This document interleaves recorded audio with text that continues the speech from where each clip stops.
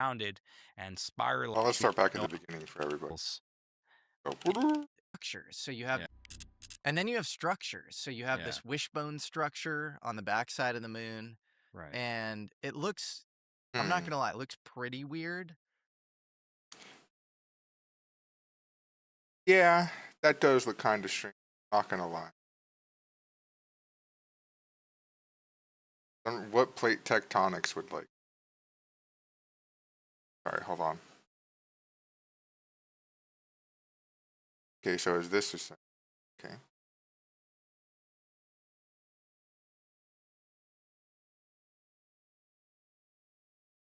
On two.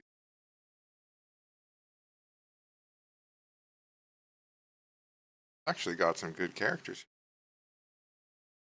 All right, why are you good? Maybe you must give SP or a bunch of action games, right? Oh, I see SPD. Oh, speed buff and let all these load. I want you to load too. Apparently, the community thinks Schoolgirl Azalea is really strong. Your prison on.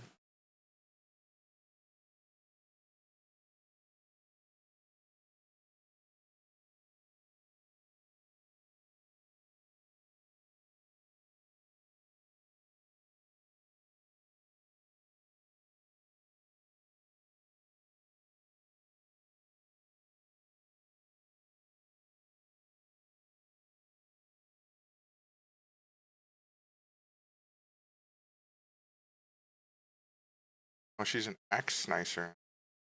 Axe star. Wait, this is good. I actually kept both copies of my swimsuit Sapphire.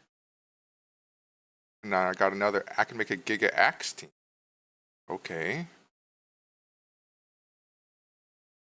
And then she's just the start of turn. Oh, pretty good.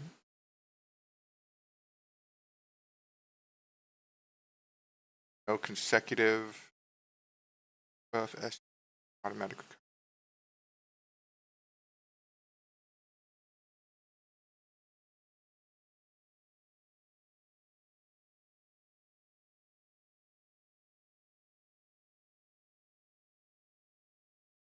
Damn, that's a pretty big buff. The water resistance buffer. I mean, I don't see how she's that vain. Like, this is good. This is a good buff for allies, like the SP recovery and just a bunch of damage. Nice. Yeah, take it.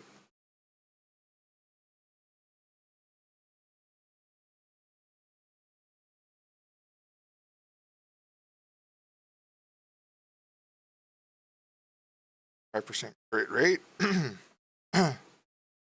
Oh, and you're generating a bunch of SP for yourself. Oh, wow. Okay. 3 more King Pawn Knights.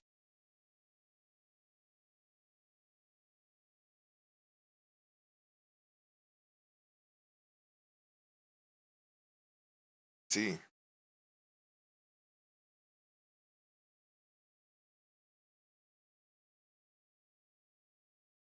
King Pawn Knight.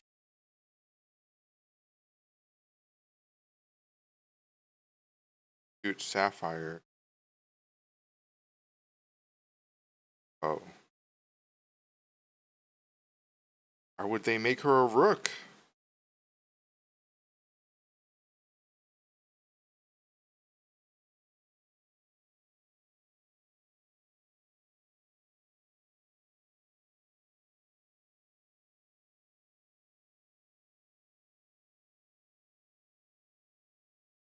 See, that's unfortunate. Can't use new character for.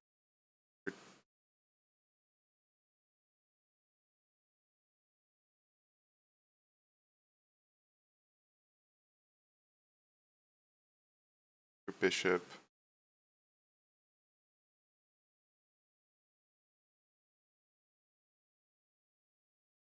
Do I have martial?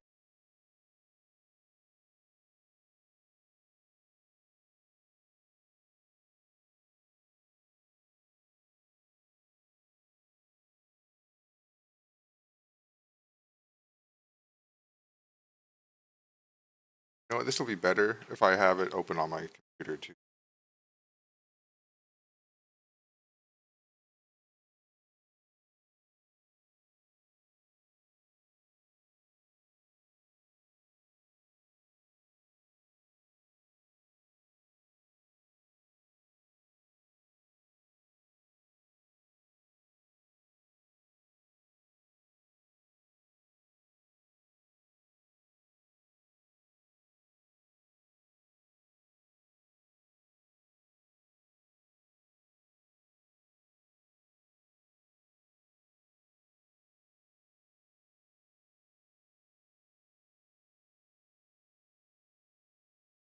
Okay, hold on one.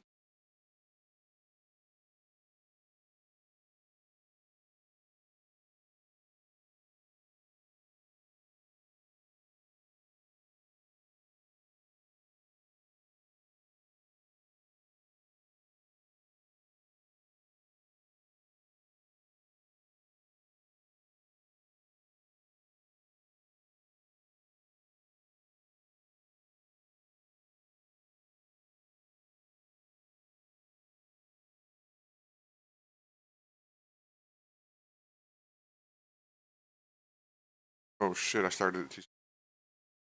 No, connect to the Japan GPN JPN. Oh, started.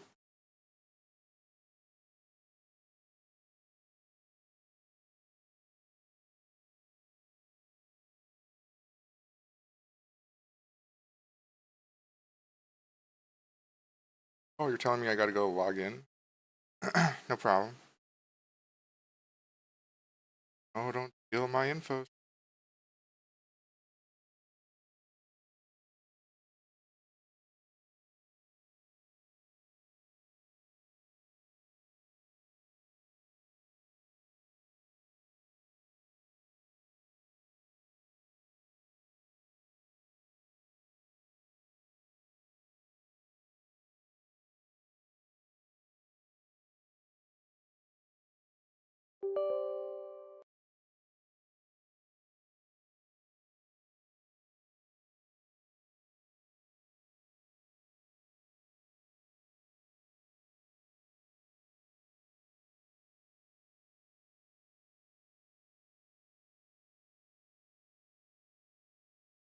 Okay, hold on, hold on. Look at this. Find it. Gaia Bong. Actually. Oh,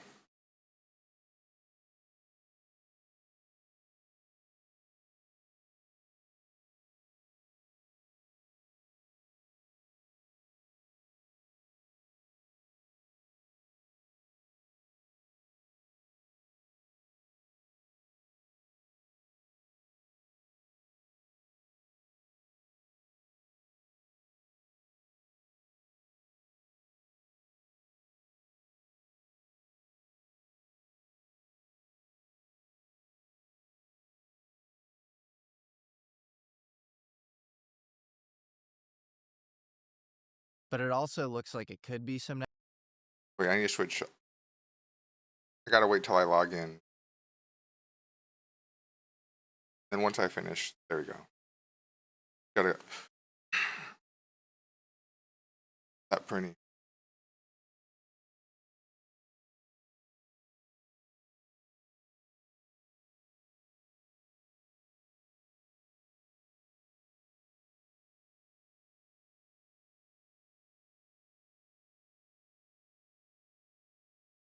There we go. I don't know why it's so cursed to log into this game. No matter what I do, it's just always like a. It just always takes forever. Weird. Watch when I get in the game.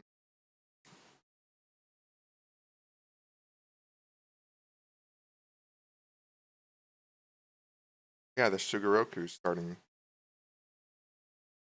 Okay, now I can go bang.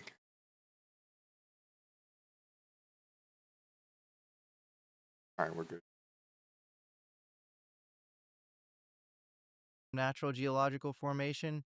You use Well, it's like, what causes spikes like this? You know, would it be like?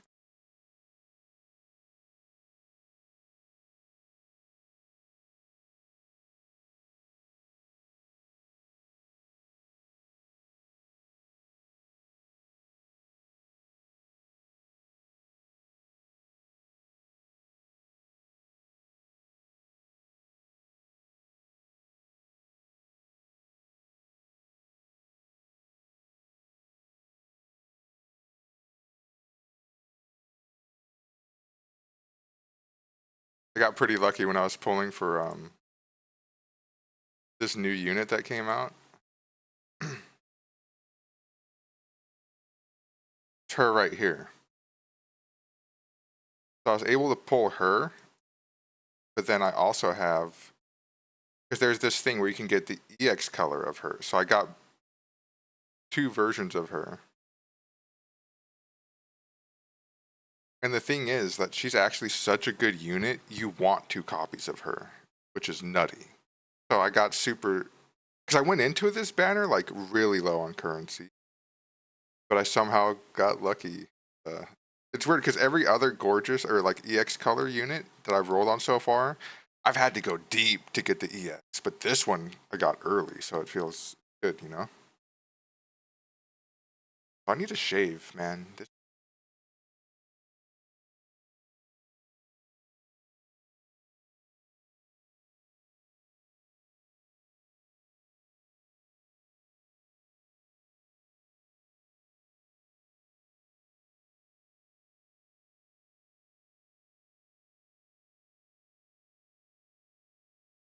Go back. We only want to search for these because fairly low on this resource.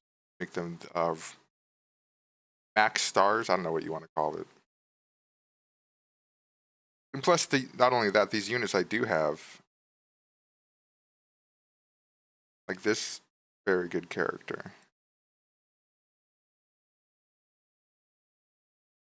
I've got dupes here that I haven't fed in because I'm not sure if I want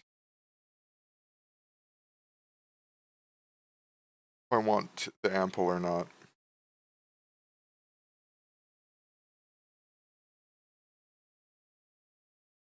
Yeah, my choice is.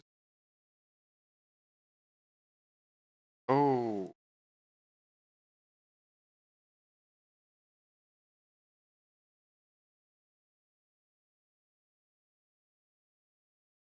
30% efficiency. Or you know what? Put you in.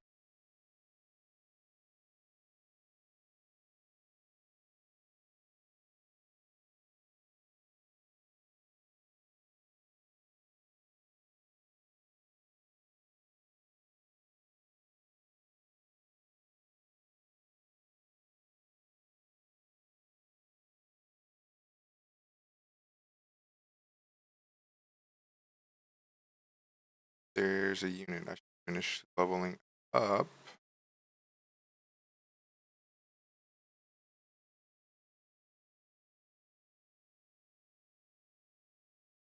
Down to 9,000, 9,100. Yep, okay. Okay.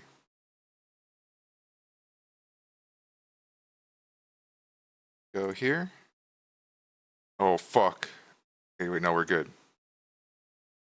I can't. Oh, I need to go to the juice bar. Fuck, I have to log off then because there's a thing where you can play an ad and you can get double the time. So if I sit there for 24 hours, I would literally lose so much time. Yeah, I'm closing out of this. That's troll.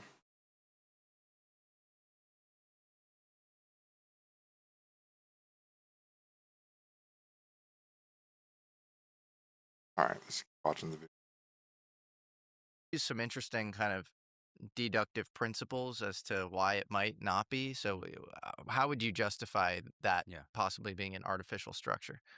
The thing we have to remember is that if the moon has been visited by extraterrestrials at some point in the past, it's it's most probable that it happened a really long time ago, perhaps millions, hundreds of millions, or even Well, yeah, and if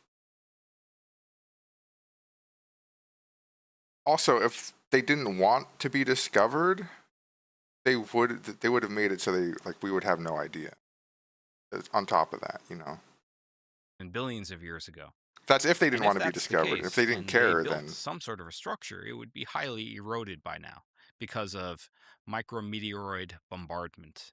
Essentially, because you have no atmosphere on the moon, any structures on the moon, if it's like a spire type structure, it would be pulverized in all directions by little micrometeors and occasionally larger ones, and eventually it would be flattened or smoothed or rounded. hmm, So, over time, you should expect that structures on the moon become very smooth and rounded, and spiral like structures can't just persist for a very long time. Moreover, they are unlikely to form naturally on the moon, especially after like 3 billion years ago or a billion years ago when volcanic activity ceased and tectonic activity more or less that's what stopped, I'm or at saying, least like right? intrinsic Yeah, tectonic activity stopped.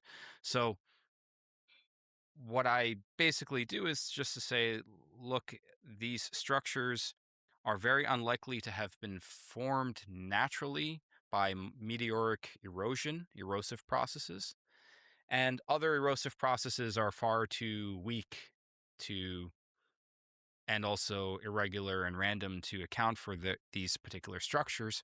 So, this, for example, this wishbone structure, some spire structures as well.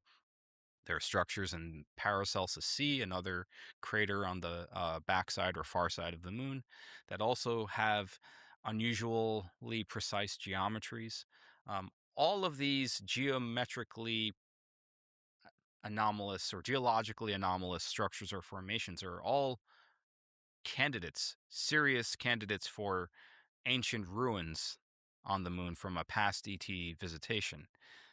And so the project that I've been pursuing is essentially to identify geologically anomalous objects, structures, formations, and phenomena on the moon as potential candidates for uh, ancient, highly eroded ruins of some kind. And then the next step, of course, is to send some sort of a probe or a robotic rover of some kind, or maybe a manned mission to examine the most promising ones, much more closely to see if that's the case or not. To people who think we're crazy too, it's like, what is the rational decision for the government to make? Is it for Mm-hmm. them to film for all civilians to see the first time they encounter anything mm, on, you know, a mm. new structure, a new planet, or a new moon? Uh, Obviously not. Yeah, Like, obviously, they would encounter the thing first. They'd want some asymmetric access to it. If it could confer a tactical advantage, or if it has the potential to freak out the population, yeah, you're going to keep it secret. right. And so, yeah, like you said, you have the Space Act of 1958 where NASA was explicitly kind of, an extension So of the I'm really liking DoD. this game And then you have Trump because saying it's like, an intelligence agency, last it's year. this guy And RPG. They're that's going to just give me sort a of, free EX colored unit that's also going to be calling a super spade a top spade. tier. That's I saying just it hope it's is the what one I it voted already for. was. And even before So that, damn, my NASA fucking glasses. commissioned You know what? Fuck it. the We're going Brookings Report in glassesless. 1959. It was published in 1960, and the recommendations of that report from the Brookings Institution, commissioned by NASA, was explicitly that it's possible that artifacts from an ET visitation will be found Mm. on the moon or Mars in our future space explorations of those planets. And if so, I mean, it is possible. there could be That's a fair take. potentially negative, catastrophically negative consequences for societal stability. Well, there And you so go. there's reason to consider withholding this information. That's an explicitly recommended consideration to make. So you put that together with the Space Act of 58. And then on top of this, you get now the Trump administration's executive order saying that NASA will be considered an intelligence agency for, various purposes. The default Bruh. assumption should be that if NASA discovered anything on the moon or on Mars or elsewhere, more likely than not, because of the national security implications of that such a discovery, they probably would not have just outright told the public or the scientific community. That should be the default, I think, expectation of. Yeah, apparently John Brandenburg, who we brought up Yeah, earlier, who's a physics PhD, really smart guy, worked yeah, at Sandia for a lot of his career, and knows kind of head honchos at a lot of these places. He was, going around theorizing about, ancient structures on Mars, on Cydonia, a lot of this stuff that Richard Hoagland also yeah. reports on. Lately we've had this like ridiculous square object that doesn't look at all, Square on Mars. natural. Yeah, Yeah, that's pretty remarkable. And so he actually took it a step further and he said that argon 40 and xenon 129 exist in excess of what you would ever expect with just natural radioactive isotope decay, implying that there was a nuclear holocaust on Mars. And apparently, when he did that, Insane. Carl Sagan, of all people, called him up and he said, Brandenburg, why are you causing this trouble? "No way." Yes, He said, "Why are you causing causing What? this trouble. And we know that Carl Sagan held really high What? clearances. We know that he was part of Project A119, which was a plan to nuke the moon as a show of force against the Soviets in 1958. So I think what you're saying is correct. That Holy you shit. have power structures at the top that are really Is that real? I mean, I've never looked into Carl Sagan, but shit, I believe it. they have to think of themselves as like guardians of the world and like calculating, what can people handle. And there's this, rumored sort of committee around this in the UFO topic called the Majestic 12. right. It's very sort of riddled with controversy. It's unclear if that's a real organization, but it makes sense that there would be an organization like that that is almost containing reality, like they're modern Platonic guardians Yeah, of our reality. right. Hmm. Yeah, That's weird to and think of. I've also heard I don't know rumors why of they the so-called get to Collins establish League, if I themselves as remember that. correctly, which Yep. was a Christian group of, or I guess a group of religious Christians who believe that UFOs represent some sort of a demonic phenomenon that perhaps should not be studied closely, or at least maybe information about it should be controlled. So that's another possibility. Um, I should mention, And maybe there's yeah, overlap between yeah. those two Oh, groups. yeah. Yeah. Very, very, very, very likely. Yeah. Very plausible, I think. Yeah. In terms of Sagan, I should mention that he was very two-faced about uh, the possibility of UFOs or structures on the moon and Mars when he was alive. On the one hand, in 1963, he published himself a scientific technical paper where he used Drake's equation to estimate the number of probable galactic technologically advanced civilizations in our galaxy and the likelihood of Earth having been visited. And he came up with estimates on the order of probably 10,000 visitations of the Earth have occurred in like the past billion years or so. Um, Jesus. and Well, he, actually, that's not too crazy. 10,000 times in a billion years? That's literally nothing, unfortunately. That's like what, once, almost once a million years? I don't know, that was some really rough math. Don't hold me on that one. I'm gonna let it go. I'm gonna mute my mic while I shake. Uh-huh. he even said that because of erosion from weathering and whatever other geological phenomena, the moon would be a natural place to put a base if they wanted, for example, to monitor Earth over time, and that future missions to the moon should bear these possibilities in mind. He explicitly says this, and he never retracted his analysis in later papers. He also wrote a 75 paper saying that if we want to look for possible signs of technologically advanced life on other planets, one way to do that is to look at the surfaces and to find uh, thermodynamic disequilibria, or basically thermodynamically anomalous structures, rectilinear, geometrically precise structures that are hard to explain in natural geological terms of the planet's geological processes. And so So on he was Mars, we've very found that. we found that, yeah. I Yeah. would say on the Mars, I think there are countless examples. On the moon, I think Sure. also. And so Sagan was suggesting this himself and saying this is a worthwhile thing to explore. And he even had correspondences with with Dr. Mark Carlotto, one of the early researchers of the face on Mars, expressing interest in Carlotto's various analyses of the face on Mars. He even said, "I agree with you that Gerald Soffen, I think he was the lead project scientist on the Viking mission, which took the first images of the face on Mars." Soffen said, "Oh yeah, isn't it interesting what a trick of light and shadow can do? It can make a, just a simple hill look like a face." And Sagan agreed that what Soffen said is actually mistaken because the face still looks like a face when it's imaged under other lighting conditions. And he even said this was like an unfortunate thing. And he even said that, yeah, it's worthwhile if we're going to go to Mars, we should take a look at the face on Mars at some point, send a manned mission there. But publicly, he ridiculed people like Richard Hoagland and Carlotto and Brandenburg. But privately in communications, he was quite receptive to what they were doing and even supported some of their like Apparently, verbally supported. in his early diaries, he'd Yeah. write about UFOs all the time. He was clearly Yeah. interested, and he would debate his mentor, saying, "Keep an open mind." And then he sort of Yeah. flipped when J. Allen Hynek went the opposite way. It's very, very interesting. Yeah. Um, yeah, it's almost like he was sort of this Citadel scientific spokesman who had to like kind of manage the narrative in some way.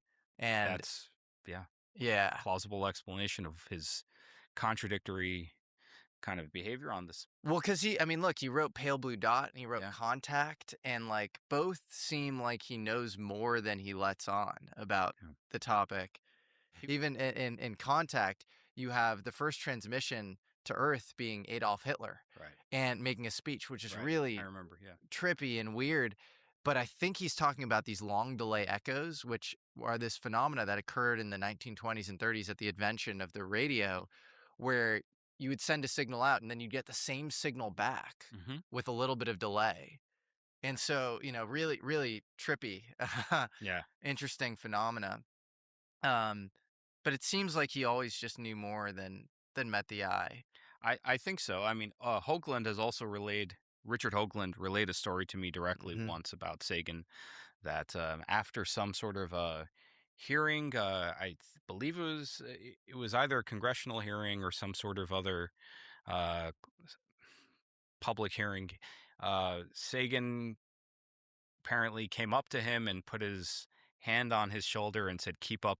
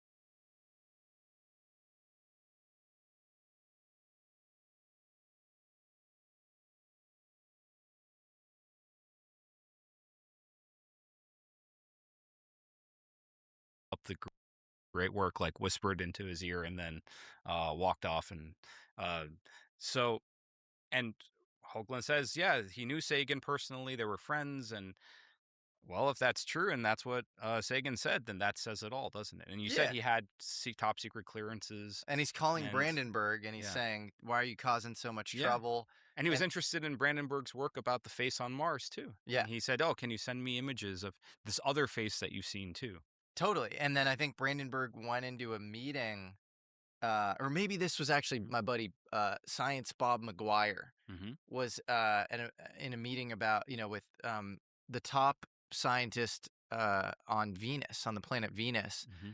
and there was some anomaly or something they were looking into there, and Sagan was in the meeting with like the White House science advisor or something like that. Carl Sagan was sitting in the room. No way. Yeah, Sagan was Wait, sitting. this is crazy. So it's clear that Sagan was somehow like super deep. I always thought he was deep on the inside because he. Yeah, but I don't mind telling you, he's passed. I don't mind. He had a contractor green badge with a picture on it. You don't get that if you're casual. And so he's just was, yeah, as cleared as it gets, really high up. And it seemed like he was kind of meant to like disseminate or trickle out information. Like Don Menzel, Right. who was caught destroying astronomical plates Right. by his kind of a assistant who was an astronomer in her own right at Harvard, Dorit Hoffleit. And he was sort of meant to kind of manage the narrative too. It seemed like he knew more than he kind of let on about UFOs. He held very high clearances. And then he just was dogmatically opposed to any sort of openness to the topic. He would always say, weather phenomena, temperature inversions, Yeah. things like that. And then now we have Beatrice Villarreal. Are you familiar with her? Yes. She's at Stockholm University, and she's found all of these on the Palomar Observatory, which is one of the most prominent observatories in use Mm-hmm. at the time in Mount Wilson and San Diego, California.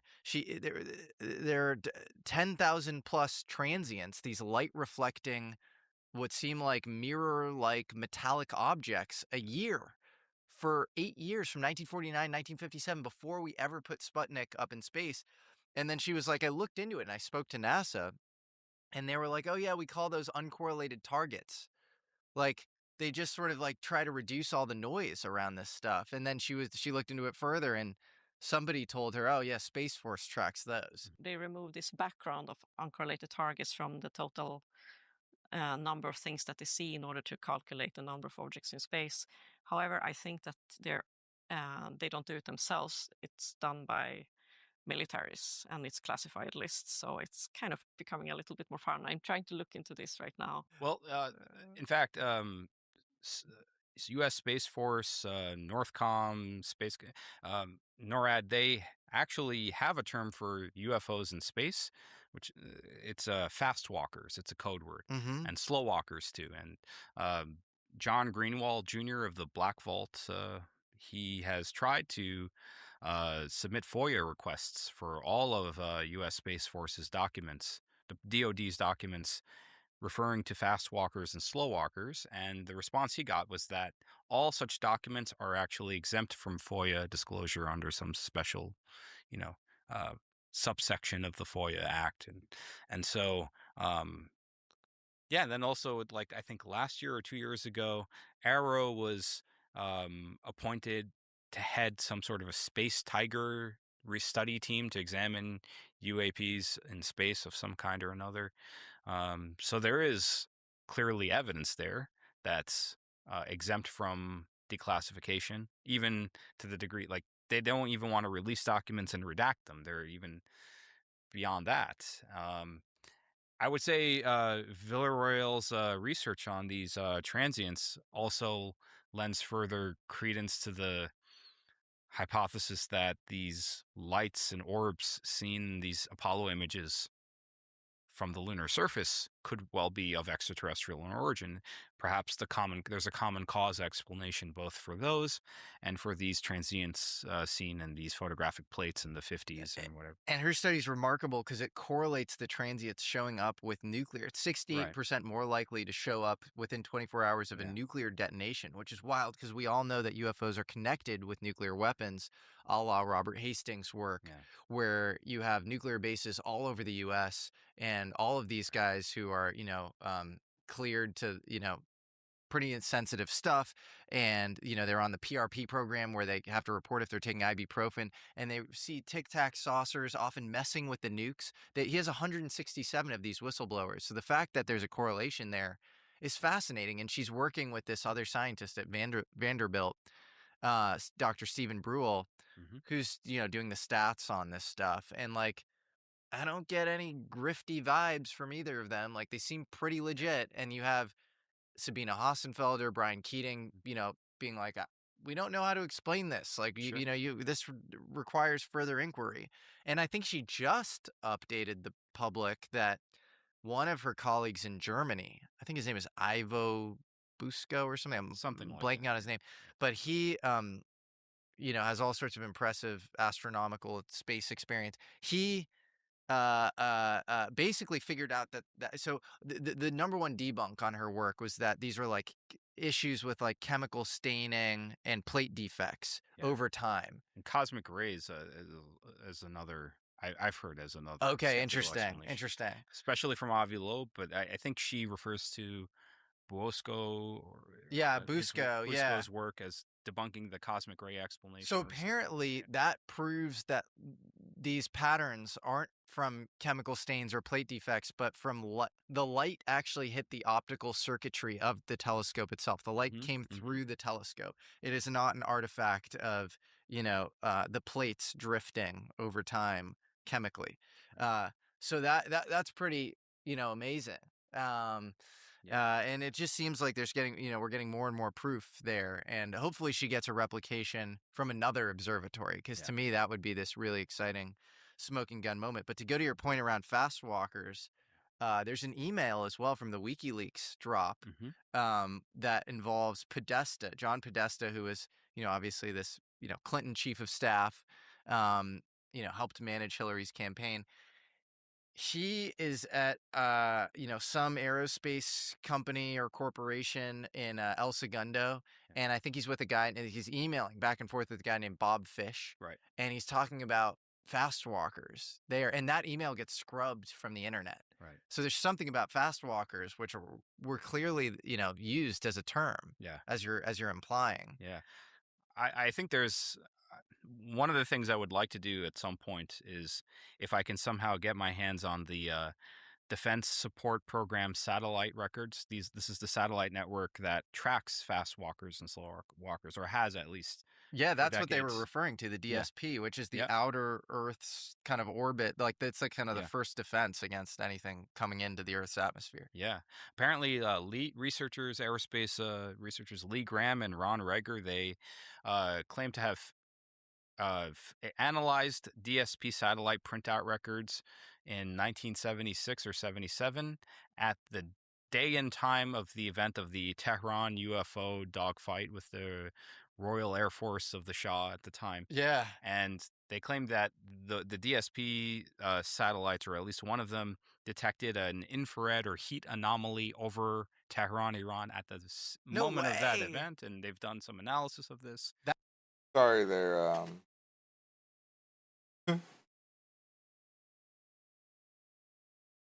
What is your name? Googie.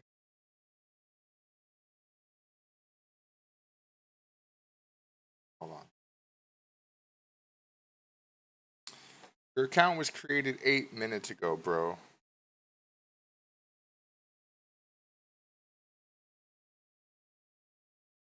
8 minutes ago? You your account to come and try and get me to download your bullshit to log me?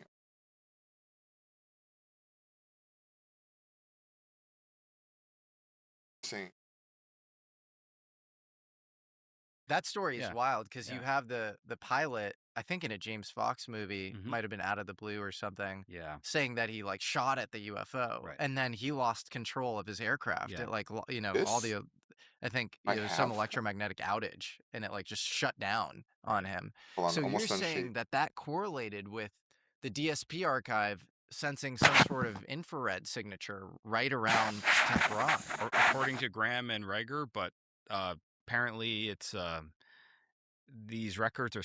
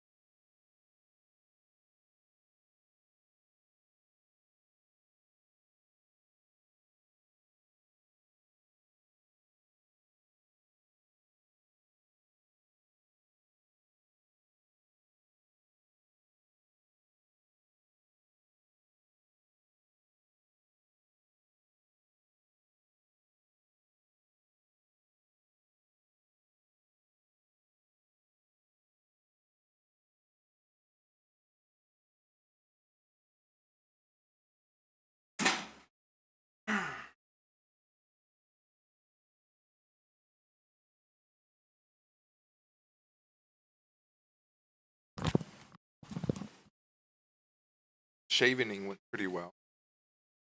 Not the best, but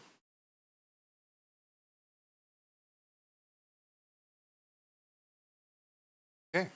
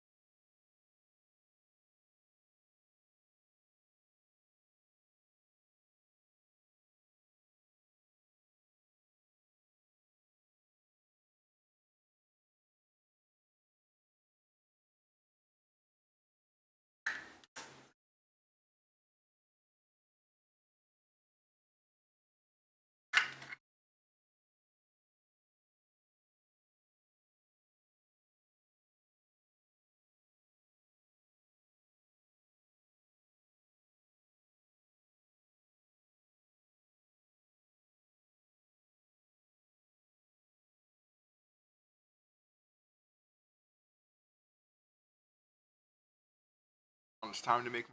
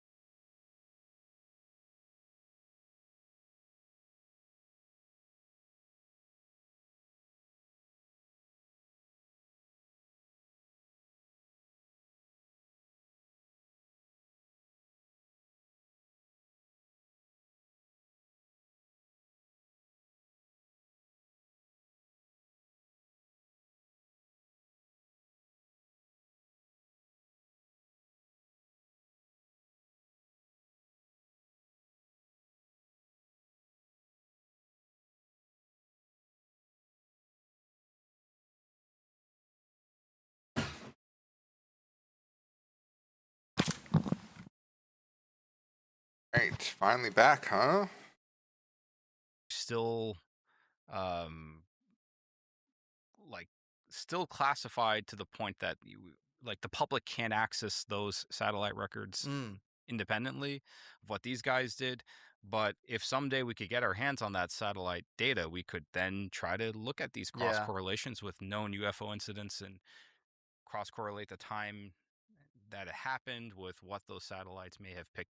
Truth, that would make sense, but they're not. See, they get resistance for shit like this, and that just leans it more. Like if there wasn't anything going on, they would just get the information out super quickly. Like that's how I feel it. Like, oh yeah, here, just shut up. Look, you're stupid. Here's you have nothing to hide. Here you go. But picked up, or the STS-48 and STS-80 UFOs. I would love to look at the DSP satellite records from those moments and the see if there's some DSP sort of a satellites, cross correlation there. So I think crazy, there's an enormous crazy potential work. if we can get our hands on this classified data to show some maybe really explosive scientific corroboration of yeah. If I do That'd it be at this angle, amazing. it'd They be should just let less it out. hilarious. You know, we should just Yeah. figure this out. I think that the psyop is that they don't fully understand what's going on. So, so that That's likely. I think they're now like letting things out because it's like they need to open source this stuff, especially with AI.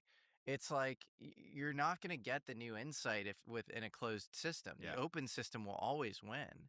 So Yes. you need to, update your strategy. Like, even if all you care about is like tactical military advantage of the US, like you need to figure this is not a good Yeah. strategy.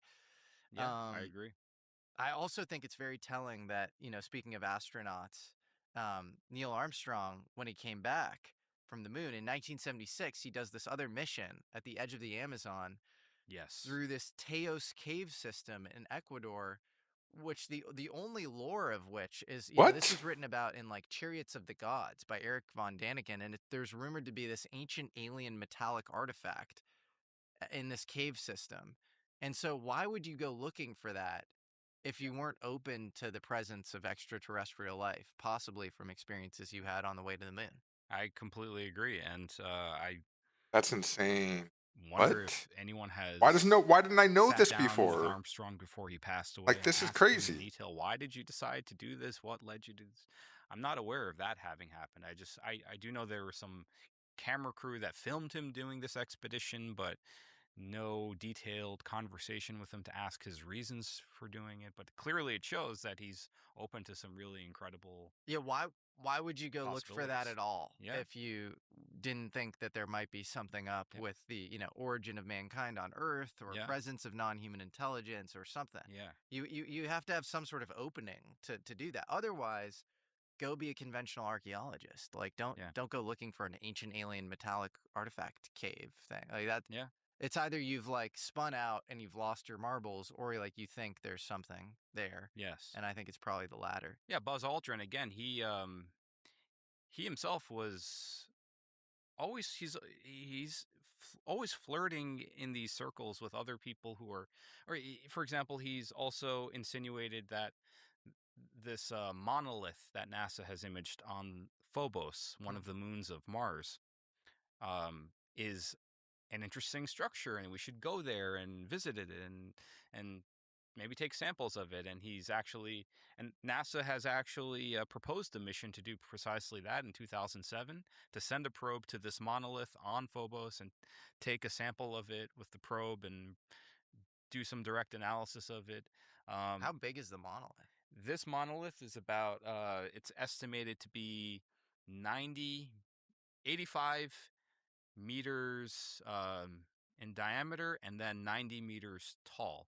So Uh, 90 meters multiply by 3 to get it in feet approximately. It's like 270 feet roughly tall, it's which pretty is quite tall. tall, Yeah. extremely tall. Yeah. It's It's like a tall building in size, and skyscraper. Yeah. yeah, and it's, I mean, I've examined those NASA images of that monolith, and clearly there is no other structure anywhere else on Phobos nearly as large. There are smaller, much smaller What do you monolith-like think that is? Do structures. you think that's remnants of an ancient?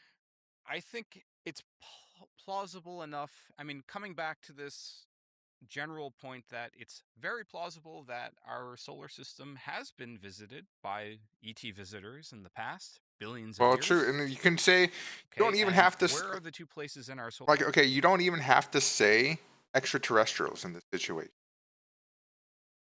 You can just say previous intelligent civilizations that existed on our planet beforehand. Like we're almost making stuff on the moon. Like depending on how long ago they came up, you know. Because if you have something on the moon, but then you have a disaster happen on your planet, there's not really probably much you can recover on the moon, right? Like they're just gonna die. Depending on like the stages of it, like they're probably not. I mean, unless they're fully sufficient, then maybe I don't know. It's just a lot of speculation. Solar system Aliens, not the only explanation. that they would have most likely gone. Mars and the Earth. Mars and the Earth, Yeah. especially because like 3 billion years And the ago, moon and Phobos. Yeah. Yeah. 3 billion years ago, Mars was much more Earth-like as an atmosphere. Well, yeah, you had a And biosphere, you had had a a magnetosphere, Yeah. and you had water. I mean, Yeah. nobody would dispute any of that. Right. And But- maybe independently evolved life. And if they wanted to monitor maybe that life, maybe they would put something on Phobos, like a monolith, to Yeah. monitor it. Just like they might put something, a base on the moon, or maybe a monolith on the moon, which I think there are a couple of interesting candidates of that sort to observe Earth. So Yeah. it's absolutely, I think, worth looking. Certainly, the monolith is geologically anomalous. It doesn't seem to be a natural formation of Phobos. It's too large. It's too symmetrical. Its albedo or reflectivity is significantly different from the surface of Phobos. Interesting.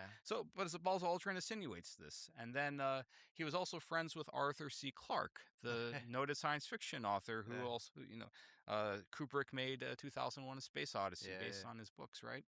And Clarke- 2001 Space Odyssey Yeah. is riddled with Yeah. bizarre symbolism. Yeah. That's like, it doesn't seem like the space program is what it seems, you know? Yes. And Arthur C. Clarke was a very trippy. I mean, he lived in Sri Lanka and wrote Yeah. a book about a portal in Sri Lanka. And Dude, you know, Arthur given C. his Clarke. personality, you think That's that a he, like, rabbit walked hole. through the portal or something. He Yeah. wrote Childhood's End Yeah. about an alien presence that can't make itself known all at once, and so Yeah. it needs to infiltrate the highest ranks of the government Right. and speak through nonverbal autistic children or whatever, which is Yeah. Yeah. it's this So is- weirdly kind of maybe Salka, predictive yeah, around like yeah. what's happening with telepathy Yeah. tapes and Yeah. stuff. Yeah. So yeah, it's Did you interesting. know that Clark also, in a media interview at his home in Sri Lanka, this was circa 2000, Buzz Aldrin was visiting him there. There's an image, a photograph of that media interview, and Clark is asked about What? Mars, No, and he's. he said, Excuse.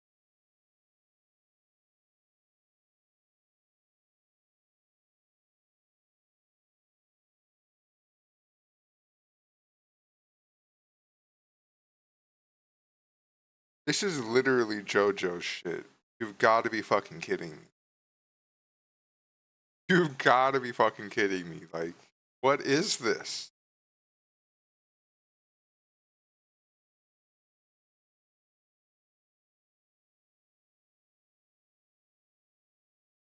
If Arthur C. Clarke was really just.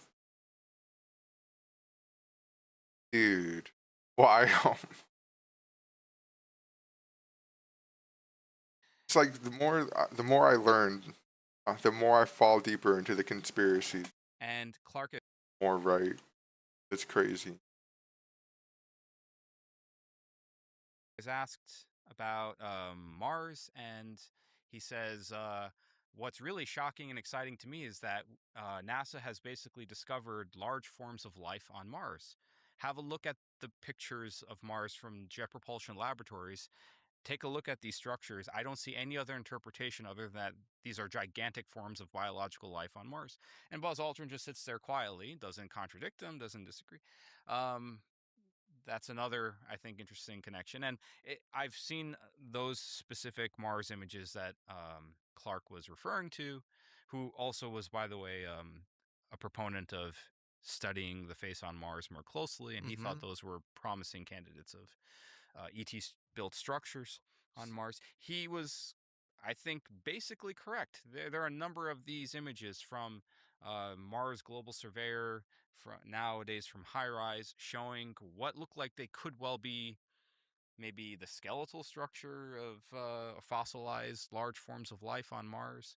or perhaps technology of some sort that's just more exotic. But I think he was onto something there, and soon enough I'll be saying more about that in some upcoming interviews, showing some specific examples. About what? Oh well, so I And you're recently did an interview literally dentage.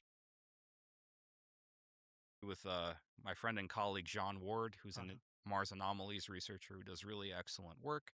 He's made some discoveries of anomalous formations and structures that look like ruins or look like maybe fungal structures that are spanning hundreds of meters in area.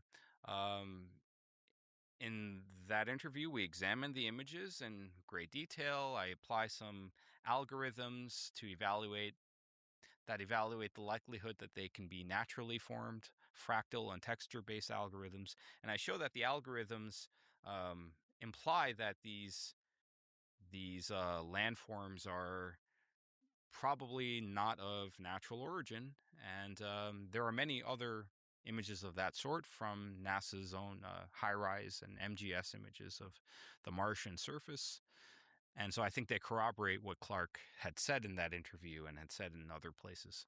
Wild. So then the question is, why is NASA not acknowledging that? Yeah. Why are they putting these images out for the public to see, but ignoring these independent researchers or just saying, oh, it's all nonsense? It's kind of unclear to me what the motive is in all of that, but Yeah, I well, think it's clear there is one.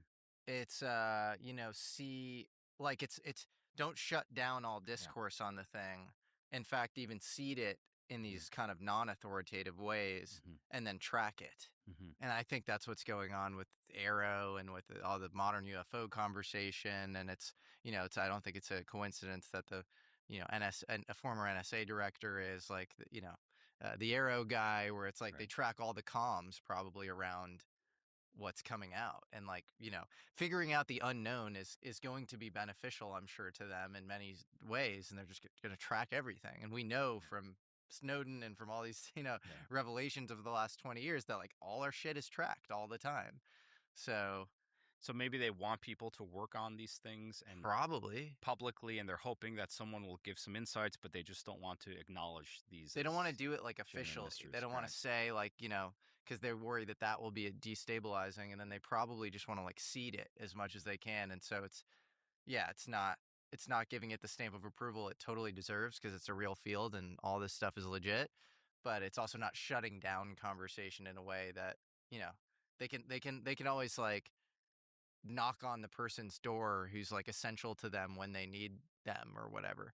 Yeah. And then there's the other explanation is like the lights are on but no one's home. And like Right. they literally don't get it. And they're like old graybeard bureaucrats who like don't understand this stuff. So I don't know. I go back and forth, but Maybe this is also why when Project Blue Book was released, the press release associated with, or at least with like Special Report 14, or the whole thing was Stanton Friedman did some research on this, and he said the press release said that we didn't find anything anomalous, even in the unknown cases or the unidentified cases. It was only like 3% of all the cases, and we think that if we had more information, we could easily mhm. explain those. But then in Special Report 14 of Blue Book, you look at the actual report and the data table of identified and unidentified and unknown cases, and it's something like 21% of almost 1,000 different cases were unknown. And Bruh. they even say in the report that, oh, yeah, we can't actually Yeah. identify them. We're not sure that we can identify them with more information either. Same So with they clearly lied about their own report that they would.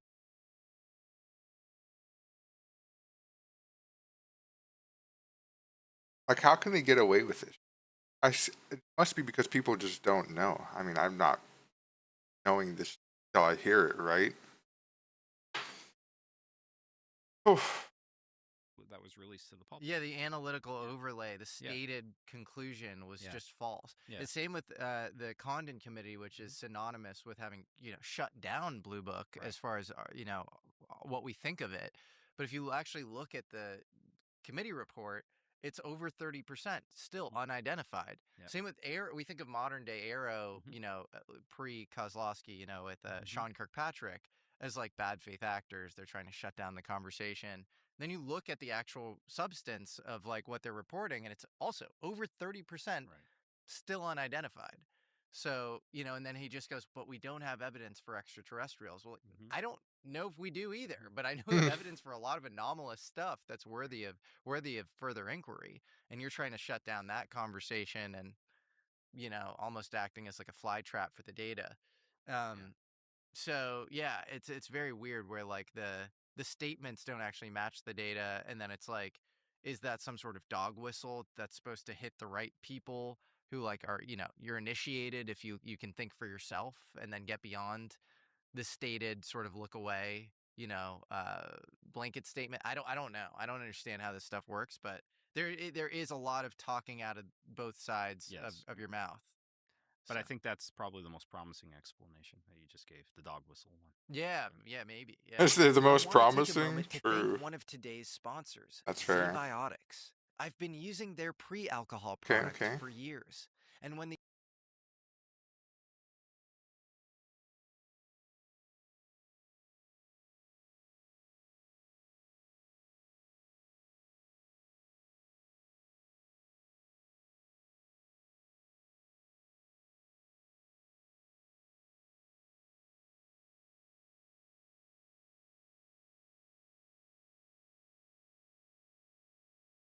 Oh shit.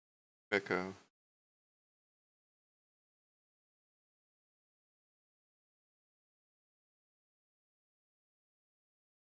Police shoot Frogman? Bro. Guy looks like he's probably, you know, let it play. I've never watched these guys Who are before. you? That's I'm Caleb. Who are you? I'm Clint. Welcome back to the Spooky Skeletons podcast. Coming at you live. Coming at you pre-recorded. There you go. I got my hat. I got my rally cap on. Why? Because I told my dad how Sour Boys has been doing well, and I'm very grateful. And he's like, "You got to flip your hat inside out." And I was like, "Why?" And then he's like, I don't remember, but and he started to explain it. Apparently, in baseball, which he said he hasn't thought about this in about 40 years. Okay. Which makes sense. This is very funny. Baseball, when you're behind, you're the underdog. Yeah. Later. Then, in 2016, he called a TV station and said the whole thing was a hoax. That he actually shot a half-dead iguana and could prove it. The only problem is, his partner, who'd seen the same creature 2 weeks earlier, was dead by then and couldn't back him up. The legend didn't die when the cop debunked it. In fact, it got stronger. The town adopted the creature as its official mascot. A coffee shop named it Dingbat. Mascot? There's a horror movie on Shudder. I think that's what we're watching right now. Bless you! A musical that sold out opening night and an annual festival run by a barber. And right now, the Ohio State Legislature is considering a bipartisan bill. What is this? Is this like, oh, this is just part of the movie, I guess? Yep. Okay, weird. It was really distracting. There was like a YouTube video, it looked like. Is this just like a, hey, I'm the monster soup guy. Here, let's see.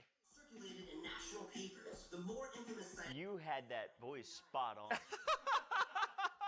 Capture the footage. I think YouTube video bits in movies are always bad. I've never seen one that's good. There we go. That's pretty cool. The Ohio State Legislature is considering a bipartisan bill to make the Loveland Frogman the first legally designated state cryptid in United States history. That's cool. I like that a lot. I love the idea of having state cryptids. Yes. That's cool, because we got state birds. Birds are fucking cringe. You know what state was the first state to adopt a state bird? I don't know. Texas. Really? The mockingbird. Oh, God, I love the mockingbird. They're cool. I name a lot of my shit mockingbird. You do. I don't think What? it should be the state bird. What do you think should be the state bird? I think the yellow-cheeked warbler should be the state bird. That's a bold statement. Just kidding.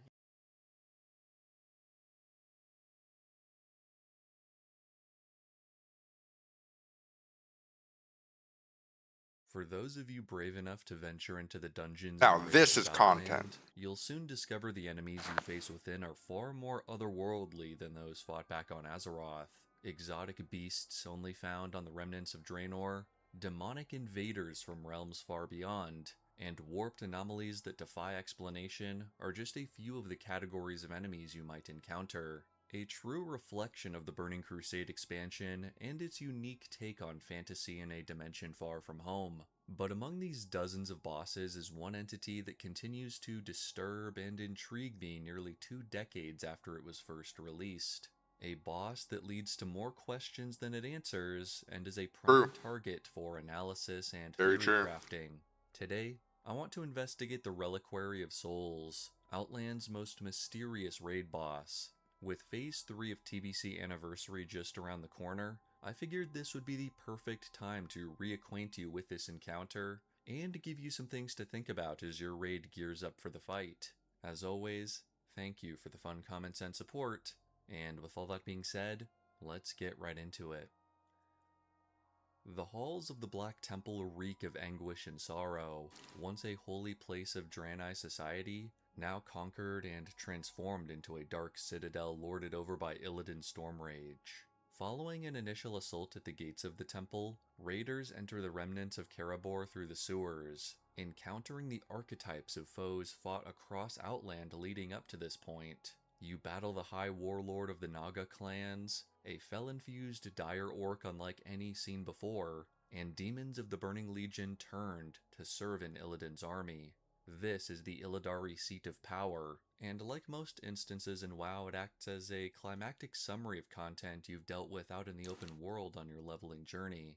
But as your 10 or 25 person group enters the Forsaken Temple and begins cleansing it of evil on your way to the summit, there is one obstacle that is not like the others, or really anything else on Outland for that matter. The Reliquary of Souls boss is tucked away in the Shrine of Lost Souls, down a passageway literally cracking from the force of unstable energy. You turn the corner, finding a large chamber with 3 of the iconic statues seen on either side of the dark portal, cloaked and faceless.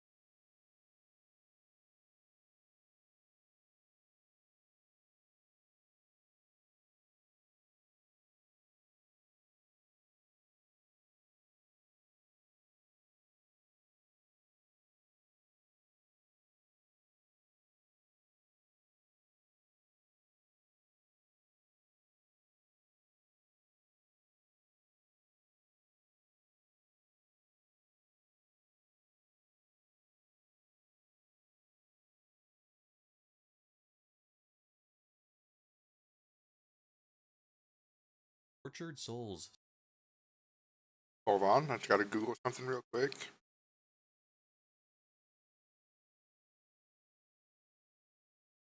Does kill apply to copies of this RPG?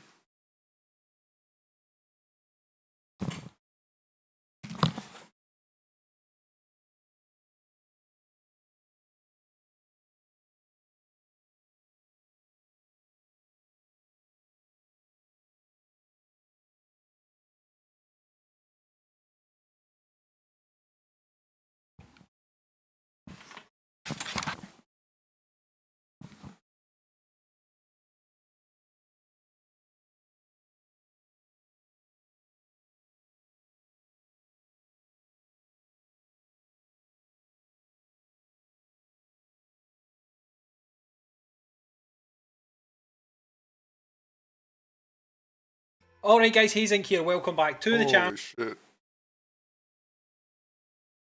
for another Disgaea RPG video. On today's video we're going to be talking about one of the, is the best way to put it. Now in here you can select which character you want to work on, and you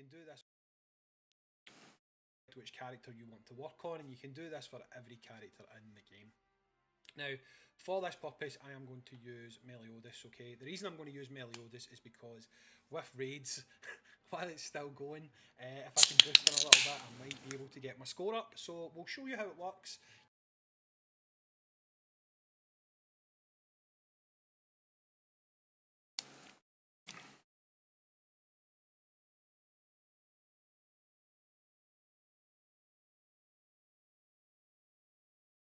Okay, there we go. Someone's tested it. Nice. All right. Back the video about the Reliquary of Souls.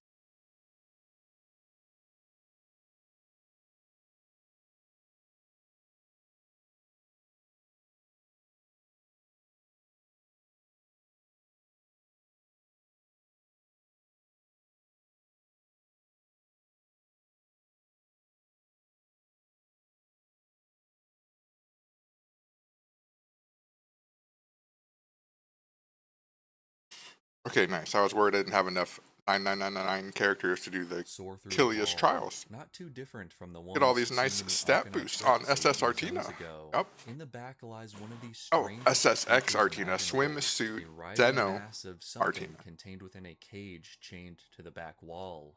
The cage itself isn't really a part of the fight, but it is its own NPC called the Reliquary of the Lost, and it has unique animations, including one to spawn the actual boss encounter. You cautiously approach, and the mass roars to life, unleashing a strange floating face called the Essence of Suffering. This is actually the first of 3 faces tucked away in this odd amalgamation, and your raid will not only need to beat Suffering, but also Desire and Anger to complete the boss fight.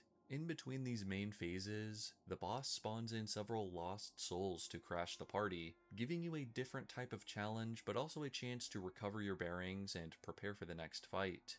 Once all 3 phases, or should I say faces, have been defeated, the figure crashes to the ground, and the raid is free to move on. It's not the target of any quests, drops pretty standard raid loot, and we know next to nothing about it from an official lore perspective. So what is up with this thing? Well, the first connection to make is that the boss obviously has something to do with the souls of the dead, spirits who are unable to move on because of their torment. Much like how the Dark Portal was initially powered by the souls of executed Draenei, I believe the Draenei slain here by the monks at Karabor were so heavily concentrated and so wronged that their life force, their emotions, and their energy all coalesced here in the temple, forming the basis for this entity known as the Reliquary. While some of the boss's voice lines, and the Essence of Anger's face, are references to the 80s arcade game Sinistar, they also give us some insight into the mental state of this creature, perfectly fitting for the pure distilled emotions of suffering, desire, and anger. Don't leave me alone! I didn't ask for this! You can have anything you desire for a price. Fulfillment is at hand. Beware, I live. It should also be noted that the game files denote this creature as a Devourer, though this name isn't used in The game for this, Devourer. and it isn't even categorized as undead or anything, which is odd. It's really in a class of its own. This concept also reminds me of a black hole, a concentrated mass of souls so powerful that it wants nothing more than to absorb more. As the carnage and misdeeds of the temple accumulate, the reliquary's tormented energy grows as well. The game's next expansion, Wrath of the Lich King, actually backs up these initial ideas quite well. In the dungeon called the Forge of Souls, where soul Oh, energies yeah, literally true. blended together to Yep. create abominations for the undead scourge, the final boss is a nearly identical creature called the Devourer of Souls. Same face swapping feature, and similar voice lines, though according to an archived Blizzard webpage, it has a more defined purpose than the one in the Black Temple. As the chief operator of the Lich King's soul grinders, the creature called the Devourer dedicates himself to preventing souls from escaping the Lich King's dark machines. That is so With the dark, Lich man. King being a master of death and souls in many ways, it makes sense this Devourer, crafted from countless victims of the Scourge now stuck in limbo, is able to be controlled by Arthas to serve here in Icecrown Citadel. This one isn't even chained to the wall, giving us even more evidence of this. Which brings us back to the reliquary, as there's not much more we can gather from Icecrown other than these few observations. There have been some interesting lore theories developed over the years about this place, and when considering all the evidence ever added into the game, I think they definitely have some weight. The first is that the Shrine of Lost Souls, and by extension the Reliquary boss, are a source of energy that can be used to sustain those suffering from magical addiction.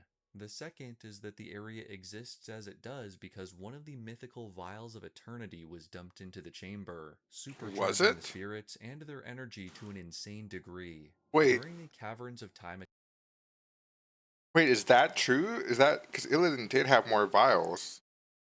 attunement quest line from the Burning Crusade, here's what Sori Dormi tells you of the vials and their fates. 7 vials were drawn from the Well Yeah, of I Eternity just by read this. Illidan. Yeah, He 3 in the poured lake. 3 into the lake on top of Mount Hyjal, and a second Well of Eternity was created. For years, the rest were believed lost. With the opening of the Dark Portal, we've come to know that he gave 1 each to his lieutenants Kael'thas and Vosh. This dialogue fails to mention that the 6th vial was used to create the Sunwell by the High Elves long ago, leaving the 7th and final vial officially unaccounted for. This could be an oversight, or a deliberate mystery set in place by Blizzard to be addressed another time, but information added in later expansions seems to confirm the 7th vial was absolutely used here in the Shrine of Lost Souls. In patch 5.2 of Mists of Pandaria, Warlock players working on the Black Harvest scenario could enter a special version of the Black Temple, and here is what unfolded in the Shrine of Lost Souls. Oh, yeah. The powers of this room are not unlike the original Well of Eternity on Azeroth. So this is how Illidan bound so many demons to his will. Yes, the payment for the demon's service was to drink from the energy of this place. By feeding upon this place's power, they were broken free from their addiction to the Legion's magic. I believe this is the original power source he intended to offer the Blood Elves to free them from their addiction to the Sunwell, but for some reason he didn't let them near it.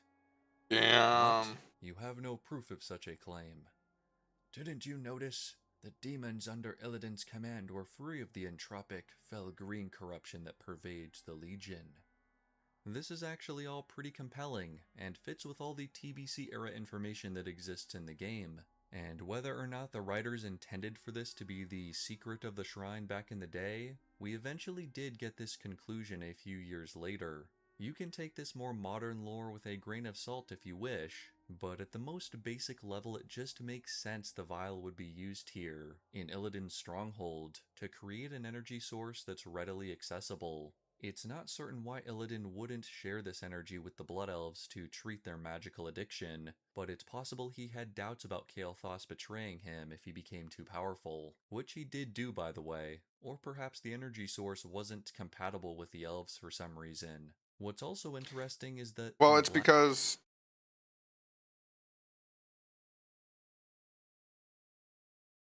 Illidan was super paranoid at this point, okay?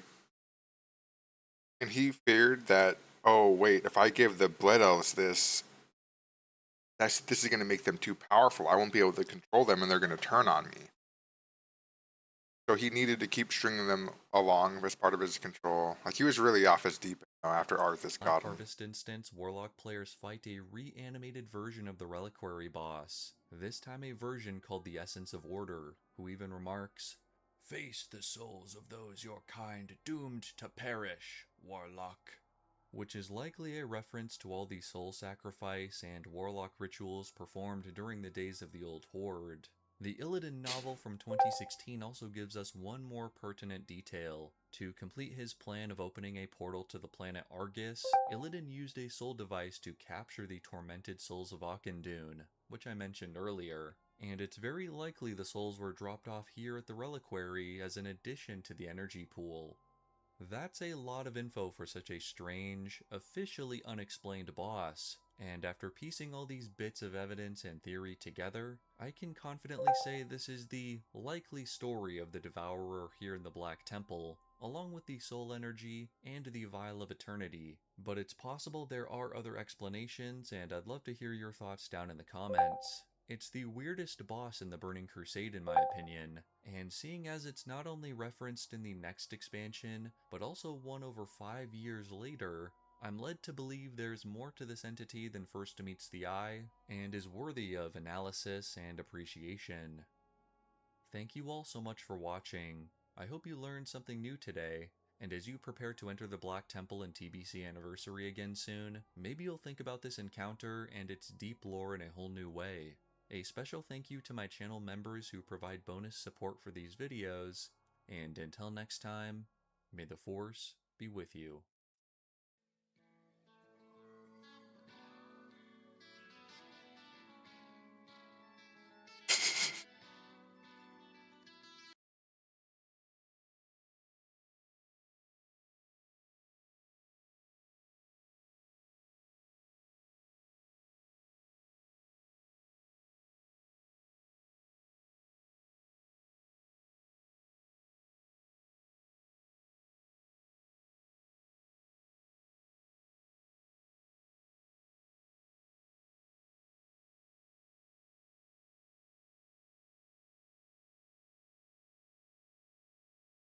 Oh, this seems like a good video. I can react to reacting to YouTube. Classic Plus changes no one is talking about. Well, if no one's talking about it, then I'm not talking about it. I feel like we've talked about everything. Transmog, flying mounts, content, classes, class spec combos, professions, PvP ideas. Like, bro, is there anything that no one's talked about? I actually don't know. I actually don't know, Willie. What is it that no one's talking about? New content. That's the whole idea of the Plus version of it. It should be vanilla that continues on the story that we know and adds to the world in meaningful ways. And there are plenty of additions that we're all expecting, such as new zones, new dungeons, new raids, new PvP events, all that kind of good stuff. But beyond that, there are certain things that don't come up around this conversation so often. There are a lot of half-finished systems, dead zones, and mechanics that never really got a proper look in vanilla, because back then... Okay, just hearing based in that first little bit of him talking, I'm going to guess that one of the things he's going to talk about is back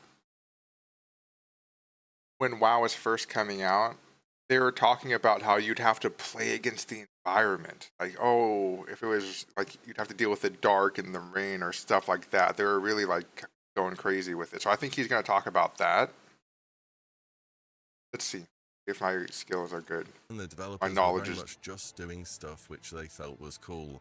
And they got it right a lot of the time. But over the years, I feel as though there's one or two things which could be better, or could be built on a bit more than they are in our current vanilla. I want to go over a few changes which I think could be interesting in a vanilla setting, which are a bit less obvious than just the usual you hear about of new raid or zone. So for me, these are some of the less obvious changes which vanilla could potentially benefit from. Before we go on, a quick word from today's sponsor, and stick around because there are a bunch of legendary champions up for grabs and tons more rewards. Right now they've just kicked off a global event called Web of Corruption. Claim the brand new legendary champion, something that almost every Druid, Paladin and Shaman has felt at some point in time. And that's having an item slot which does practically nothing until you're attained. And that's the relic slot, the one that holds your idols, Librams, and totems. They weren't even added into the game. They're just left over on the character sheet. That's right. Okay, I didn't think of that one. Before that, these classes just had, well, nothing. Honestly, Willie, not a bad suggestion. No one is talking about that. True. It's one of those things I feel like I should have been thinking about. Not a bad suggestion. Adding in actual like relics and stuff. Yeah, sure. You know, I didn't think of that. Willie, I didn't think of it. Nothing there. Eventually you get to that one quest in Eastern Plaguelands and put Egan's blaster in there and then never use it, but it wasn't till much later on when you started doing dungeons or raids where you actually got an item here. I mean, sure, in vanilla you have to level up a bit before you earn certain items such as your helm, some bits of jewelry, or your shoulders. Exactly, like you don't want a situation where you just get like a Libram at level 1, right? But like a cool quest chain at level 40, or maybe say 50, or even say 44, you know, it gets kind of stale around that level sometimes. Make it feel epic, or like 30 even, where it's like you have to wait. It's like this delayed gratification. It's not just like, here you go, full greens. Like, you don't want that, but that could be cool. Waiting until literally endgame before you get anything just feels a bit odd, to be honest. Classic Plus has a pretty easy fix here. Just put more relics in the game at an earlier level, I'm Yeah. sure people playing these 3 classes would appreciate it. Yeah, Here's I something agree with that that. goes a bit beyond the relic idea as well, because for shamans, they physically hold their totems in their bag. You know the deal, you go and do the quest, you get your totem, you have it in the bag, and then you actually need that totem in your bag to be able to use totems of the corresponding type. But what if more was done with it than just this? See, for example, priests in vanilla have their own race-specific spells, and that can very much impact which race you pick as a priest. If you like PvP, you might pick Troll for Shadow Guard or Undead for Devouring Plague, whereas on the Alliance side, Dwarves have Fearward, which is widely seen as the strongest priest racial in the game. These kind of decisions you have to make between the different factions and races is something I do like a lot about vanilla. So what if between Orc, Troll and Tauren, their totems were each a little bit different? Not necessarily just visually either, but they had different effects to them. And then instead of them just being totems that sit in your Different bag, effects? you can actually equip the totems into your relic slot and then get... Okay.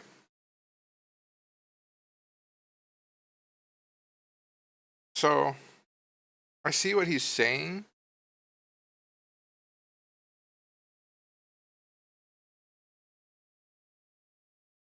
I like it, and it could be cool. I just don't know, like, you run the risk of making the effects too good, or just, like, Troll makes you cast faster, so there's going to be a Troll with a caster group, something. It's, like, you're running into more situations like that. I don't know about that for Classic Plus, you know? Not sure.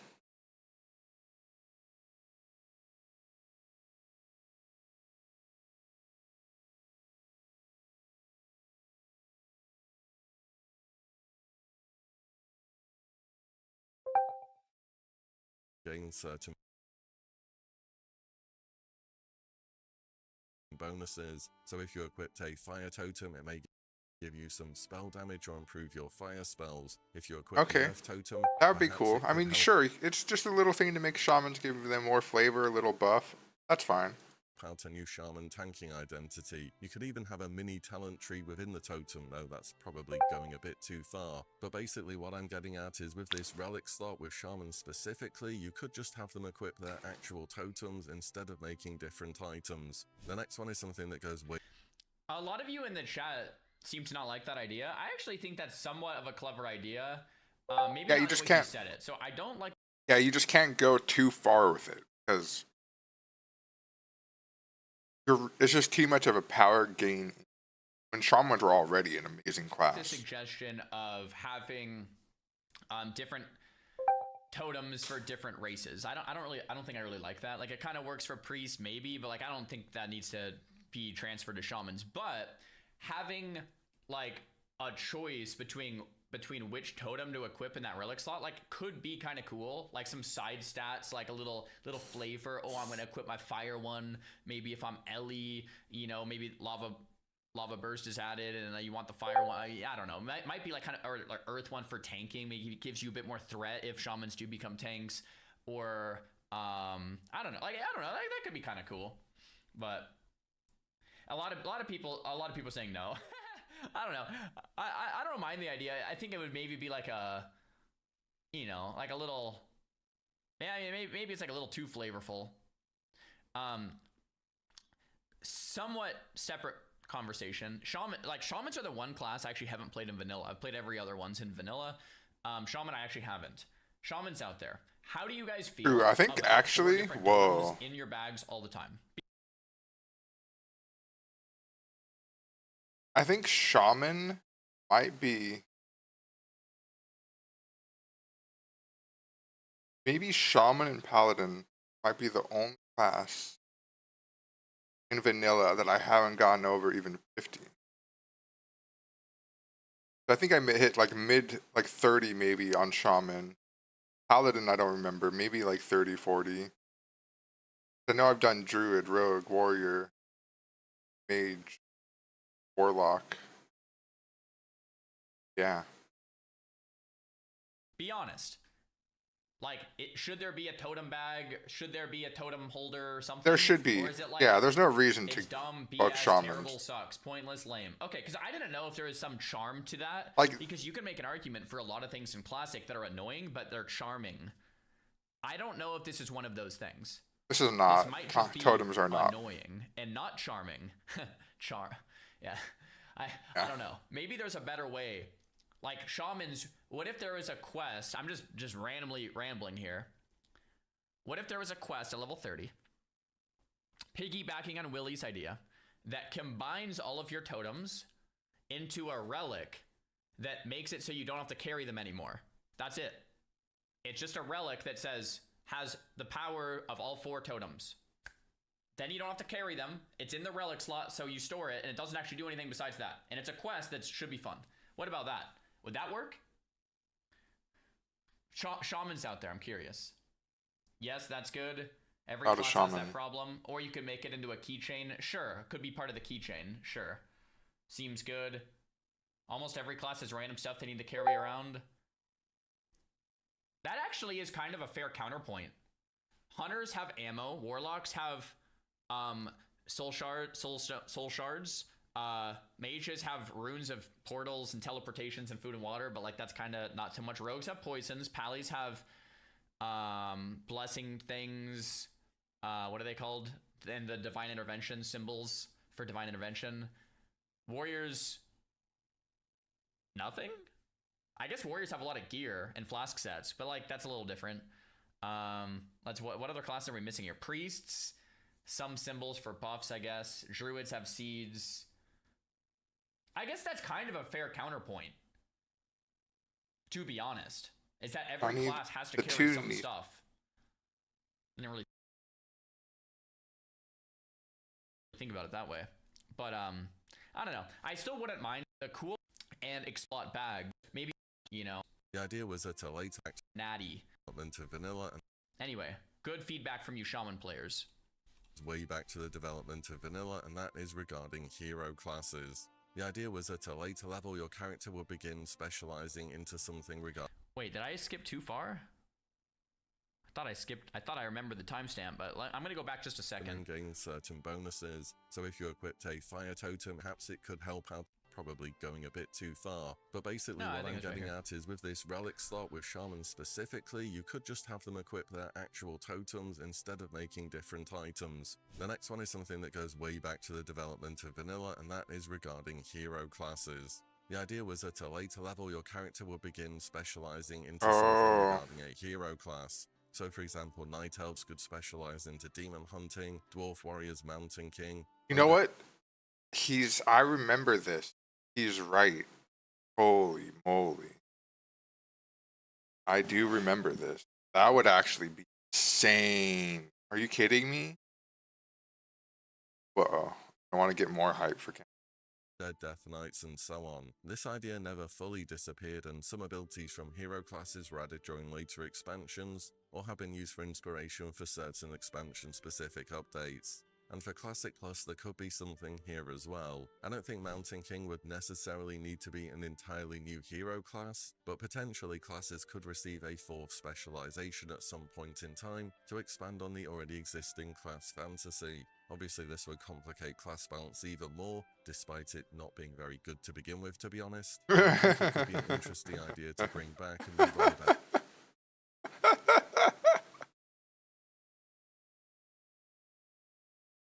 Oh, man. Oh, man. Yeah, you could probably do something about this in Classic WoW. That, you know.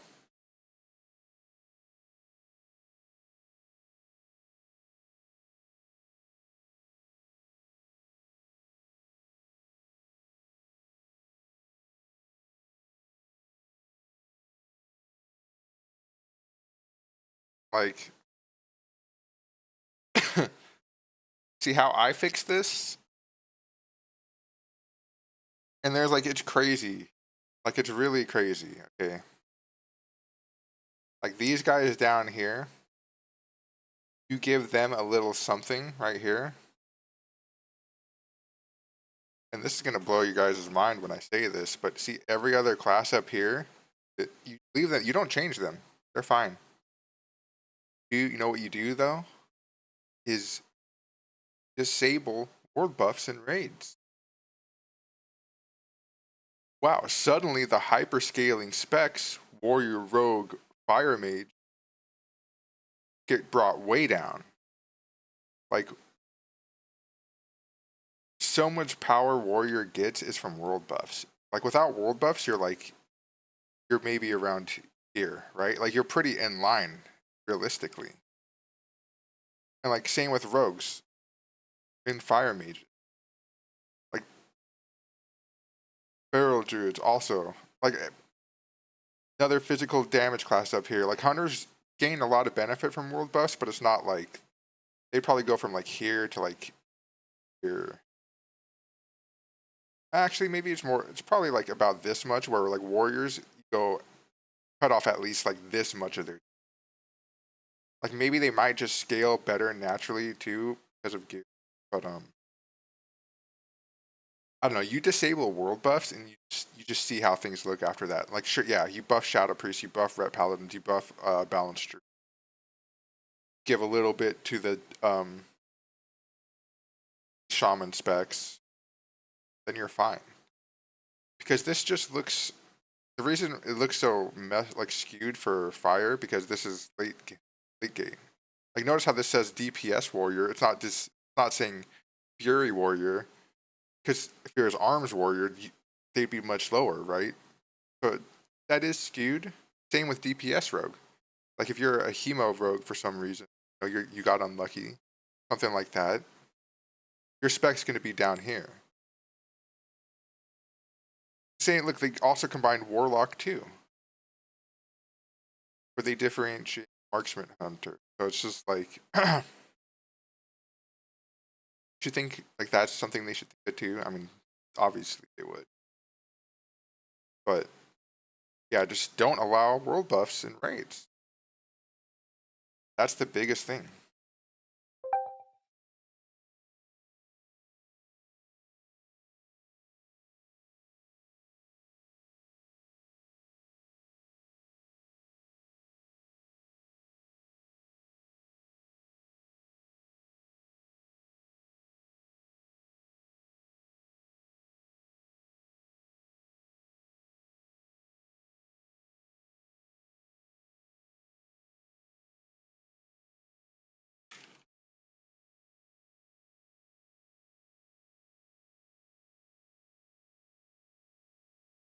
Slowly over time. The next one I have is much less impactful than the few I've gone over so far, but it would help build out the world. How do you guys feel in general about races holding power in World of Warcraft? Like the troll racial, it's really undead cool. dwarf, I'd say or it's should you be really able to cool. just pick whatever race you want to play and be done with it? For example, as a warrior, you're kind of forced to play human. Love it, good, hate it, not good, like it. Like, so races mattering is a very classic MMO kind of thing. It's kind of annoying in the sense Well, it's that, like, okay, you're not trolling though, because for warrior, even like gnome warrior is so good for PvP. It's by far, like, for how good human is in PvE, gnome is that good in PvE. And then dwarves, not as good as either, in my opinion, but Stoneform will help you against, like, in certain situations. But yeah, you're trolling if you go dwarf, realistic. Night elf, you could try and make an argument for dodge and tanking, but in vanilla, that's not, tanking is you're dual wielding, trying to do as much damage as you can. So you could buff dwarf, night elf, but it's not like they're really bad. They still have their, like, some use. And plus, Shadow Meld is like, it's fun too. And then on Horde, Tarn is great for tanking, but it's the same thing where you probably just want it to be an orc for more threat, right? Trolls are just garbage. Fortunate. And then, of course, undead have Will of the Forsaken. Underwater breathing is, or like longer underwater breathing is good. And cannibalize is useful. I mean, yeah. So it's not that bad. And then, wow, like pause it right here. Someone says edge masters exist. No one needs to be human. Not entirely true. Because all it does is help bridge the gap, but if the human or orc also has edge masters, doing just way more than you. Because then he's not just a he's essentially 2 levels higher than he should be, plus some weapon skill. Be like an extra 2.5 levels instead of just 1.5 levels. So it's just think about that for all the mobs you fought when you're leveling, like the difference between a mob being like 2 levels under you or 1 level. You know, that's how it would be. Might feel pressured into picking one instead of the one you want to play. The upside is it makes it feel like an RPG. It's an RPG. That too, yeah. I don't know. That's a tough one. A lot of you guys in chat are split. Dude, so for the amount of arguing, and not arguing, but the discussion in the chat makes me just reflect on why we kind of need a voting system to move forward with Classic Plus, because Blizzard won't be able to get it right no matter what.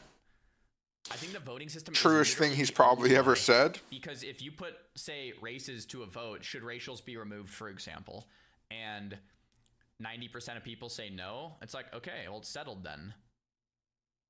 You know, if you put like, should racials be balanced like a little bit better, and like 80% say yes, it's like, okay, cool, let's balance them a little better then.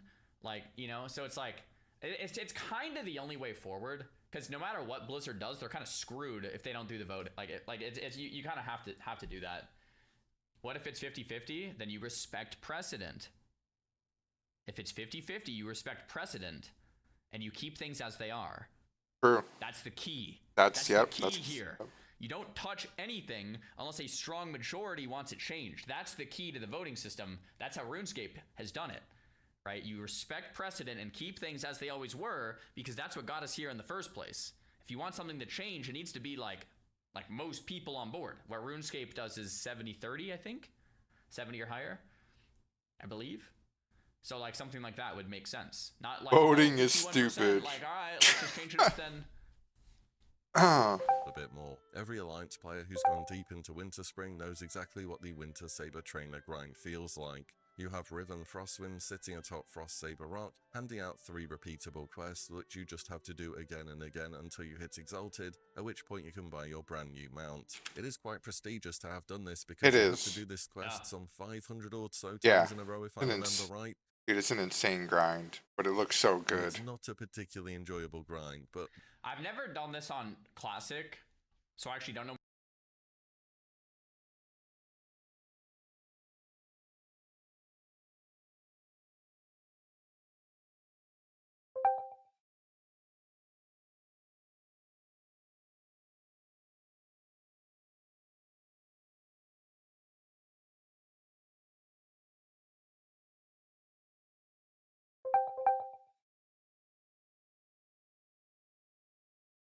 Dude, sorry, I'm getting distracted right now. What he's talking about, but at some point, I think it was like Wrath?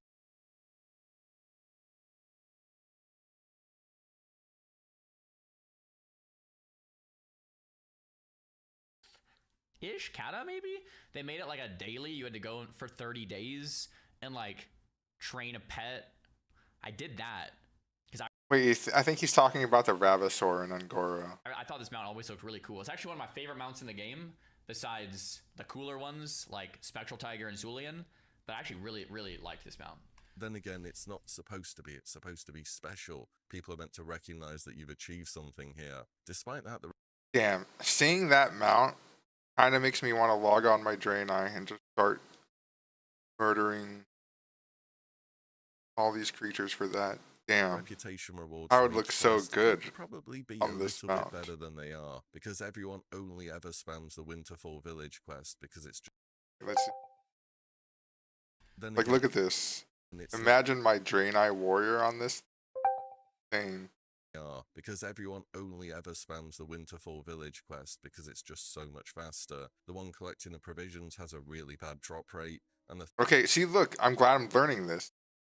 Because if I would have probably just grinded the meat, but now I know to do the third Winterfall. quest sends you all the way to the south to kill a bunch of giants, which just takes way too long on travel time. I think with this quest, Okay. potentially a bit of an update to Reputation Earned could be in order, so they're a little bit closer to one another. And on the Horde side, you may know that in Ongoro Crater, Yeah, this was never finished.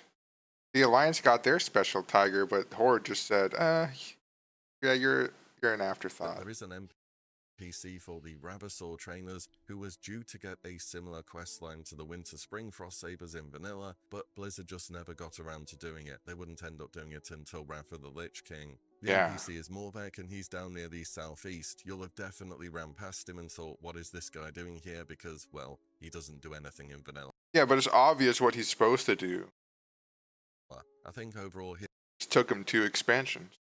Blizzard have a chance to look at the amount of reputation gained from Winter Spring Frost Sabers and implement the Rabasaur trainers I too, don't so see why that all not. players have something to chase after as well. Okay, so the next one will probably be the most So here's the thing about balancing, and, Okay. and it's I'm not saying Let's you see should what he's balance. gonna Of course say. you should, but here's Because the I thing. said, just remove world buffs, and most things equal out. You buff Rets, you buff Shadow Priest, you buff Moonkin, things will probably buff the Shaman specs too, and things would probably equal out. If you have 3 quests that give rep, and there's a worse one, and then you buff it, maybe it becomes the new best. Now there's also a new worst.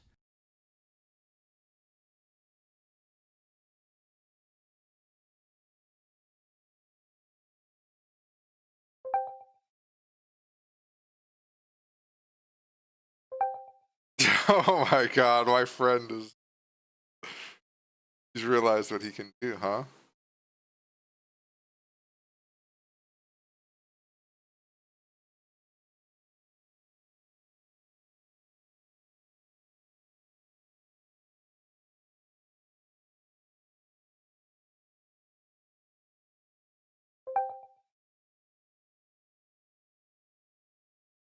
Oh, let me just stop the Discord sounds.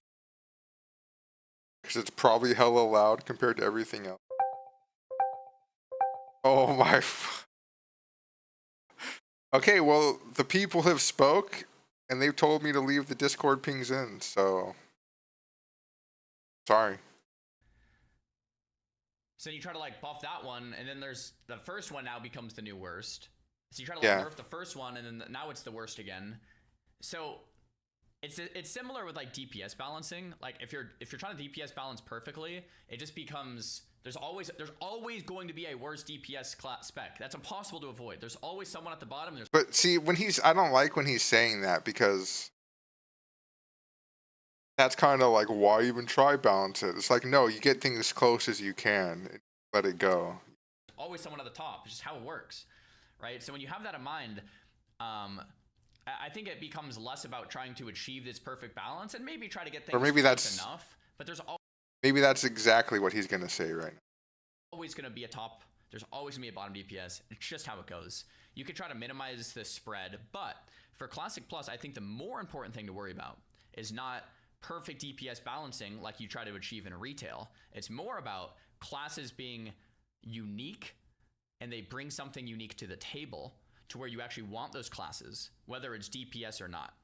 And if you don't like your class, then reroll, right? Like, so for example, if a class brings utility and buffs and some good DPS, and they're good enough to where you want like multiple of them, that's good. Yeah, reroll. True. Even if they're not top of the charts. If everyone's complaining about I have to be top of the charts, I think that's a you problem, and like that's just how it is. Like Classic. Well, it is a you problem when you're saying, like, I have to be a certain class. You should be playing the class you want to play, and then being like, I'm still going to, like, try and top the charts somehow.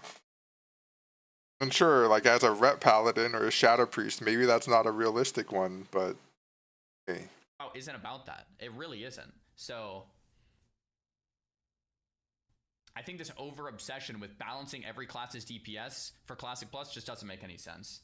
You know, Yeah, okay, and when you do that, you kill the identity of classes too, because you've made everything too similar. I really don't think it does. But it's hard because the community, us, are going to complain if one class is like underperforming DPS wise, but at the same time, it's like, it's just not even a good thing to aim for. It's like, I think a better thing to aim for is, does my class bring something unique to the table to where my raid team needs me? If the answer is yes, I think that's a success. And that's how it is actually in the Burning Crusade right now. How it always was in the Burning Crusade, I should say. But like, people want to bring the Ret Paladins, Enhancement Shamans, Boomkins, especially like Ellie Shamans, because of the buffs they bring are that good, right? So they're definitely doing better in TP about it. That's a success. Controversial thing I'll go over here, but I'm just going to put the idea out there and see what people think about it. So if you played a caster in Classic, you know the feeling of trying to get a spell off whilst multiple enemies are chipping away at you.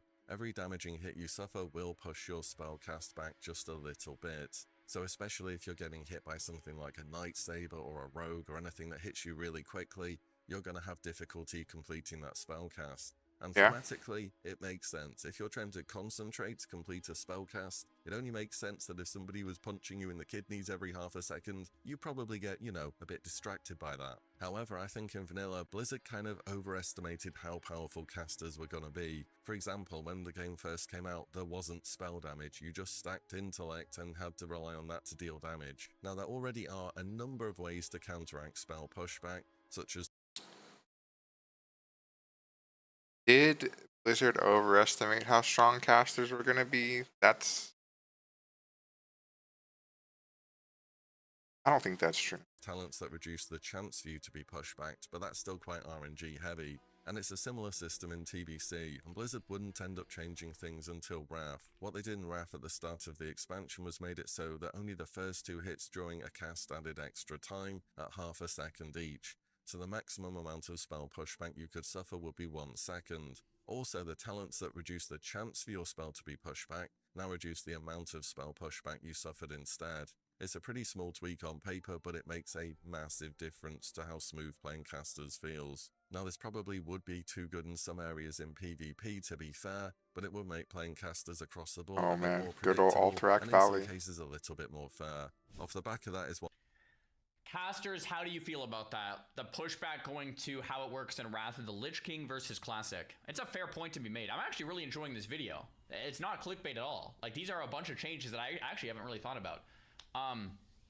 I think as a caster main, before reading what you guys are going to say, is I kind of just like it how it is. I agree. It's better, it's more realistic that way. You shouldn't be able to just free cast with people beating you. Like, that's dumb. Good takes, are you? Having it how it was in Wrath, I don't know if I would be like necessarily like super upset. I mean, it's a buff to the class that I would play, Mage.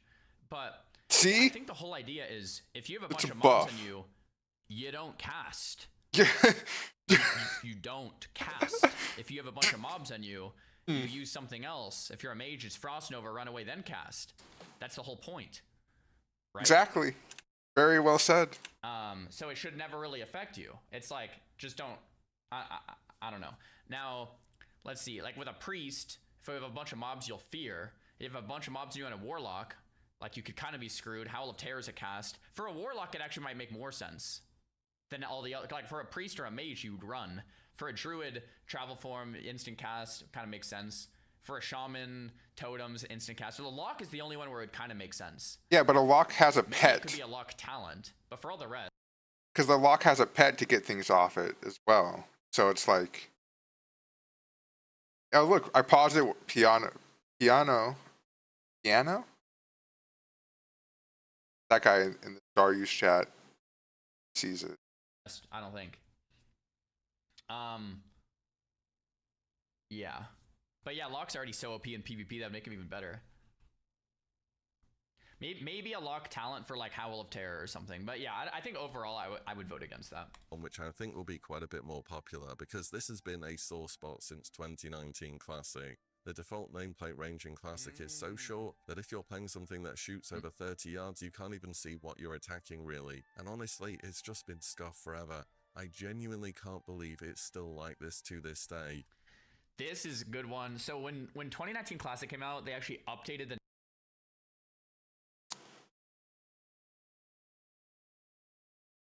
This doesn't matter.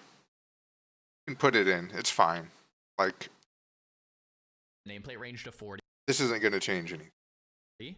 And people were so mad. They were rioting on the forums. Hashtag no changes. They blasted Blizzard to the point where Blizzard removed it and they put it back to 20. Or is it 30? I think it's 20. Should nameplate range be increased?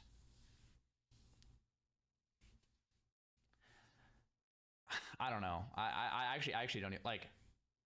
For me, I think I like 40 better, but there is implications for vanilla. The more nameplate range you have, the harder, like say you're talking about a Wrathy Basin, the harder it becomes to ninja a node because you can see someone coming in from way further. So it changes how like something like a Battleground is played. What? So you wouldn't, them not seeing the character isn't enough? Like somehow that HP bar would be the difference between the guy becoming unstealth in your eyes? What? You can see the nameplate through a wall. It's like you're wall hacking instead of stealthing up to someone your nameplate until you get close. If you're playing something like hardcore, you can see all the mobs around you. Hardcore becomes easier. Well, PvP becomes. Dude, are these people who play this game, are they blind? Can they not see the mobs in the world? Can they only see a bar? And if there's no bar, the mob just doesn't exist to them? Like, what the fuck? Is this real? Do they not what? Is he for real right now? Not easier, but like you have more knowledge to your like it changes. Especially like if you're playing on hardcore and you need freaking HP bars to show you mobs on your screen, you got other problems, bro. Like, It's how the game is played. It really What? does. So I could see people being upset. I think personally, That's I prefer insane. 40 anyway. Just makes the game like just feel smoother. that is But the craziest thing I I almost can have see ever the people heard. saying no on why they would want it that way. It's like, yeah, you shouldn't really see a mob until you're close. The thing that sucks though. Shouldn't really see a mob until you're close? Are we playing the same game?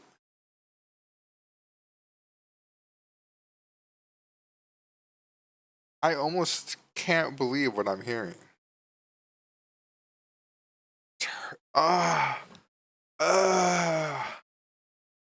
What do you Is mean? what Willie said. If you're a caster, What do you mean by you're that? shooting a mob, you literally can't even see the health because you're too far. Like, that's weird. You can't see the health? You're targeting the mob. You're targeting the mob. That's so crazy. That is actually. That assumes everyone is so much aware to where they'd be able to use that advantage. Being able to cast on a mob and that mob's nameplate not visible is trolling. I agree with that, Gabby. I think that's a fair take. Like, if you're casting on a mob, you should at least be able to see the nameplate of that mob. Okay, and look. I actually do agree. And for the record, I agree. You can just make him 40. It doesn't matter. But to say, like, the mob is invisible to you until you can see an HP bar, like you can't see its health or anything, that's hurting me mentally, physically, Agree with that. Like, that spiritually. was Willie's take, too. I think that's a very fair take. Like, maybe, yeah, that is a pretty darn fair take. You know, back when Classic came out in 2019, people found macros that worked from the retail version of the game, which allowed you to extend the view distance where you could see nameplates from to above 40 yards. And then Blizzard came around and said, hey, we don't want you doing that, we're going to break those macros, enjoy your 20-yard range again. Of course, Blizzard have fixed this in later versions of the game, and they have actually said why they're keeping things like this in vanilla before, specifically for interactions such as caves where you wouldn't be able to see enemy nameplates ordinarily, So like, is that kobold invisible to him? Can he not see this? Because this guy can't. There's no bar. So is the kobold invisible to him? What do you mean? But if they extended them, then you would. That being said, the time for us to see. Oh, can't see that kobold in the back either. Uh-oh. Coming, and I'm very much. Oh yeah, the only way. Oh Consider it man. Again for Classic Plus. One of my favorite effects to see out in the open world are the weather effects. You got rain, snow, sandstorms, and so on. And Yeah, the weather effects are so good. Classic.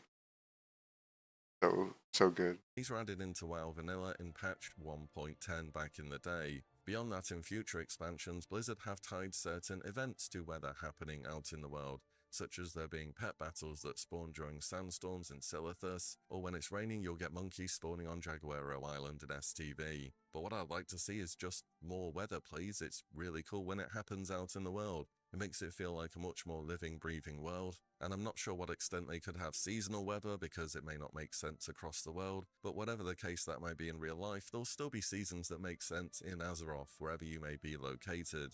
I kind of disagree on this one in a sense. If you have too much of something, it gets old. Like if it's always raining, always snowing, always sandstorming, then it's just like, then it feels like it never is. What's cool is like, it almost never is, and then when it starts to rain, it's like, oh yeah, like it hits different. So I mean, you could maybe increase it a tad. Yeah, I agree. That's fair. I get what, yeah. I would just say you increase the amount of zones the weather happens in, the amount of areas. But That's it. Maybe not the amount, but where it can happen. You start making these things happen all the time, it kind of just becomes annoying. It's like, oh, it's raining again. What? You know? Oh crap, it's snowing again. And then it just gets like, get this off my screen. It becomes annoying instead of this really rare, like, cool, exciting thing. So they really don't need to reinvent what weather's doing, they just need to add more of it in. But yeah, that's it with weather, would just love to see more of it. Next I want to talk about weapon skill. It's one of those systems that made sense as a design choice in 2004, and it's aged into something that, well, does anyone really enjoy this? I mean, the leveling portion of weapons. That's a good question. It's a no and yes. It's something that I don't care, to be honest. Remove it or keep it in, either way. Skill, not at endgame when you're beyond weapon skill and it's affecting your hit chance and so on. I mean, when you think about it, what are the weapon skill trainers actually doing when they teach you how to use a weapon? Imagine you got a piano tutor, you're there, you sit in front of the piano, you hit the keys a few times and they say, well, that's how you play a piano, go and figure out the rest for yourself. That's basically what the weapon skill trainers do. And then when you're leveling weapon skill, it just takes hours. I mean, the way I see it is the weapon skill trainer teaches you how to wield it and teaches you some introduction to like being able to swing it, and then you get better over time. Yeah, he teaches you the basics. Look, and then you get, yeah. Don't, like, this isn't a system that like is like, oh, I need this, but it's an RPG basic for a classic game. I'm fine with them keeping it. Like, it's a little bit of friction. It's like it's a little bit of friction, but it doesn't feel bad doing it. In a way, it's like, oh, you know, because it's like, I got a new weapon, I got to go figure out, like, train it up. I haven't used it as much as the other weapon types or something, you know, or like you're kind of rusty because you haven't used it in a few levels. Like, it's fine. You know, I'm totally fine with them. Like, I would probably keep to vote it in, but if it got voted out, I would be whatever on it. Keeping this, you know, it's not a system that I'm like, oh, we need it, but it's like, if it's he's it sounds like Sorry has the same take. Like, okay, you know. Hours to finish off those last few points, and the last few points really are impactful. On top of that, the meta way to go and train weapon skill is to go and find NPCs in the world who are effectively immune to damage, and then just beat on them endlessly whilst not paying attention. The system is just bad, like straight. Well, okay, that's only the case if you're at max level, or you're like a way high level and you've never used something before. Like,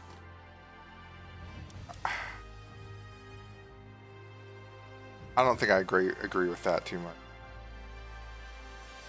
Like,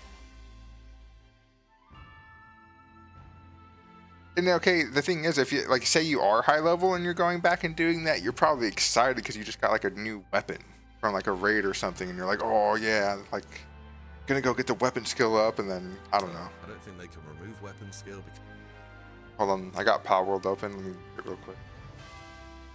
Done. again at endgame it is incredibly impactful for dealing damage. However, could it just be not so terrible to level up potentially? A random feature I love. Also, he's talking like someone who doesn't equip an int gear set. You know, he sounds like he's someone who just goes there at base warrior intelligence stat and then sits on, because that will take you hours. So I'm kind of lagging with Palworld open, but whatever. Yeah, that will take you hours, but that's just being bad. Go buy int gear off the auction house. To see built on in Classic Plus will be inside of Blackrock Depths. You'll have seen the Dark Iron Highway. After you go inside BRD, you go through the Crazy, look what I said. In his chat, the amount of times I had to go and train a wep after I got an upgrade from a raid is insane. And then what I just said, right? And then it's almost necessary friction that makes you feel like you're progressing. You get that new juicy weapon, but haven't trained it yet. Train it a bit, and now you're smacking. See? That's exactly. And it's just beyond that. It's the place for Baelgar and then a ton of dwarf patrols. But then see, this guy is saying weapon skill is just useless. No one enjoys it, but yet these people are just talking about it. At one point in time, a lot of people speculated what is behind those giant doors, and it's a real mystery which I absolutely think Blizzard have the opportunity to expand up.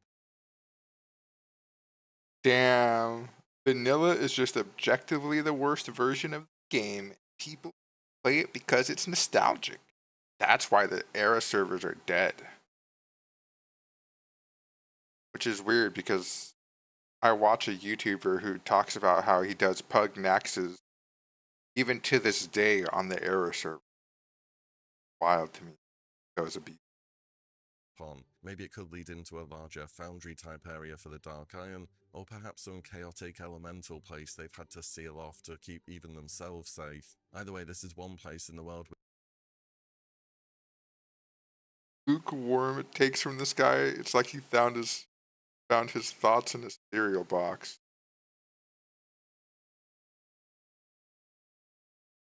Yeah, I feel like I'm progressing beating on a mob that doesn't die for 1 hour. Oh, so when people are training in real life, swinging a weapon over and over into nothing, they don't feel like they're progressing.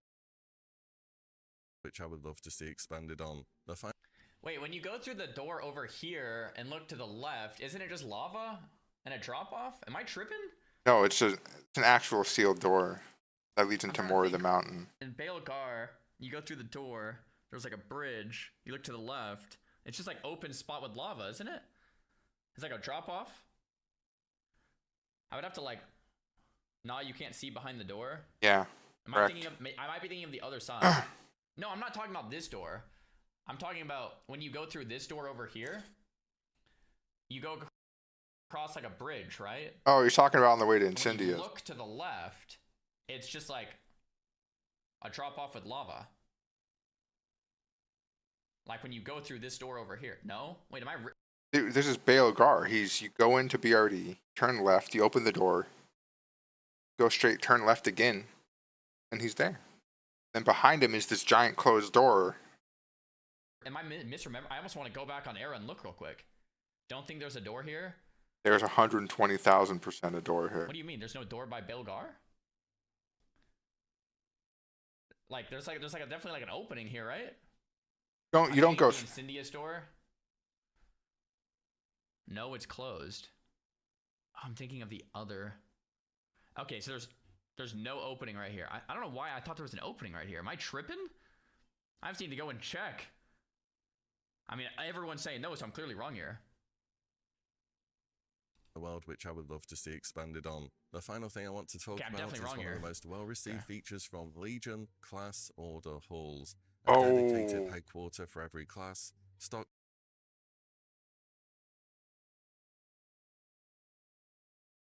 What would be the point of a class order hall, though, in Classic is the issue. with lore characters.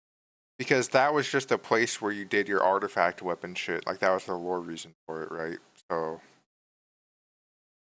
I don't get this. Class-specific storylines, and a real sense of identity for what. You wouldn't need it. A class hall is some Legion shit. You want just add more, like, there's already good class quests in the game. You just add more of those. The class hall, it doesn't make sense.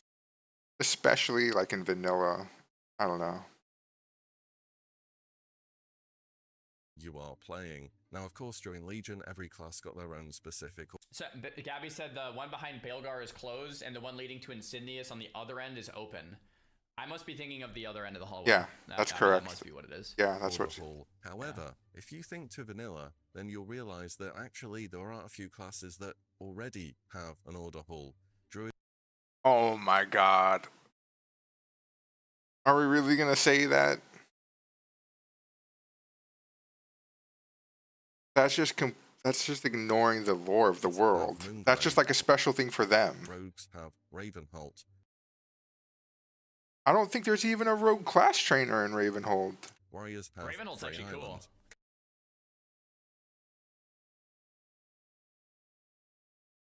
Wait a second. Yeah, true. I mean, it's not much to go of, but it's something. The most polished of these by far is Moonglade, and it's already built into the world. But I do wonder if other classes.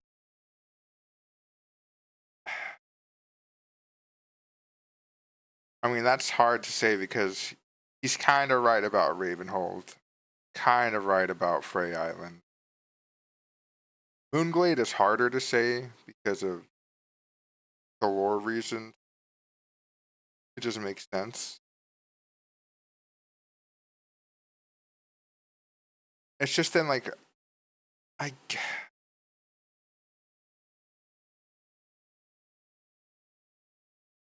I'm just not sure what the purpose would be. Classes could find a place to effectively have some form of order hall or meeting point for people who play the same class. I think there would be a bit of a concern that it would split people up and they'd just spend time in their order hall instead of in capital cities. But for Moonglade, for example, you mainly go there for the class quests or the convenience of the teleport. Outside of that, it's not really a useful place to be whatsoever. It's a similar story with Ravenholt and Rogues. I think it's just nice to have a place where you can go and feel as though you really are playing your class, and that it doesn't have to To me, what's actually kind of cool about Moonglade, the Warrior level 30 quest, Island, and Ravenholt is that they're not instanced and that anybody can actually get there. So it doesn't take away from the world, it actually adds to it. True. The Rogues might be the only class that can interact maybe with these quests here or something like that. Or maybe the Druids are the only class that can, you know, do a lot of the quests in Moonglade besides maybe like one or two in Mardon. But at least everyone else can go there and see what's going on. It's very Druid themed, but it's not like a section part off of the world. Like, so if they do more, maybe taking inspiration from that and saying like, look, like maybe there could be like a little pally area, but like doesn't mean no one else can go there, no one else can see it ever, and it's not like instance off, and it's not. Okay, well, let's think about this a little more. The pally area, you could just say, you know what, Lights Hope Chapel, the Paladin area now, right? And that would work because the Argent Dawn's kind of there. They're basically the Paladins, right? So you could say that's the Paladin area.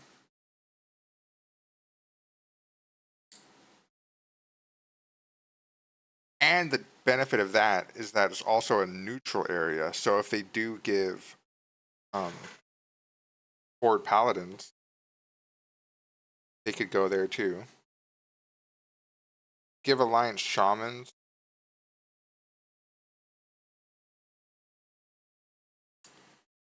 I don't know. That would probably have to be something you'd have to make up new. But it'd have to be another neutral area. Or I mean, all of these actually would have to be neutral areas. I don't know what I'm talking about.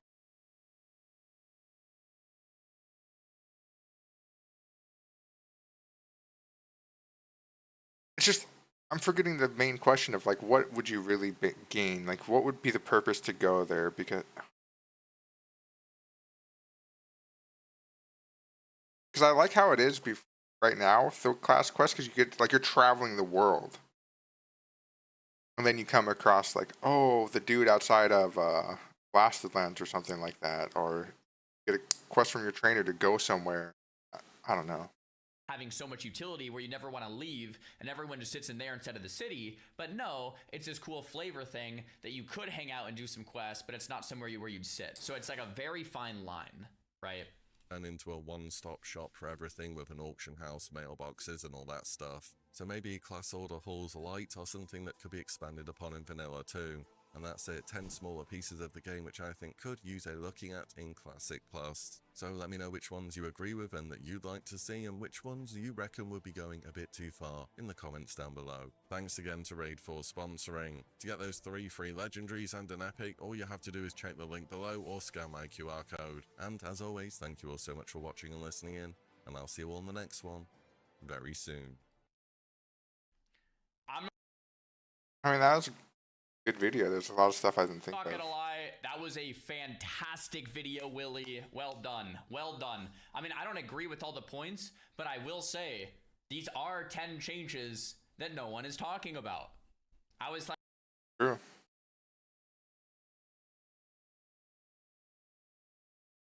Okay. Off. Play some power.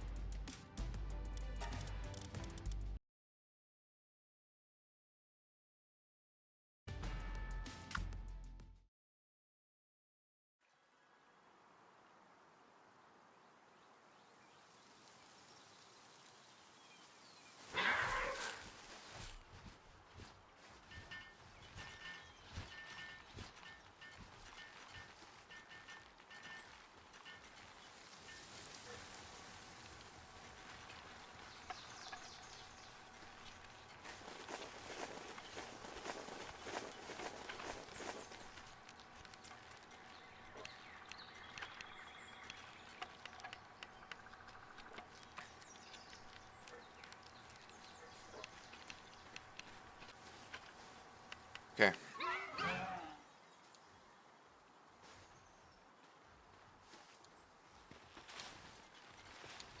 Oh, they made out of high quality cloth? Good, I needed it. Forget for what though. For...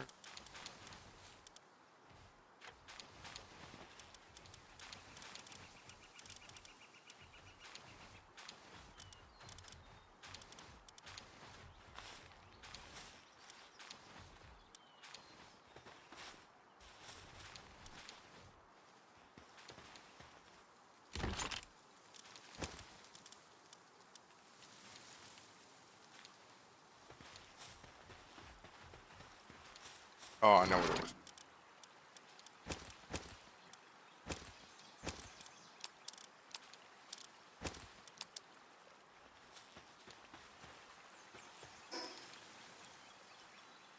Large POW bed.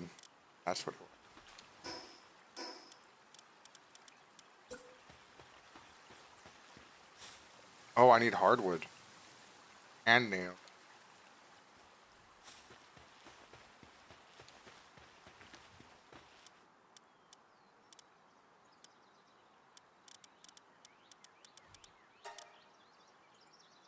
Apparently I need amounts of fucking nail. Go crazy.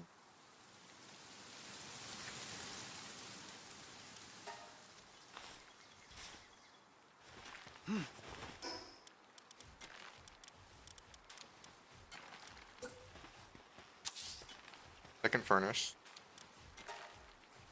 Start cooking up more ingots.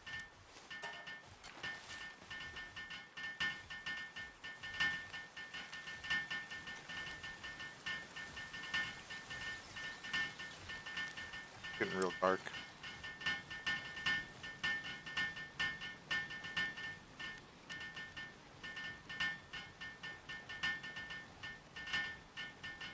Get second furnace and create another that much. Because there's probably a heck a ton of ore.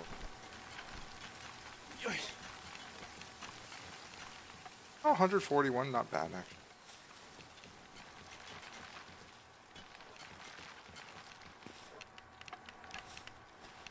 Got that. Everyone's big crafting that. Production assembly line 2. 5 corrosive solvent.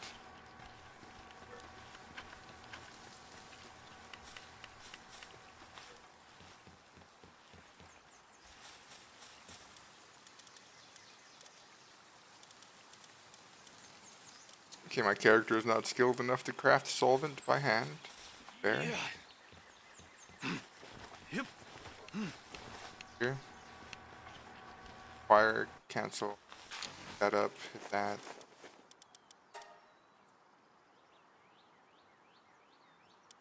Probably. Oh, Pal's returned.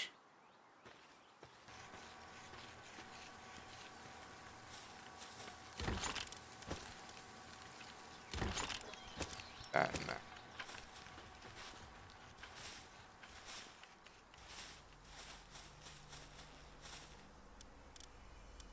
Oh.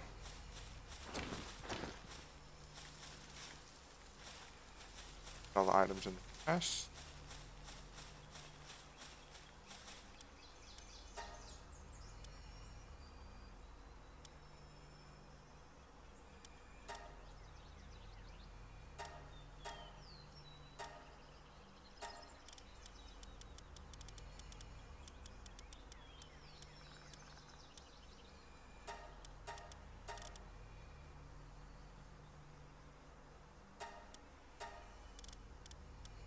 Okay, yeah, that's my PAL team. Nice. So now I can just go back to auto assigning without worrying. Alright, bedtime.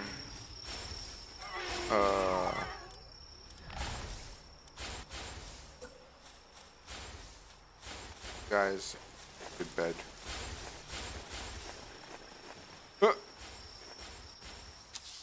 It's kind of sus.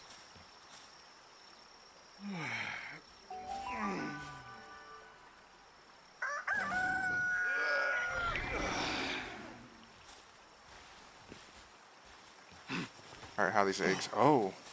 Oh ho ho. Brown cherry. Strong one.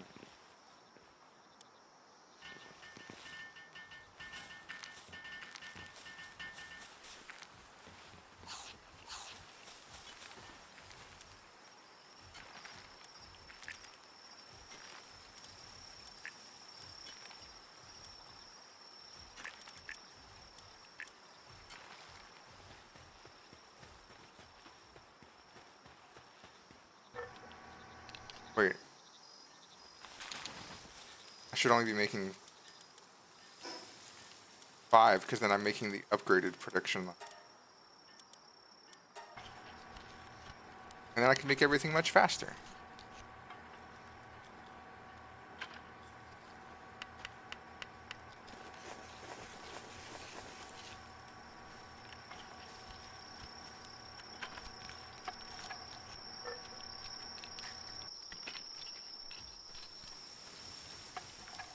Oh, they're hungry.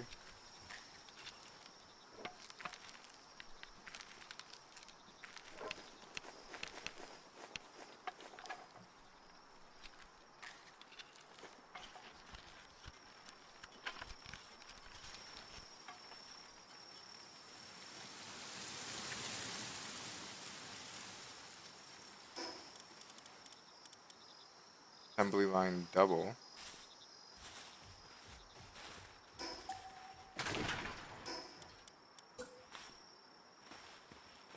Nice.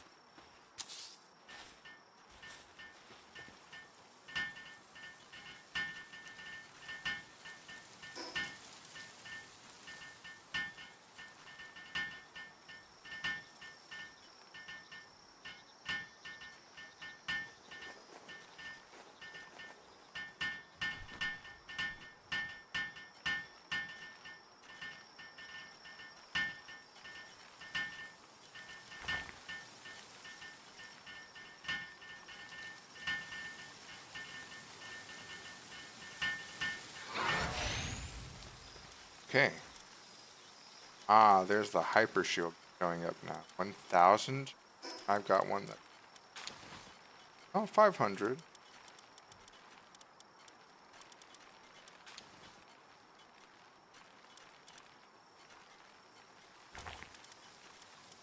Interesting. So I need a bunch of hardwood.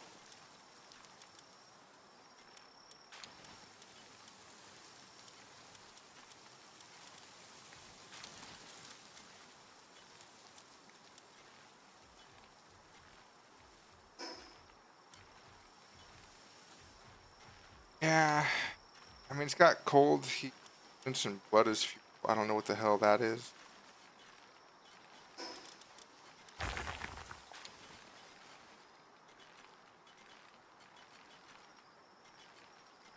Final warning.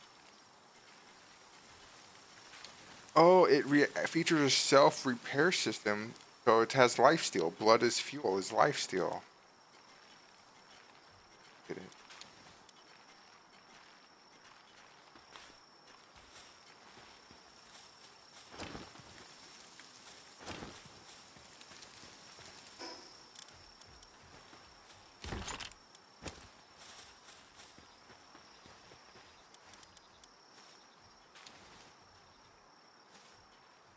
Yeah, there's no reason to not make that.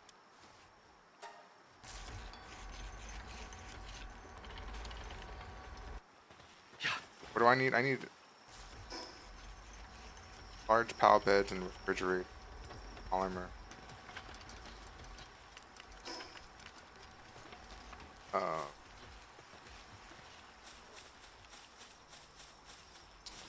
Can't go get good wood with it. That's asking to die. Switch out.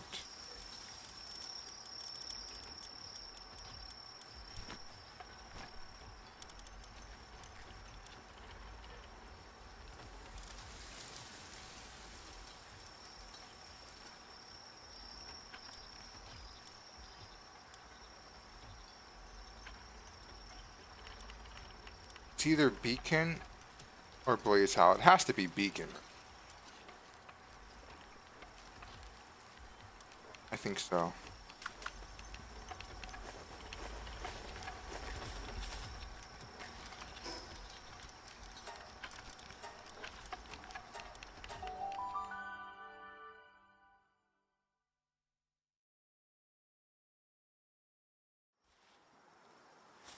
Alright, let's see.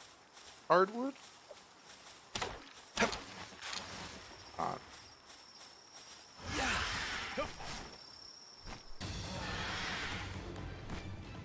what?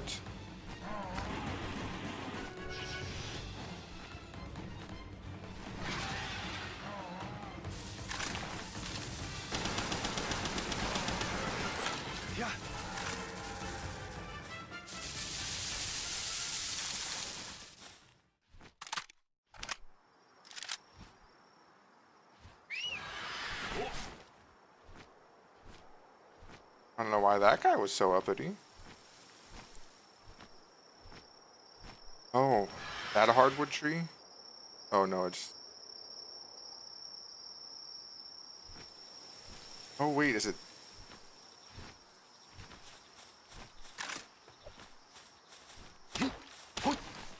Definitely.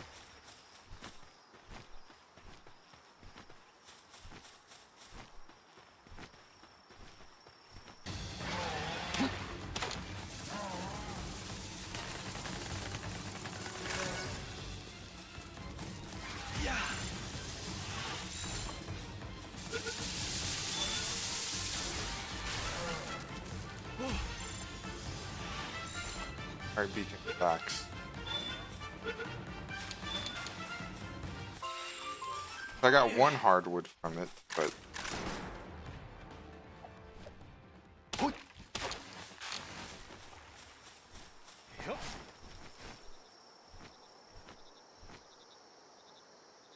This?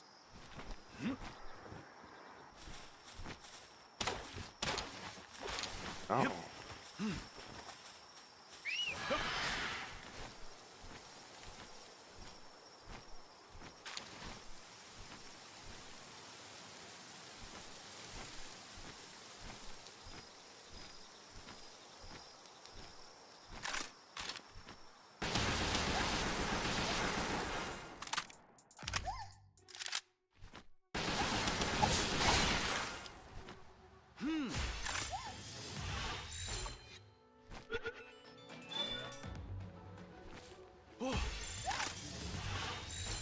Alright, just get in the ball. Leave on.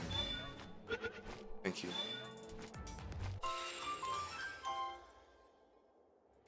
Oh.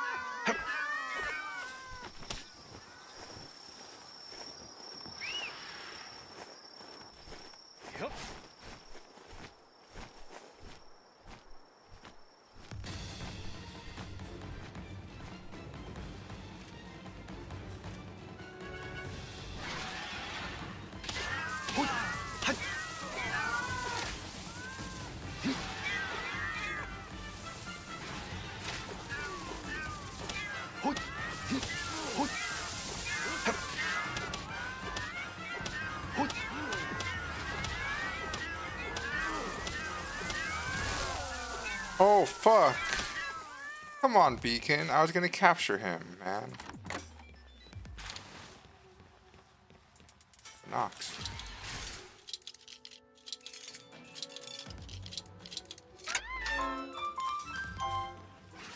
Giga chest.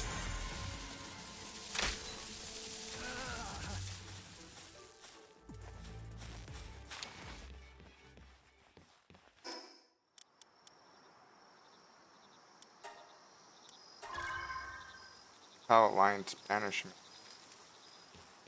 Okay.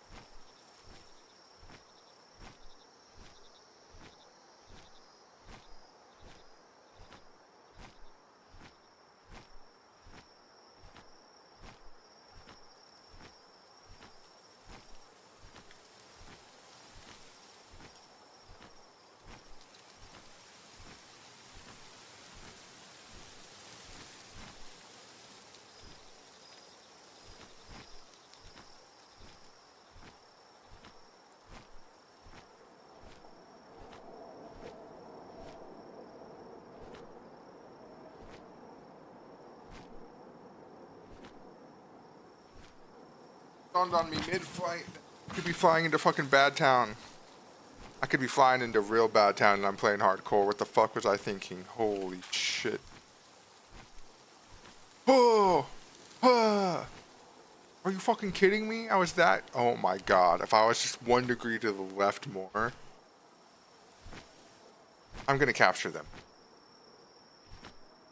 So I am a little bit worried about Beacon 1v1ing.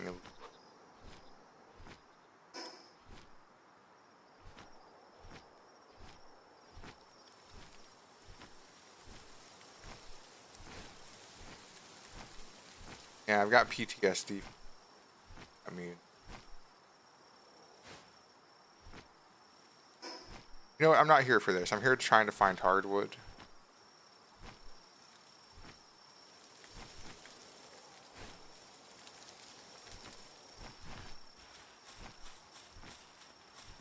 Oh my god, they made a spider furry waifu.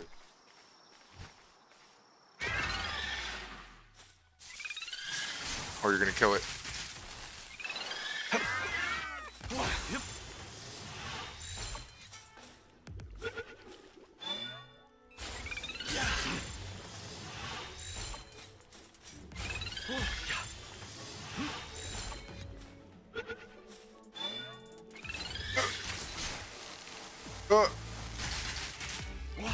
Oh my god, that was a stun.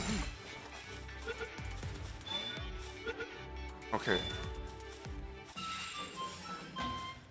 Extremely sticky and clingy. The more it's resisted, the more tenacious it comes.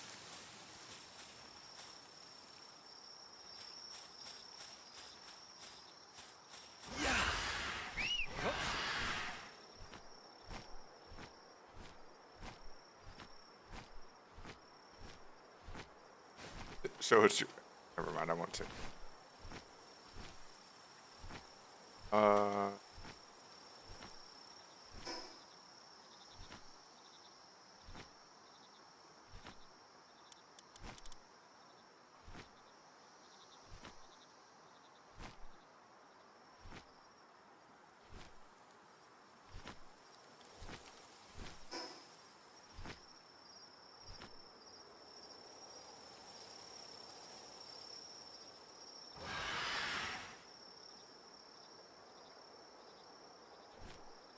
What if, haha, like hardwood was something crafted, didn't harvest?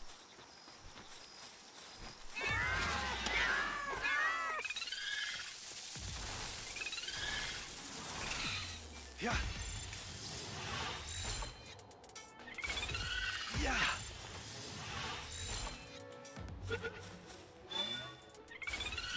Yep.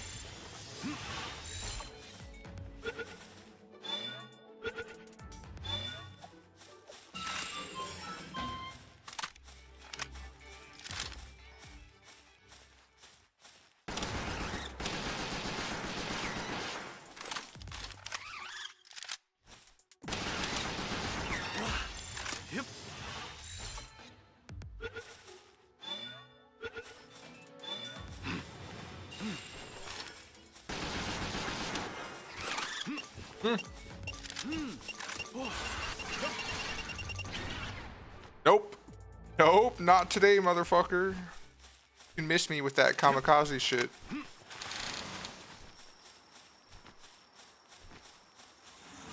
Oof. I got 1 B.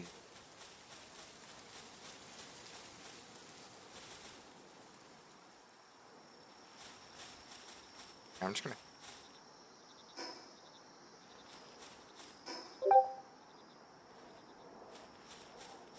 Yeah. Oh.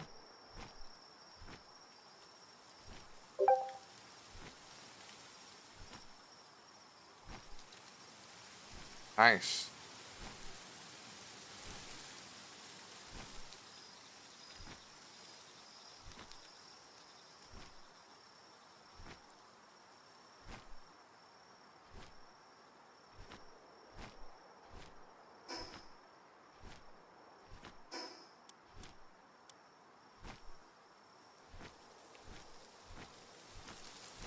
Yeah. That an 8? No, that's a chest.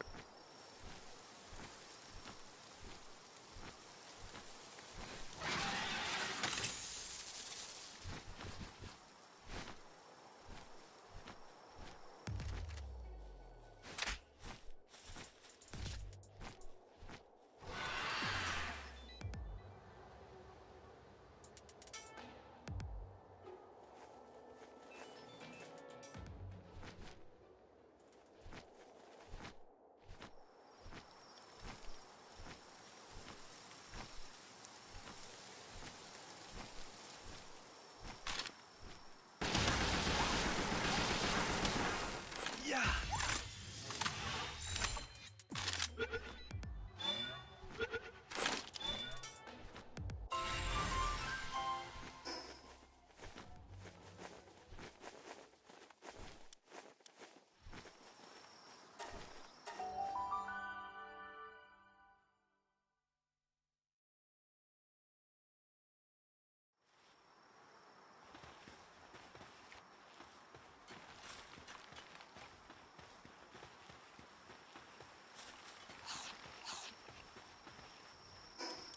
Oh, nice. Got the better shield. Or the old shield.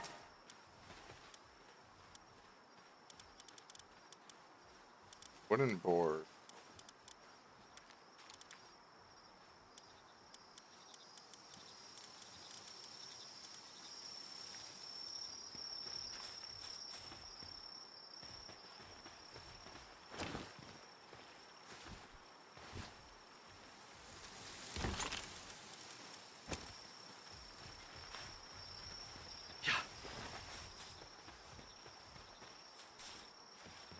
Here. Yep. That in. That in.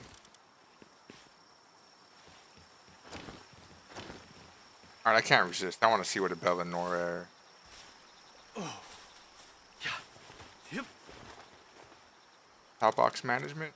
Party power presets. Call up the battle team.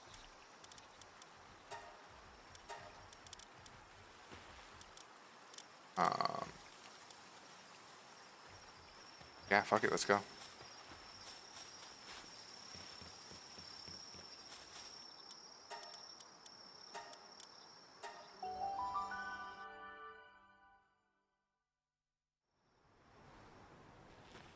Eclipsed Siren.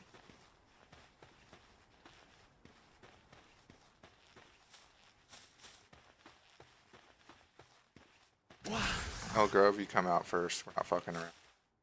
Do it.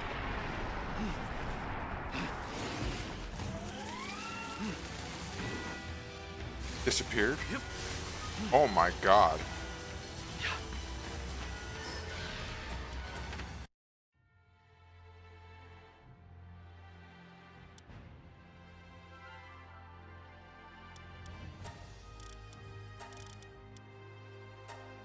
If I don't leave that boss zone, is this where I die?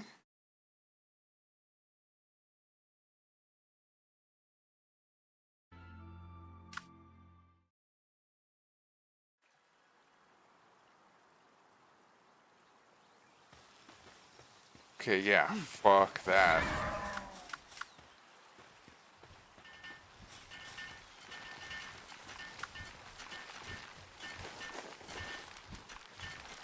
Yeah, I went, I tried, and I almost got hogged on. Nice. Plus movement speed.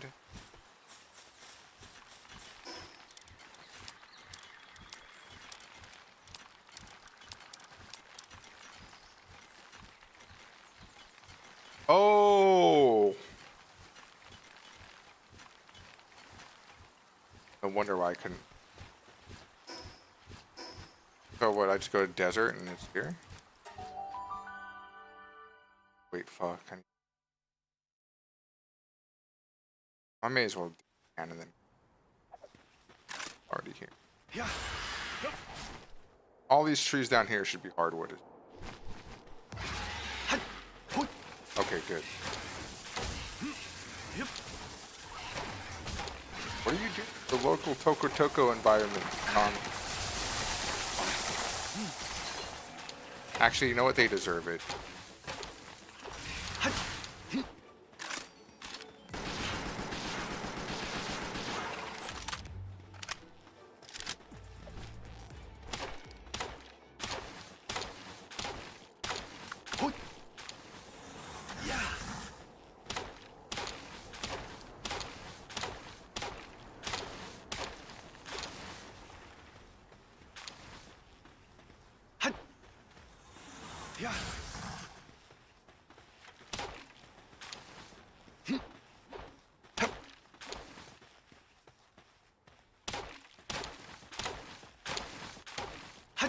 Oh, whatever tree I hit last, I guess he'll hit.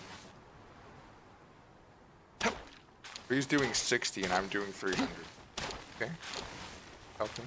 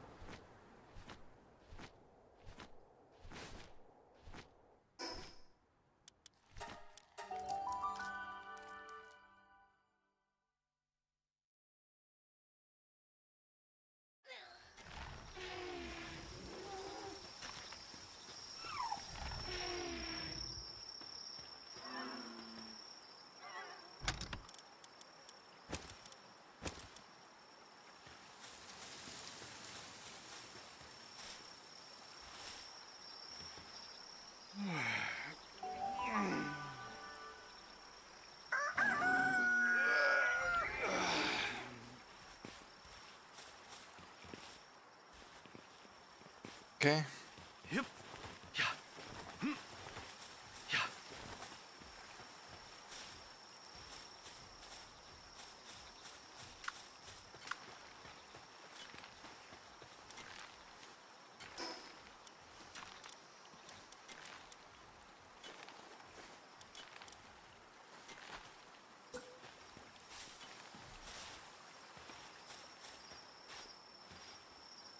Yes.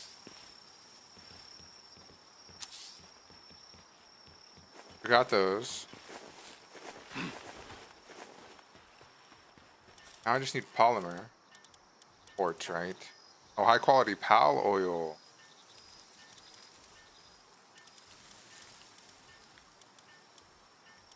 Crap. Done this away.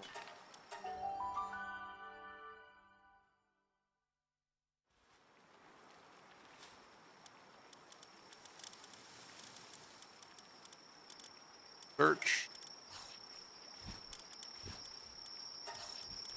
Ground type.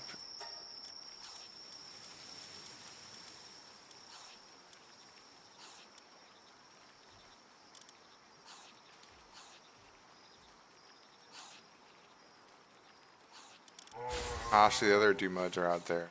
Okay.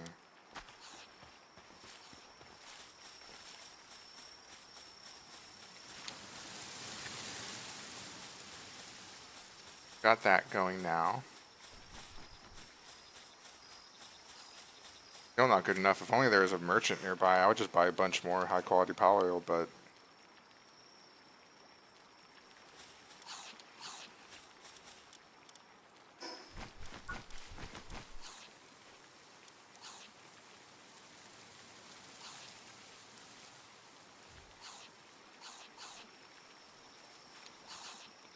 320. Mine is 229.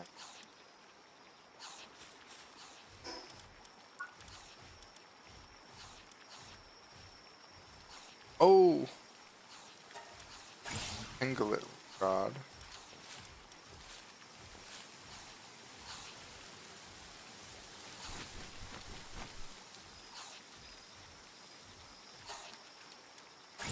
Not sure what that means.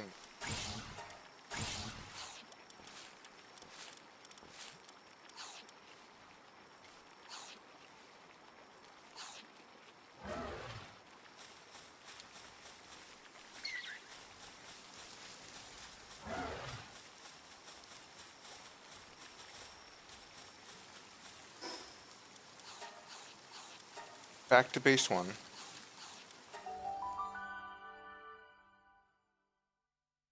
The expedition. Probably almost back up.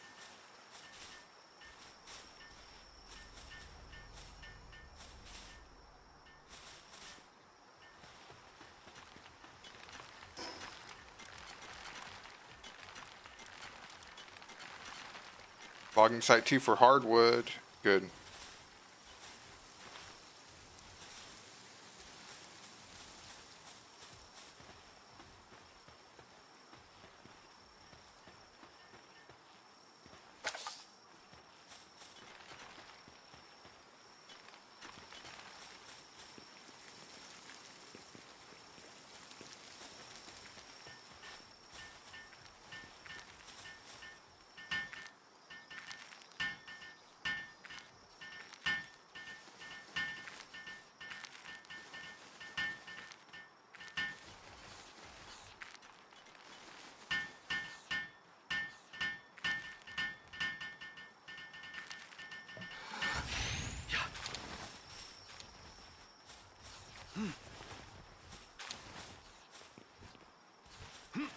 Got the coal mine, we got that going, we got the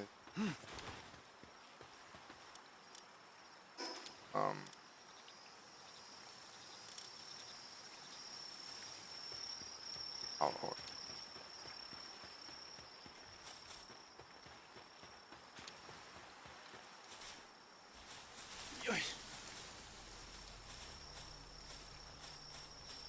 Okay, Blaze, I wasn't doing. Call.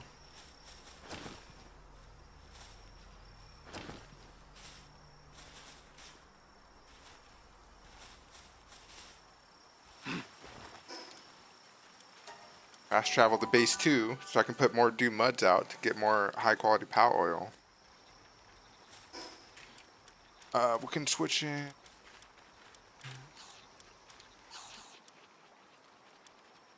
Farmhand.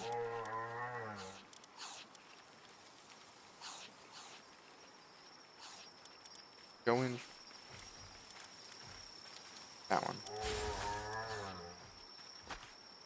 Go in.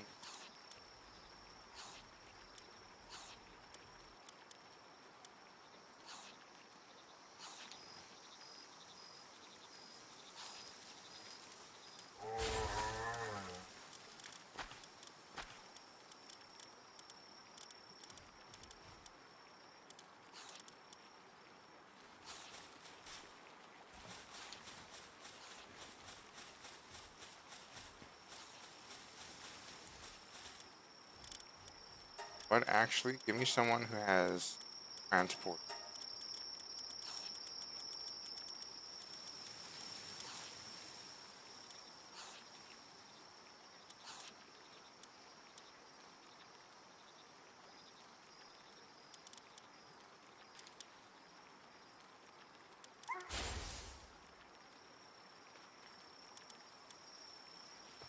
Okay.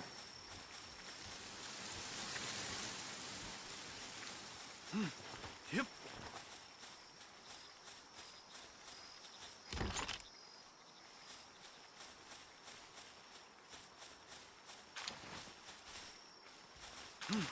Waiting now to get this high quality power oil.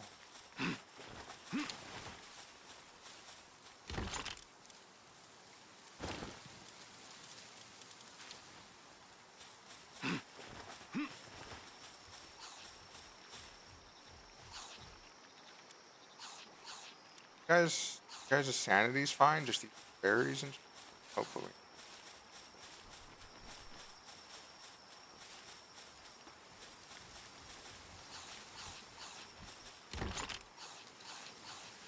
And you got transport, right?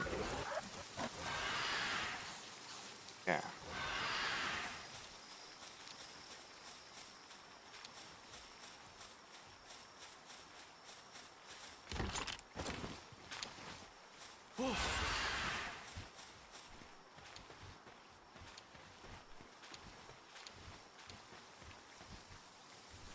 That should help things up a bit.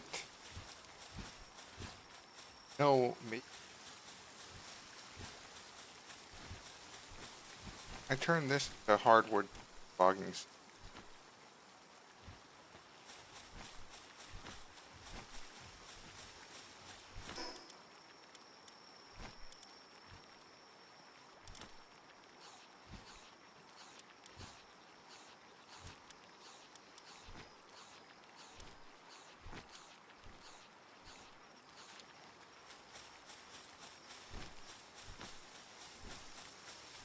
Maybe I do.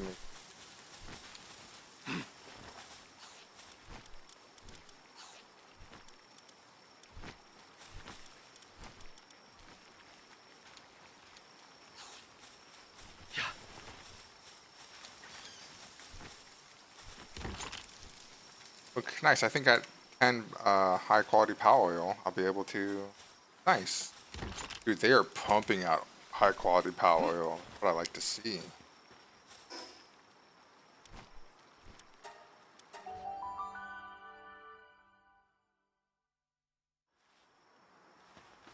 Now that we're here, we go over to here.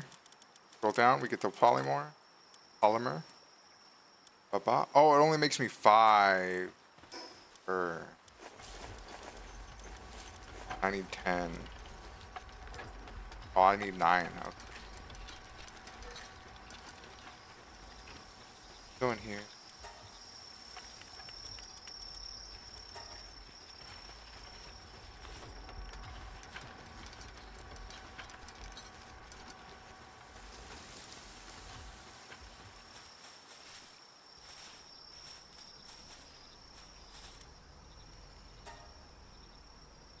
Eternal Fire Tower. That leads me that there will be fire types. Aha. Damn, 1, 4, 5, 6, 7, 8, 9, 10 towers. Okay. I wonder if there's gonna be.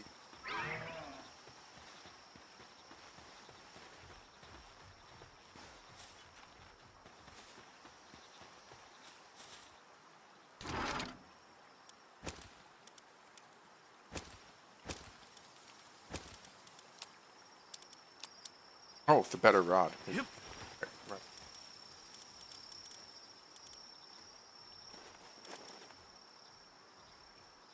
High quality power oil, metal,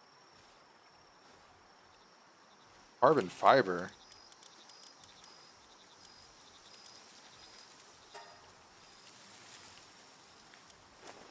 I need flame organ.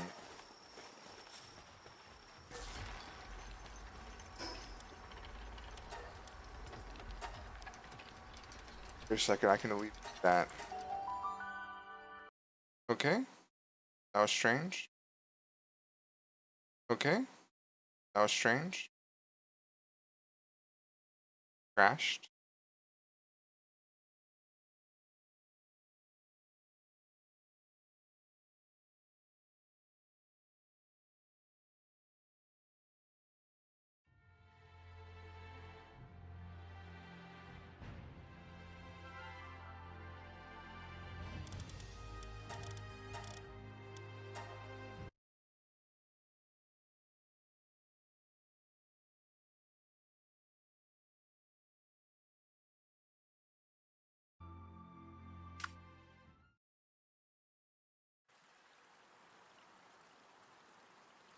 Okay.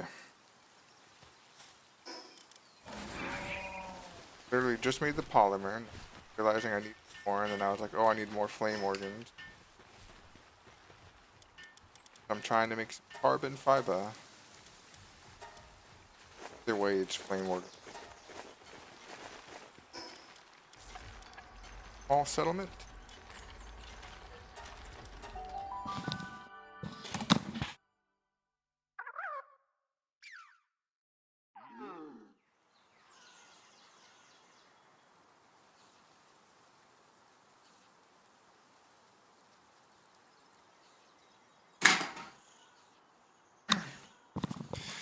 Oh, okay, I'm back. Let's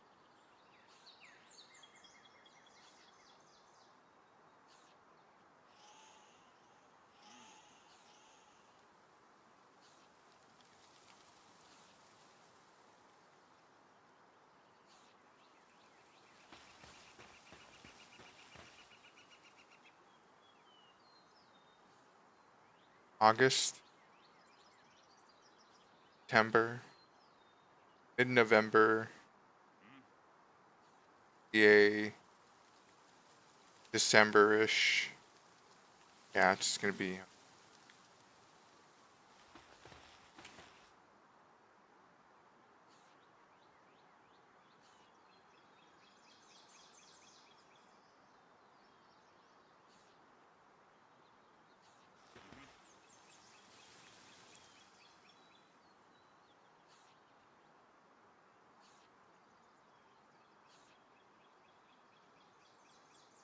Okay, so now that I'm here,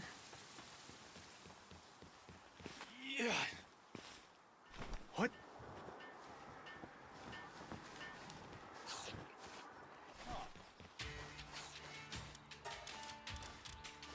want flame organs. Quite a bit of flame organs. Actually, safe.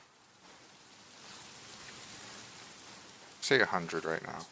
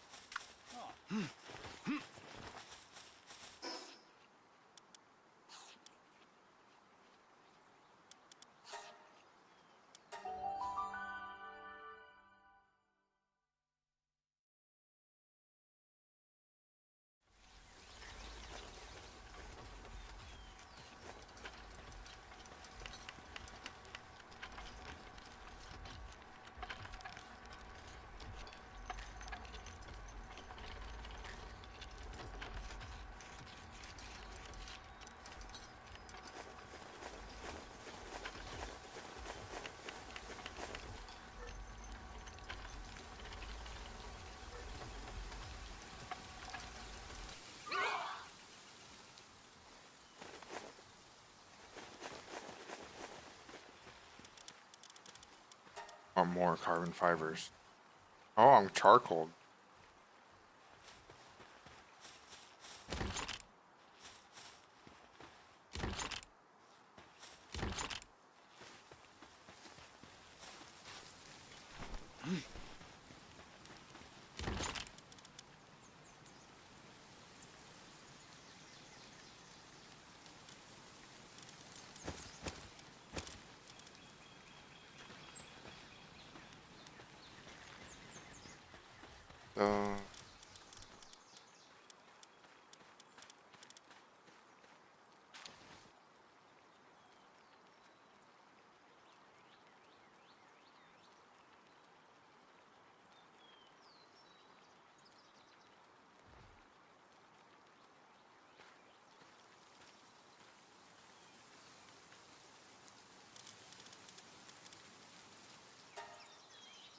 So do I have a medium pouch? I think I need to make that because I think I didn't have the hardwood or something. No, I only have the small pouch. Yeah, we're making start production. How long is? Not as long as I thought. Okay.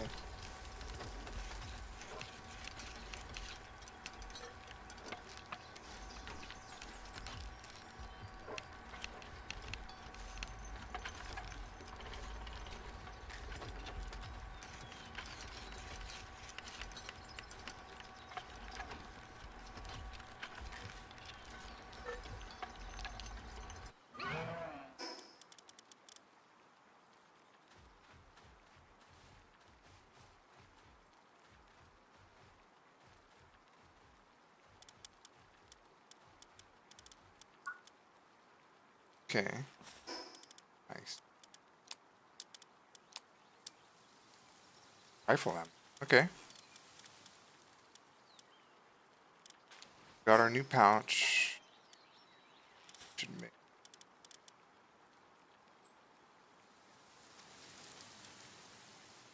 I don't remember what I'm gonna make. Go get my high quality oil from over here.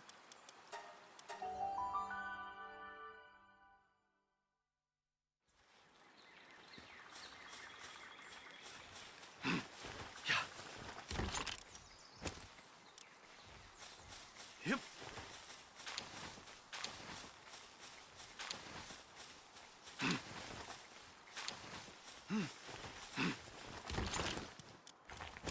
There we go.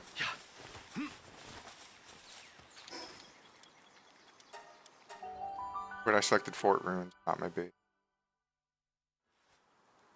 Okay, I didn't. W. Polymer.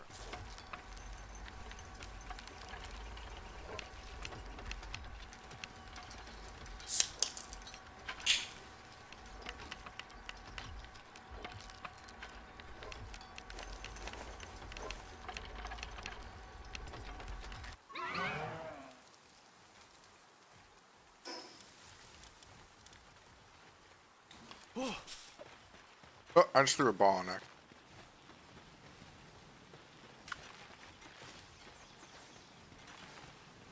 Damn, these refined ink are taking this long, huh?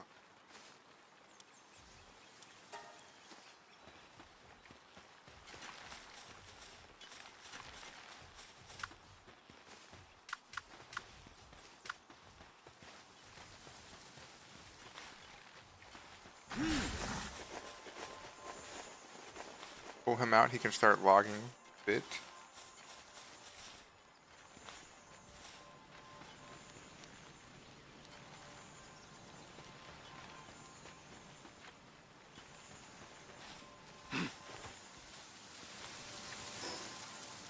How? We need to build some of these.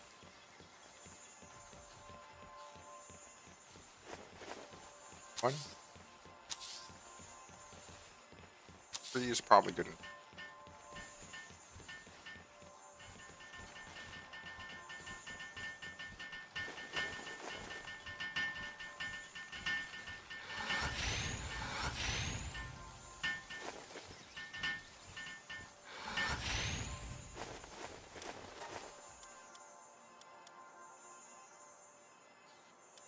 Work speed. Unlock. Cauldron. Search speed. Yeah, this should be our next.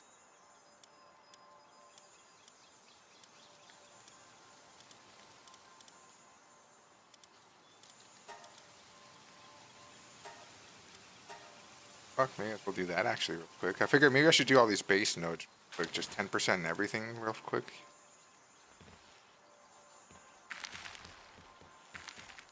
Actually, Elk Grove.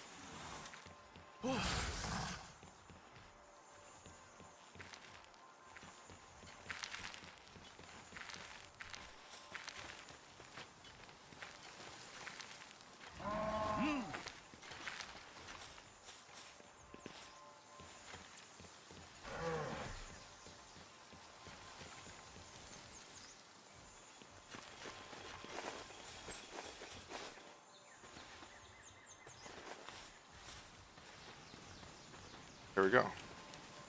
That should be enough. Storage, refrigerator. I can finally make a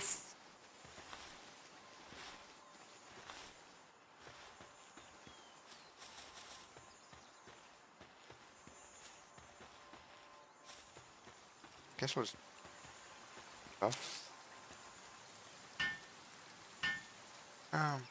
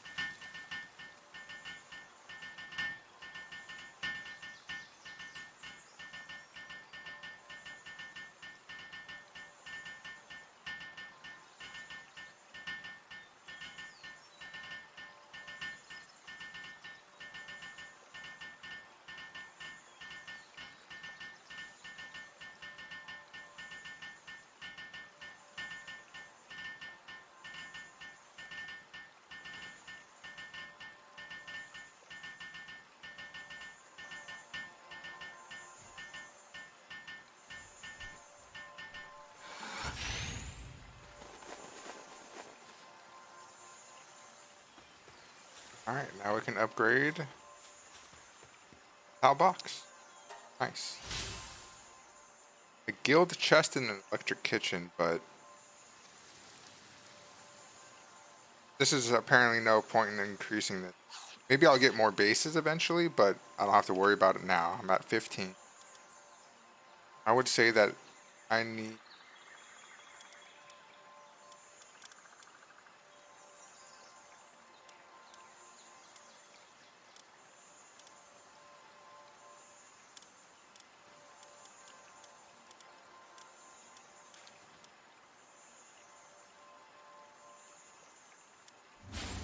put this out here. Wumpo Botan.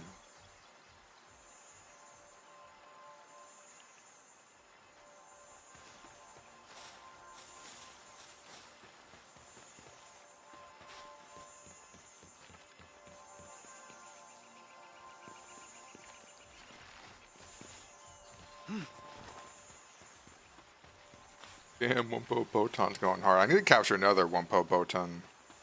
The day's about to set. Maybe I can get there in time. Where was he? Right there. Damn, far. Yeah, make. Yeah, I need to start grabbing Wumpo Botans. Freaking northwest.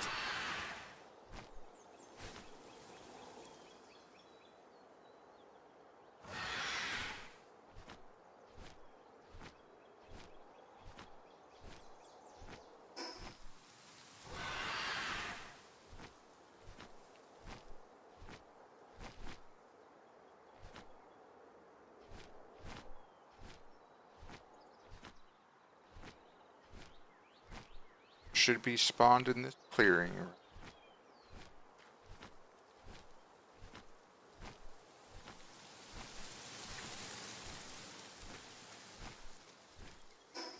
Oh, I'm not nearly far enough. Okay.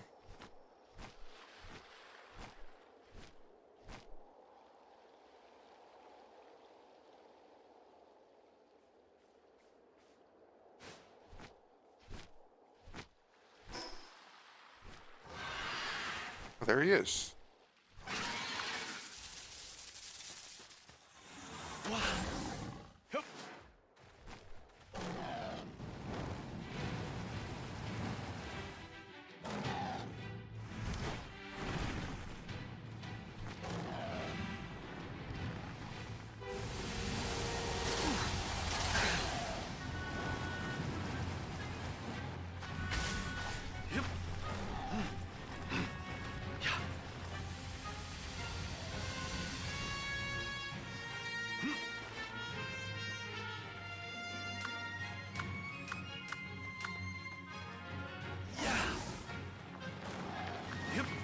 Oh my god!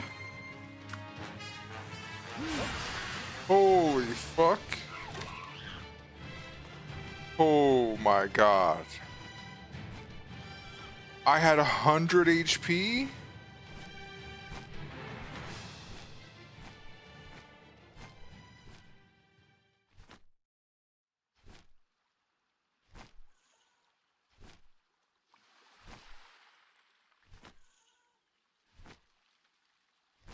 Christ.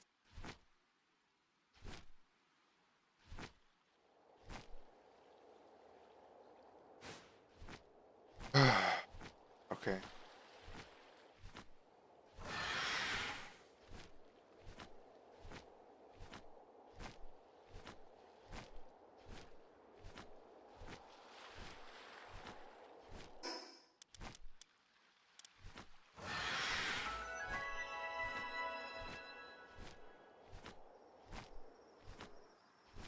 Okay, cool. Land ball. Land ball if it's good though. Then I saw a teleport. Fast travel.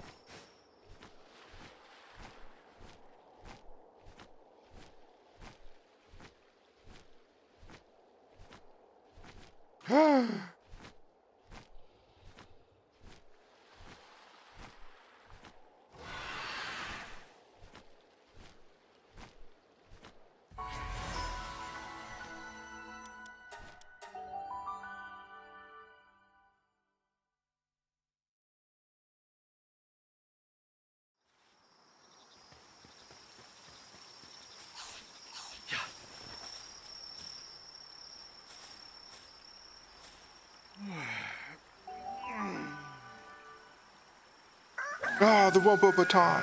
Oh, okay, it's just a dream.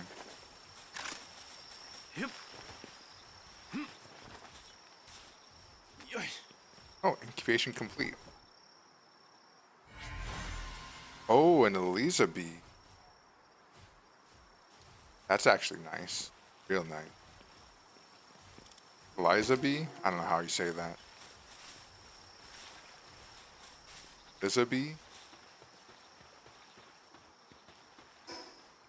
Okay. Let's go back over.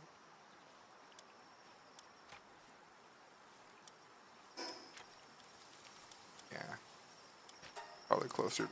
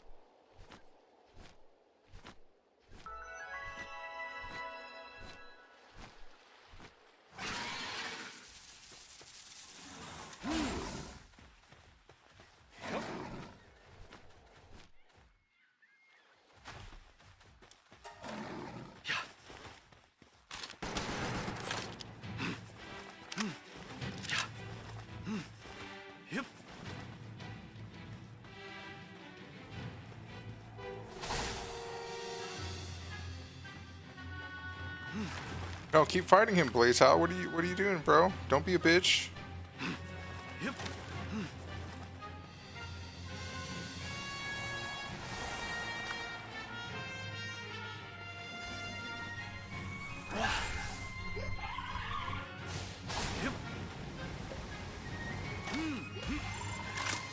Let's start controlling the field a little bit. Oh, Grove, camp him when he comes out of that block. Oh. Okay. Double heavyweight compo.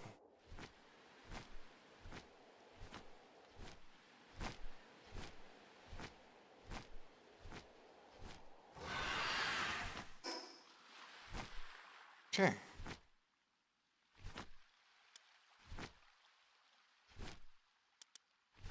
I just go south and get an Andra. Well, real quick. I'm on the island.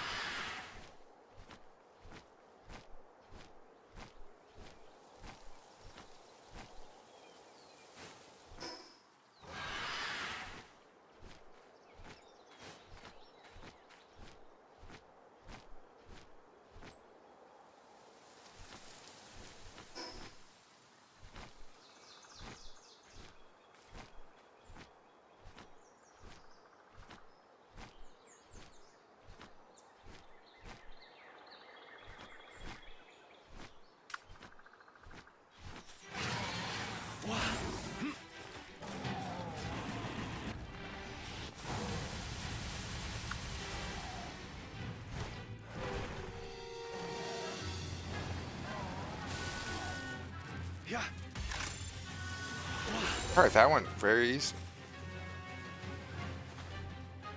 Don't Giga Blast him, elevator.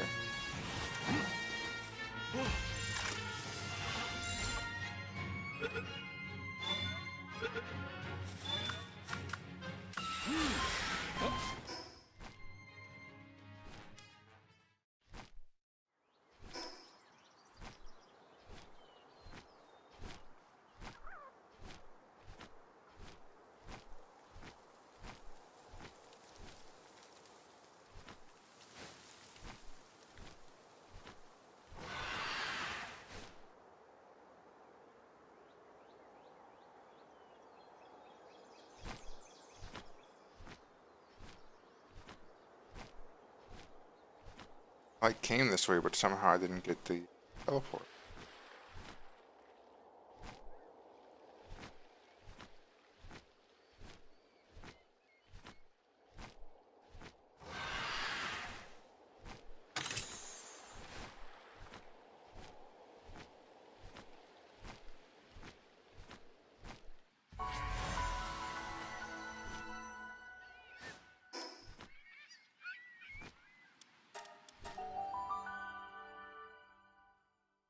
Head over to here.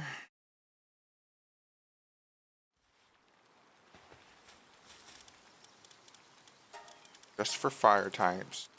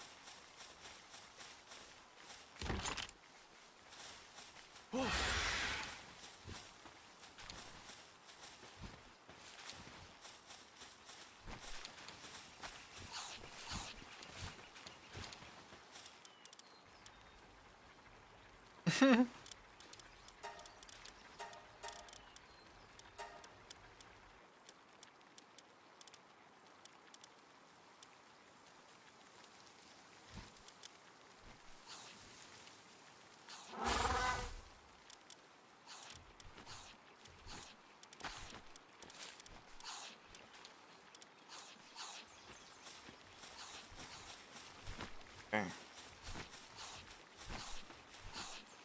Wait, I was like, yeah, I need to build a bed.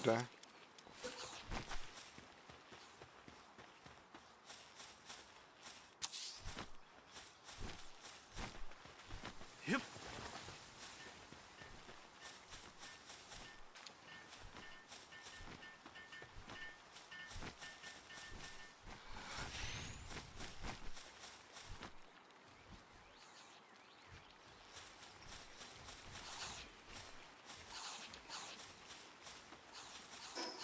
Okay, let's see.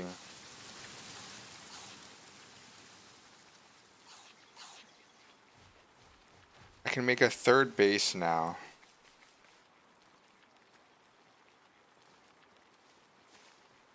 What do I need? Oh. Pal Recruiter, what do you got? What do you got?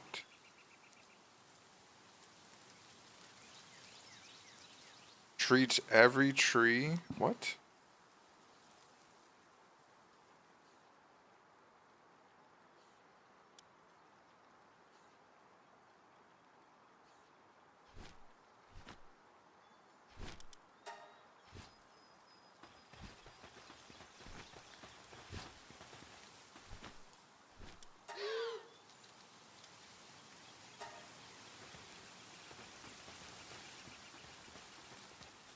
That was a Giga Fuddler.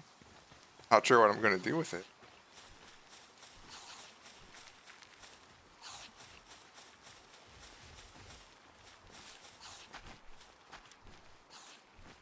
It's like, okay, if I have a third base, this space is mostly gonna be food and egg creation. Right now, main base is kind of everything. Except food and whatever.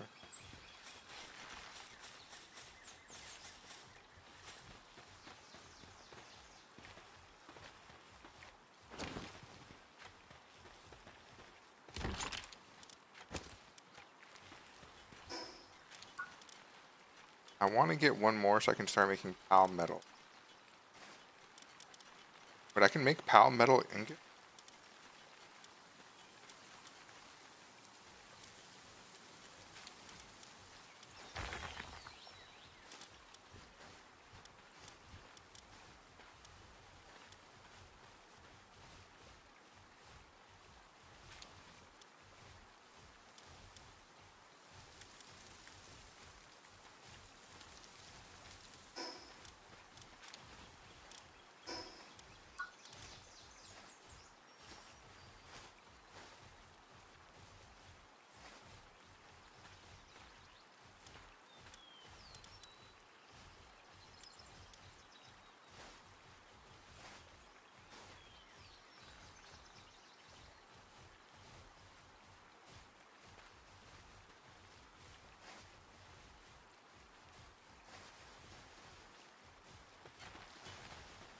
Okay, am I missing something? Maybe I have to beat a tower to unlock metal ingot? I'm lost.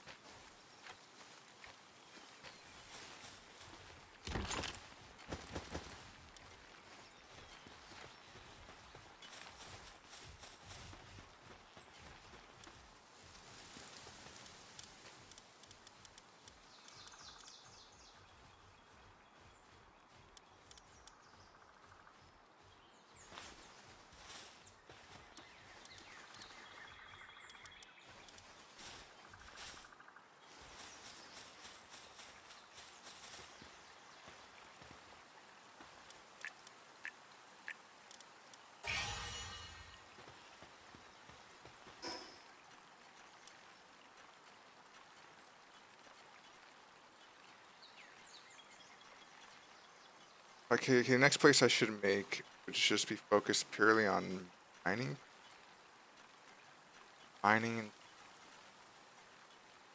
And I need to go get another blaze howl because really good melting more for my next.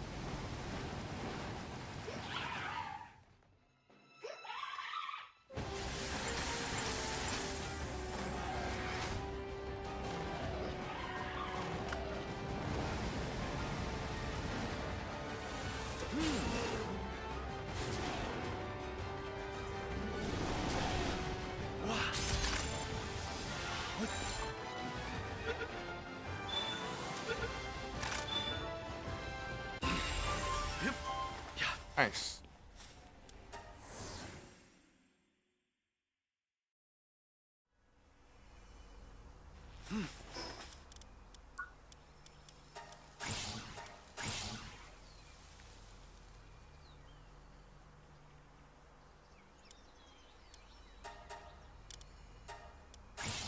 A beta wave generator too? Oh man.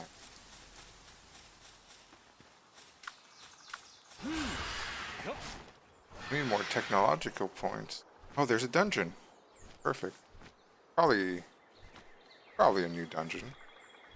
I haven't cleared it.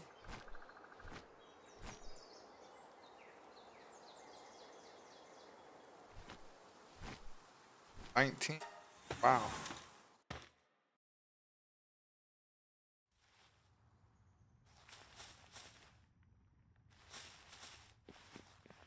Oh, cool. It's just a treasure dungeon.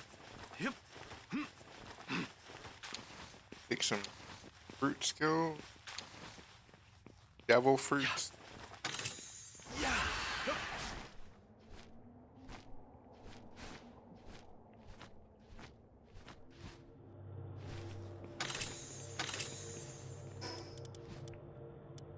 Plus 100.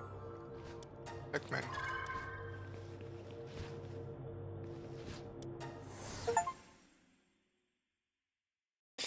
Easiest dungeon clearer ever.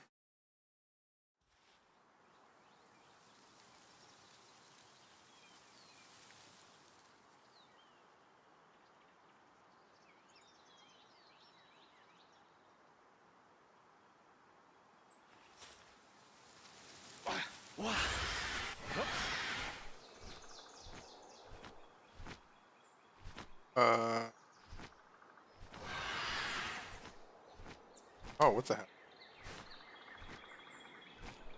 Messenger of Love.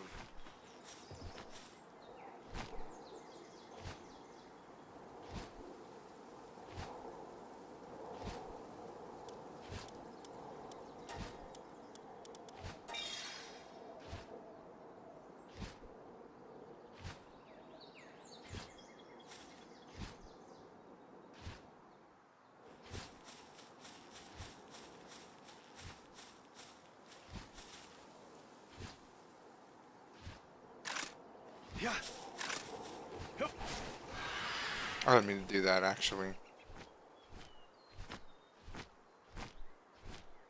Another dungeon nearby.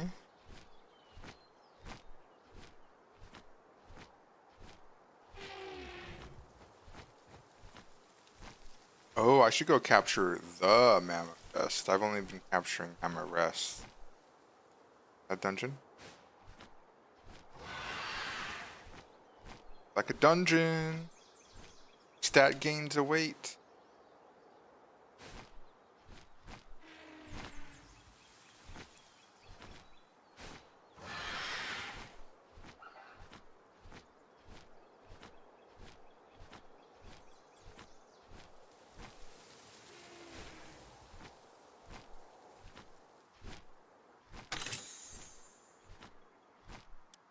What was it? 19 again? Good.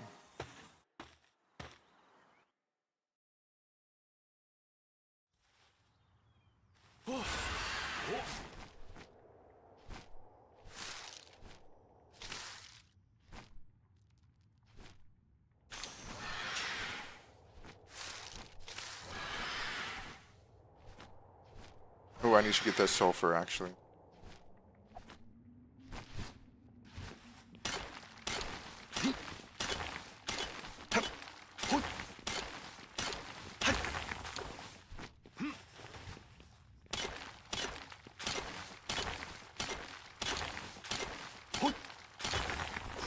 Because, what does it take?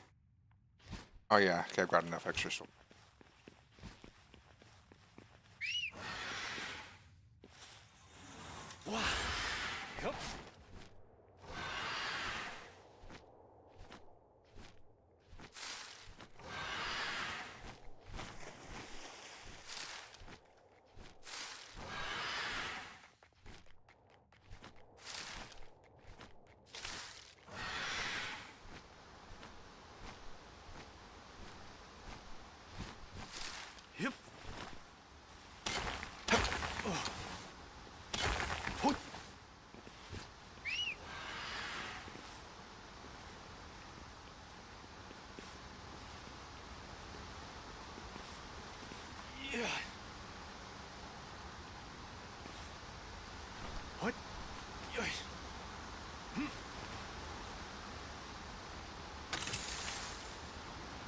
An ancient tech? No. I mean, it's good, but I need a regular technology tome.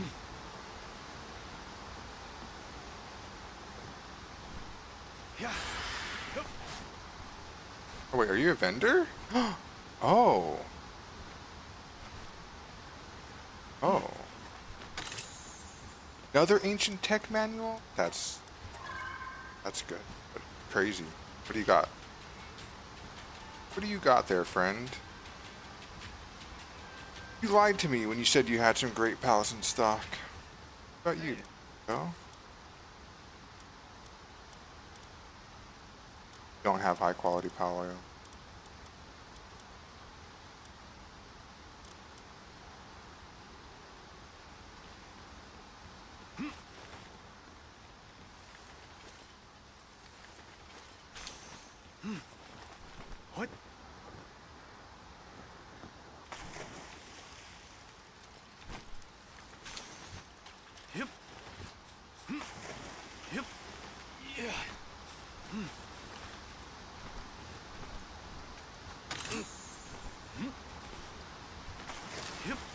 Okay.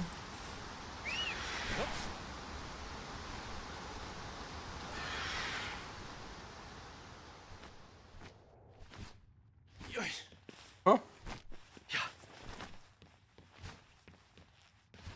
Let me guess, another ancient tech manual? Oh, okay.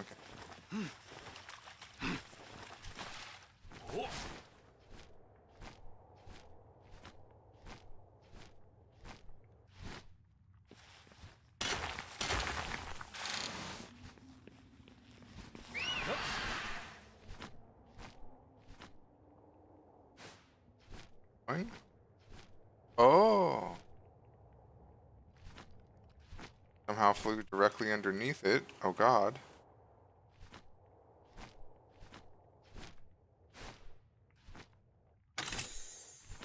Another ancient tech manual.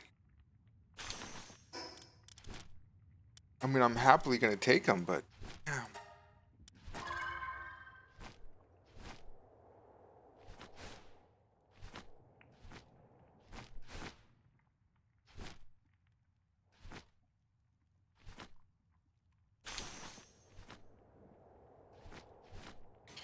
Oh, that's the way right there. Go check over this.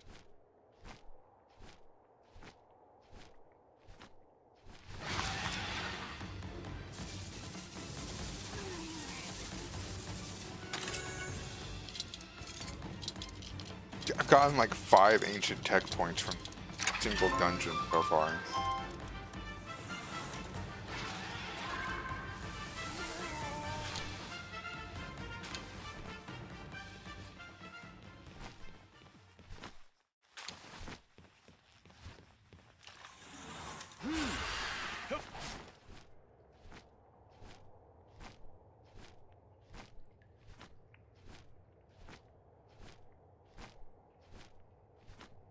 Something I want to capture. All right, it is. You're like an S-class danger.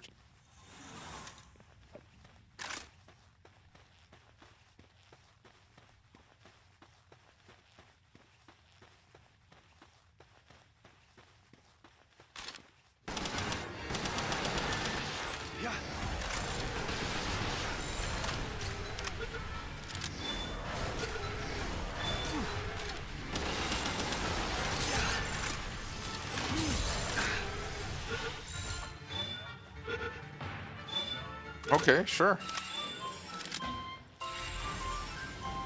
Nice. Meatball effigy from it too. Ancient Tech Manual number 8. Vital Remedy. Nice. +1 HP level up.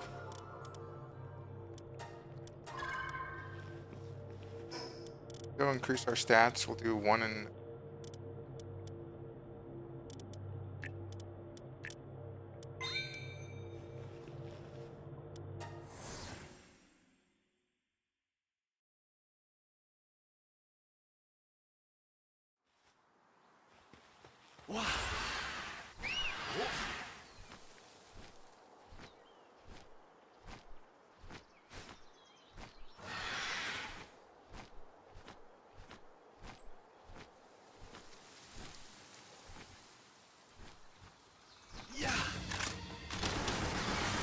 Oh, you're level 34. Sorry. Not.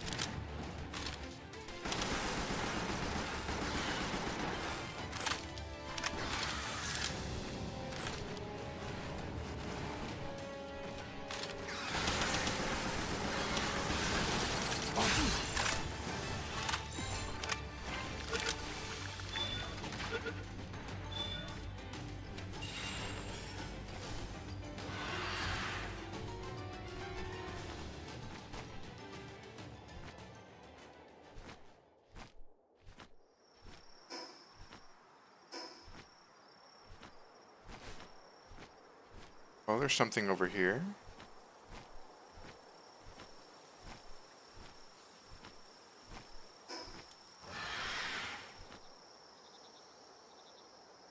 Oh, I remember this area. It's a beacon, isn't it? Oh no, the Tyranitin.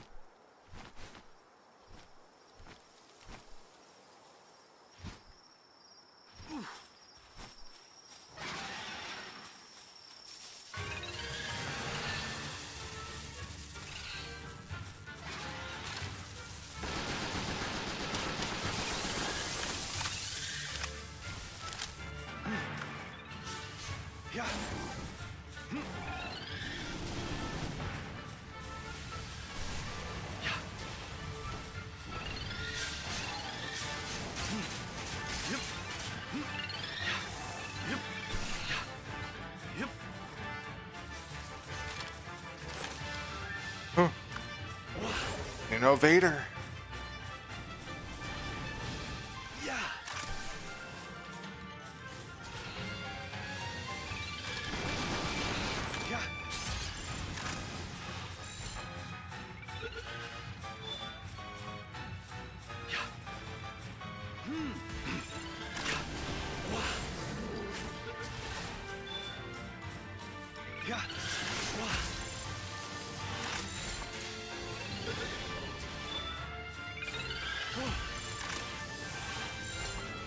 Watching my Xenovator HP and the big Tyrantus HP.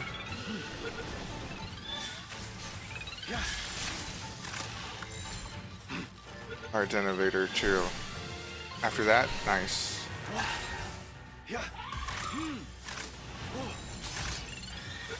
Okay. Oh, nice. How did the boss go down easily, but then this, like ball number 10 for this one? Okay.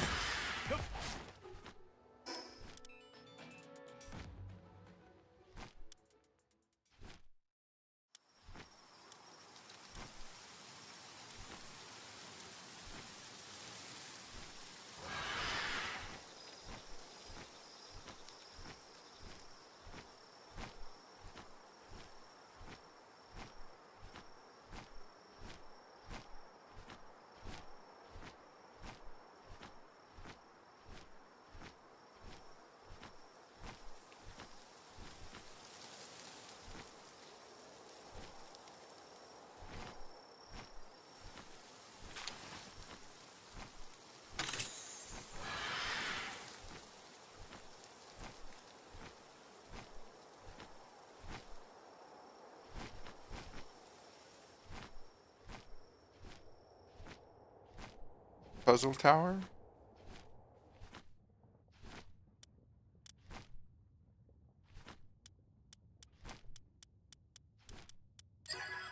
My IQ is too high for these puzzles.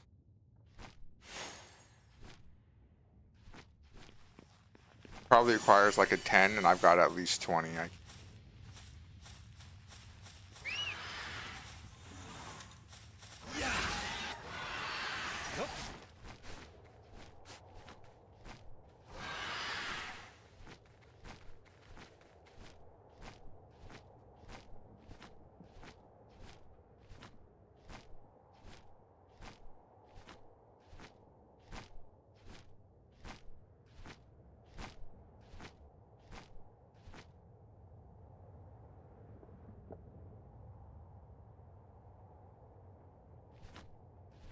I want to say the top of one.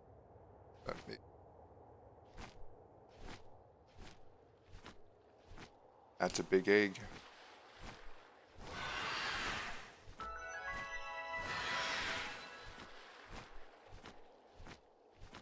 That's a not so big egg.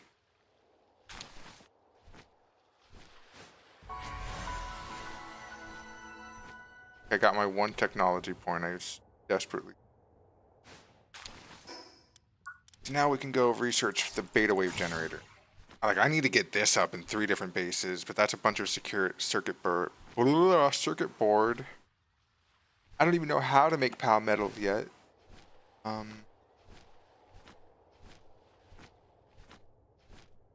Volcano.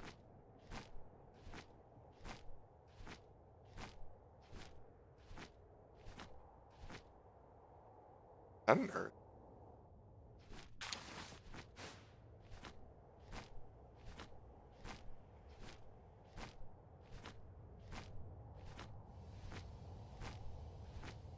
Fuck is that? Oh. Tanglet effigy. Nice.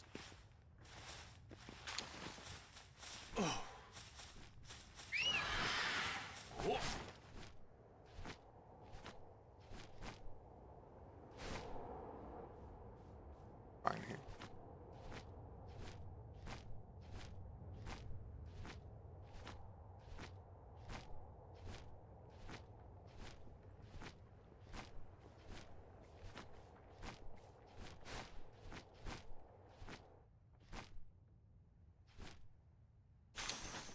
Actually, yeah, I knew I had some more.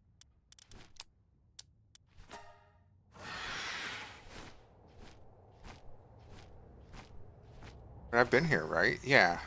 I was like, this is looking mighty familiar.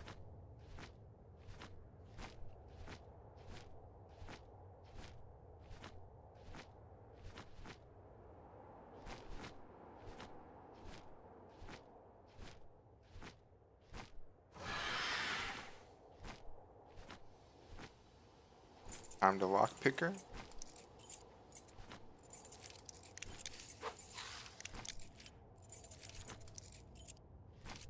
Oh. Oh.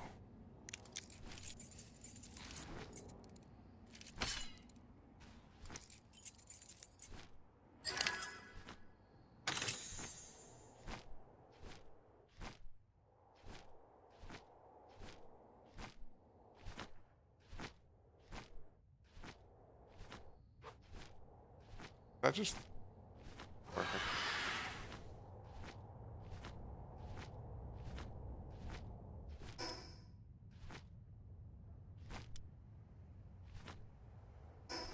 Actually, 2 question marks right near to me. I mean, I gotta go check them out real quick. There. Oh, there's a dungeon too.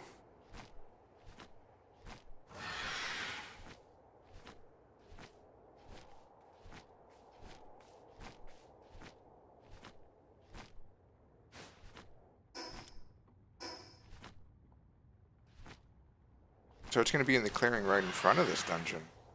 Nice.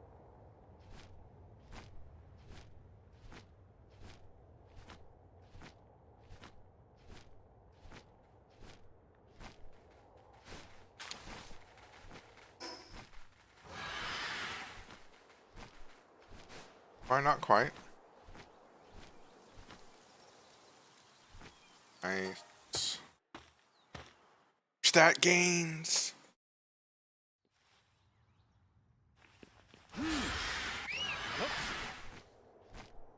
Speed run, let's go.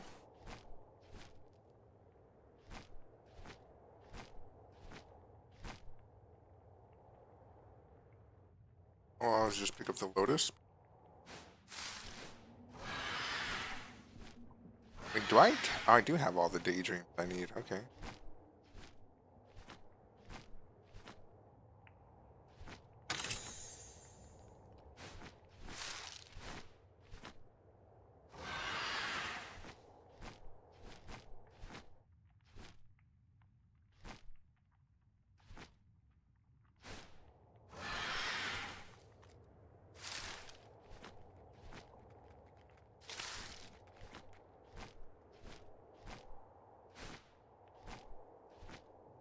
Oh.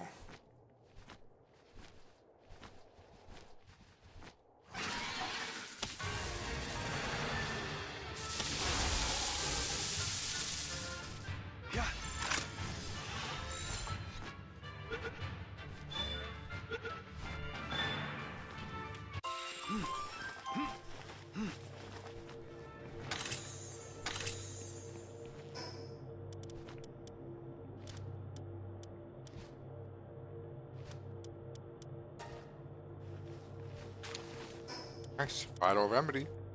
4306 for 4.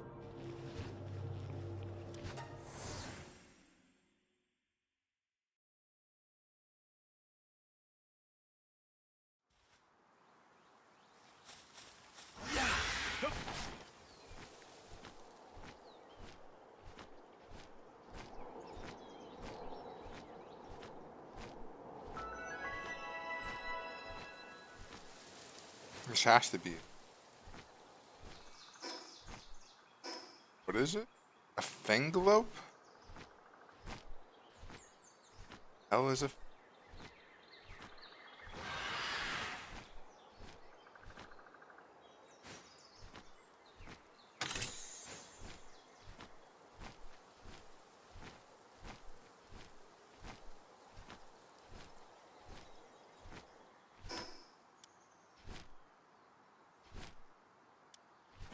Oh, is it? Does that mean he's like in a little cave? Oh, that makes sense actually. I have knowledge of having to do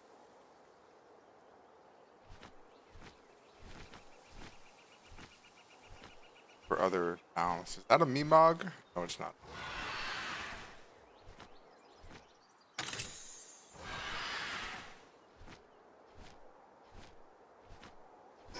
So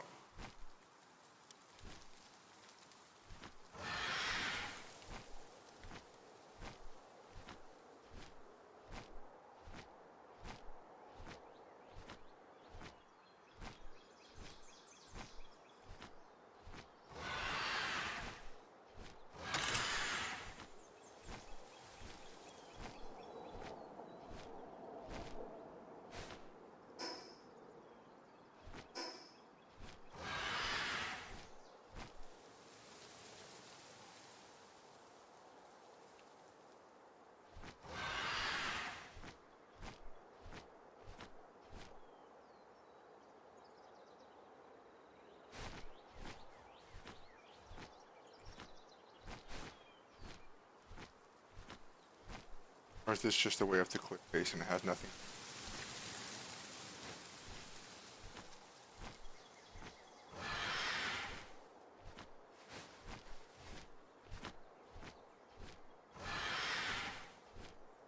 Oh.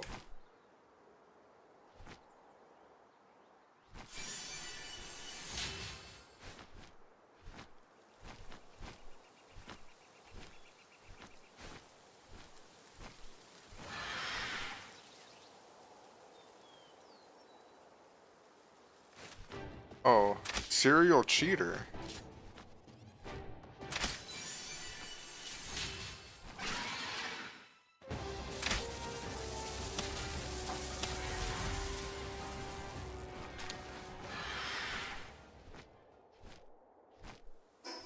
Bold of him to challenge me. I saw him way away from the thing. Go up. What the hell? Oh, brown cherry. I need.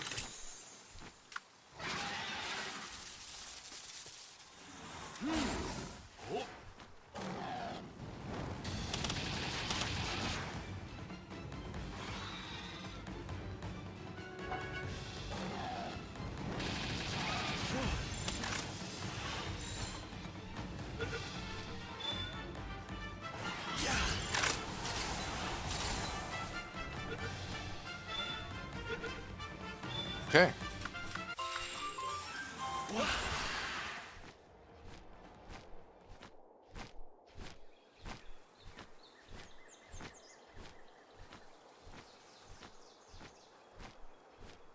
Oh, was he? Oh, okay. It was a Van Worm. I was like, the fuck?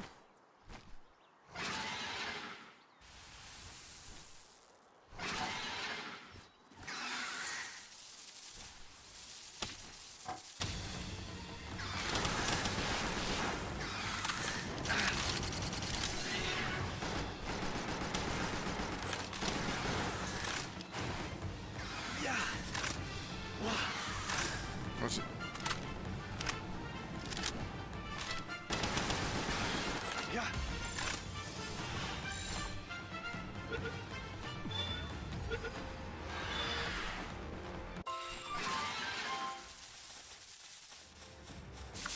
Okay, I'll give Beacon a little rest.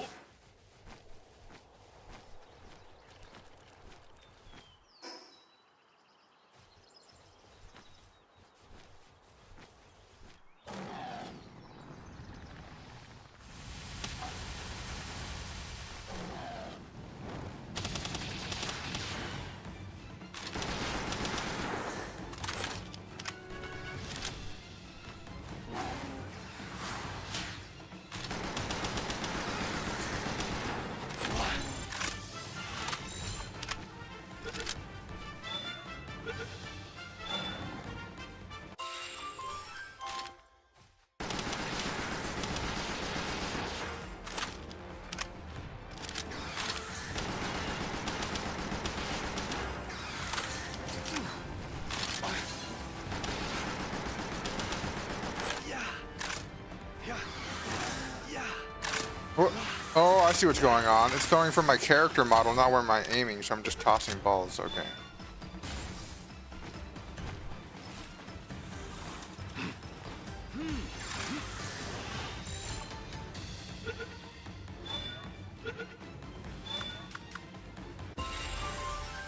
Nice. Leveled up. Got a Meemog effigy too. It's okay to pull Beacon back out. Oh, an egg. My inventory's full. There's a dungeon too.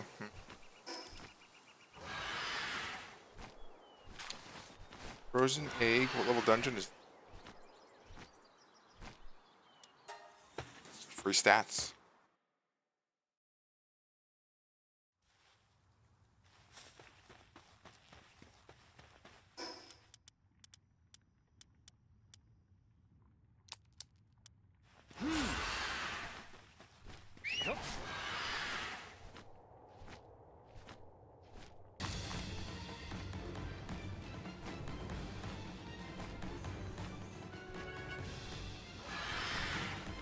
I'm gonna guess forward. Nice.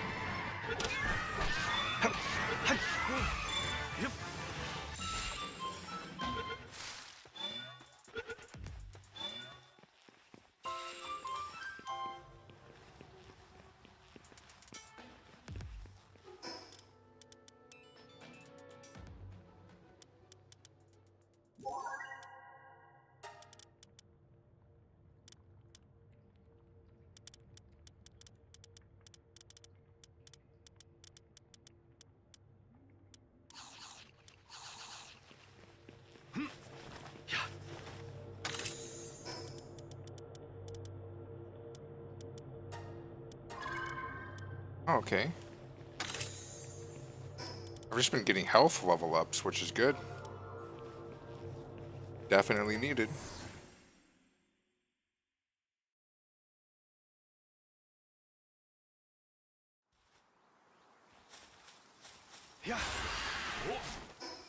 Now, how the hell do I get to the thing go up? Oh, a Relaxosaurus.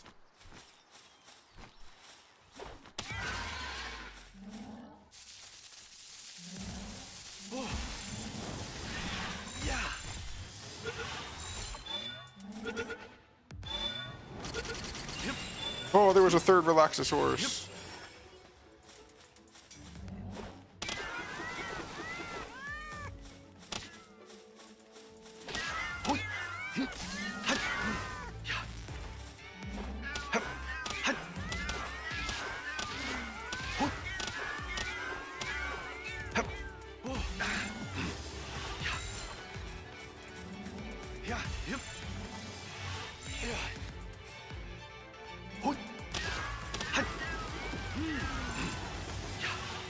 $50-50? Okay, I'll take that. Oh, $60-50? Oh.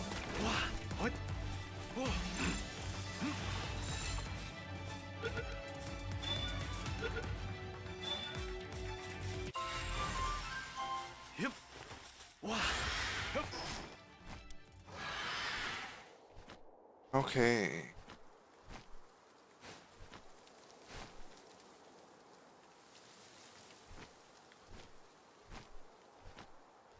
Oh, I see. That's sick. We're going underneath the water. Waterfall.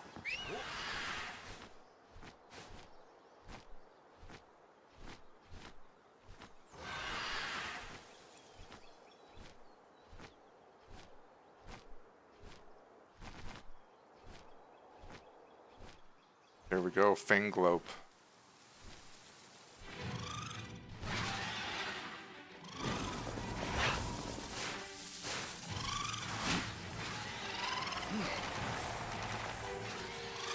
Yeah, stupid ass fucking thing. Why don't you look at the beacon that's wrecking your shit? It's going to be the shit.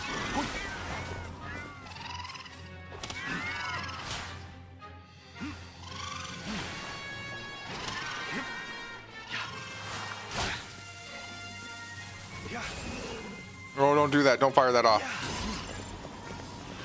He was seriously trying to kill Fanglope. Oh my god. What is his problem? 64%?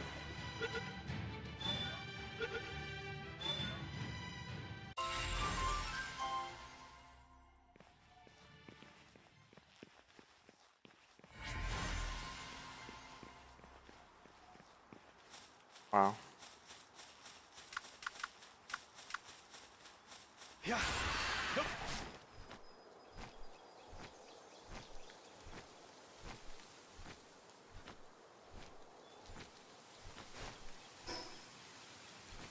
Head south and hit that other question mark, and then go back to base.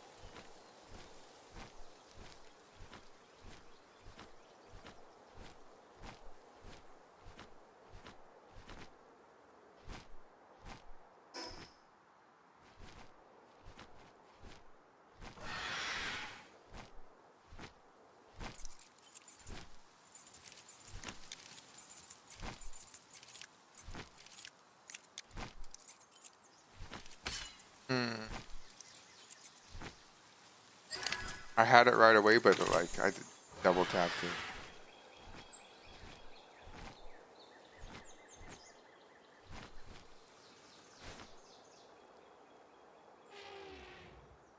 it. Dungeon spotted too. Nice.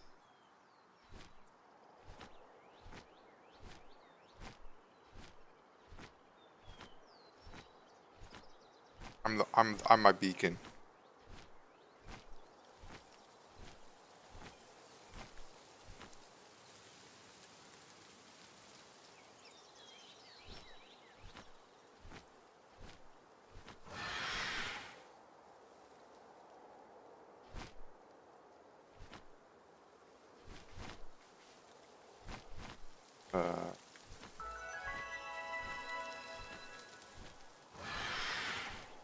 This dungeon's probably going to be like level 10.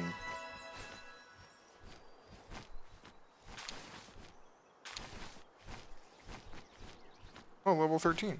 But still, gives me a level up in an ancient tech point. So it's...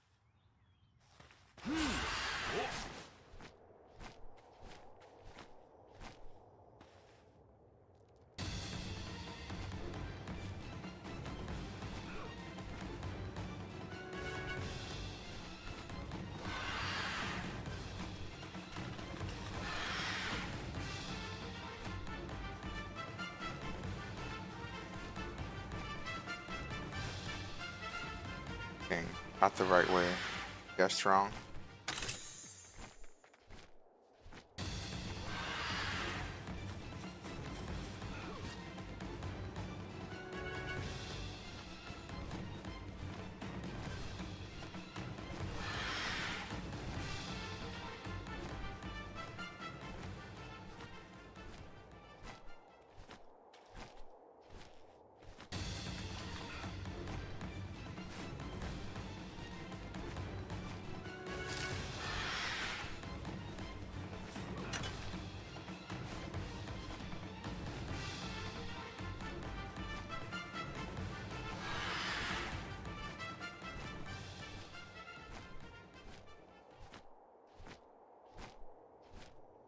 Oh.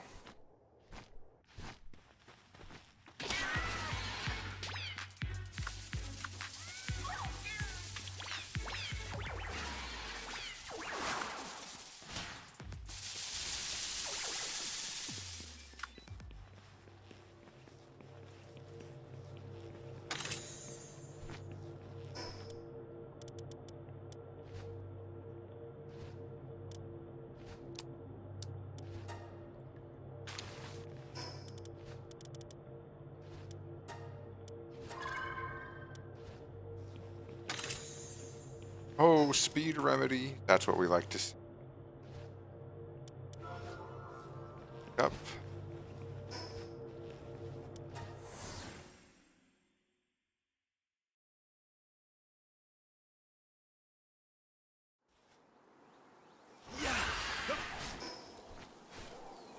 Okay, now the question mark.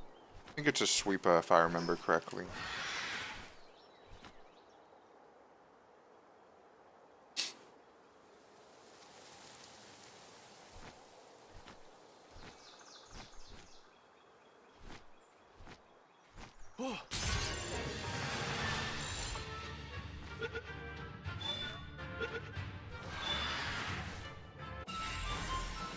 Okay.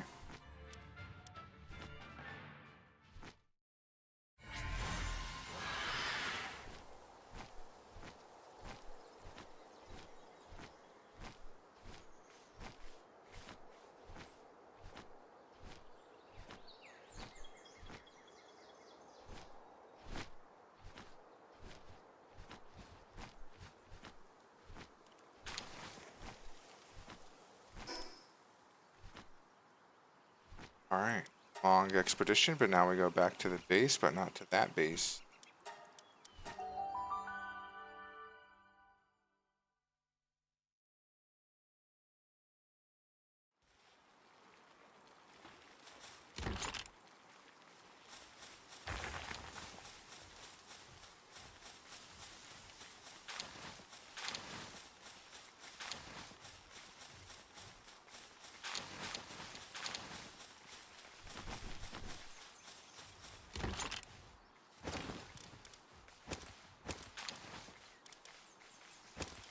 That's a lot of stone.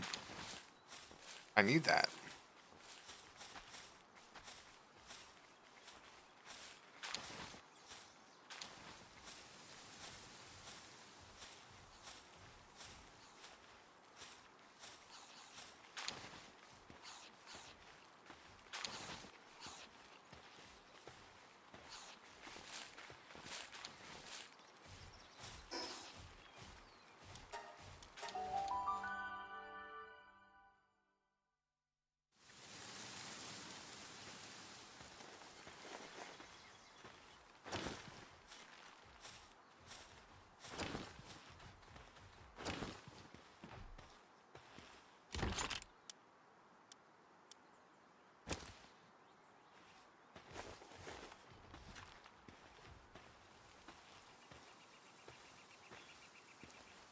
carrying an extra 2,000. Don't mind me. Meddling. How much capture rating? 38.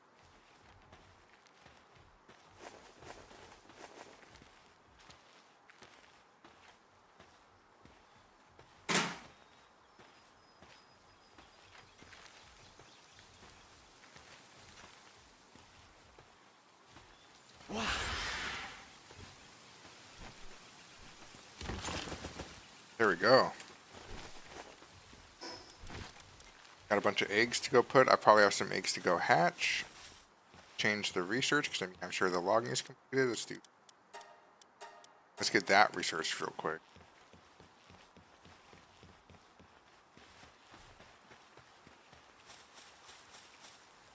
Oh.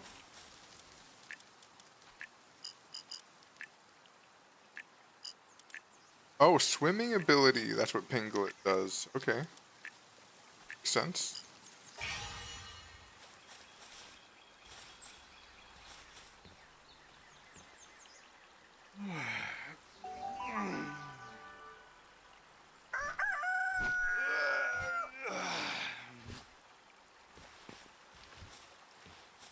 Oh, 3 different eggs. That's basic egg. A caperty. Oh, okay. Large scorching egg. Ooh, a Wixen. Work slave Wixen. Good. And another bronchari. You.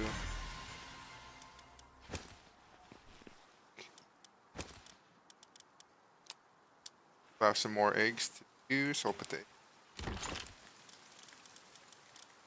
long.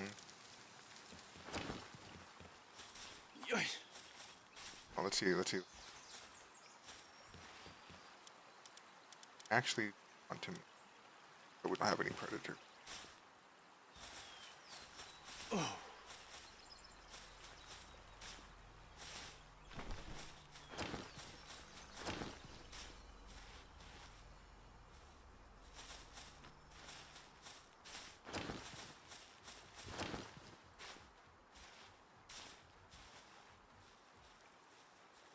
Passing C on everything.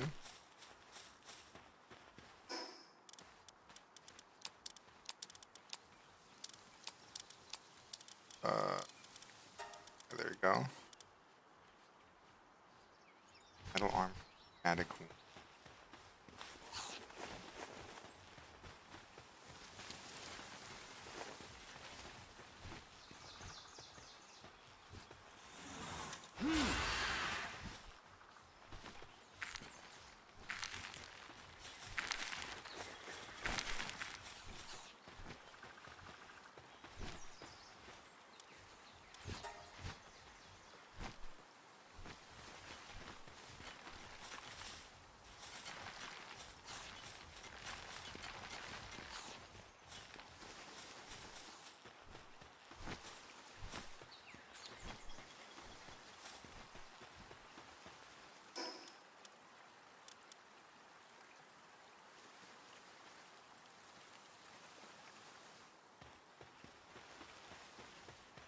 Yeah, I think I need a new base. I'm just gonna make that base pure metal.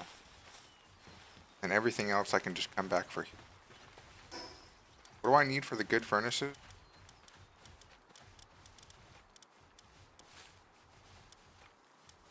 Oh, wait, I need an electric furnace. Oh, and it allows refinement of Palmetal ingot. Bruh, it's right there.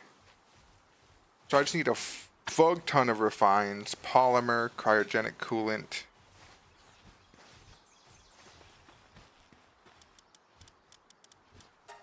Cryogenic coolant? I can only have enough to make 2. That's worrisome.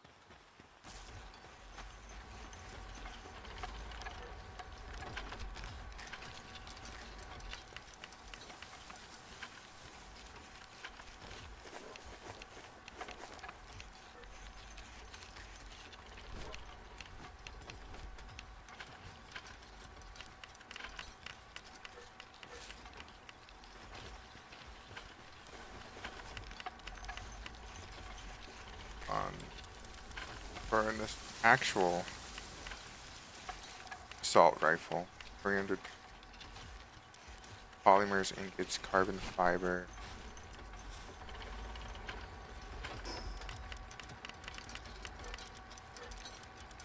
Bunch of refined ingots, right? A fuck ton of refined ingots.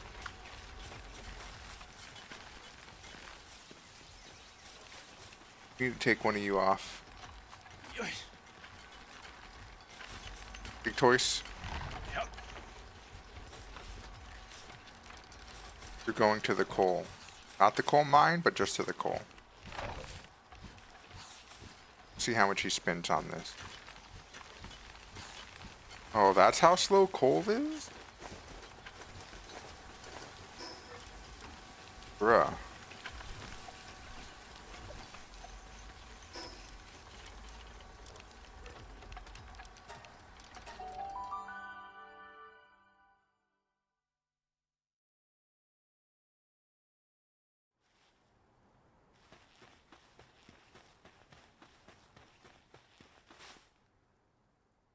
What? Wow, it's so weird having spacebar be responsive.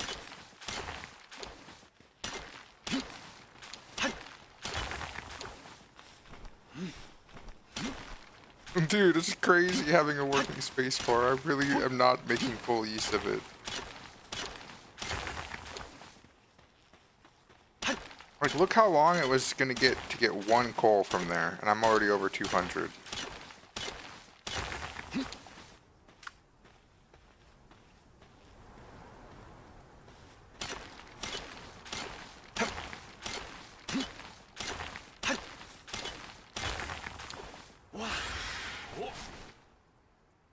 Oh, Beacon.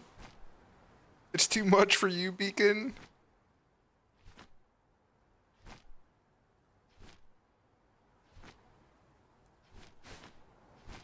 No.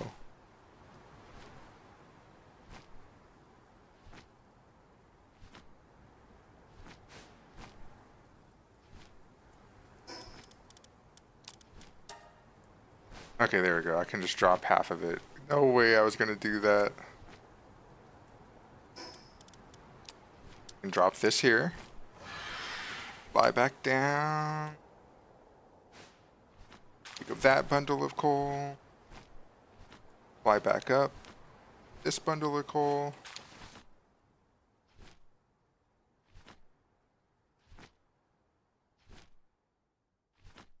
Fast travel.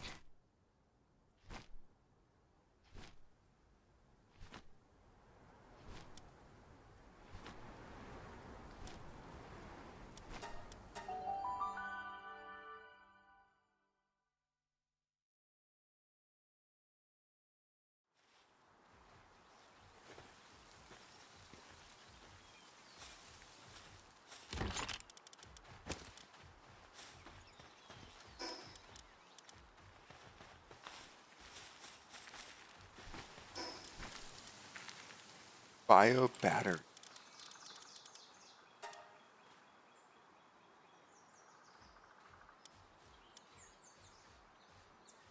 Electric organs. That's fucked up.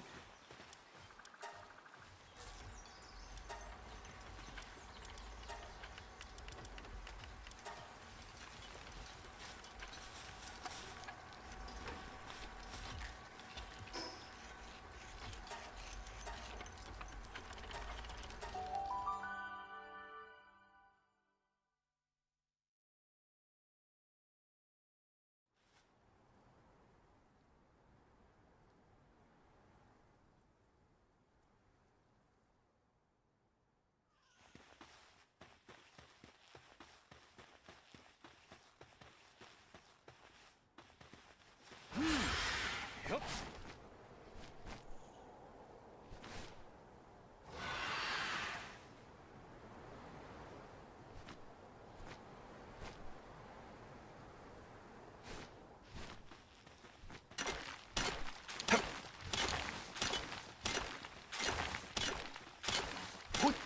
I wonder if this ore thing works. Coal considered ore?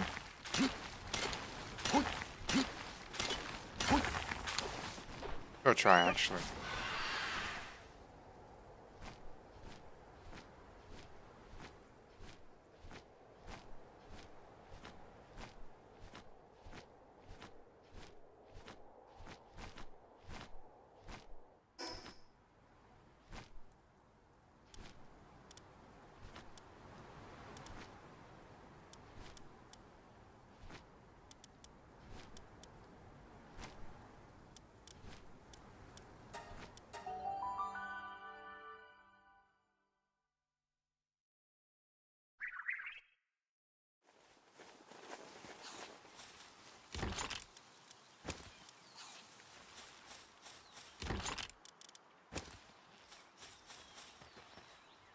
Okay. Go here. Put everyone back into the box.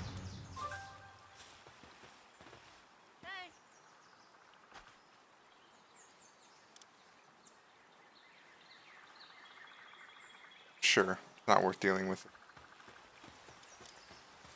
Now we go search for a specific, go mining. Guess you can't type it in, so we just scroll down to the M. Mine foreman, search.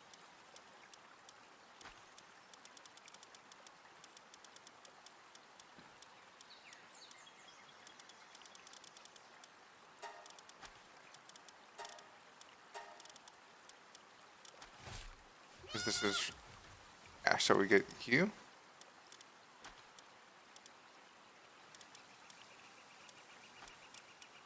Who was the ore goblin?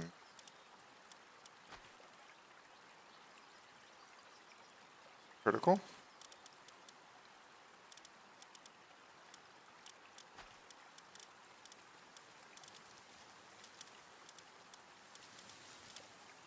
Mine form. Mine form. Have beacon in here. Transportation.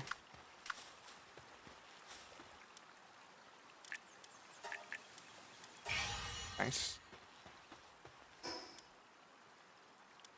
Check this out real quick.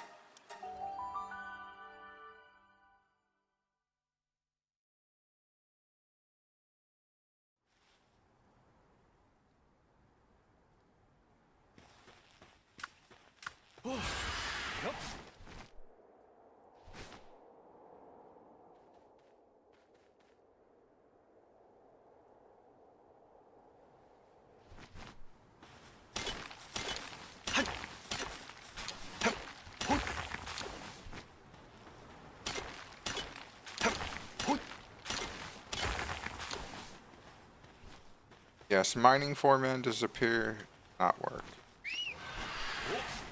Okay, good test.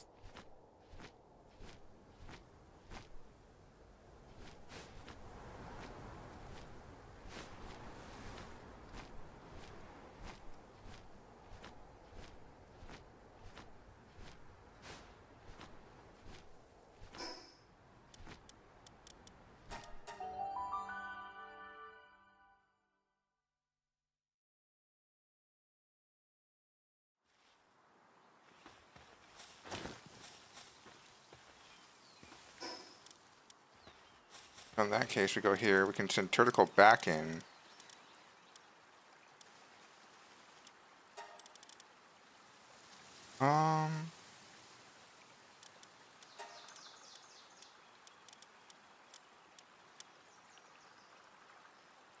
We'll ask the gods. Coal-related palace. Help.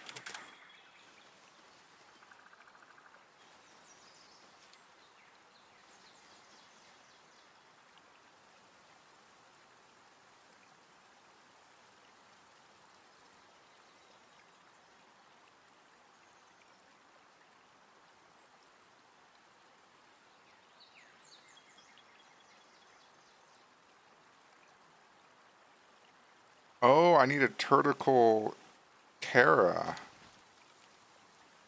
Where the hell do I get a Turticle Terra? That's fucking sick.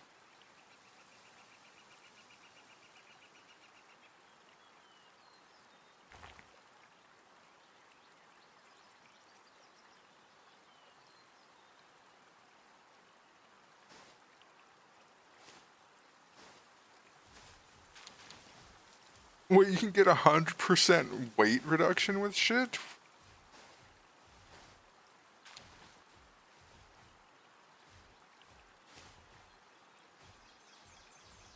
Oh, it can only be found by fishing. Fishing in the sand areas. That makes sense. Okay. I have a new reason to get a better majigger. A rod. Oh, power metal ingot. Make a giga furnace.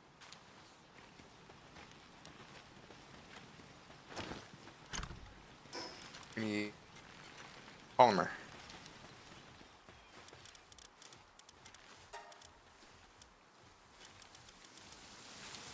Oh yeah, make me all that polymer. 70.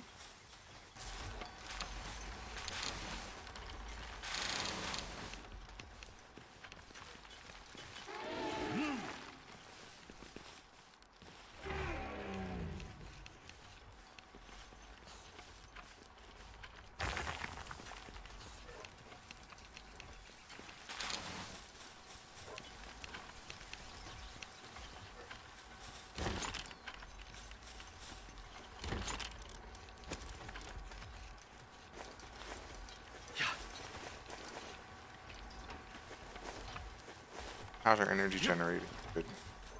Good energy generation. Got a bunch of ingots going. I'm gonna actually switch a Wixen out for another Blaze Howl.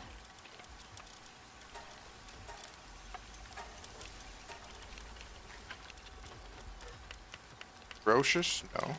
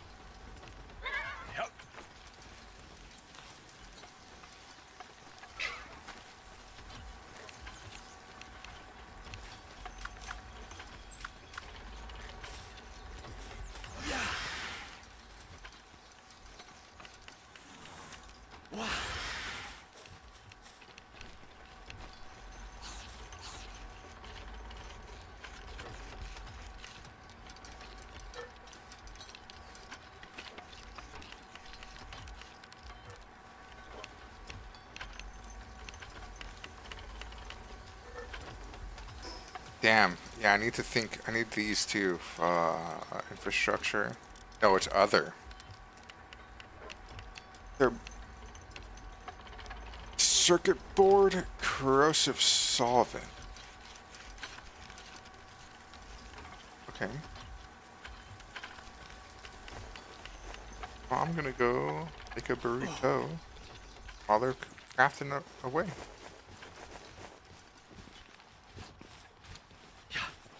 I'll set one of these to go to.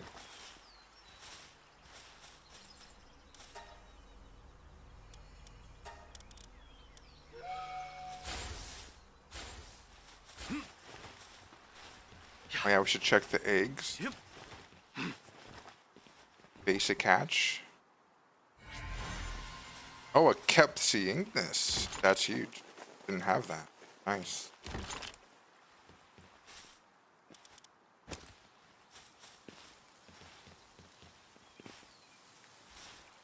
Good.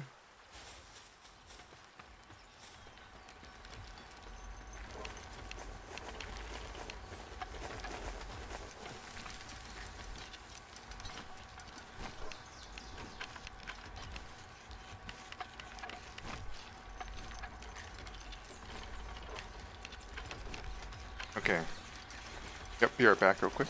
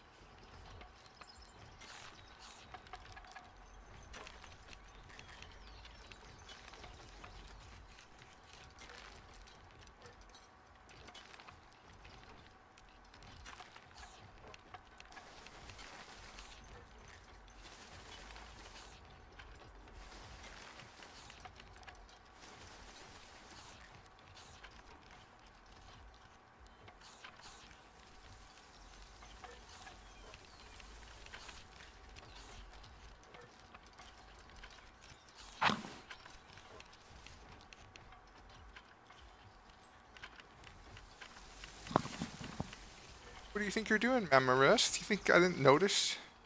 Just did there?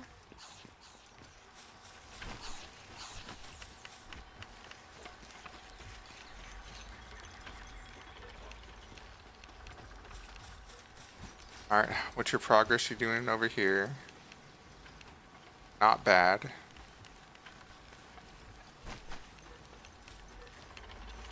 I need to start finding the promised land, the next area for my next base. Oh nice, you finished mining research level 1. Good job. Yep. Well, let's...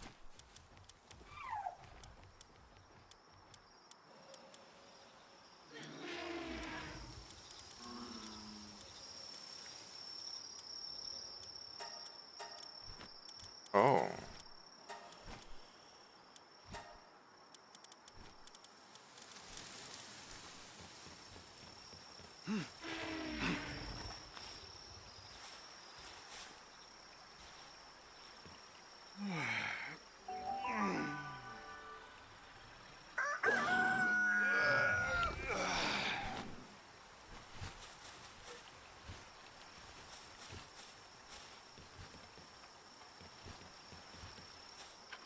Yeah. Fuck Spark.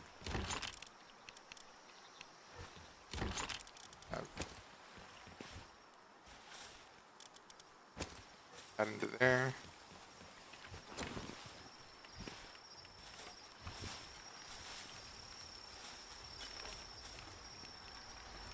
Time on this. Not even close.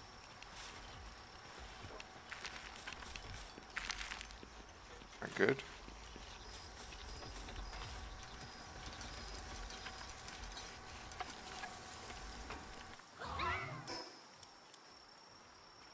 Circuit boards.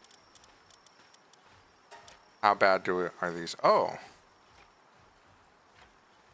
Not bad at all. Hold on.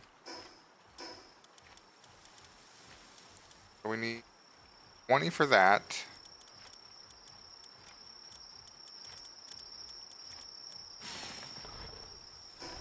$20 for circuit boards. 1-to-1 polymer. Okay.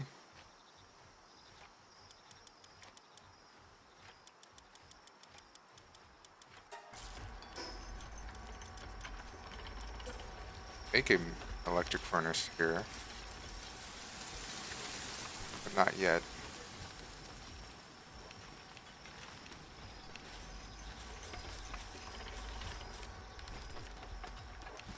Let me see.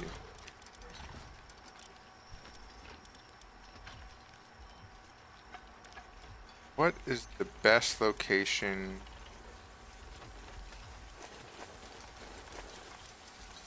Do I do just Eastern Wild Island?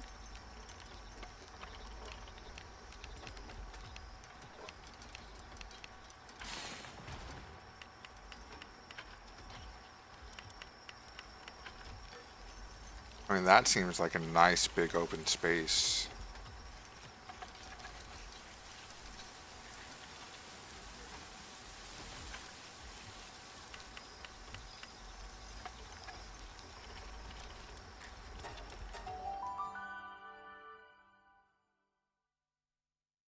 Check it out. Figure it out. They can. Oh yeah, look at that. It's perfect. I'd ever want. In a base location. I don't have the basic materials to make a PAL box. Comparison. Alright, now I just need to put right.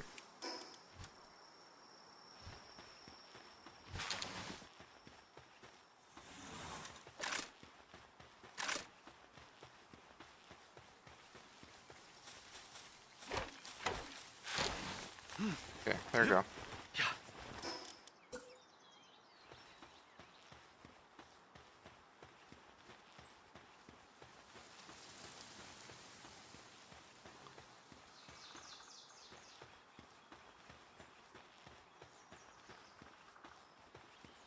this.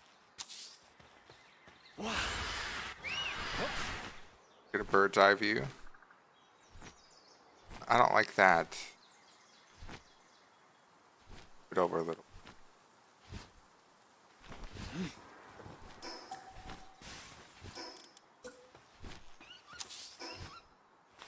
That should be all it took, right? Okay.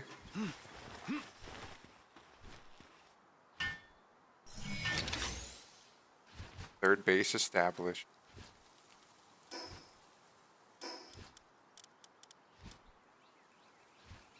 Gonna need just a bunch of wooden fiber. Okay.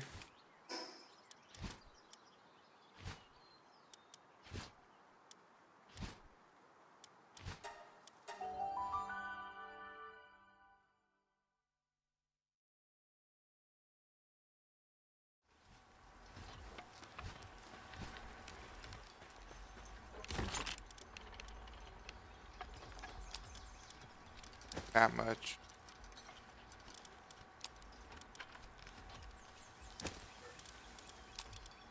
That. How many beds is that? A fug ton. Okay, we're good. Fast travel. Base number 3.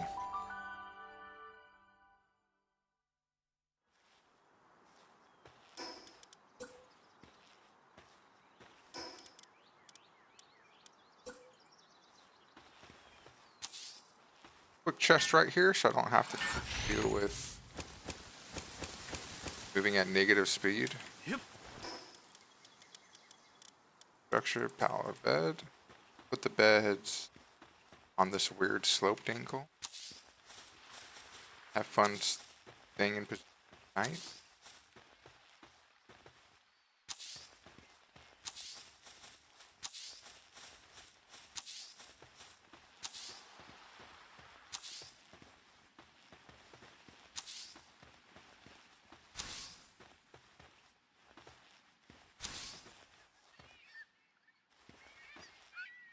Oh wait, am I?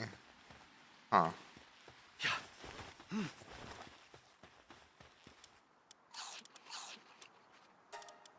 Handiwork.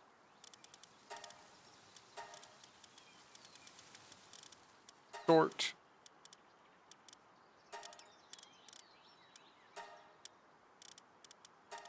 I'll sort by the Palba number.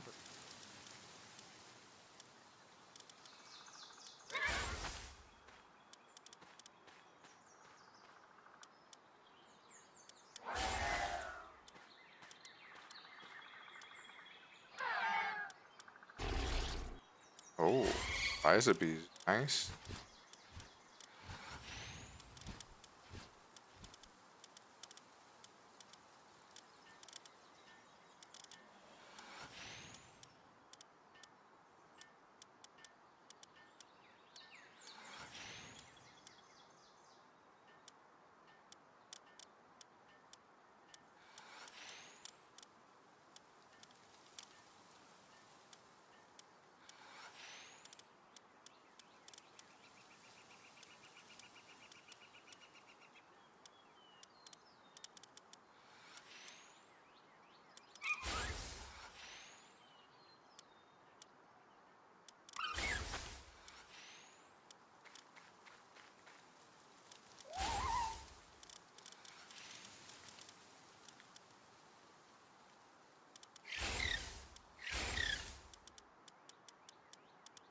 Okay. Yeah, just come out.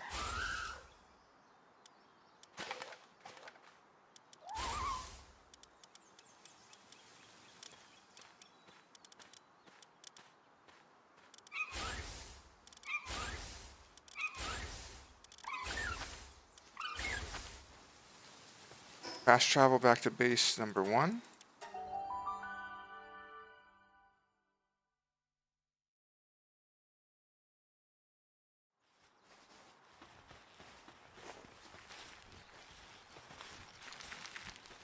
Yep.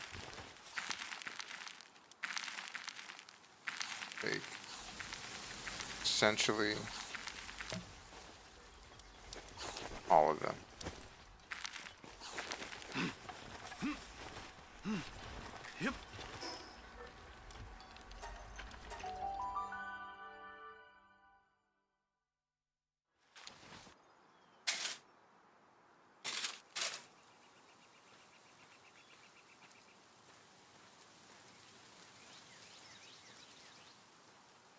Now we can go here. We can build a feed box.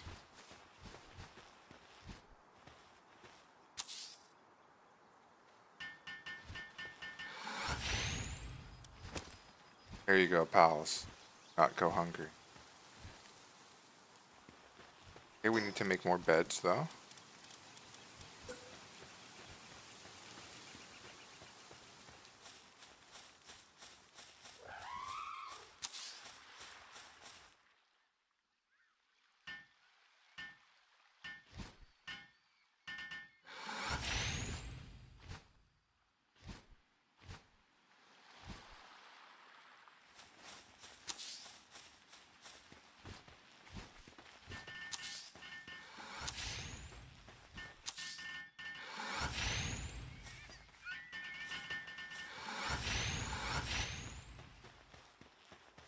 Okay. So, fast travel back.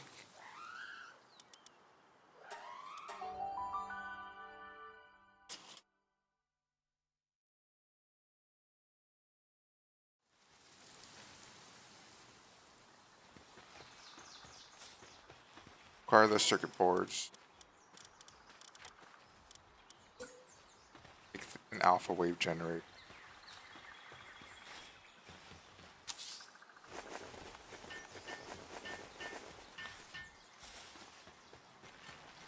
Build me electric furnace. Pick up the ingots. Do that, and then see it. Pick up the materials to craft it.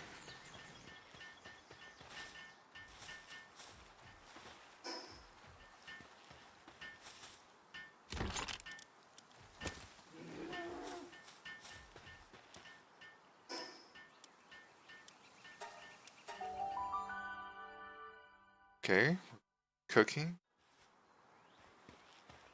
Here, deposit. Electric furnace. We'll put you. The furnace is right next to your guys' beds.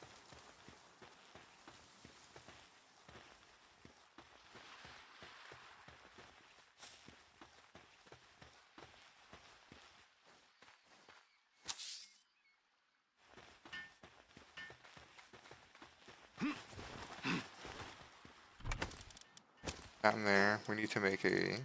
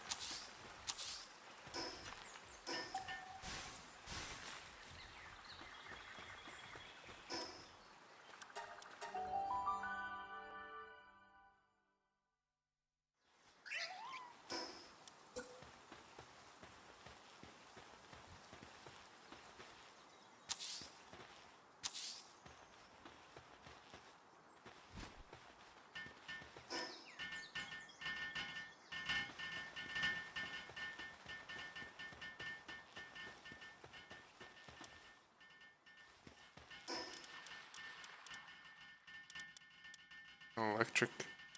No. Oh, it's going to be under food. Electric kitchen.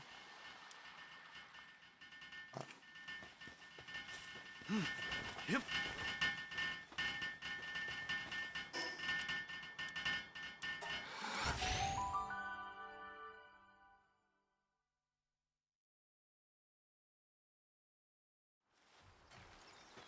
Okay.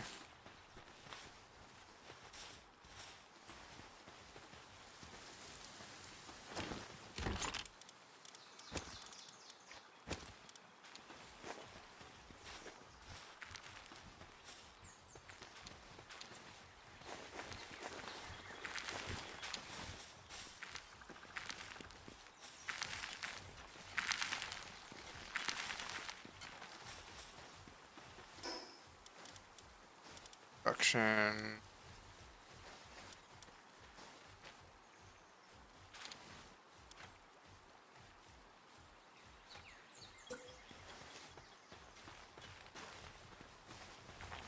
Nice, I have enough to make multiple gold quarries, but I don't know if I'll need multiple. Let's see.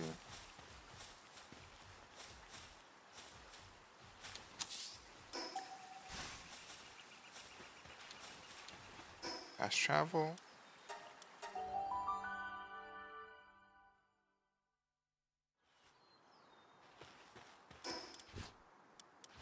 Gold.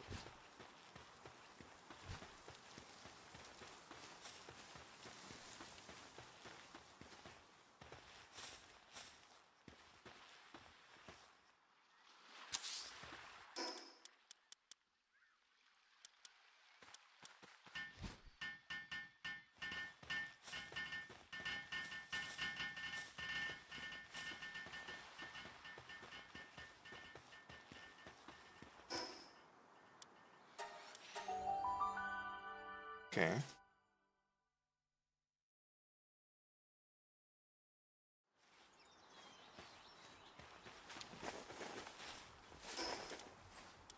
Ore mining site 2.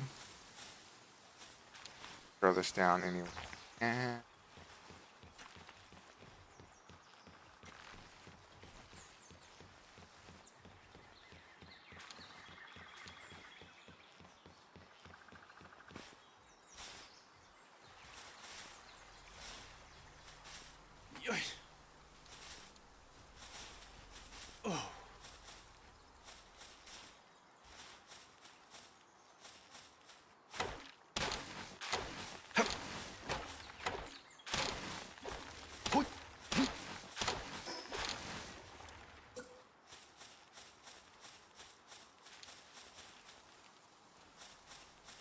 what do you mean?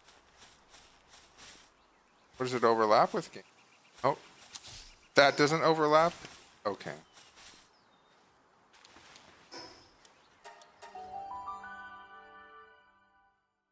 Craziness.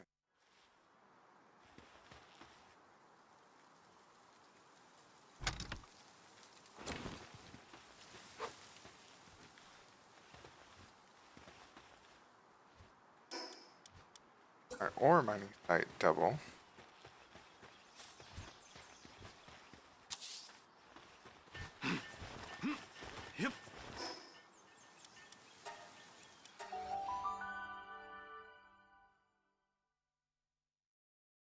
I really just need my expedition to come back because there's a lot of people I want to put at base 3 I think are out here.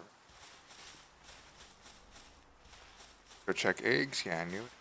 Oh, 3 eggs. Okay, okay. Go through the rocky egg. Okay, do. Large frozen egg. A sweeper. Don't need it. Okay. And a Ragnahawk. Oh. The fire beacon.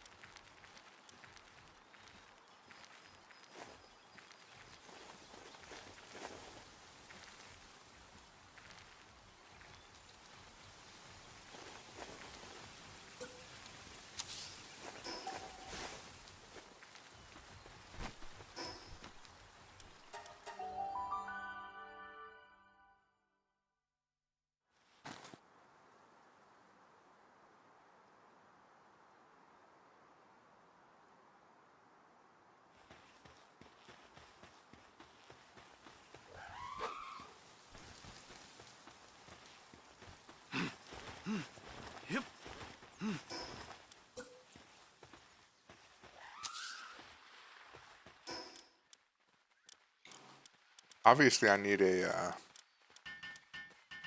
power generator. Okay.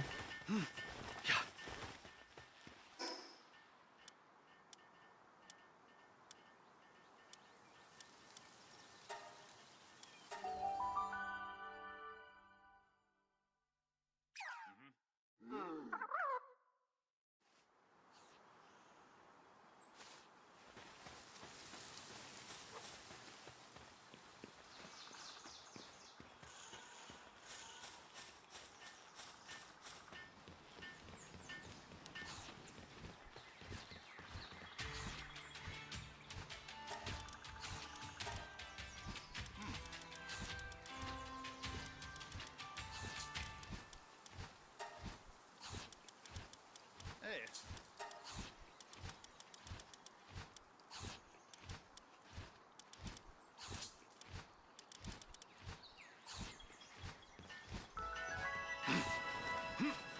Yep.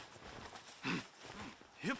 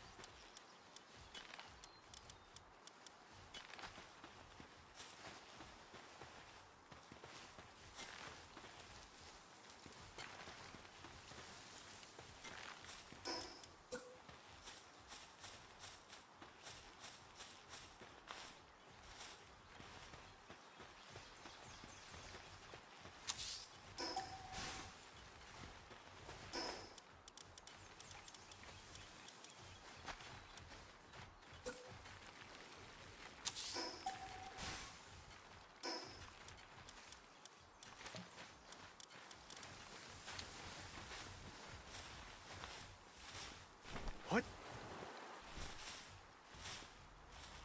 Ah, it's so close. Okay.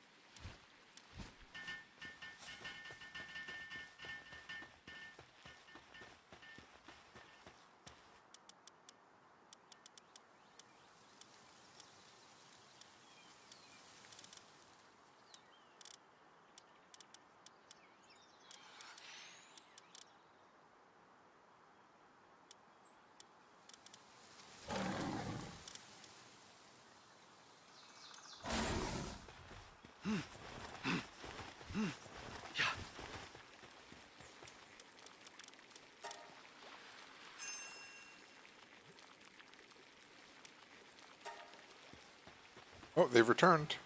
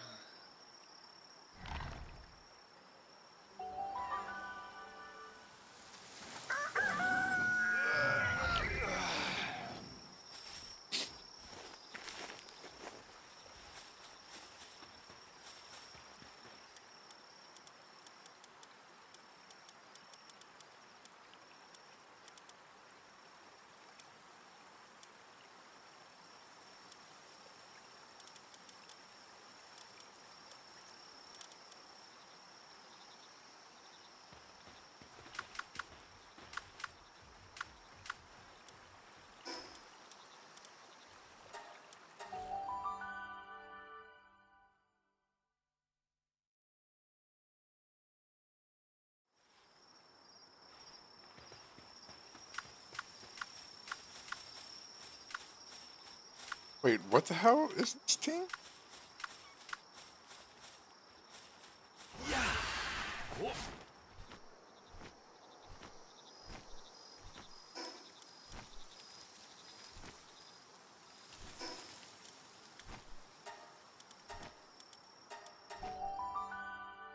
Still have the mining team.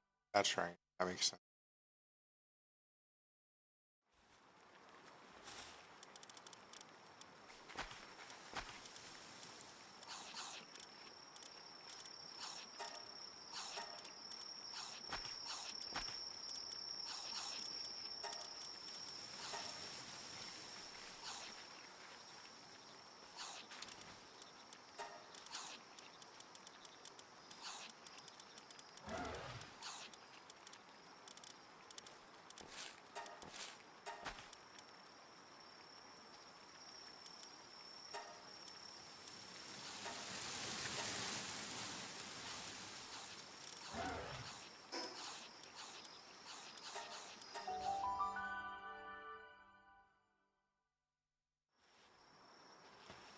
Sitting here waiting for this to come back, and it came back.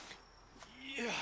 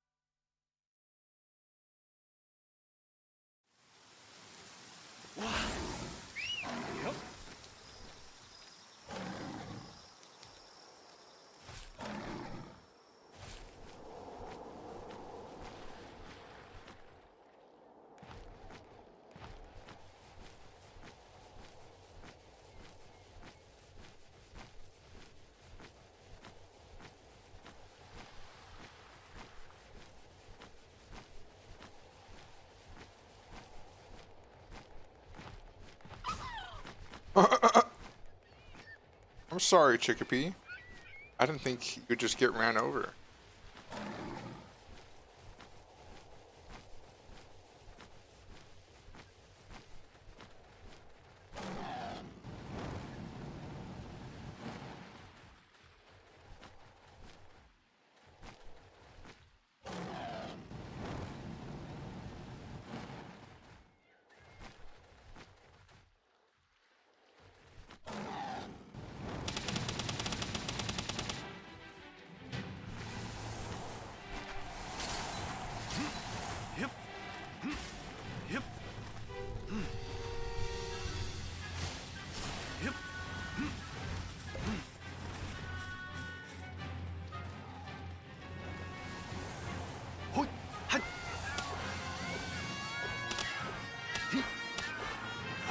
Oh.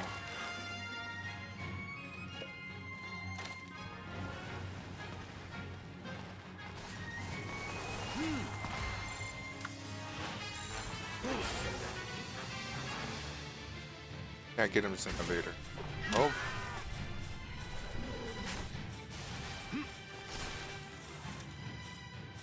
Yeah.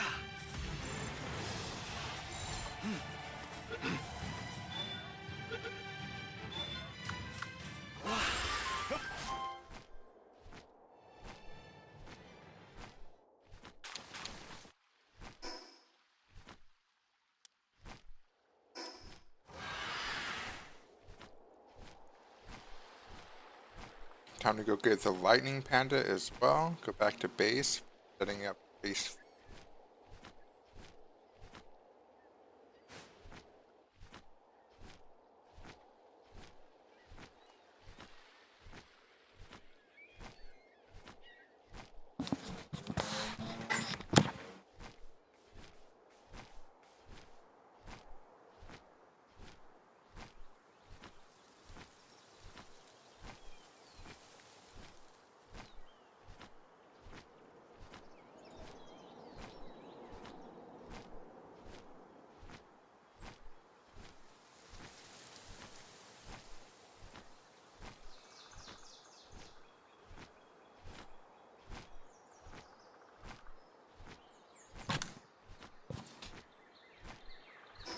Oh, dungeon.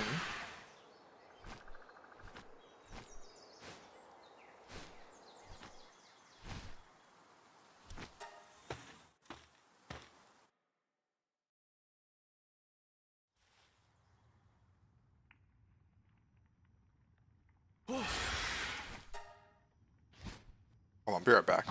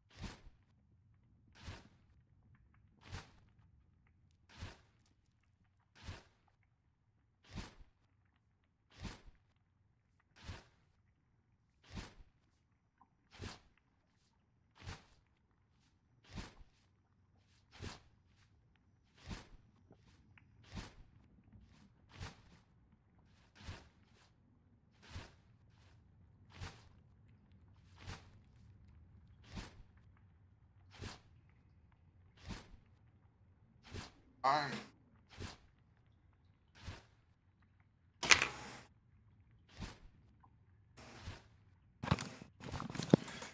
All right, we're back at it. Oh my, is that purple lotus? A carrying lotus? I need to start hunting down predators. I've got so many level ups in Lotus at my base, it's actually insane. Oh, I'm receiving a call from my good friend. Oh, hello. Hello. Are you able to log on quickly so I can make a raid group so I can join the Serpent Shrine Cavern? So I can go get that quest to kill Alar so I can get attuned to Black Temple? Certainly. Wait, so you have to do the Ash Tongue quest to get the, Yeah, you do. Oh, shit. Okay. Wait, hold on. Let me just blast this level 13 monkey, Yeah. level 9 monkey. Beacon That's is... how many monkeys does he need, buddy?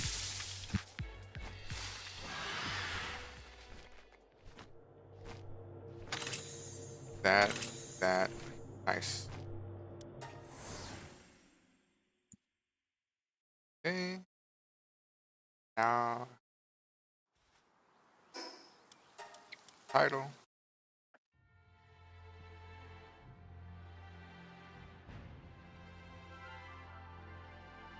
Man, I've got to think about what I want to play in Wrath. Because Enhancement Shaman sounds fucking, like, horrendous in Wrath of the Lich King. Bro. Go embrace the Ellie. I don't know. Maybe not even just play Shaman. Like, you can... Cost, like, Yeah, doesn't... like, I was saying, like, I could do Resto or something, like, you know? Is that really what you want to do after being a melee DPS, Chad? You know, man? Resto seems like easy and fun. And, you know... I mean... like a strong healer. It'd be incredibly easy. Yeah. I can just relax, build like an offset of elemental shit or something. I'm actually not try to enter the Serpent Shrine Cavern now that I've been attuned. There's this waterfall here blocking me, you see. And the console's next to me.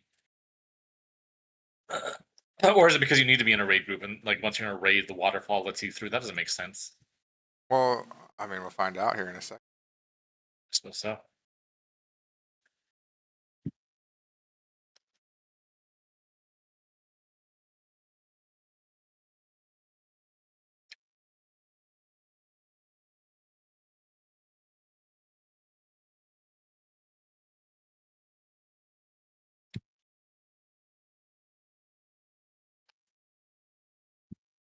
Alright, I'm in.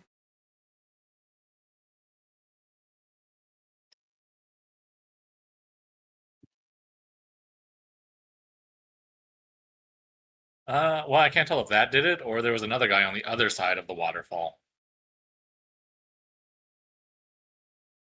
That maybe he opened it or whatever.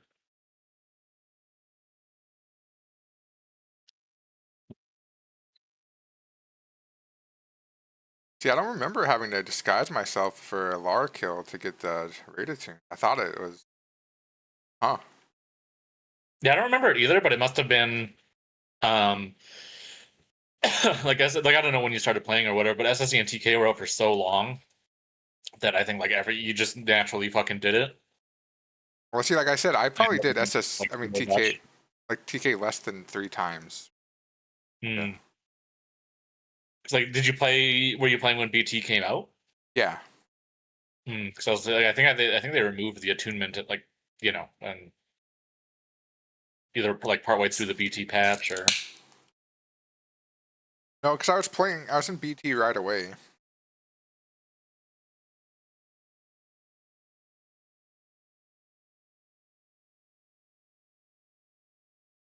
Yeah, I don't know. Yeah, whatever. It is what it. Maybe it's different than his alliance. That's my cope. Maybe, dude. Maybe Seer Olam doesn't talk to fucking filthy orcs.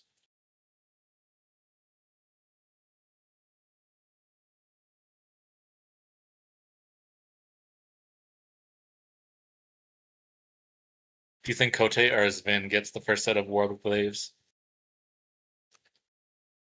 It has to be Zvin. Like, why else would you be playing a rogue and a guild leader? Would think that. It's hard to say though because I think he's playing improved exposed armor. Oh, okay. Because I know that I'll sunder, and then the thing got exposed, and he was the only rogue, so I was like, oh. Mm-hmm. I was looking in like their guild announcements Discord channel or whatever, and they were talking about like a bunch of departures and like did his brother like just fucking leave? Dude, I don't know. I didn't get much more to the story than just they were brothers. Guy who made my belt. Like it sounds like there's been like a fucking schism in the Walu crew. True. Over something,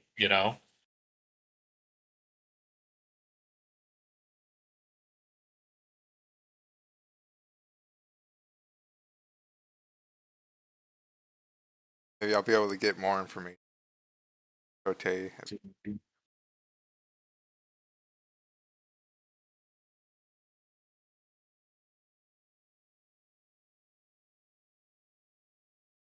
What was the guy's name that made your belt? Minotaur. Like a Minotaur, but Minotaur. He was a. That's pretty good. Pretty good name, and like he cut me a deal on the belt.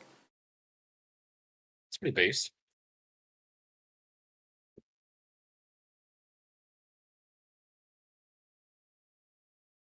Oh, someone from Wiggle to Moon Tail.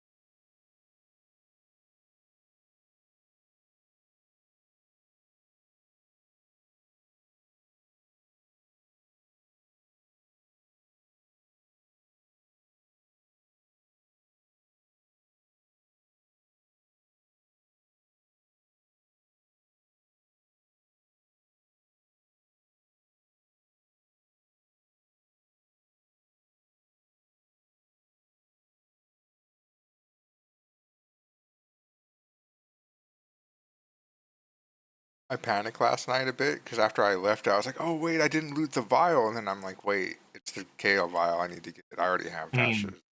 Yeah. So I'm not like no matter what, I can't forget tonight. Like loot the fucking. I mean, I guess it doesn't matter. We still have like weeks, but I just want to get it done. Where the fuck is the quest for this fucking fella?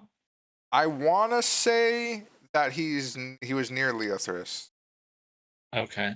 So it was like the guide I read was like near Carathras, so it's probably like in between the. I mean, maybe. It's weird I didn't see like a quest available on my map. Yeah, that is weird. I'm pretty sure that's what, like, I noticed it and I was like, oh. I just wasn't paying attention. Because like Leothras and Carathras trash is like so fucking mind numbing.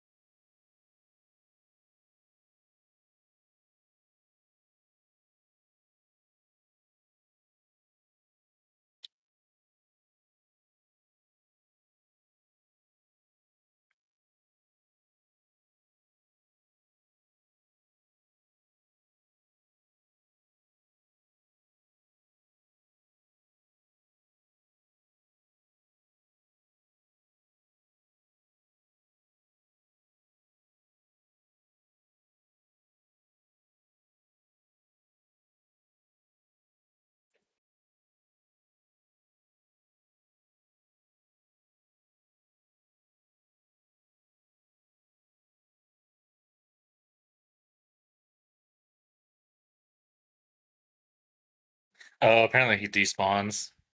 And he comes out after you kill Fathom Lord, so I'll have to do it next week. Okay.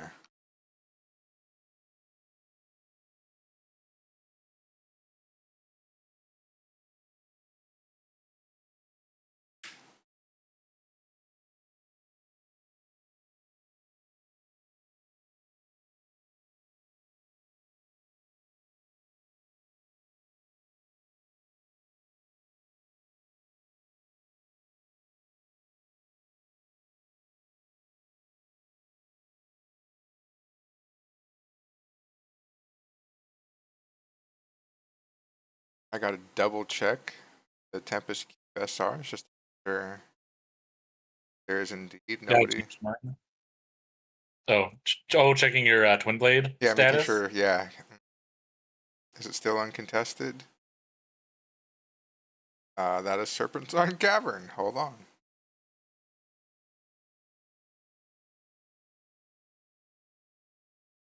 Mare. X3 on Talisman. Yeah, nothing new has been added except for that one. Still looking good. My signups are up for next week as well.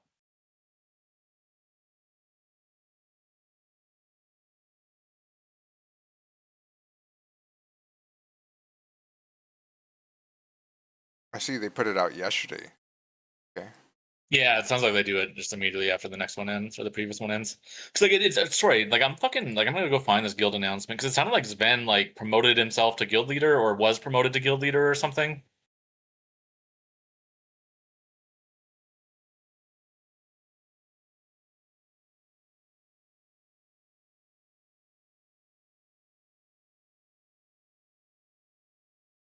Like, thanks for keeping it easy in raid with roster changers and considering dumb rogue raid lead for a few weeks. Greatly appreciate everyone.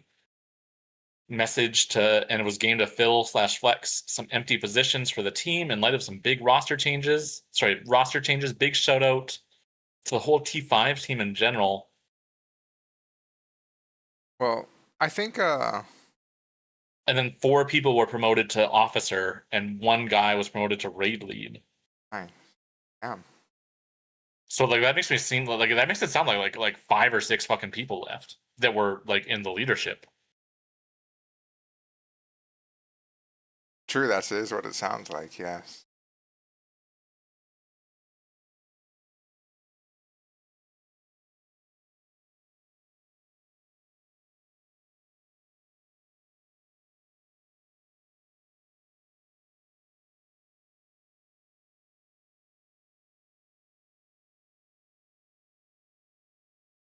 But like again, like the weird thing to okay.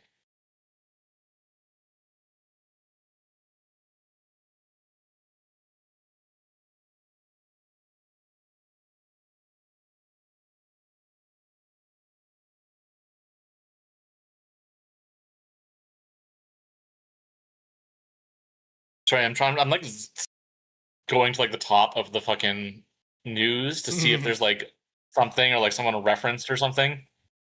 Yeah. They're voting on like SR, DKP, or Loot Council. But it's always been Sven sending them. So like he's okay.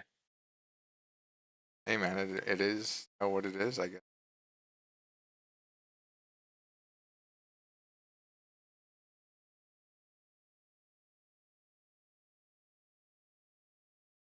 Which like unsurprisingly, like they're fucking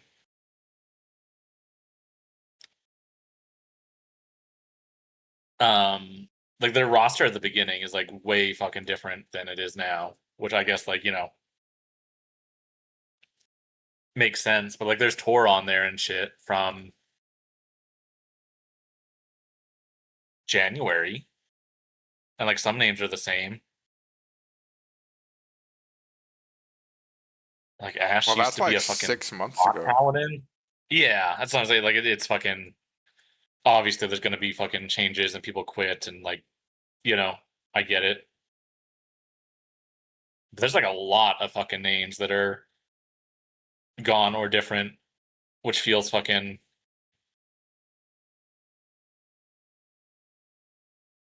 kind of crazy.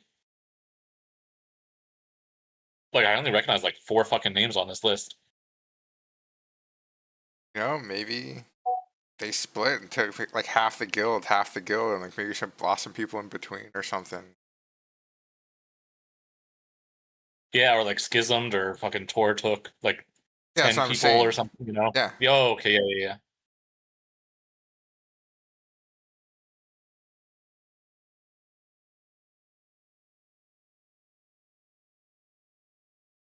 Oh shit. There was a Rule 3 reminder in January that Walu crew is fairly tolerant with character names and understand character names are a personal decision. Character names with slurs or containing language that can be perceived as offensive to a person/group via identity, ethnicity, sexuality, etc. will be removed. Uh-oh, me retardo. You're fucking... Dude, I expected when I logged in today for my name to be like flagged because of what was happening in SSC general chat. Right? But I'm not. And that, you know,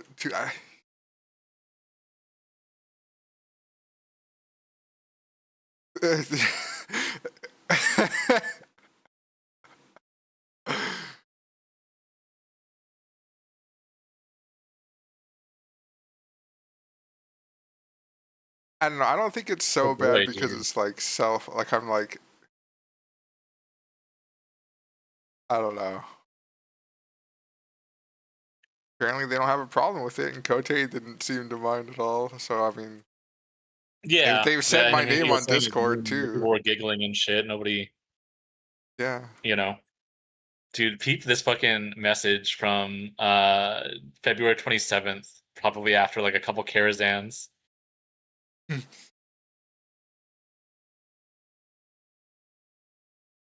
da, da, da, da, da. We have to level set a few things about Walu crew, and this is a vibes first guild. To our veterans, gripes about loot, teammate performance / gear, raid strategy is not productive mid-raid. We're here to listen to input afterwards. Comments on how X player is better because of Y reason are not productive. There are effective, respectable, and encouraging ways to guide your fellow teammates. Congratulations is the right response to someone on winning gear. Gear will come. Everyone's in the same boat. You're in, and let's be happy for our teammates. To our new players, please reach out to an officer if faced with elitist or abrasive behavior. Make some effort to collect what 70 gear you can before coming to raid. Notify an officer if you need help with dungeons, BOEs, crafting, etc.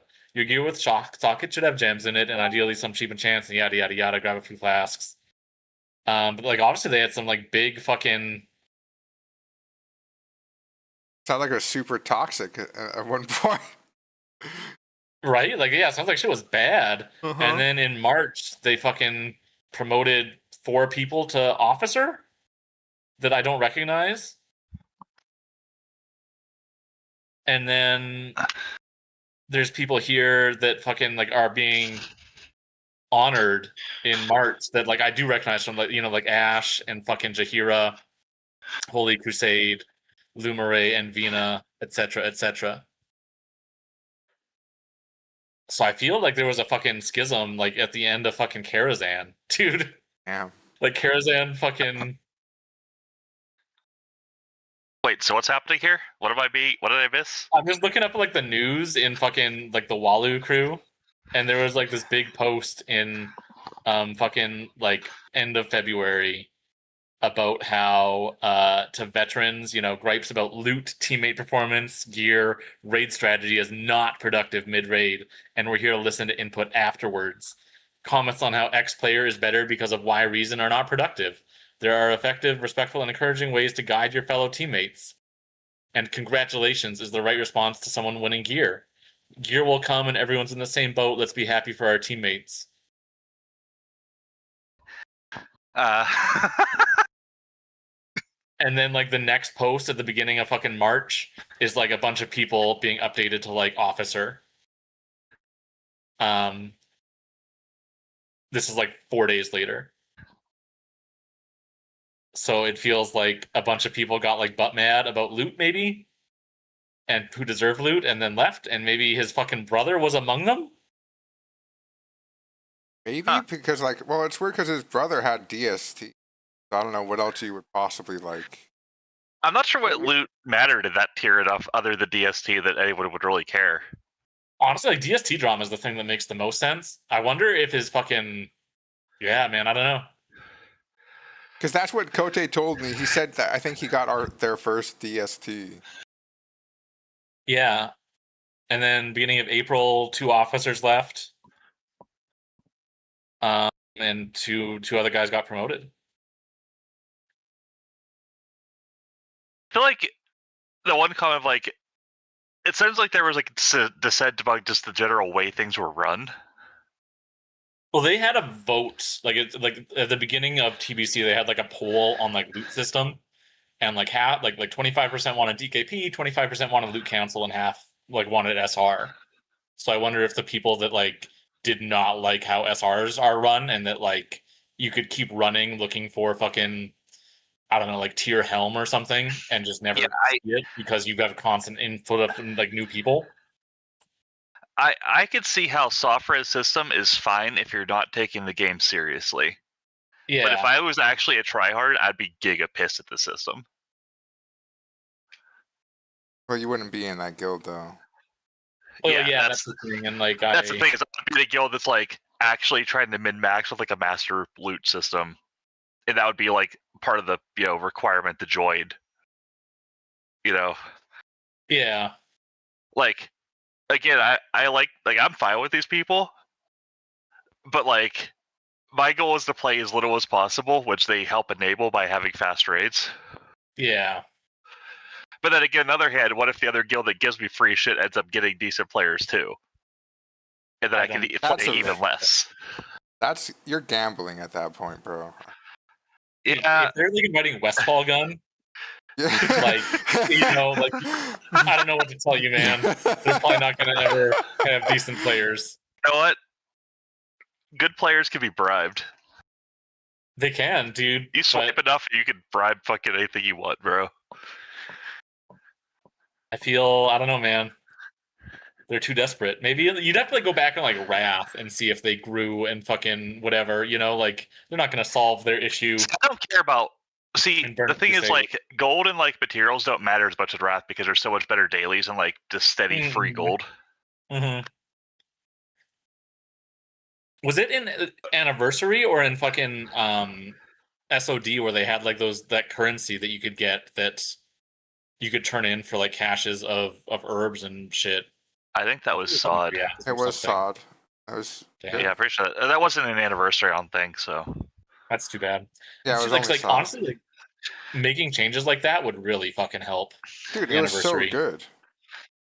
Imagine you could use heroic badges to turn in for fucking materials like in consumables. Like that would make it so people actually ran heroics and you weren't like and tier 2. You could get like almost your whole tier 2 set, I believe, from doing it too. Like you could also get really good gear. So it's like it was doubly good. Yeah, I mean, if you're it's a rat system where you can always get your previous tier with the previous with the with the heroic gear or heroic tokens if you put the time in.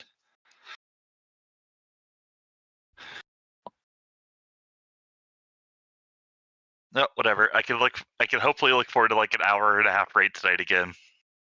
Probably like realistically, yeah. It should be I would think so. faster, a lot faster. Yeah, because this one took us about an hour and a half. It was less than one flask. Yeah, and my pug, like you saw, we did it. We got to kill in like less than an hour or something. Yeah, I wouldn't say your pug was fast, but also wasn't super slow because you guys were like just Giga Arsler fucking charging trash and all dying. Yeah, true.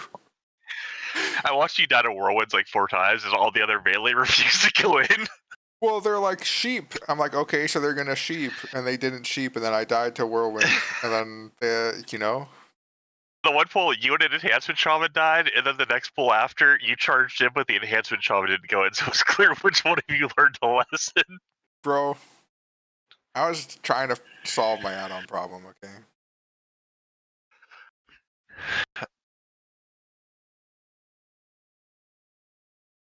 Humongous is around, if you need a chance. I don't know what I need, because I don't want to put a weapon enchant on my weapon because it's not good enough to spend like 500 gold out of my 1,000 gold to do.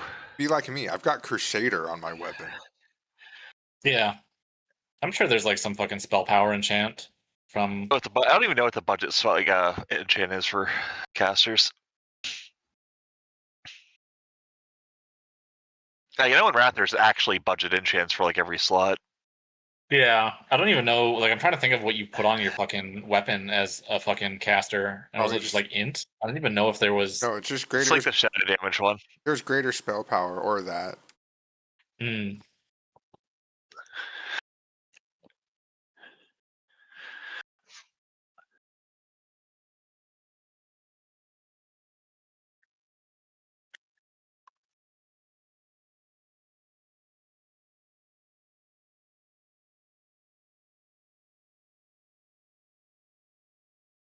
I believe here's what's gonna happen.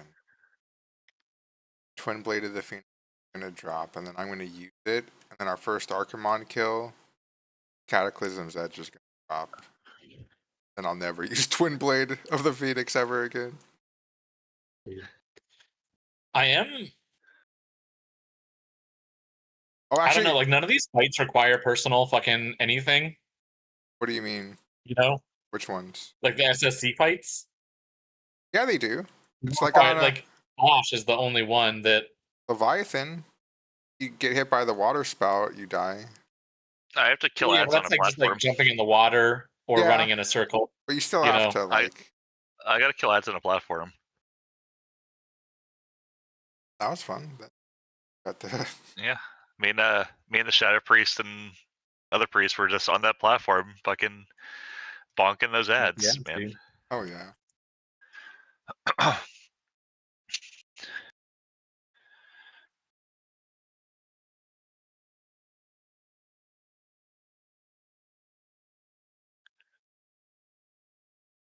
What's this thing you linked me? So I've noticed too that the Warlocks and Shadow Priest and Boobkid did inform me that apparently this guild is very caster heavy in general. And most raids are 2/3 caster DPS. Well, don't worry. Me and Nick are the +2. Think about this. They only gain +1 caster for you and 2 melee with us. Well, and like there's 2 melee groups, you know? Yeah, I think it's balanced out. Melee tends to be like the loot is the one melee dupe. The one melee dupe is like 3 DP, like 3 tanks. It's functionally like one melee. Well, but there's like a hunter in the tank group for the nature aura, and I don't know. Like it feels like it's roughly equally That's split. because you want BM for the damage bonus from BM.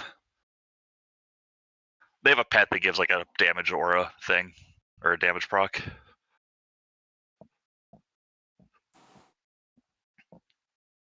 It is funny though.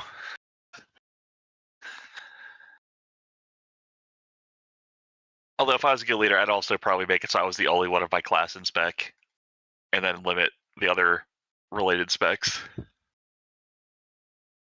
people just don't like rogues this expansion. Even like rogues hate other rogues. So he's, of course, if you were him, you would do the same thing. Yeah.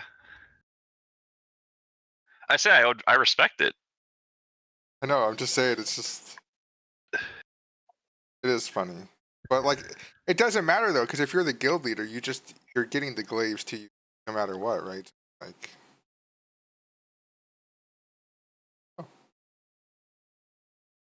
Dude, Humongous fucking did 3 enchants for me, so I gave him 20 gold. And he yelled, "Big tipper here, got a big tipper," and then started dancing with me. I fucking love this guy. I see you dancing with Humongous right now. Dude, you should fucking... Okay, I could do spell power to my gloves. Do it. I don't even know what that... Like, I like he's got a little costume. He's dedicated to the bit, man. True, he...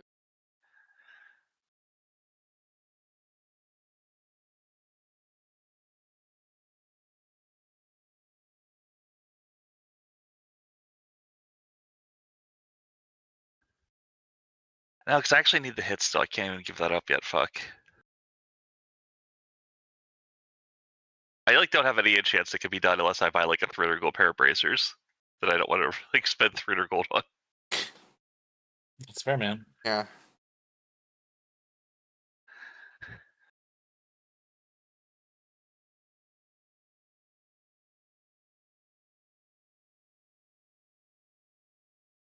I don't remember if we got done talking about Walu Crew, but yeah, there was some fucking... Oh, we just got some shit in the sidetracked. past, dude. And this was all like Karazhan. Yeah, Karazhan doesn't have loot that's worth that shit, I don't think. Like, this was just Gruul, Kara and Gruul. Well, think about this. There's probably 2 Kara groups, and maybe one group would shit talk the other Kara group, or is like the That's good true. and bad. It sounded like they Kara had 3, actually. Oh, okay. Yeah, it did look like they had 3. But I don't know where anything is on my island anymore. How can I farm?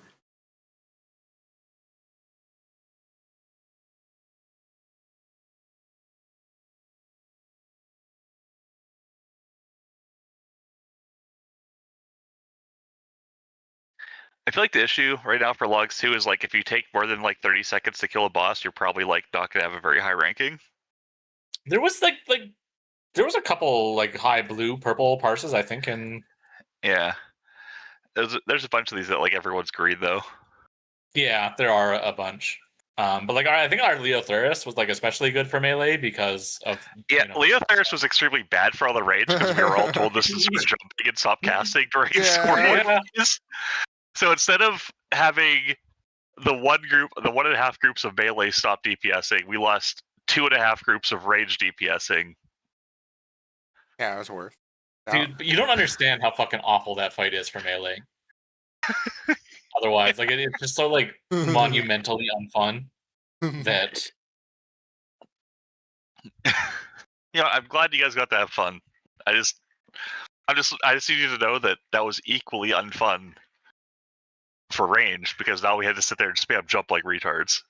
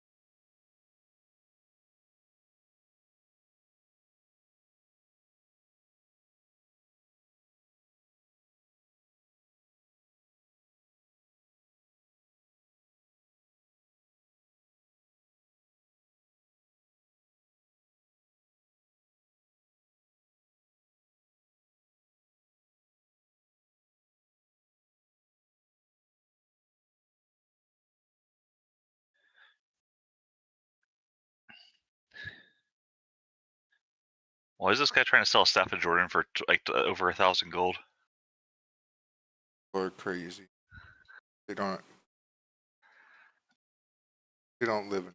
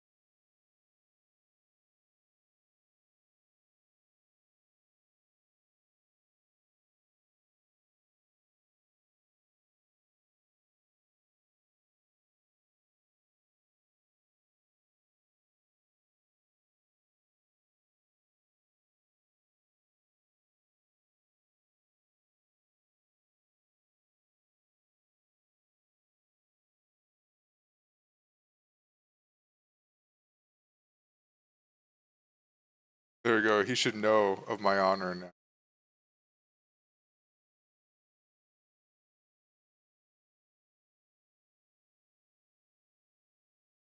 I'm going to pretend to know his thing.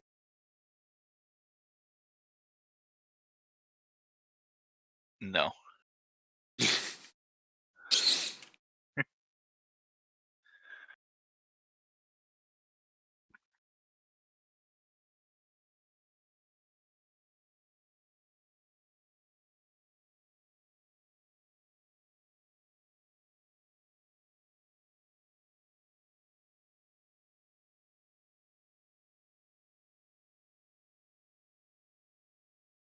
So weird. Fully zoom out with my mouse.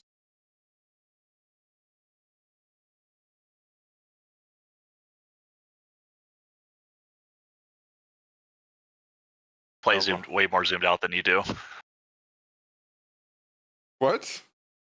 I play like way more zoomed out than you were before. Oh yeah, no. Look, it occurred to me that you didn't rebind your zoom in and out to a different key thing. I did, but it could only do so much to like. Yeah.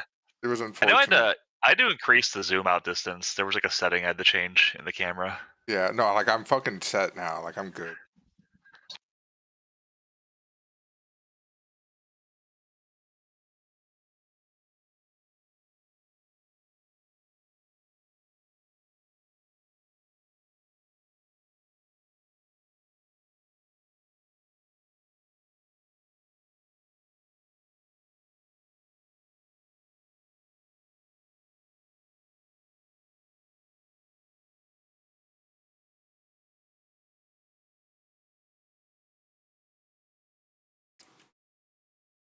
Pretty camped over here.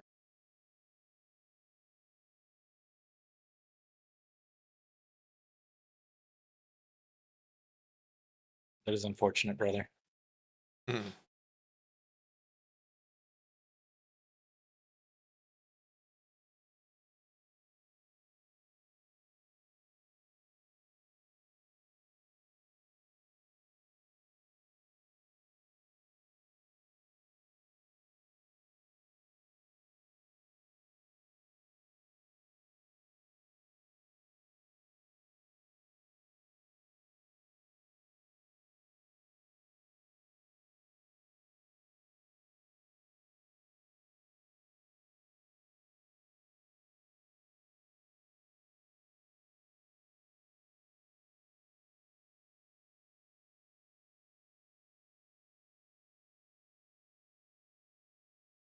Kind of looking for a group. There's no group. I feel like it might just be like a weekend thing. Well, also, it's too early. Doing the thing with the guild. Yeah, Too, it is. Well, just for DST, I guess. Exactly. Yeah. I mean, Considering that's like the only thing in there that's worth doing. And I figure they would like it if I went and got my own. You know, same for Nick. Yeah. Yeah, that is true. See, I think if I go with the guild group, I almost guarantee you get the shoulders. Probably, Although, yeah. True. I almost guarantee you don't get the weapon because they soft res it all for the one warlock. Yeah, but you're allowed to go for the weapon in SSC. Yeah. So. Yeah, they weren't giga soft resing that at least. Yeah.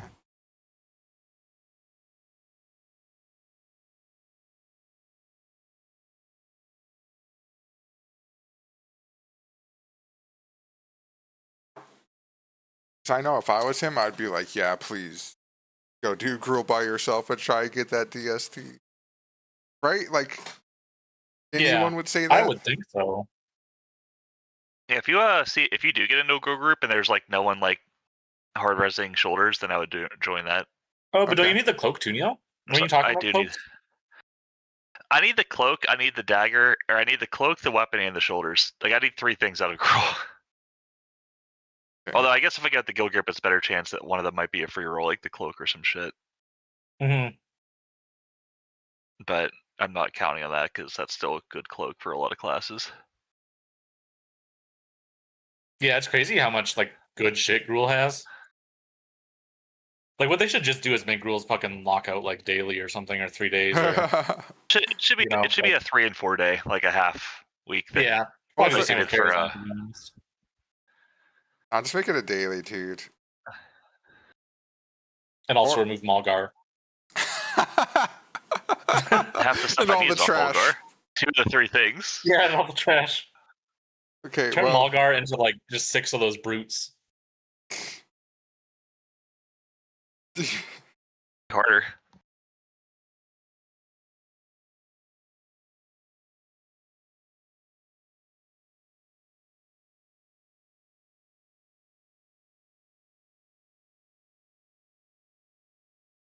Palworld, I almost died. Almost like scary thing. Because it's something I'd killed before, so I had my guard down. And I went from like full HP to 1%. Felt my like life flash before my eyes. It's frightening. Very frightening. To die at this point would be very tragic. What expected?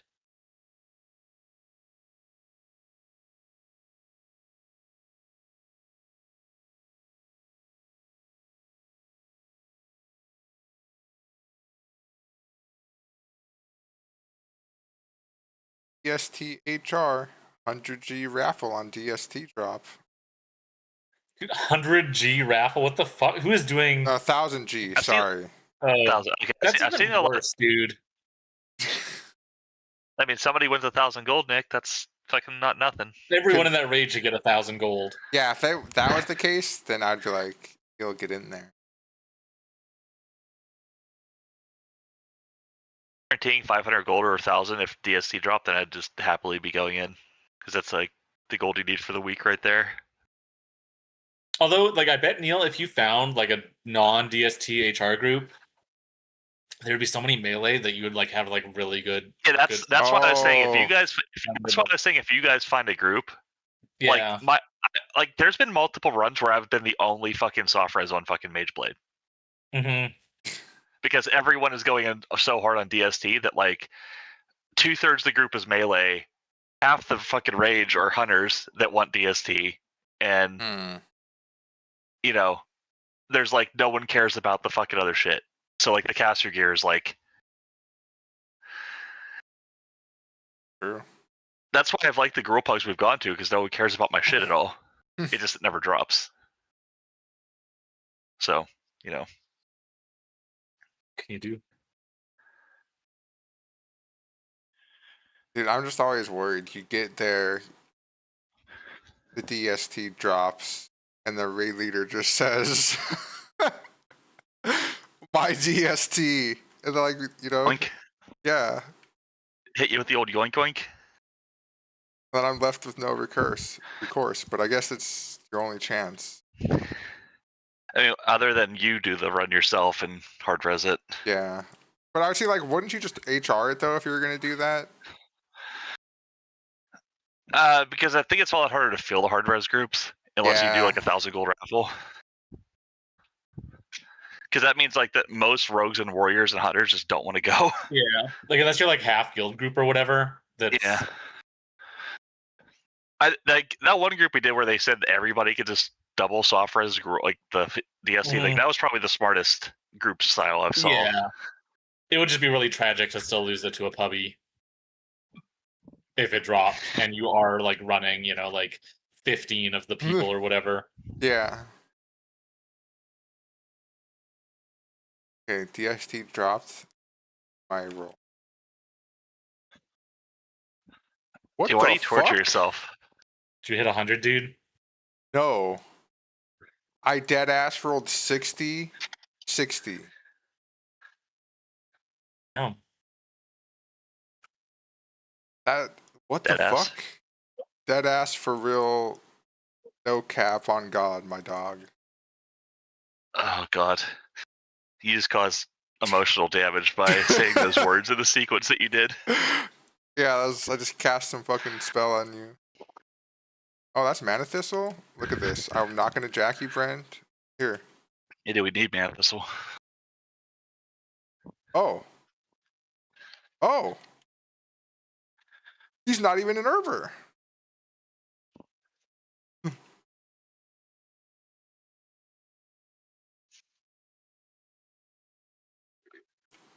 W.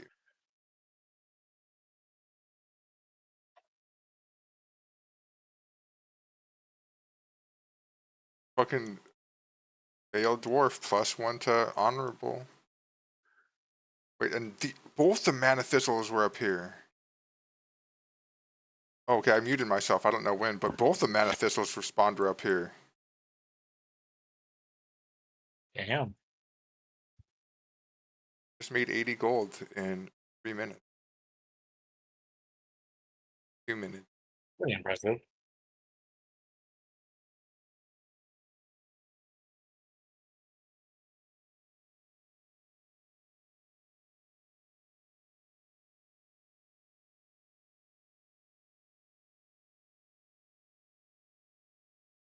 And I shouldn't have to roll against Ret Paladins on Cataclysm's Edge, right? Like, not a thing I'm doing.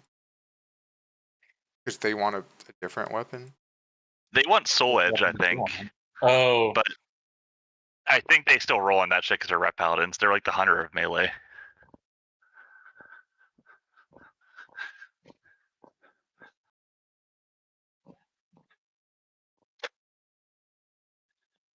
Maybe they don't. It's just got strength, and then it's I thought it would have crit, but it's strength and armor pen as the offensive stats. Maybe they don't then, because I don't think they want armor pen as a Ret Paladin, right? Because they have a lot of magic damage. Let me go look in the old Black Temple. I think you're right. There is that They used. I remember the axe. Oh nope, Lionheart Executioner is still no. That's tier 6. Or oh wait, tier no, 5. Soul Cleaver is the exact same. Torch of the Damned is what they want. That's crit and haste. Oh. For Reliquary. And then Soul Cleaver is their second best and Cataclysm's third. Okay. So you could get one rolling on that just because they're dickheads, but like. Oh no, they would definitely. I wouldn't even look at Cataclysm's Edge. Torch of the Damned is kind of fucking insane. A 3.8 and they're all speed.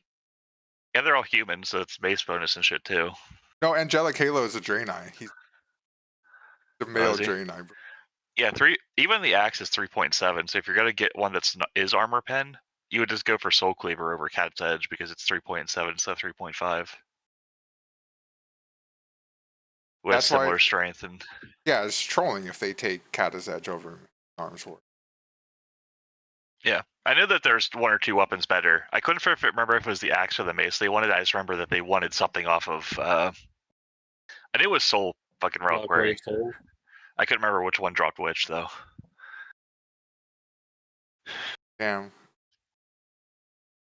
I didn't realize Cataclysm's Edge was a 3.5 speed. Yeah, dude. Why is it so fast, man? I remember Orc Warriors wanted the axe instead. If you're gonna play arms, because it's also armor pen, but with an axe and slower.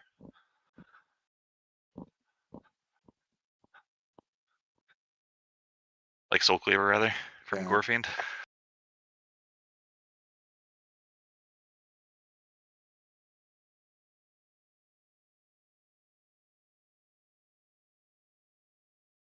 Oh, actually, Kata's Edge is pretty beastly. I mean, it has more strength. It has more armor pen, right? If I remember correctly. Yeah, and it also has one. It's like 580 top end at a 3.5 speed. So it's the top end I is think pretty as that just close. stood. I just said there's a lot of good weapons in BT for two-handed stuff. Yeah. In general, you know. Yeah, but for me, I have one option, and that is Cataclysm. You've chosen to have one option, Adam. Well, no, sword spec is just the best, and that is just the best sword available. Spoken like a mace hater without human facials. Okay, no. Axe spec with Orc, you can kind of make an argument, though it's not as good as sword spec, but like maces, the guy mace was spec in PV is probably garbage. Yeah, it's irredeemable right now. Because you can't stun. Dude, but what about for like the 1 or 2 fights that you can stun bosses? Name one. You'd be fucking like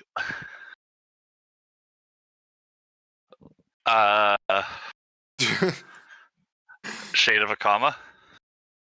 Can you stun him? I mean, you stun the ads. I'm pretty sure you can stun him as he's walking after the ads are dead.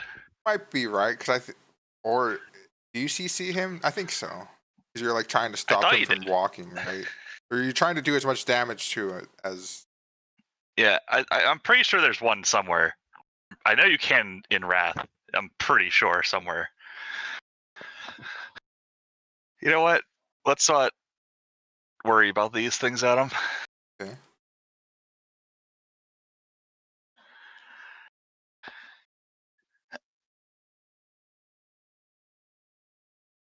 Oh, yeah? Oh, fuck, I hit it. Damn, this guy got me. How do you reset it, though? Oh, he's a hunter. He feigned death. Okay. If he was a hunter, I wouldn't.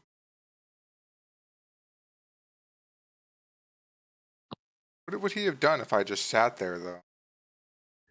I outplayed myself. Coulda, woulda, shoulda. My hate for him will burn on. You sound very invested.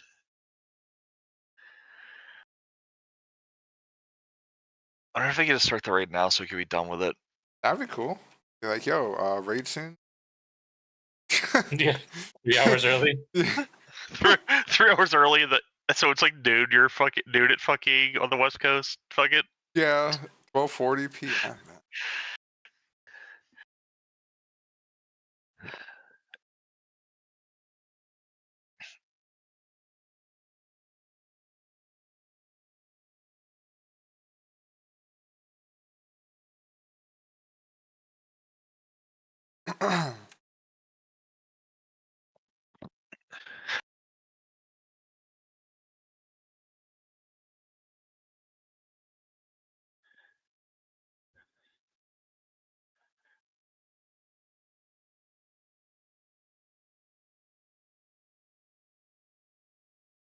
Guy is named Thakisha. What are you betting into Draenei? I'm gonna bet it's a dwarf. $1 million. It's a real Draenei ass name, dude. Damn, Neil. How did you know? There's a dwarf warrior. Jesus. Oh, I guess that does make sense. That sounds like a dwarf name to me. You're right. Impressive. Oh, that's understandable. Yeah, it makes sense. When you said that, I was like, oh, it could be a dwarf, actually. In a guild called I Had a Horde on. Why? Like,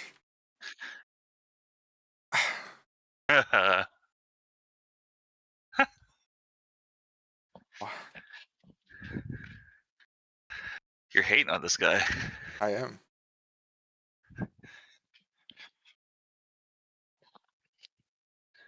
Not quite yet, Enigma.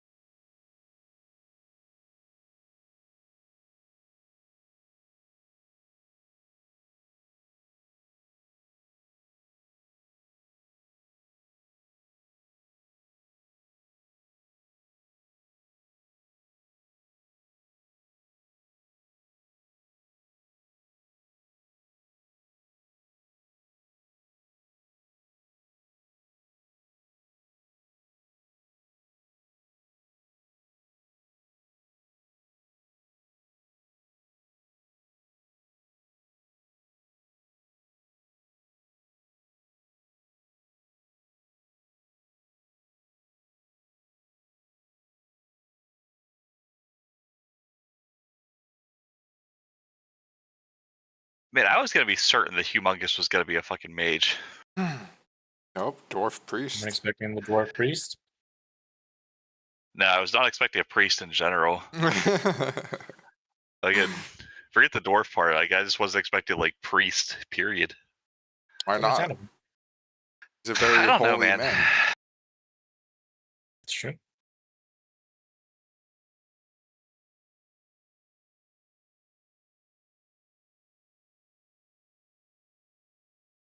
Get right here for these that I know. I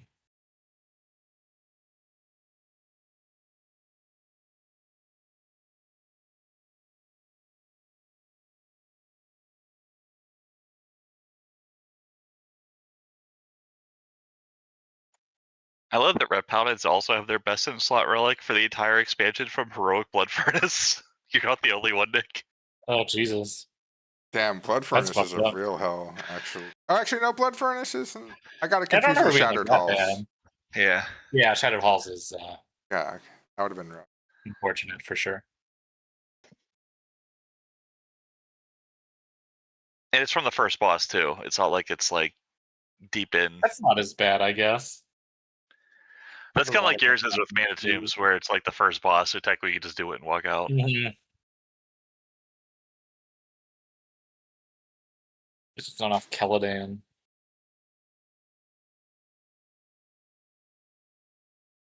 Who is the first boss of Blood Furnace? Is it the fucking The Maker? Don't know what the that what? is. It's called the Maker. It's the eye. Yeah. Oh, It's in that okay. slave room. Wait, does Blood Furnace only have 2 bosses? Oh, it's got 3. Got the eye. Yeah. And then it's got the Bogrock, Brogok, and then Caladan the Breaker. Wait, so is it? Maker's that fucking the eye is Brogrock. Yeah, wait, the hold Maker, on. I think, is the engineer dude. Wait, I'm pulling it up right now. He might even be heroic only. I feel. No, it's the Maker, Brogok, and Caladan the Breaker. That's what I said. Yeah, we thought the Maker was Brogok. That was where we got confused. They're 2 Yeah. different beings. Okay. And Brogok is the eyeball monster. Yeah. Okay. Yeah, that's right. No, there's like in some. Yeah. Okay. I think I only did that place once when I was. Yeah, you lovely. did once for the quest, and Yeah. that's it.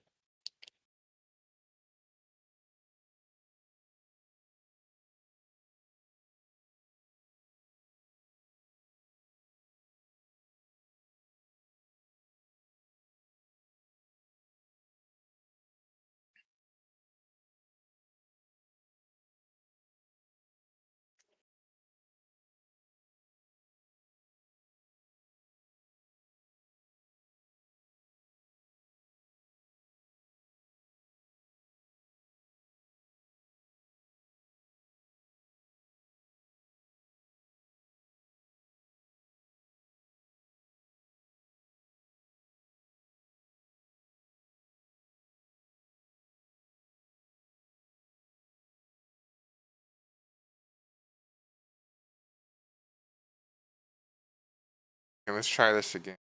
Okay, DST dropped. I got my 2 rolls. If I roll 2 of the same number again. Okay, I'm gonna roll right now, Adam, and see what my roll is for DST. Okay. On Warrior Tank, because I would be taking it as Warrior Tank. Justified. 33. I would not be taking it. But then I would declare or main tank privilege and Well, you demand have it, 2 or else I will rolls. leave. You have 2 rolls, remember. Double SRing it. 48. Damn, okay, I So did 65. 48. 65-25. And again, I am a super toxic tank with gear. Like, the most toxic. Like, everything I want should be mine in my brain.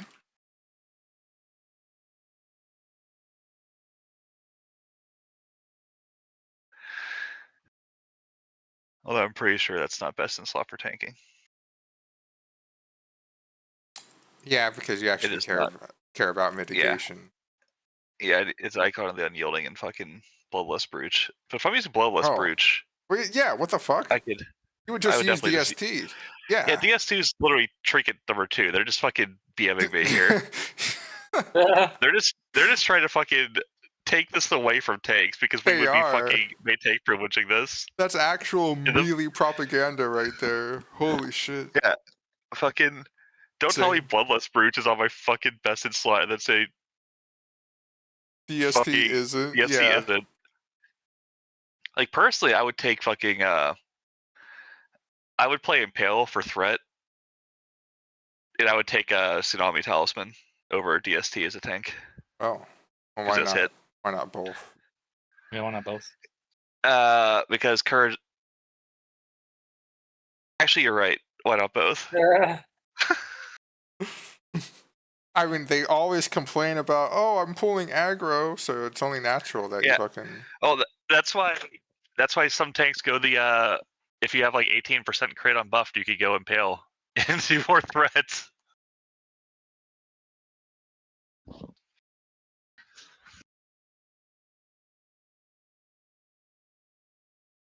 Oh, there it is. Thistling. Oh, he's got it. Got the men. Oh, motherfucker. Yeah, okay. I was on my phone. Put around like it'd be so much better on PvP servers for like the Mana Thistle wars that probably go on. Like people are probably like fighting to the death. Like double, you go as a pair of balance druids and fucking Moonfire spam the other fucking faction. Dude, yeah, it would be so bloody. Like you have to have like escorts to take you around as you herb. Because there's gonna be fights all over the place for the fucking Mana Thistle. Yeah. I would probably be a rogue. Like if this was a PvP server.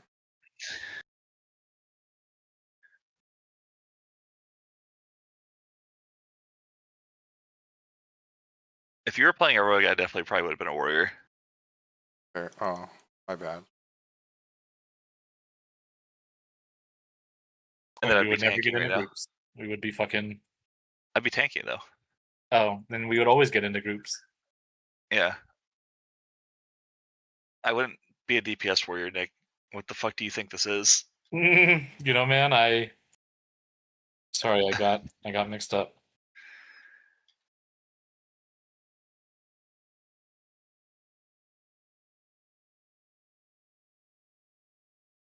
Oh.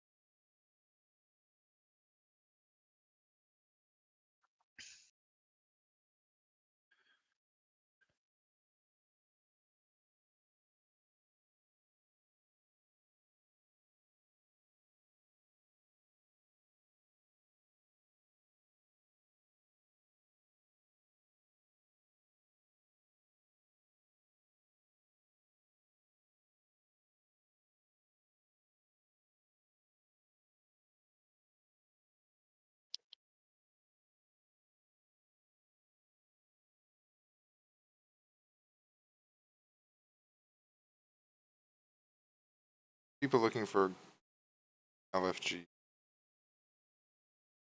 I mean, I feel like if you were looking at LFG, you would definitely be posting it in Up on the dungeon the group finding thing. finder. Yeah, but maybe Yeah, not. You know, you'd think that. I would think that too, but in case they are not. Mhm.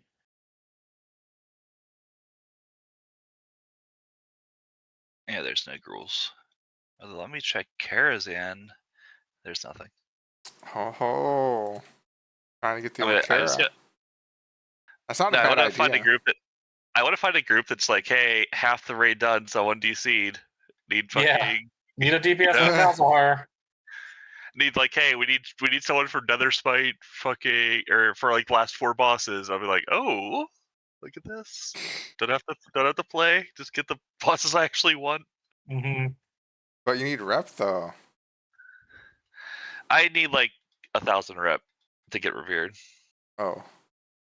They're better ring at Exalted? I think it is. I mean, to be honest, it probably would be an upgrade, an immediate upgrade to get actual full clears in. But that's assuming you both want to do Karazhan runs. Because I'm not doing Karazhan full run solo, because I will fucking off myself. I feel like, yeah, you guys go nuts. I'm okay. You know, I got a raid tonight. Fair. You say that. I don't want to be worn out. You know, I would hate to be worn out from. You say that, and then you're like, I'm going to take the night off to go reset. Then you went and found a TK pug. So your word is not very fucking. Well, I thought I was, and then like Adam wasn't a TK, and I was like, you know what, I could like, cause like a large just drops like 2 weapons that are good for me, you know. Mm-hmm. Yeah. And it's like, okay, like I can go and like fucking SR the axe and the talon, and if it drops, awesome. If not, I'll just fucking leave, and that's what I did, you know. Yeah. And it was great. It was funny watching you emotionally reconcile leaving. You're like, do I use Alt F4? Because you just did what that one rep paladin did. Yeah, I wanted to wait like a little bit, you know. Yeah, he did it right after the boss dropped or boss got killed. Where you were like, he was like right in there. You did a few trash packs and just then peaced out after. And I fucking like I turned off my Wi-Fi on my laptop. You know, I wasn't. He did it just like convincingly. online in Shatrath. Or some shit. God, what you should have done is I should have fucking messaged your raid leader. Like, hey, that shaman thing called me, said his power just went out with a bad storm up in Edmonton. Damn. Dude, that would have been fucking the ultimate cover. Mm-hmm. Oh god, if only we would have thought of that yesterday or on Monday or whatever the fuck day that was. Right.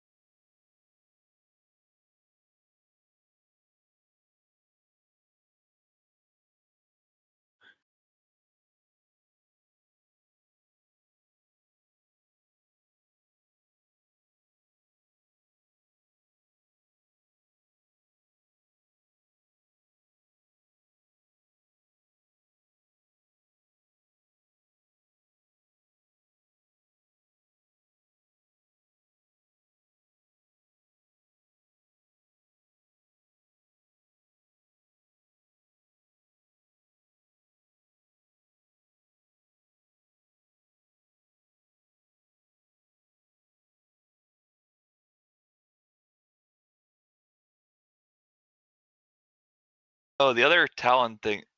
Okay, so that's a trinket for hunters. That's the other talent of Valar. And that's Talon of the Phoenix. Huh.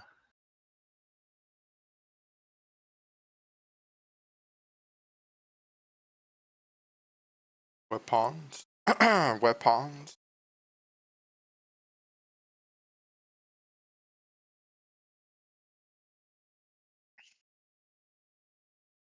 Okay, damn, Araxis put his SRs in. On Band of the Rager General, Ashes of Alar, and Yeah, none of the things I want. Leggings over. Yeah. That's beautiful.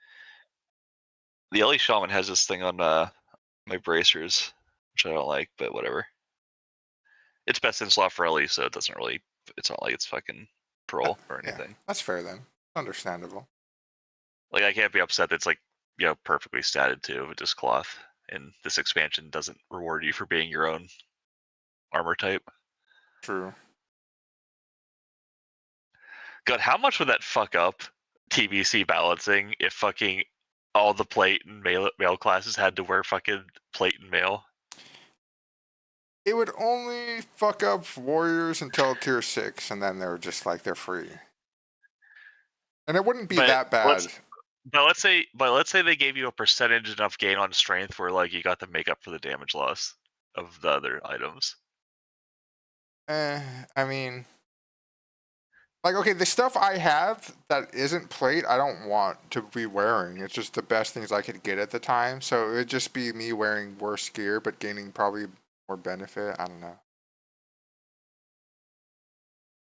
I was like, I wish they would just put that in and be like, everyone has to wear their own shit.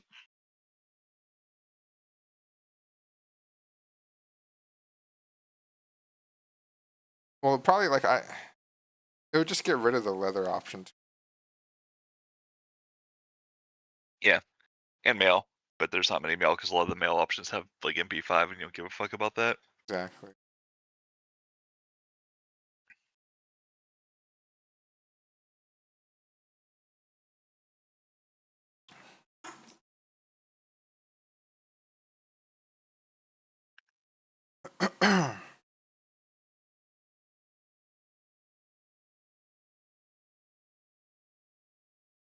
I don't know. I don't think there's any groups. You want to go play some Palworld?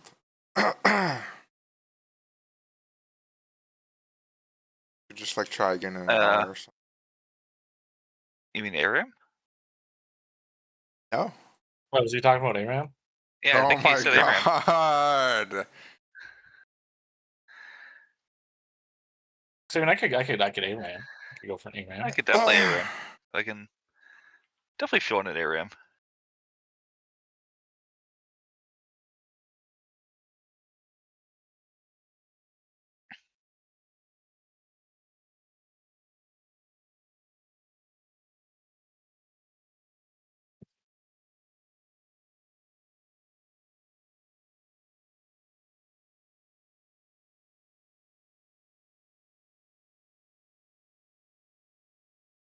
Remember Gruel's 2 SR, DST HR.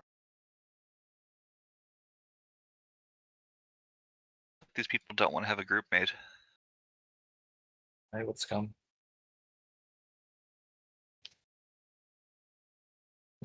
That guy does not have his group finder.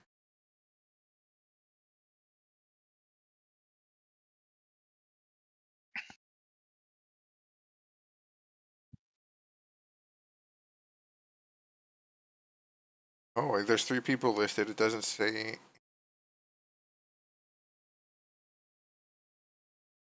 That's usually a group of people looking for a girls group like us.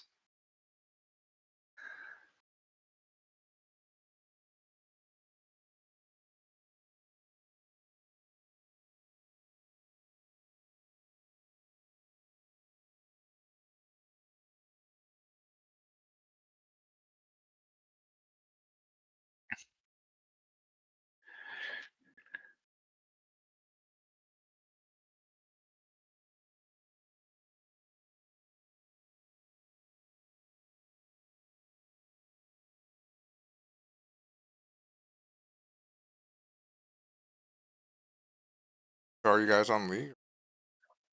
You're on. Yeah, I'll log in League. I am on League. I was crafting my Shadowcraft or Shadowcloth 4-day cooldown or whatever the fuck it is.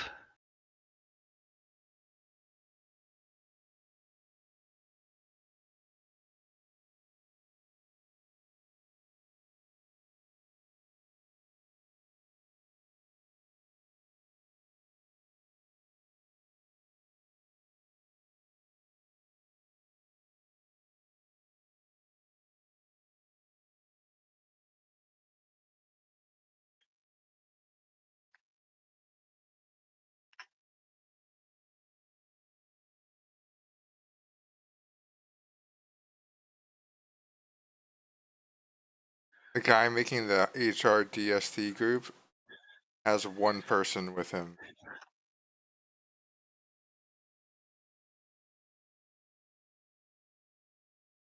I wish him the best of luck.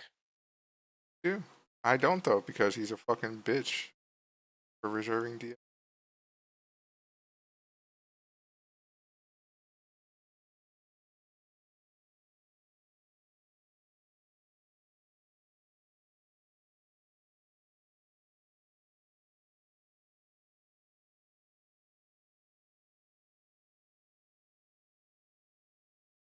Oh, Kara showed up. Wait, Symbol, Torque, Odie. This is the Loot Goblins. Yeah, that'd be them. Are they doing Gruul? No, they're doing Karazhan.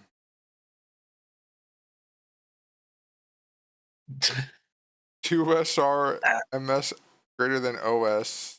Mindblade and Greens HR'd. I mean, Mindblade HR'd is fucking. That is a little rough. Yeah. I think they're just looking for one guess, but I mean, I'm not joining them. I just saw it They're appear. filled anyway.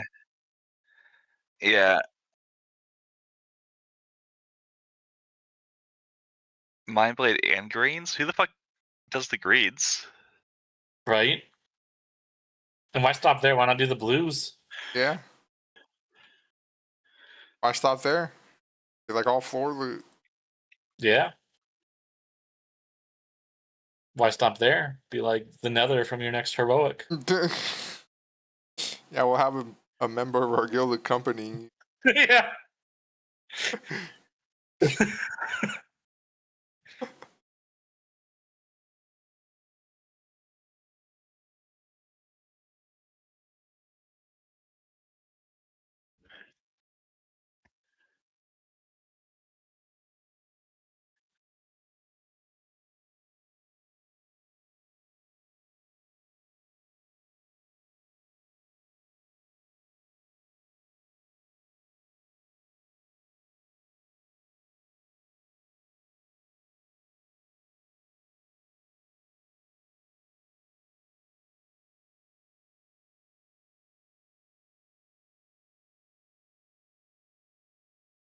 Is Adam on League? I guess. Lucky yes. I knew he was going to get on. You had faith? Believed? I did. I had all the faith.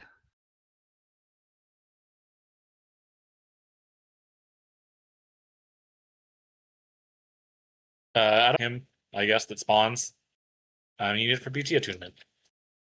Oh. Is that shareable? Oh, I don't. Nope, it is not. Believe. I was looking. I will have to make sure I get that because I have never once looked behind Fathom Lord Carathis. Yeah, me neither. And he despawns an hour after he spawns, so you can't even just like go back to the instance. I found it. Thanks for pointing that out. I appreciate it. Adam. Well, I mean, I was like, how could you not? It was like the thing on my map. I was like, oh, I have a quest here. I think I said something. I'm pretty sure I said something. You didn't? Did you see anything? I didn't see anything. Why would you have said something? We would have been in like other discords. But you said it in general chat because we don't look at that. No, I typed it in the channel. You guys also don't look at the channel we joined. I look at that channel all the time. Oh, in okay. SSC, actively wishing we weren't in SSC. We're not Not looking that for bad. quests. It's really not. I don't know. SSC is not as bad as it could be. It's just fucking horrendously boring. It is a very boring place. It is like TK at least is like short, quick. Like I have more fun on trash pools watching which warlock is going to die in fucking warlock roulette than I do on the bosses in that place. Big true.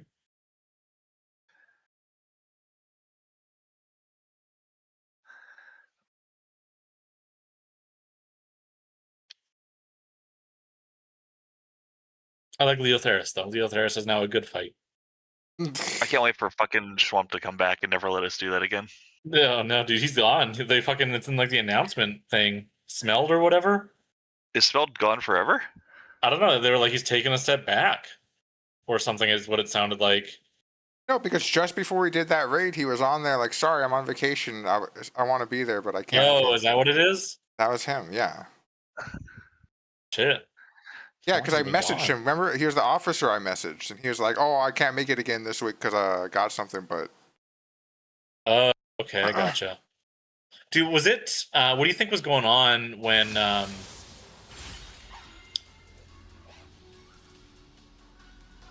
Neil, do I want 50% crit chance? Or an upgraded Infinity Edge? Or upgrade Sheen? Oh, it's Misfortune. Maybe I do APMF here? I don't know. What are your... If you get a 50% crit, you can go, like, full armor pen and not get, like, as punished for it. Well, dude, but upgraded Infinity Edge gives you 25% crit chance. So that, like, that has to be better, right? Do you go Infinity Edge as APMF? No. I guess we have a lot of AP already. I would go 80 this game for sure. Okay, I'm going to upgrade Infinity Edge. Like, we have... What do I do as my first item here, buddy? For Infinity Edge, I would go, I'd actually just rush IE if you got the upgraded one. Yeah, okay. And honestly, like, it's not usually good to do that, but with that quest, you can do that. And MF is an ADC that needs a lot of attack speed, so you're kind of okay.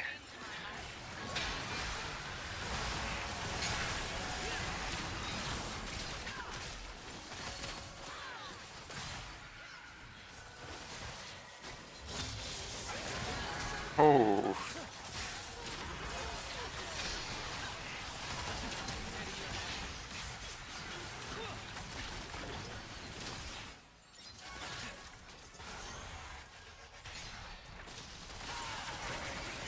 Oh, fuck. Bit of a shako.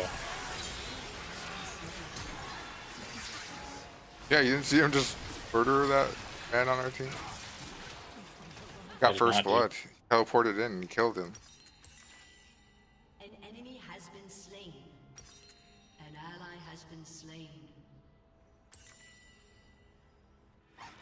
Well, that's fucked up. True. That he would do something like that?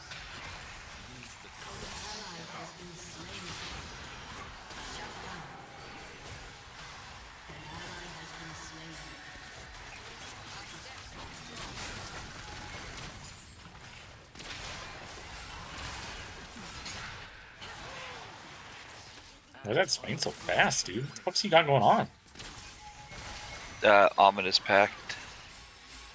Oh, that's fair. Oh.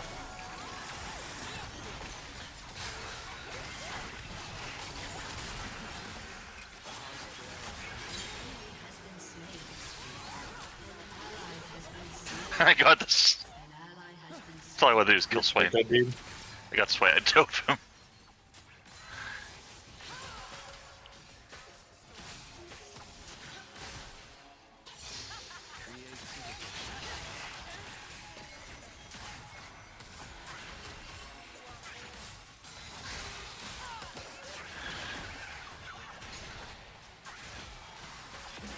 Does IE make my abilities crit as well?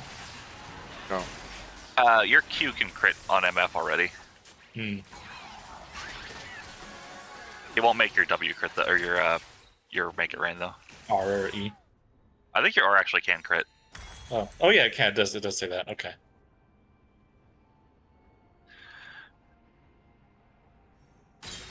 Has been slain. Out of the ashes. An ally has been slain. Oh my god, we just fucking comboed that guy. Yeah, dude. That.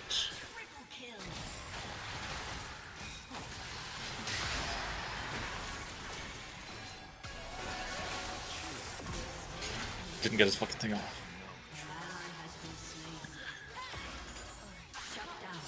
Oh, he just came at me. Didn't think that was gonna. Okay. Do I want double alt as MF, dude? Double alt isn't pretty good. What are the other options though? Giant Slayer or Triggered Inferno? I'd probably say double alt or Giant Slayer. Yeah, that's Dragon Inferno is not very. Yeah, Dragon Inferno is yeah, I can't reroll that one anymore. Yeah. Do they have anything that makes them big over there? I mean, Swain will get big, but I'd probably just go. Ultimate Revolution, yeah, that's fair. That's a good idea. What do I get after IE Berserker's Greaves? Yeah, go Berserker Greaves, and you can go like Collector, or yeah, you can go Collector, or you can go you can even just go the armor or the ulti item, because you're gonna get a lot of that way. Axiom Mark or something. Yeah, okay. You can also go Bloodthirster, but or like even a Zeal item if you want to feel like you want to auto attack more.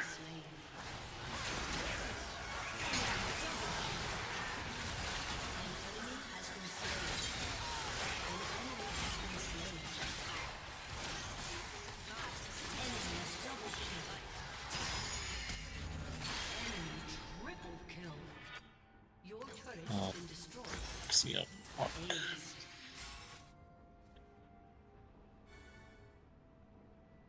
The surreal makes people admit what's real.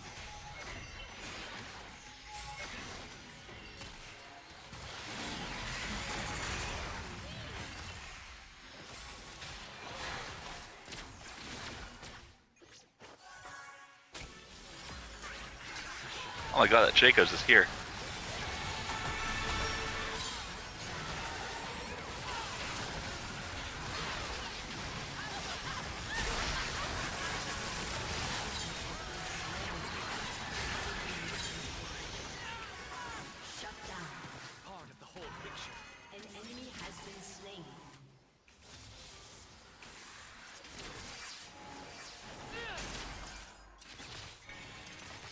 For safety.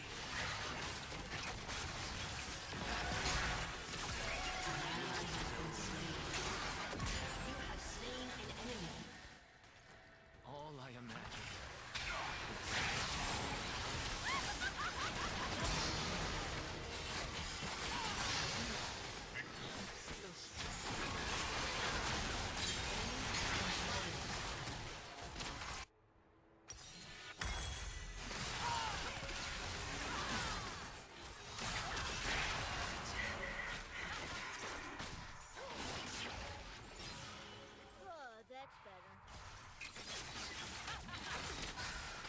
And the colors come flooding back. Fucking Shaco, dude.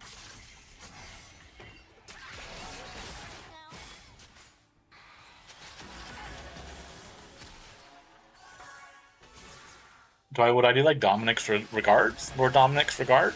Yeah, that's always good. You can go the if you don't need the crit, you want to go like Collector and like a Zeal item instead. You could go the one that slows on spell hits too. Okay. He queued the fucking image.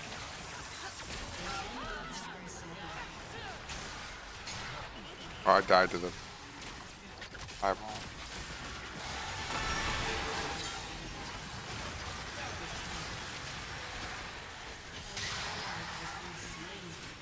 Triple kill. Shut down. Shut down. Ace. Like nothing else.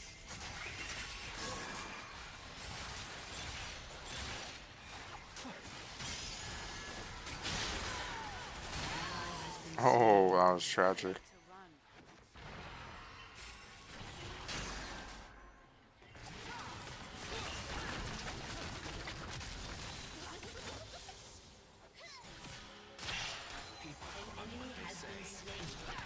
They show.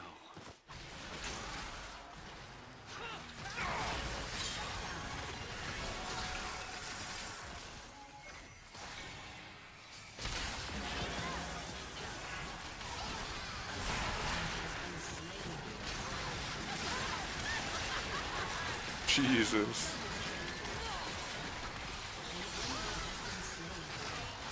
Enemy double kill.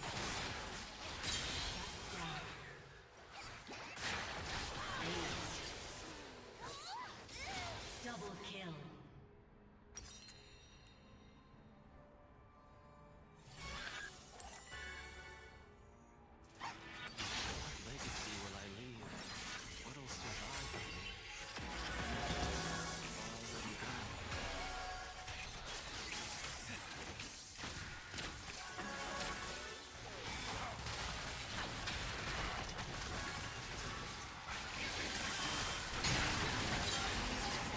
Dude, did you like that in Balm? It was fucking big.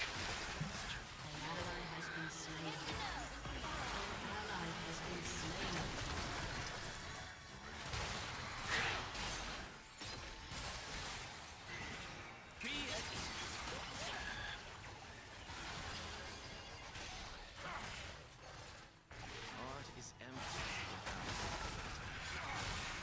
A haven.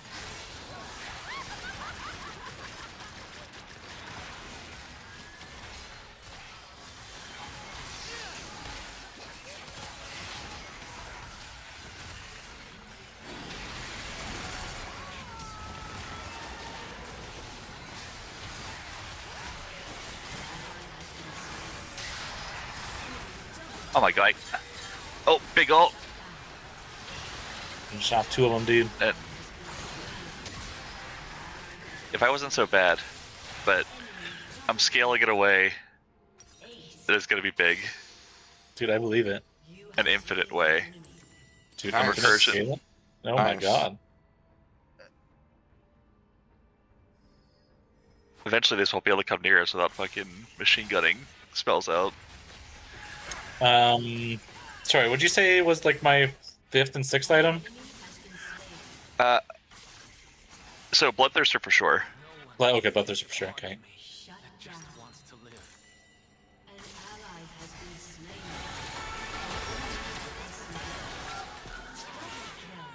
And then from that, you could go.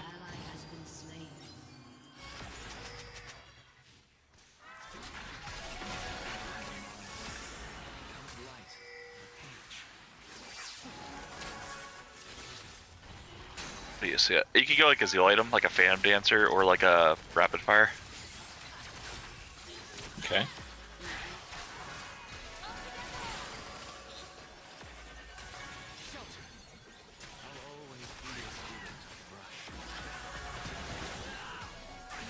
Oh my god, he queued past my alt. That's going in his highlight reel. An ally has been slain. An enemy has been slain. Enemy killing spree.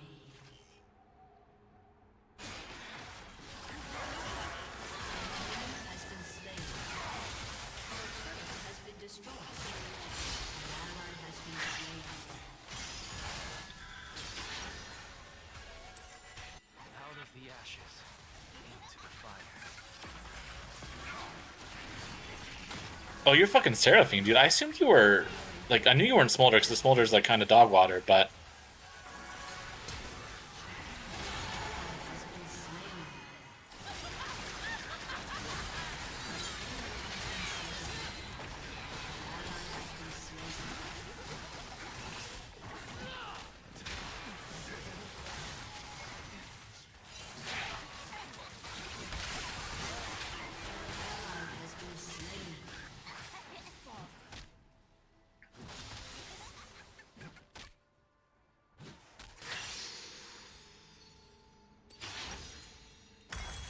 Shut down. Aced. Stop him.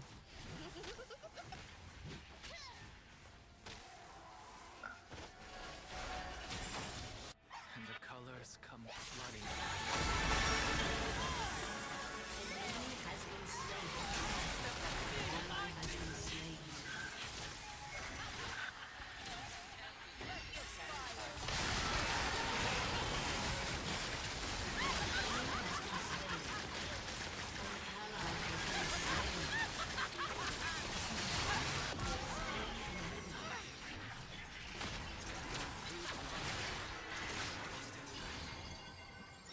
Was this a Huey thing? No, it's just the shield, you think.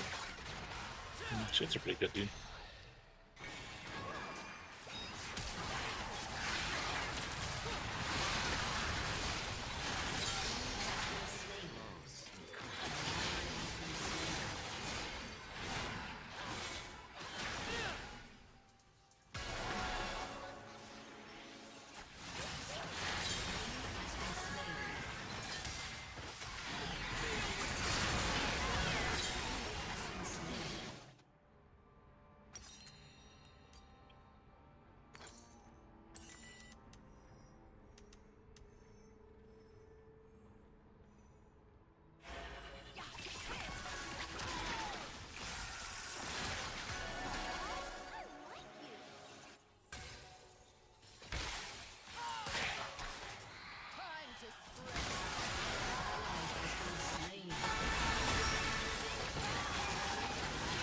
Like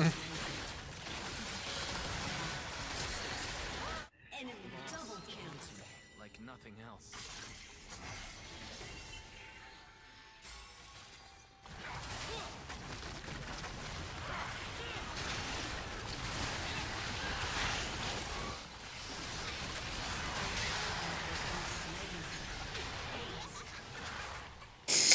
I'm so terrible at Hawaii. It's crazy. It's a hard champion, dude. This requires, you know, practice. I mean, our team like, if Shyvana went tanky stuff, like, you know, there's a chance, but he went like full AP duelist. Well, then Smolder Troll with Draw Your Sword too. Oh yeah, that would also do it. Draw Your Sword is a Smolder, is not a.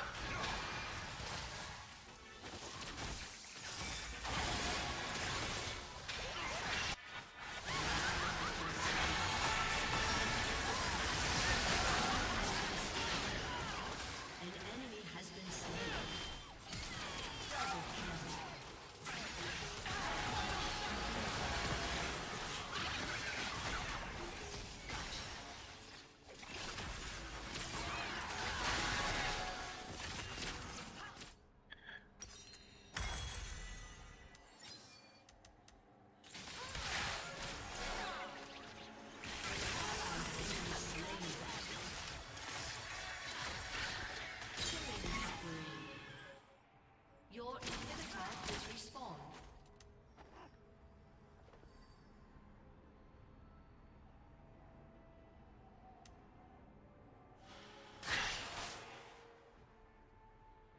No one can take the part of me that just wants to live.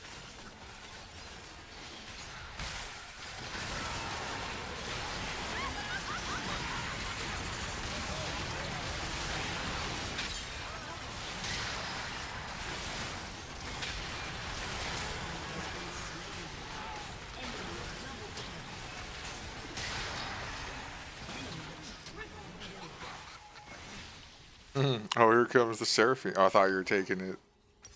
I thought about it, but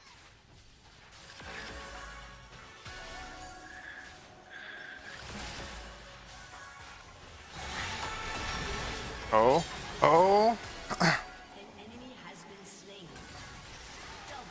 Big mode. Nice.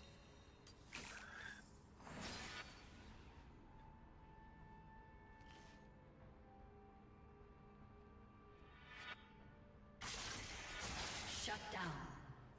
Does that guy have that thing that lets you like teleport yeah, back? he's got the fucking Spectral Cutlass. What the fuck? How do you get a Spectral Cutlass? That's what I could buy. Oh, well, Jesus. Have I never encountered it before? It's usually dog shit. Because you need to, I think you first need to be Stealth or Kane to make it worthwhile. I see.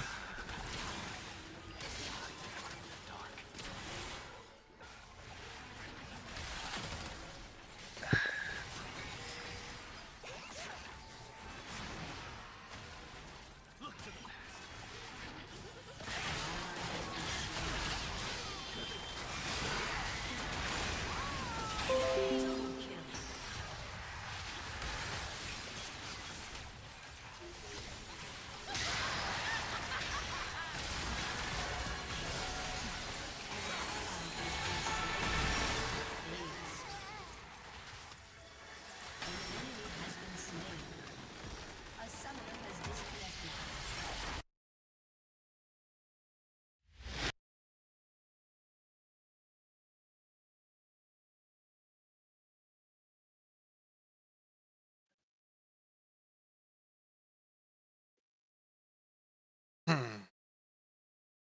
Great game. I had fun, dude. I had a good time. Yeah. I had more fun than that than most SSCs we've done. Damn. I wish I was playing the same game as you guys. That's literally what I said about WoW the other day. Dude, maybe this TK, you'll see TK, dude. TK will be fun. Nick, you need to like. Neil will never like anything before Wrath of the Lich King.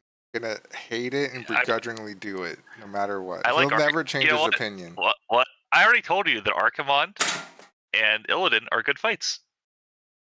The only two of this expansion. I like Gurchog Blood Boil. I think he's neat.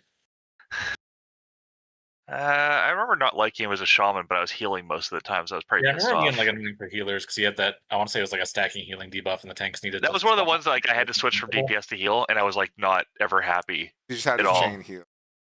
Yeah. Terran Gorefiend is a fucking other good one. That was the one with the ghosts and shit. I hated that. Oh, okay. Well, I did not like the ghosts. I enjoyed the ghosts.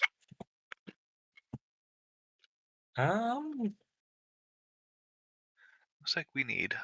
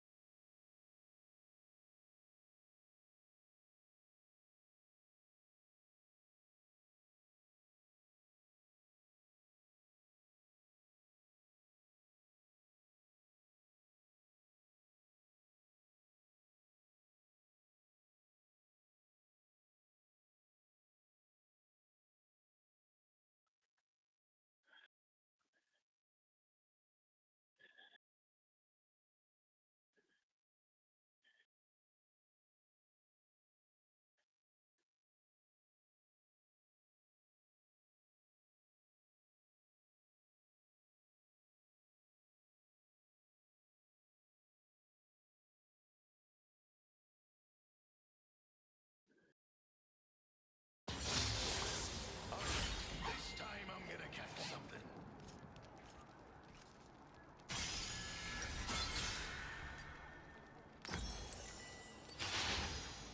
I will not disappear as much as Kale would like me to. Not having any chill this. You don't have any chill? Yeah. You're going fucking like big mode? Cool.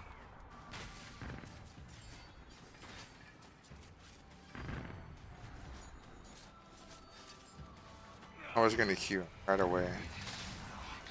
Jesus. Every step I forge my own fate. You always talk this much when you're nervous? Here come the things. Is a hollow shield. Evil fears only fire. And you're always talk this much when you're nervous? There are two wolves inside. I like your tiger dance, dude. Thank you. It's a very good tiger dance.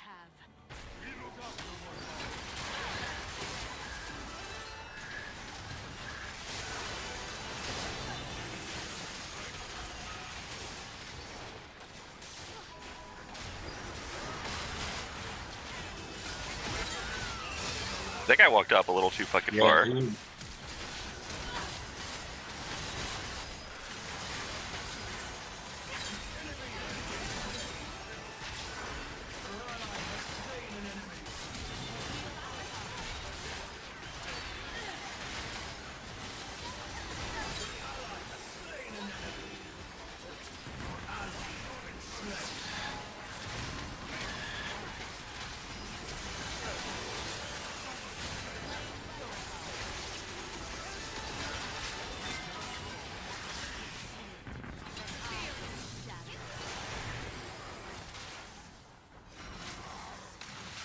Dude, Black Shield, I'm unstoppable.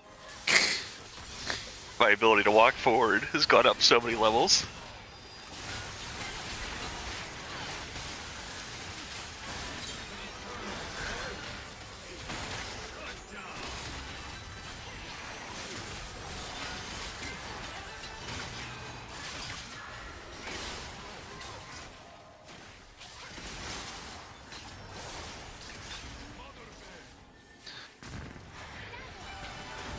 Ooh.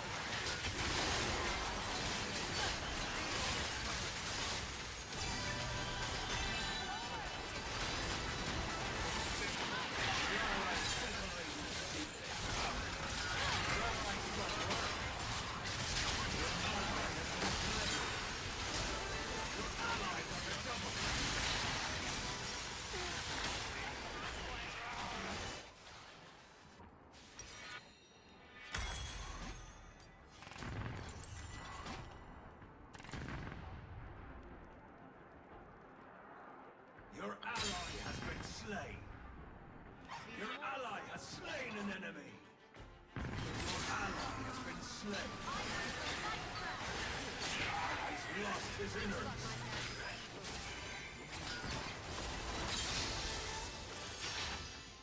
ally has slain an enemy. I did not fall from grace. I love it.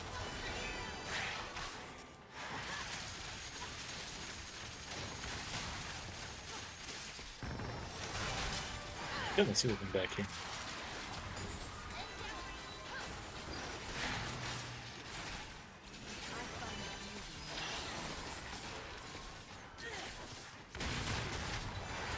Oh, where the hell was that fucking binding going? I had one spot to aim.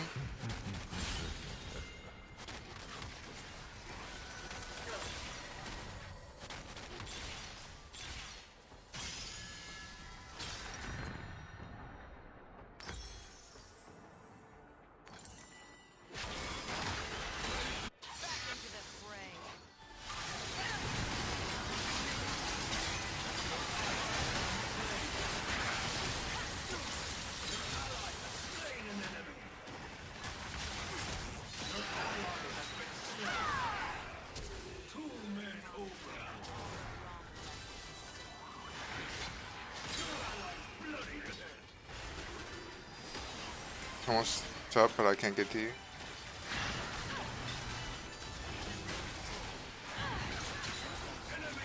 Plus one I didn't have. quest. If I just had this other buy before I did that, it was fucking.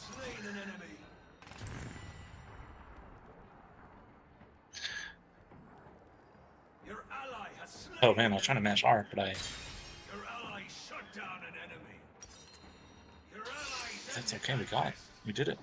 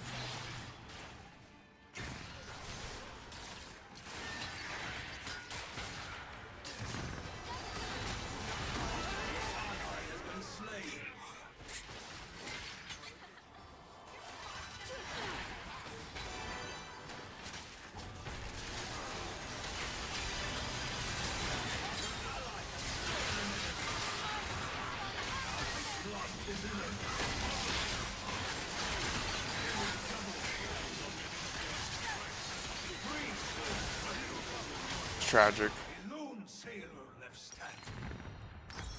Giga.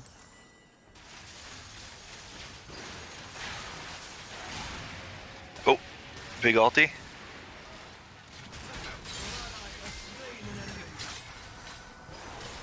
Oh, hit him with the jump.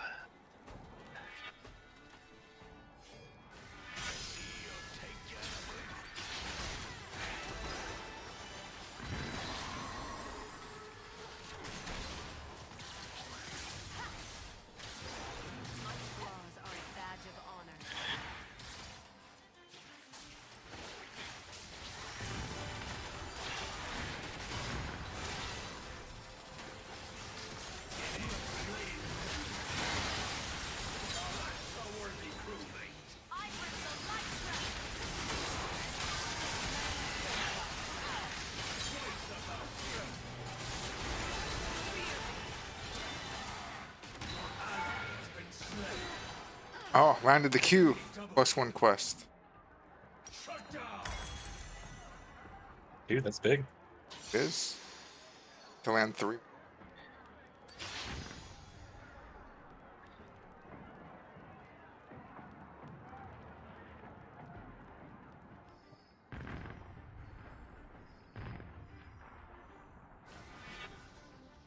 Back into the fray.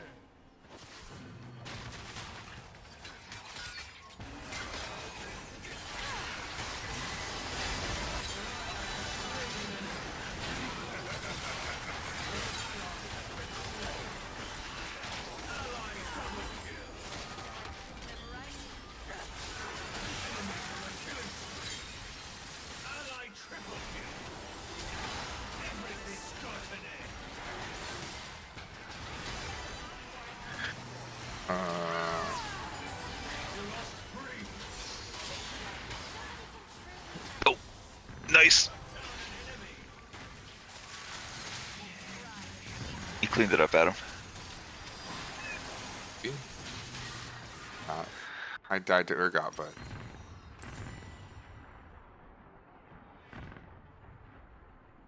You're out a turret.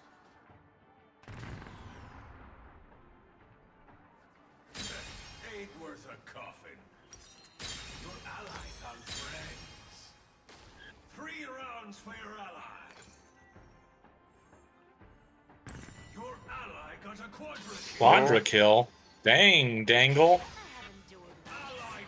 Pentakill. Nice. Did we up their quadra kill with a pentakill?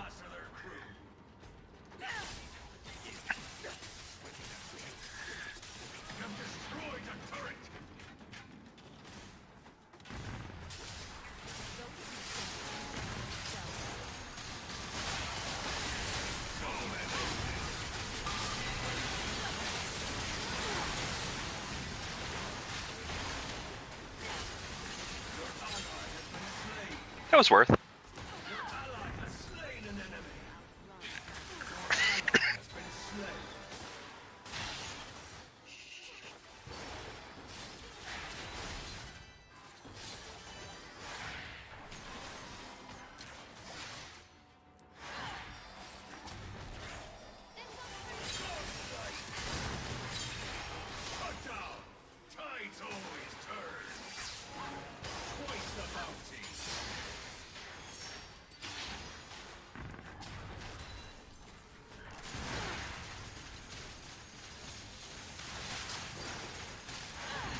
I will not forsake the land that shaped me, nor the mistakes.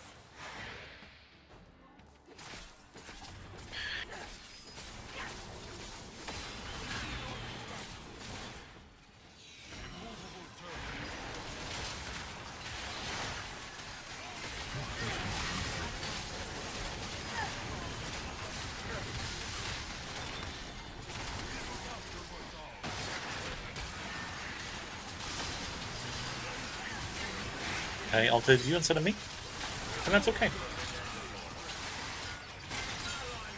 Dude, that turned out pretty good.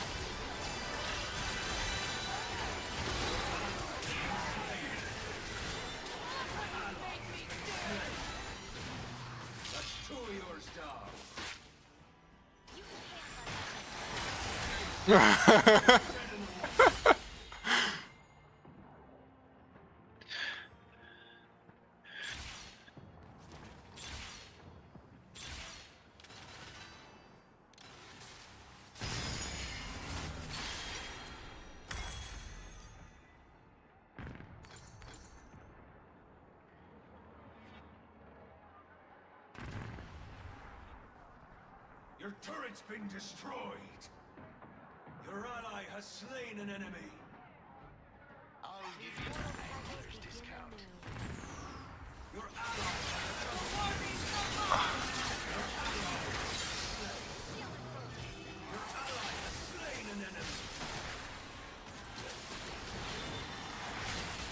Oh I'm my not gonna god. do that. Shoot. I wanted to die to him.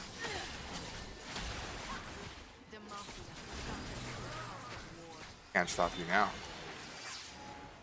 Why is he so fast?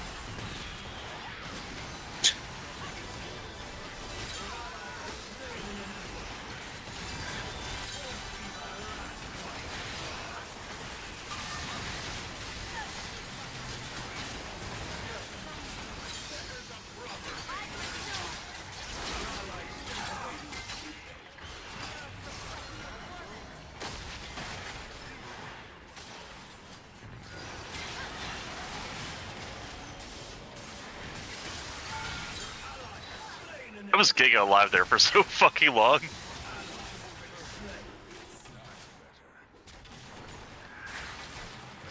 Oh yeah, dude. You're fucking living, Nice. taking it to the limit. Did you get the turret? No.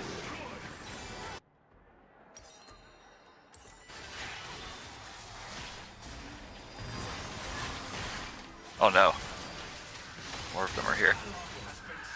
Uh-oh.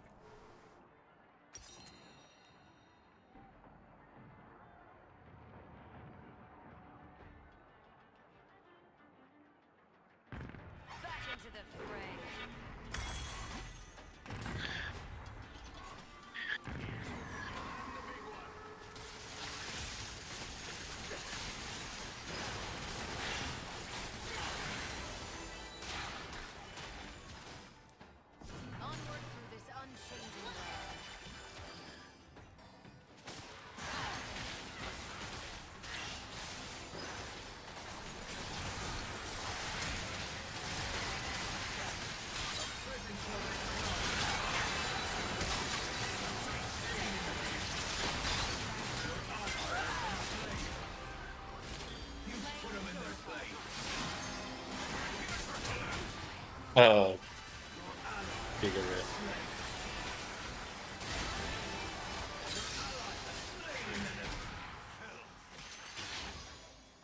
Things in between you and me. I cannot be there. You're just there by yourself, Deep. Yeah, trust him. Back. Oh. Yeah, Gangplank's I think the only person on our team that can actually kill me.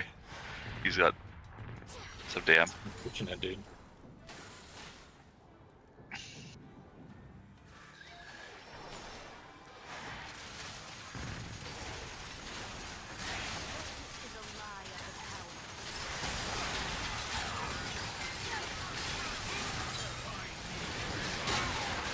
Oh. I don't know what that guy did to him. Fucked you up big. True. I don't know what he did though.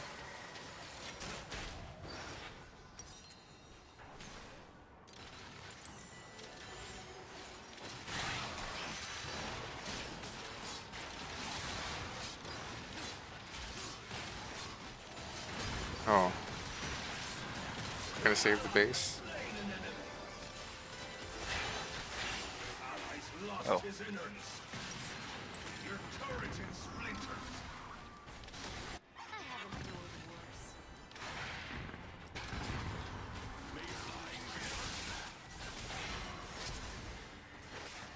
Oh.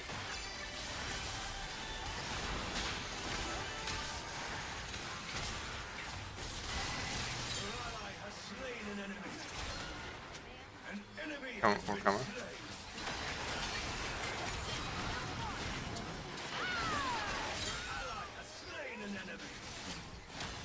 I like that if Gangplank's out there, I can just walk through their entire team. And they can't really do shit. Oh. Man, what the fuck is this Lucian, dude? Yeah, dude. He's fucking cracked. He's got the crit things, and I think he has yeah, fairly critical missile procs on fucking Lucian ult, you know? Jesus Christ.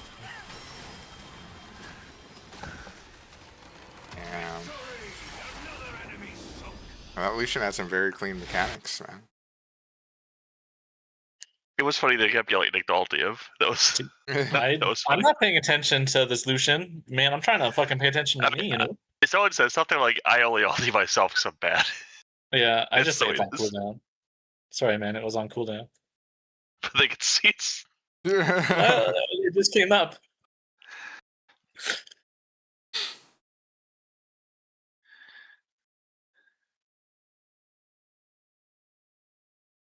We're still doing that?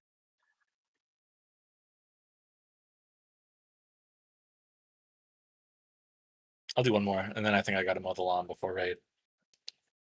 Yeah, I should probably... We'll do one more, though. I gotta probably make dinner.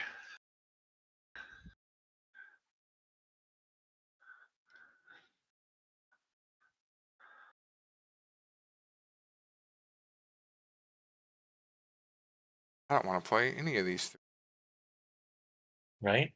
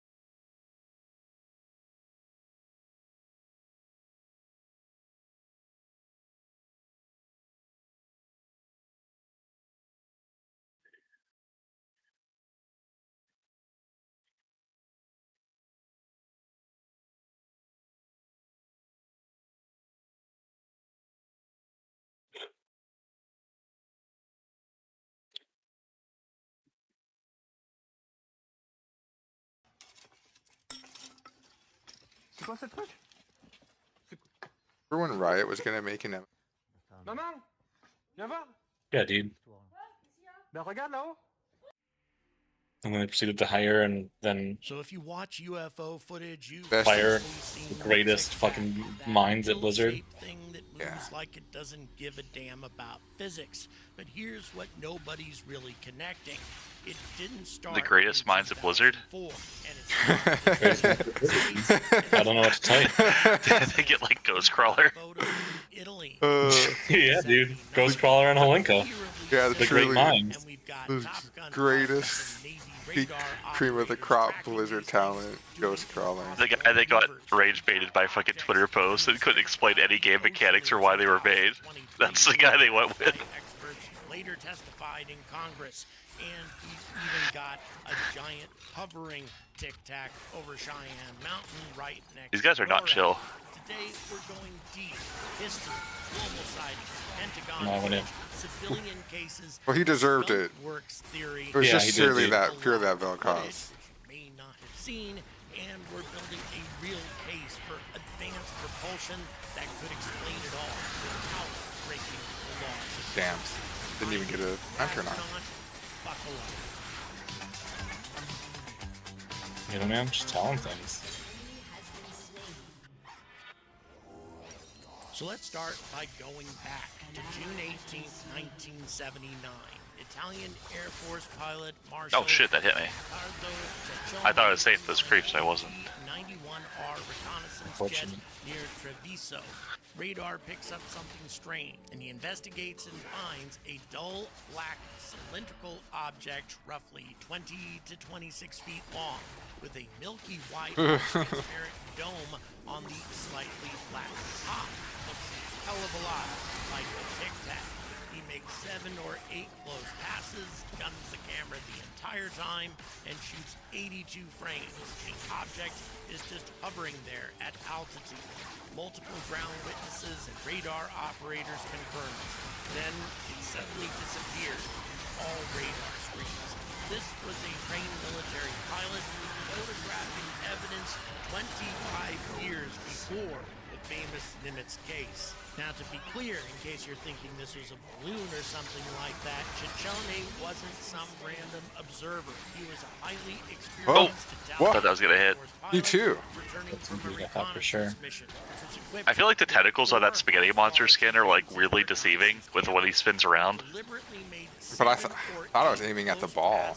Distances as close as 70 to 100 Like, I missed meters him. while flying at around 300 knots. The object remained completely stationary the entire time with no turbulence, vibration, or This Rek'Sai just doesn't give a fuck. Yeah, dude, he's just fucking. Airport watched through binoculars and reported seeing a strange bluish trail coming from the object. We'll talk about that a little bit later. The Istrana radar center tracked it continuously with a defined course and speed until, during one of Ciccone's turns, the controllers suddenly shouted that they had lost it. It had vanished from their screens at the exact same moment. It disappeared visually from the pilot and ground witnesses.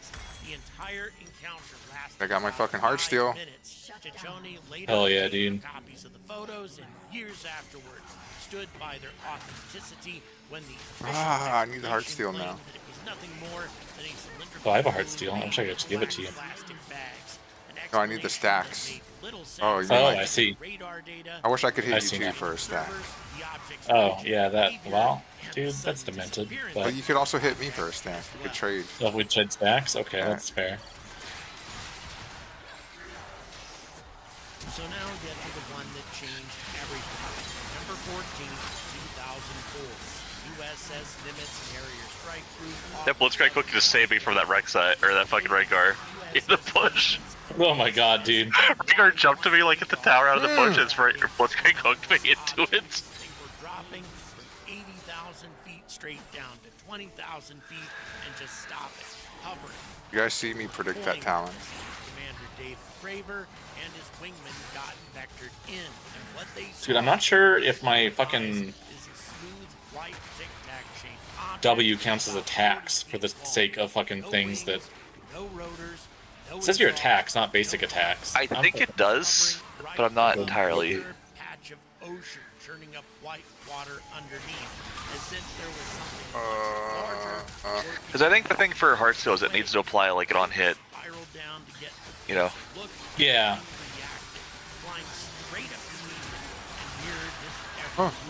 And then it vanished. Radar showed it reappearing 60 miles away in a few seconds with no sonic booms. Now later on, Lieutenant Commander Chad Underwood locked the IR targeting pod on it, and that's the famous video that you're watching right now. Multiple understand what pilots, it did. multiple weapon systems officers, I don't think radar so, data, unfortunately. infrared confirmation, all telling the same story. These were some of the best trained aviators in the world, and they were watching something, doing things Oh, that nice. still have no conventional explanation. But let's talk about this guy. I didn't get to auto attack at all. Mick West, even though I don't talk about it very much. He's Oh, well, you done got to kill him. That's a lot of really detailed fun. analysis trying to explain the Navy videos as mundane. He does this with every UFO video. For the infrared tic-tac video, he suggests it's probably just a distant plane. Oh no, they do. Okay, hell yeah. Exaggerated by camera switching modes Oh, that's and good. gimbal effects. Now look, Mick West is thorough when it comes to video analysis. He's good at pixel peeping and finding camera artifacts. But here's where it falls apart for the strong cases. For one thing, he's not there. He doesn't do any on-site investigation, or very little. It's all just a bunch of people sitting at their computers. And these weren't just videos. We have multiple highly trained eyewitnesses who saw the objects with their naked eyes, not through a screen.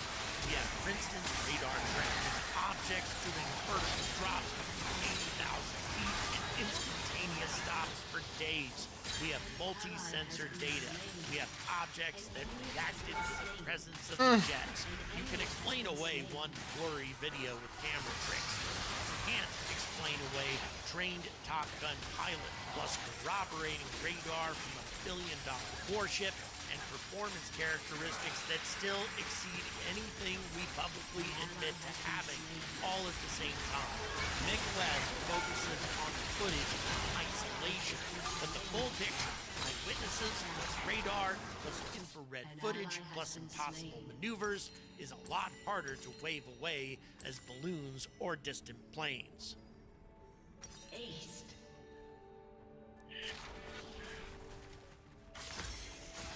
So fast forward almost 20 years to February 15th, 2023, in the same waters off of Southern California, this time the USS Jackson.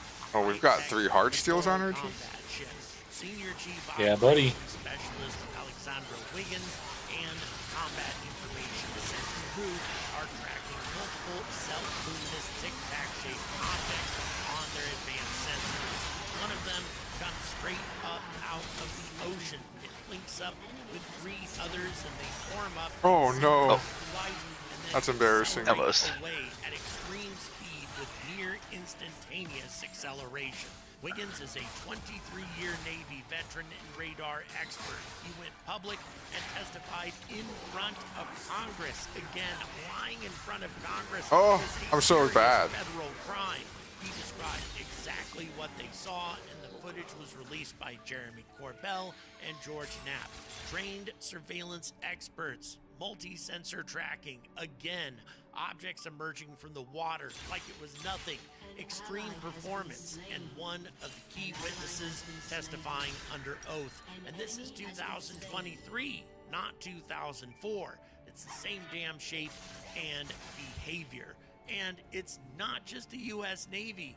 We've got the 2026 Pentagon releases that just came out showing anomalous objects in the South China Sea, Yellow Sea, and East China Sea, elongated and structured contacts tracked by military sensors. And then there's this one from February of 2022, which my animator Digital Voodoo has recreated over Cheyenne Mountain, Colorado, the home of NORAD. Hey, what they supposed to do to you in this fucking Rek'Sai? Again, I can't get this one shot, me. It's better. FBI illustration, it looks like a tic-tac to me, hovering 300 to 500 feet above the mountains. Creamy white, opalescent, translucent, shimmering with irregular panels like fish scales. It's stationary, then it just vanished, like it was cloaked. It was the size of a large jet, according to the witnesses. They had no photos, but they gave a detailed description, and the Pentagon released this artistic rendering just recently. Even right over one of the most secure military sites on the planet, these things are showing up.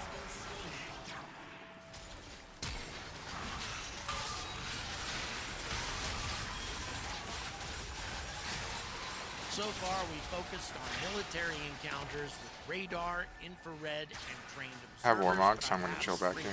In some extra footage, but still, let's look at some of the same pill-shaped tic-tac objects that are being filmed and reported by civilians around the world, often with strikingly similar descriptions. Let's look at some real specific civilian cases that match the pattern we've seen in the military data.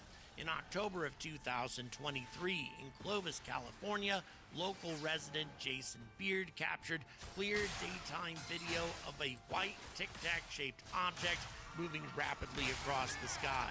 He described it as spinning with something like a ball or appendage underneath it. The object was traveling at high speed with no visible wings, rotors, or exhaust. Local news stations, including KMPH Fox 26, covered the footage extensively, and Beard noted... Jesus, okay, this Rek'Sai is just fucking living... Just always goes in. Dude, he's like... Similar tic-tac-shaped objects have been reported... He doesn't know that there's a direction that you can go other than forward. Yeah, right? True. August of 2021. What stands out is how closely this matches the military tic-tacs. Smooth white shape, no conventional propulsion, sudden high-speed movement, and daytime visibility. Although, when we see these things at night, as we're seeing right here, they can Rengar glow, was the we're going to get to that hard in part a of that little bit. initially. Multiple independent witnesses in the same region have described the same exact characteristics. Beyond Clovis, civilian reports of identical, white, cylindrical, or tic-tac-shaped objects continue to surface globally. In various locations, ground witnesses and even passengers on commercial flights have described smooth, featureless white objects that hover, that accelerate instantly in ways that defy known aircraft performance. Some reports note the objects disturbing water surfaces below them before darting away, echoing the transmedium behavior seen in the USS Jackson case. These civilian cases often lack radar or infrared data of military encounters, but the visual descriptions and performance characteristics line up consistently with the Pentagon documented techniques. Regular people, phones, and cameras are capturing the same shape and behavior that trained military personnel have reported for decades. When you put the civilian footage side by side with the Nimitz footage, USS Jackson footage, and the 1979 Italy photos, the repeating pattern becomes impossible to ignore.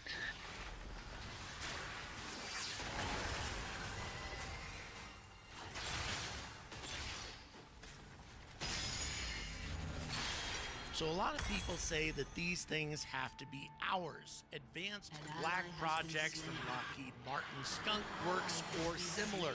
But I doubt this hard. Why would you test the most sensitive advanced craft in the world over international waters right next to a U.S. carrier strike group? Why let your own Top Gun pilots get close enough to chase them and film them? Why risk one of these things being shot down, or worse, captured by an adversary? Here's the bigger point. If we had this kind of insane aeronautical technology in 2004, objects that could drop from 30,000 feet and stop instantly, accelerate to hypersonic speeds with no sonic boom, operate transmedium, and outmaneuver F-18s, then why the hell aren't we using unstoppable hypersonic bombers and strike craft to dominate every conflict, such as Iran? Why are we still relying on conventional platforms in places? Stood still. Secret anti-hook dodge technique. Technology in 2004, we should have been able to wipe out The ancient art of standing still. I don't think so. The idea that these are ours can even casually Refuse to take Dude, he wanted to die on his own terms. I fucking respect it. So what are they? Dude, I feel like we can sit and like, we could ambush them a little bit. Like, we're fucking some tanky boys. I've looked at the Skunk Works idea and I don't buy it. I've looked at foreign adversary drones. Yeah, dude, you can sense the fear. Camera tricks, and they don't explain the full data. Commander David Fravers has said that he believes that these are not ours and are not from any known human source. And I agree with him. Let's build a real detailed case for what these Tic Tacs But they don't know you're there. doing physically. It's true. Using principles we already understand. Just taken. There's a Rengar in that bad bush.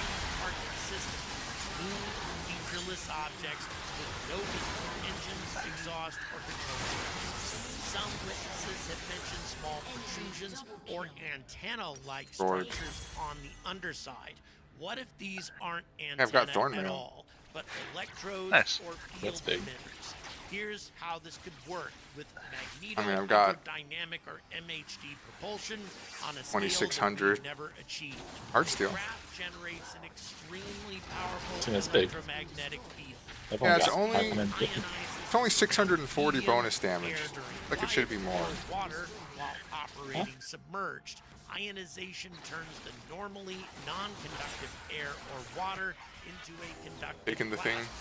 Once you have that plasma, you can use the Lorentz force, the same principle using rail guns and real-world experimental MHD drives on ships and submarines. By creating strong electric and magnetic fields, the craft pushes the charged plasma particles in one direction. I mean, that fucking That Talon, dude, it's fucking opposite direction. so much This fucking is damage. thrust and lift without traditional propellers, jets, or rockets. And because the propulsion acts on the medium Like, I can't itself, fucking run from the wreck side. no exhaust plume. That explains the lack of visible propulsion signatures and the extremely low or absent heat signatures in many sensor readings.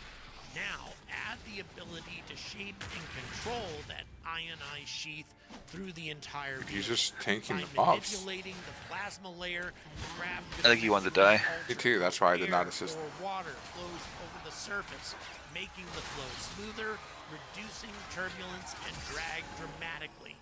In hypersonic research, plasma aerodynamics is already being studied to reduce shock waves and sonic booms. Scale that up with the kind of power these objects appear to expand, and you can suppress Fuck, he got with the snowball as he died. even at extreme speeds. Oh. For transmedium operation, use air into water and back, the same principle applies. In water, the craft can ionize the surrounding liquid and use MHD forces for propulsion underwater. That would explain objects emerging from the ocean at high speed with no splash or conventional underwater propulsion signature. The energy requirements My for unending all of this despair is would going to be go so hard. enormous, far beyond chemical Dude, batteries if we survive. or even current jet engines. And this is where compact high-density power sources Oh, you're... come in. Yeah, you might be able to stop them. Microfusion reactors or even more exotic systems such Oh. as God. matter annihilation for extreme energy density could provide the sustained power needed to maintain these fields and achieve the observed accelerations and maneuvers. Or what if they could tap into natural power sources like thunderstorms? And tonight, the ionization process could produce a visible glow or corona discharge around the craft, something occasionally reported at nighttime. I feel like I should be like slightly more tanky than I am, considering. Yeah, they're I feel like damaged. I should be a real tanky fella. I feel you, but they just do insane amounts of damage. I mean, they have like 2 AP percent hit point characters That's true. with 2 assassins, so like you have a lot of hit points that are just like getting shredded because they have like the 2 Yeah, I best don't really have a pages lot of first. MR either. Magnetic propulsion Yeah. concepts. These tic tacs could simply represent a mature, weaponized, or scout version implementation of these I'm not AFK, I'm just ideas in the process of centuries maybe heating or up decades something to make Well, food. Nick's done because I he need said to he get was some going rest to. though, yeah. Yeah, I'm gonna move on. There'll be a gruel. We've or got something. photos from 1979 Italy, or more recent ones like the one you're looking at right now. We've also got Top Gun pilots and billion-dollar radar systems in 2004. We've got objects coming out of the ocean in Congress testimony 5.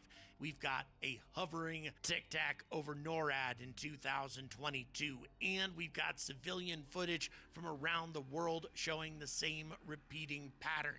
The data keeps piling up, the mundane explanations keep falling short, and the idea that these are ours from Skunkworks just doesn't make operational sense to me.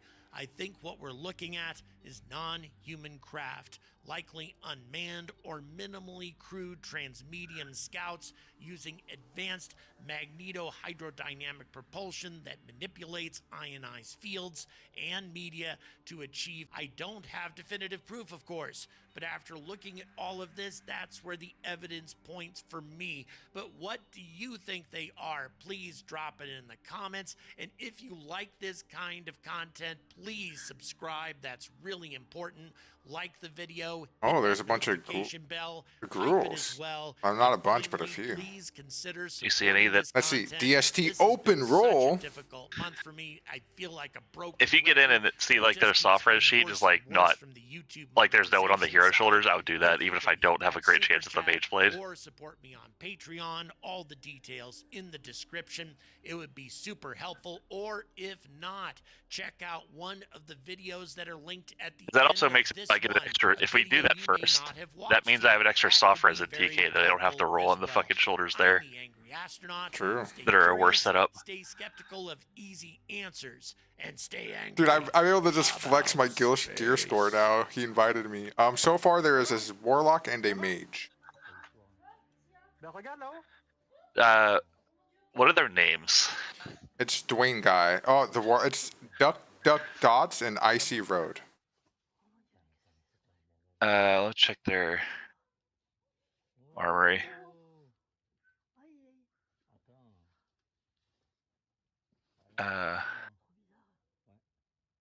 Duck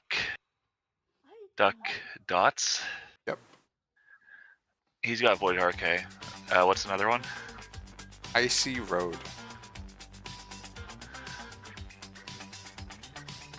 Wait. Some mags too?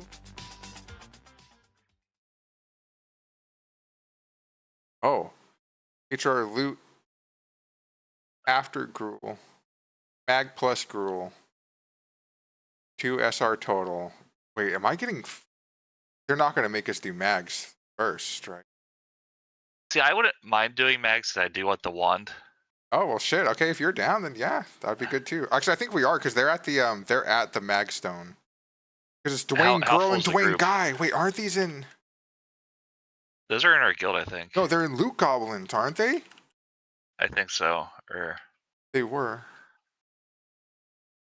Yeah, they are Loot Goblins. I remembered them. I mean, I would do that probably because the mage and the one warlock. What's the other warlock's name? It's Duck Dots. Yeah, I got Duck Dots. What about Icy? Icy Road's a mage. What was the other one? That's it right now. Okay. Yeah, because after that it's 4 warriors, 2 druids, 2 shamans, a ret, rogue, and those guys right now. So there's still like more people to fill. But I think it's 2 SRs total, so you would have to do like you could do 1 on the wand and then 1 on the shoulder or something. I don't know if you want to do that or you just want to like. I'm not doing a group that only has 2 soft reses and is using them on Gruul or mags. Like I don't want to do mags if I don't have a soft res specifically for mags. Actually, yeah, I didn't realize this was mag plus Gruul. I just saw someone. I mean, it doesn't matter for me because it's just the DS tier. Yeah. Like, I don't give a shit to go to mags if I don't have, like, a specified role because I need to soft res 2 things in mags or Gruuls. Like, at that point, it's not even worth doing mags.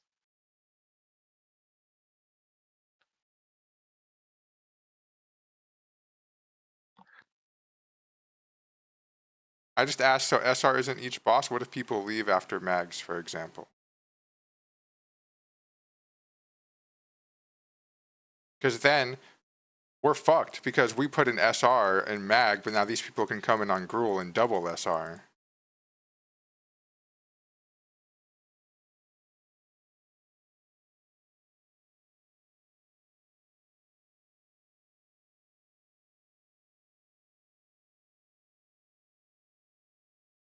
New people will get 1 SR.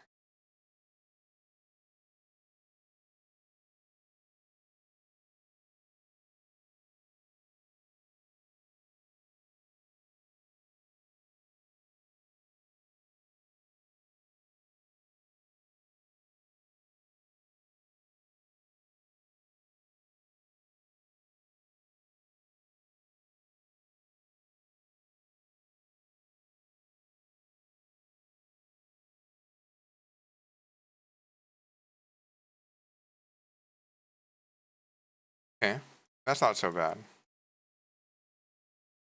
I was just worried about that. I'm still just going to do double DST.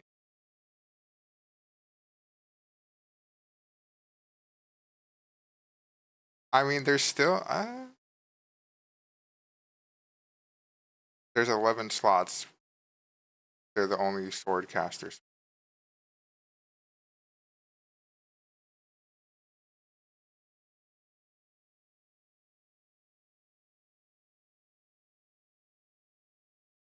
I just don't know if I want to do both if it's not worth it, you know.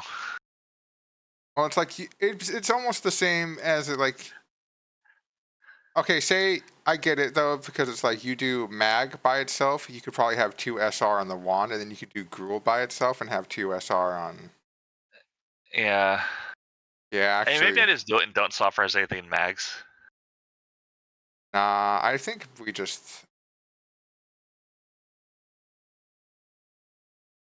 I mean, it's up to you. There's like a bunch of Gruul's groups right now. There's 2 that have about the same amount of Wait, people. you found Does Bedagio have what's his group like set up? He's got 17 people in the group. Oh shit, they're at the bottom. What the fuck? Yeah, I see that. Oh wait, mag into Gruul, Magus Blade HR though. That's iffy. What is Belago got going on?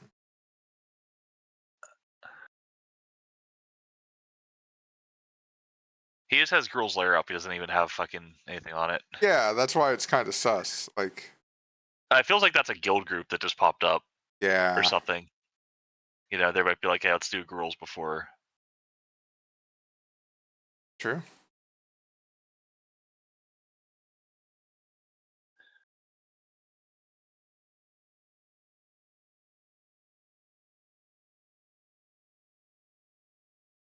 My worst case is I just do it with the guild and have a chance to at least get shoulders at least.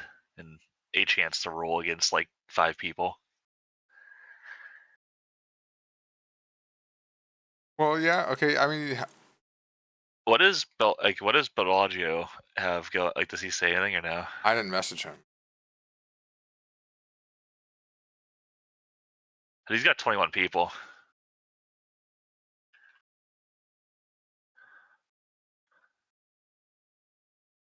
I just messaged DST open ?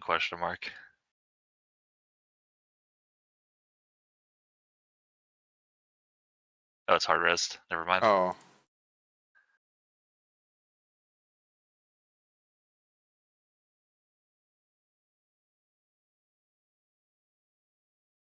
Are you still in that fucking group with Jay Wayne?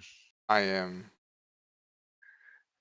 Do I just go and just use both of my soft reses? Because the mags wand is whatever. It's just the fact I have to do mags. At that point, then I guess. Yeah.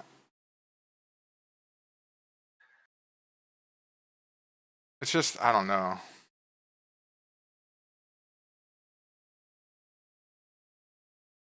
Like, usually you go 1 soft res mags and then 2 in Gruul's, and, you know. Or it'd be at least separate. It's like, here's your, no. I don't know. Well, because if it's just like 1 SR, essentially it's like 1 SR per boss. But you can use them both on 1 boss. Yeah.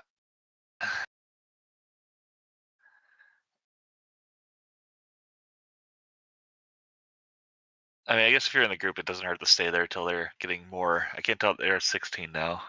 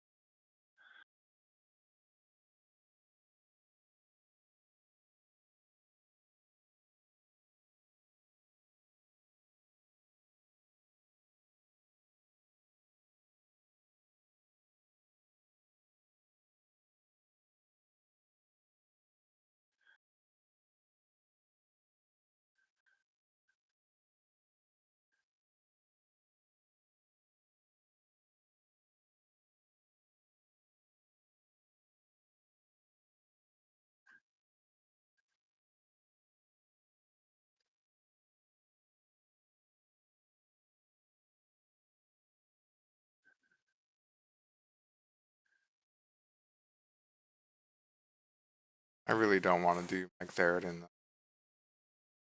I really don't if there's not like a viable res. You know? Well, there's viable. I mean, you get to SR. You could No, go. only two things like for mags and ghouls isn't quite worth the time. Yeah, and I just doing mags. Like doing mags is not fun. No. And there's a lot of shit ways that could go wrong. And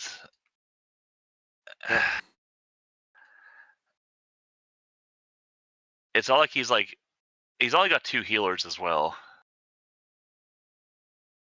Yeah. So he needs at least 2 more. He's got 4 tanks. Oh, he's got 3. That's probably fine-ish. Whatever. I think maybe I do. I don't know. Because it's gonna. I might just do it and not res anything on mags and just see if I can open roll something. Because maybe just nobody soft reses the wand if nobody's there. True. We don't even have a SR sheet yet. Probably waiting till we're full.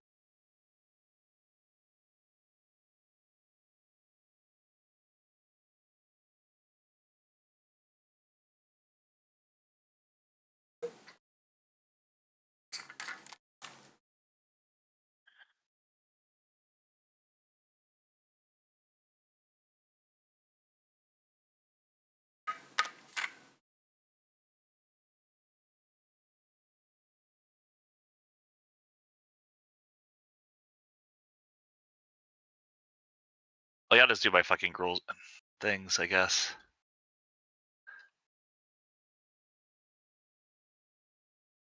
Like, I'm just gonna assume that Noah's gonna soft res anything in mags as a caster, because why would you if you're going to ghouls?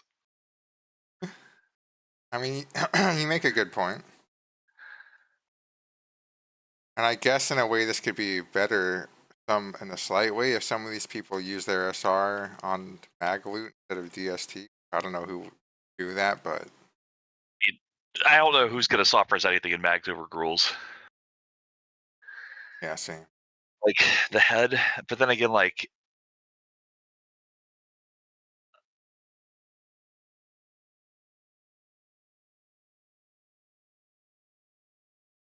I would even actually be tempted to do the head if I had a soft res available for just this boss, because it has hit.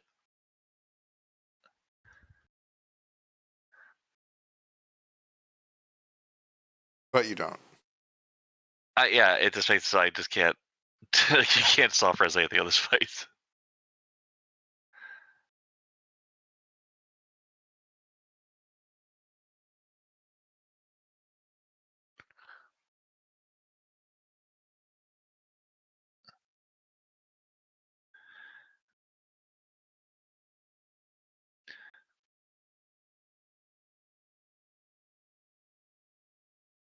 Although I will say, Adam, if there's a window where nobody soft reses the head or the wand, I might just use both of my soft reses on bags and leave after the fight. Oh, that's actually a pretty good strategy. He's the one that set this system up, Adam, not me. True. The more I think about it, I'm thinking more like we just leave this. This is just the fucking. I understand he's doing this system to try and force us to stay, like to do mags. Force people to stay for both. Yeah, you know what? Fuck this, Neil. I'm leaving. I'm not yielding to this man's tyranny. Even though it's I'm like the one some who weird way to messaged try him. and like. It is a very weird.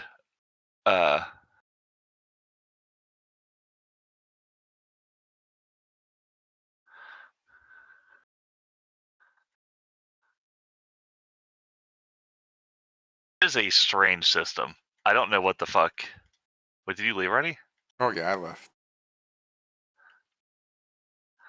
Alright. I just left. Like, I could see doing that.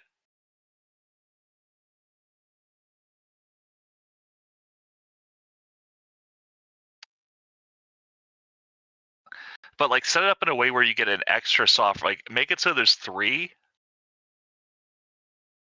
And you at least, if you go to mags and don't use it, you save it for ghouls. If you wanted to.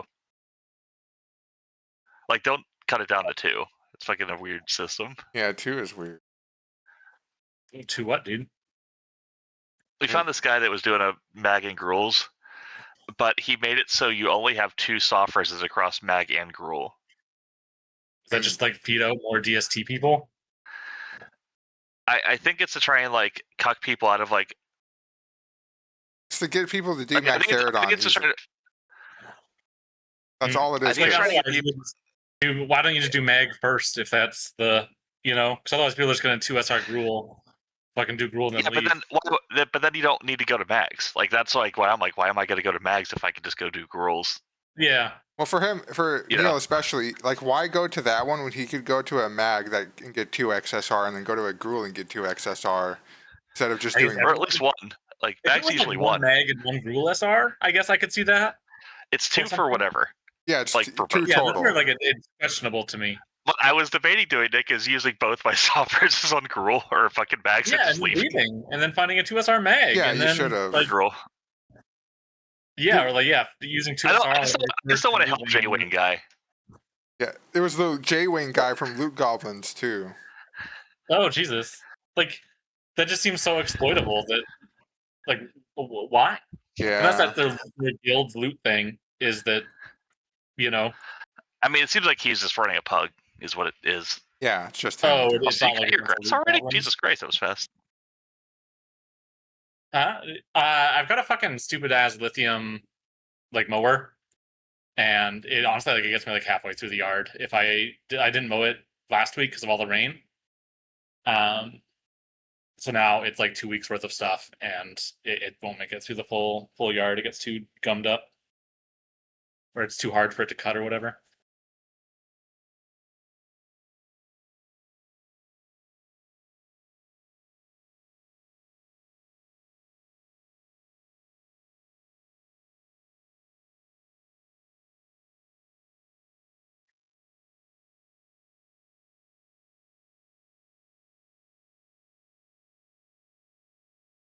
I feel you.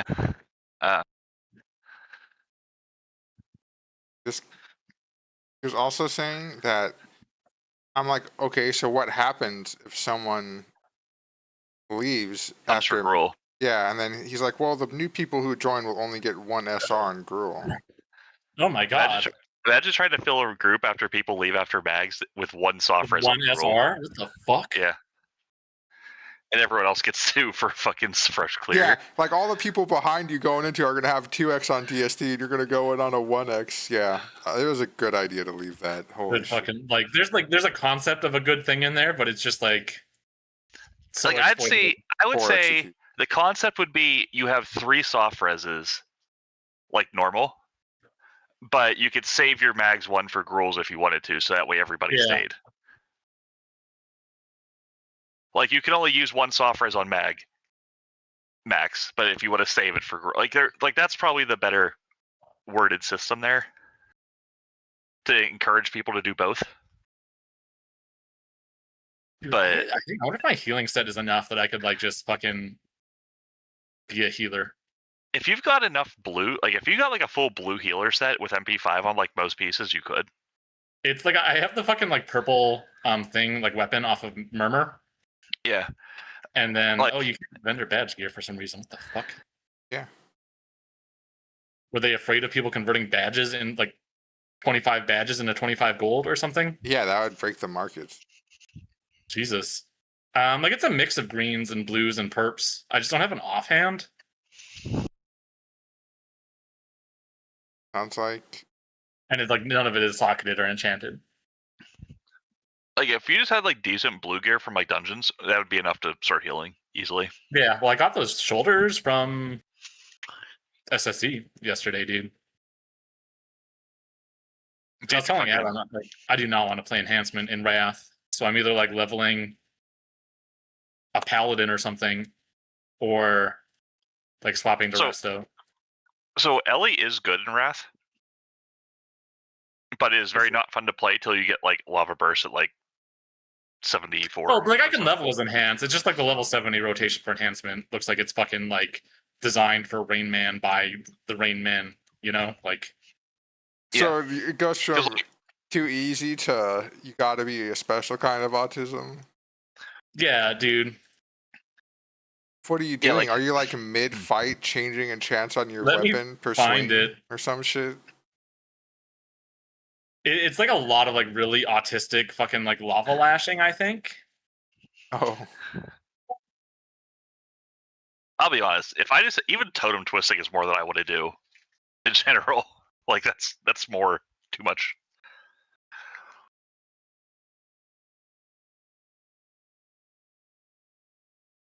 And I think you can play like fizz, like just like fizz enhancement, but I don't think it's the fucking.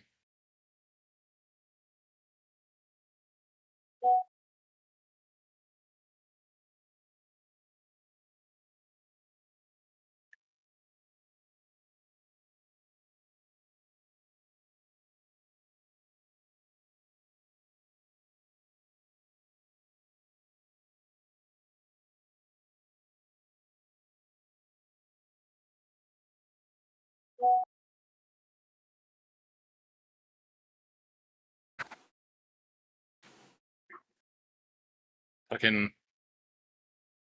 Here you go, Adam.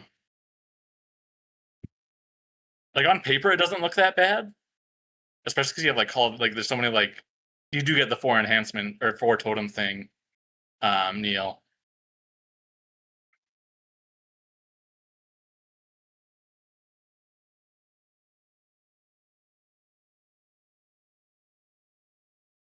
Give the totem recall and fucking totem summoning thing there in Wrath. Yeah.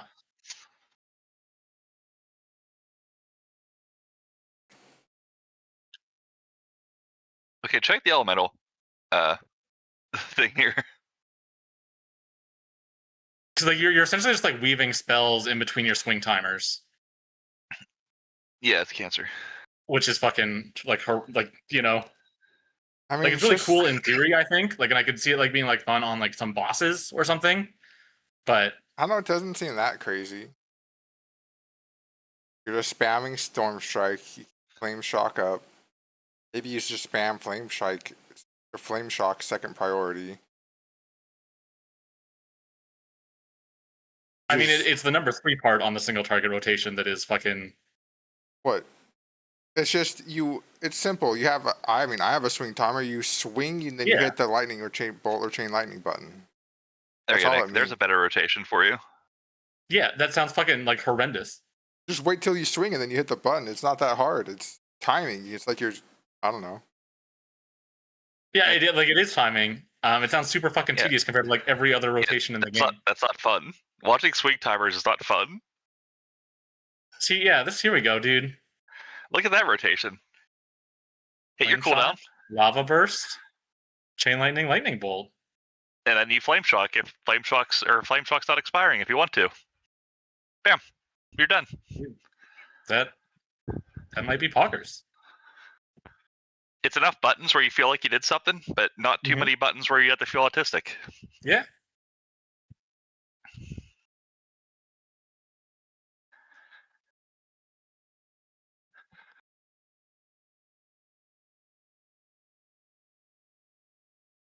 Why do they always do this Gruul plus mag bullshit? This one is better though, because it's Gruul mag 3SR, 2x Gruul, 1x mag, MSOS. First champion chest is HR, DST open roll. I mean, I would do that one probably. Yeah. That seems reasonable. I just don't want to do Gruul. I mean, I'm not doing mag. I mean, I don't want to do mag. Say, oh wait, if he's doing Gruul first. When they say Gruul plus mag, that means like Gruul is first. If it's Gruul first, I would 100% do that. I don't know if they'll notice something's up when I don't have any SRs on mag. Well, I just messaged him, would you be doing Gruul and loot first by chance? Oh my god. Dude, that's a fucking red flag. Yeah, I'm going to throw out the red flag, make it obvious for him. He can get on, you know. That is his like I'm worried I really need stuff off mag, and I'm worried about people like leaving after Gruul. You got to go the other way with it, dude, and be a concerned citizen. I'm just going to be an open book. See, if he picks up the red flag, it's not Adam's fault for being a red flag. Yeah, you know that's true.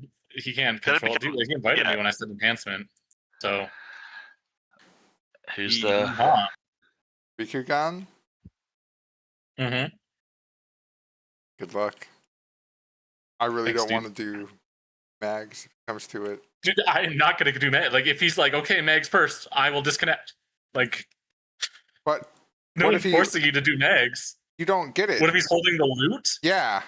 DST drops or something, and now it's like, okay, now you have to wait to do fucking mag. Dude, I would because do that. If DST drops, I would be like, you need to trade that like immediately because I'm scared I'm gonna disconnect or some shit, or you're gonna fuck me over. And you think he's gonna give a fuck? He's Or gonna you're go wait like, the 2 hours, he's gonna tell you too fucking bad. These are the rules. You agreed to it, so you can either. I guess you won't get your chance at DST then. Smile. So is he doing rules first? I He don't never know. responded Did he to me. whisper you back at him? No, he didn't respond to me. Which honestly, like, it's kind of close, considering it's like 20-4 already. Yeah. Like, yeah. This guy would need to go and like not suck, and there's a lot of caveats on this Gruul run. Yeah, that's very true. An hour to do rules is pretty safe, assuming that it's not horrible. Gruul, yeah. But he's like not full at all. Like he has to fill like the other like 10 people, more than 10 people. There's fucking 8 people in this raid, you know? I'm assuming he is not taking a bunch of melee because, you know, I'm just going to leave. This is going to take way too long to fill.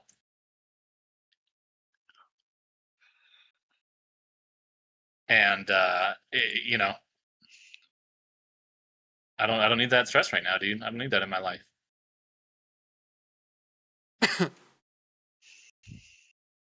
And it's not like we can't just find a random Gruuls at some other point, right? Like, Yeah, like I'm not worried. Same. Like tomorrow we'll fucking have a ton because we don't have like a raid or whatever. Yeah, I'll probably just be looking all day, just some more. I told him, like, my worst case is, like, if I got the Gruul shoulders off Gruul right now, I wouldn't have to use a soft resin TK on shoulders. Yeah, that's true. Is my benefit. That's the only upside. Are there other people SR'd on shoulders? Like, you could just also YOLO it and be like, because like I didn't SR gloves and I was the only fucking person main spec rolling on them because they're off of like, yeah. Well, they just got lucky with gloves. And they've been killing him for. That's true. Because there's still but stuff I'm saying, like, that if no one else has SR'd them, chances are, yeah, you know, they've seen a fuck ton of champion gloves or whatever, hero gloves. Exactly. If they're not SR'd, you're probably free. Like, you have a very good chance of getting it with a roll. True. At the same time, there's like not even half the SRs on. I don't think so. Yeah, that's why I was kind of gonna wait to see till what it was before I did it. I just was trying to dissuade people, maybe, or no. That's fair. Oh yeah, you should 3x SR them and then right before raid, fucking like change it. What? You don't need to do that to our team.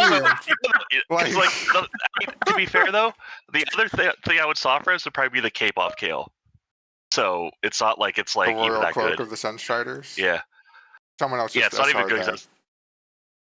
Yeah, it's not even good. It's good for really good for affliction, but not for Destroyers. There's no critter hit. So it's. I see. Yeah, it's just 44 spell damn. Yeah. Which okay, like there's 15 reserved. Like that's a pretty good amount. What's that? Like 15 people have their SRs in. Like that's pretty good. I know the Ellie Shaman's on my bracers, and then there was no one else on the wand at the time. Yeah, I'm the only one on these weps, so I hope they fucking drop. And no, there's only one other enhancement shaman, and I'm pretty sure he has them, so you're fucking safe there. Maybe they're good for Fury or Hunters. I think the rod was good for Fury, kinda technically. Or no? Yeah, but I mean, our warriors don't want it. Yeah, they have equivalent. I believe, at least. That could be me. I just know that Kote is not going in on it. He's the only one that matters. I thought Kote like 2x SR'd the ring, and I thought about it, but I was like, man, I don't want to fucking like show up and fucking jack this dude's ring. Fair, but like I'm already in that boat. I've considered that I'm going to do that because he still needs the fucking war boots, apparently. Yeah. So I'm like, well, I'm just kind of going in on this shit too. It's also like something that's like a rare drop off Kale isn't quite the same as like Brandon boots off like the fucking throwaway bosses. I mean, he raised a good point. I also feel there's a difference between like second week and first week. Like for all they know, we could fucking ghost after the this week and then 100%. Which I mean, there's like a 60% chance still happens. I hope not. I mean, I hope not. I don't think so. I think like this has been fine. Yeah, it has been fun. Like so long. And there's only 3 weeks until. Yeah, well, like by the time BT comes out, we should be like really geared out, and then we'll go in to be strong. You know? I don't know. I wonder if on like BT comes out on a Thursday, are they going to want to do like SSC, TK, and then BT? Because that would be. Or do you just do BT next week because it's a Thursday and your raid days are Tuesday, Wednesday? I guess he's probably thinking about that now. I would say probably. They'll probably do I a would assume thing you'd where shift like the raid. Yeah, they'll be like, if anyone who can make it at this time, you know, show up, we're gonna try Yeah, for like it. we're going to try to do a BT and we'll pug what we can, you know, what we have to, and like try to get a couple bosses down, kind of thing. Yeah, I mean, Fathom Lord and shit's pretty free. Yeah, I was gonna say we should be able to get to at least council or Fathom maybe Lord. Are you Mother talking Shadow. about High Tide Lord? What was that guy's name, man? High Warlord Nagentis. Lord. Oh damn, he fucking Yeah, his ground government. AD, huh? Yeah, you Jesus. with fucking that name. Fuck. I watched a It's fucked video up what you just did earlier. to me. Well, I watched a video early today that said his name. So I know there was Lord in it. That's all I got. Did you fucking just come out and throw the whole thing out there? That's just and fucking something like. Warlord. I knew it was like something Lord, Fishman. I don't know. True. Yeah, he had some.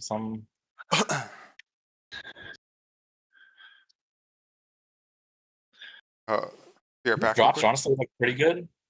What's that? His drops are pretty good. Yeah, they are really good. Every boss in BT, except for like maybe Shade of a Comma, has like some Shade fucking of a like Comma juicy has- shit. Shade of a Comma's Shade of got- a Comma has tier. So got some heat. What? Shade of a Comma has tier, I thought. No way, Jose. He has like I think like his fucking like plate DPS gloves. I think are good with like the armor pen. Oh, okay. Oh, yeah, he's got a lot of good he has stuff. some good Actually. shit. He just has a lot of fucking trash too, if I remember right. Like so. Let's see. Shade of he's a got- Comma.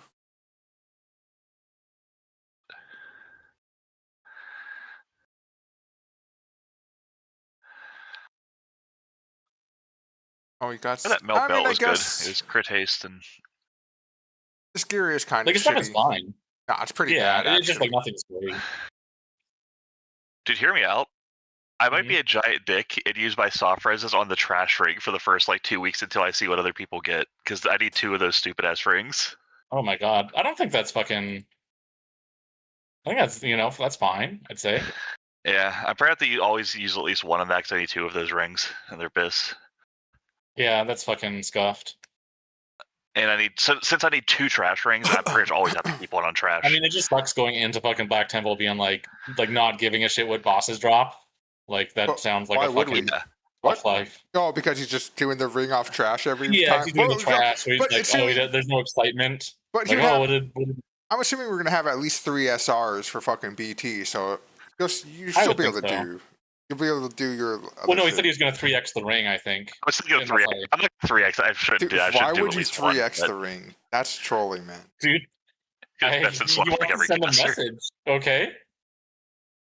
Okay, I mean, I guess, yeah. Fuck, I don't know why you do that to yourself, but shit, man. I mean, with 4 other warlocks, sometimes you got to like scare them off. You know? Like 3 mages and a shadow priest. Like you have to understand that like fucking half this raid is literally like over half the raid. That's including tanks. Okay, but what's the most like impactful? Would it really be the ring? Is that like you're really? I mean, in reality, I should just 3x Skull of Gul'dan if there's I an mean, option. but- It depends if you get like Illidan. I don't think we get Although, Illidan like- the first week, but like the second, like the first Thursday he comes out, we probably don't get Illidan, but there's a real chance that, like, say if we just skip doing SSC and TK and just do Hydral BT, then we probably maybe get Illidan. I don't know. Also, they have that thing where like each officer, each tier gets to HR an item, or at least be on like the roll reserve for an item, which I guess is the same as an HR. I said that, and you guys said they didn't do that anymore. Well, yeah, I think I got it confused because they used to have it where if it's your first week of raiding, you just don't get shit, like you don't get any SRs.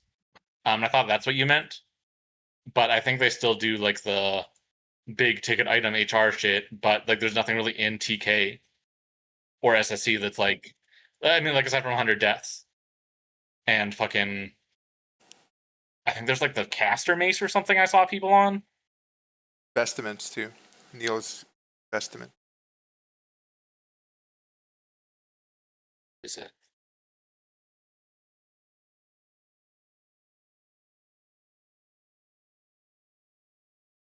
Also, I really don't care if one guy's Well, no, they don't HRing have something. estimates. They have like the role reserves are DST, 100 Deaths, Light Fathom Scepter, I want to say, and for Verdant Spear, you need to be like a core member.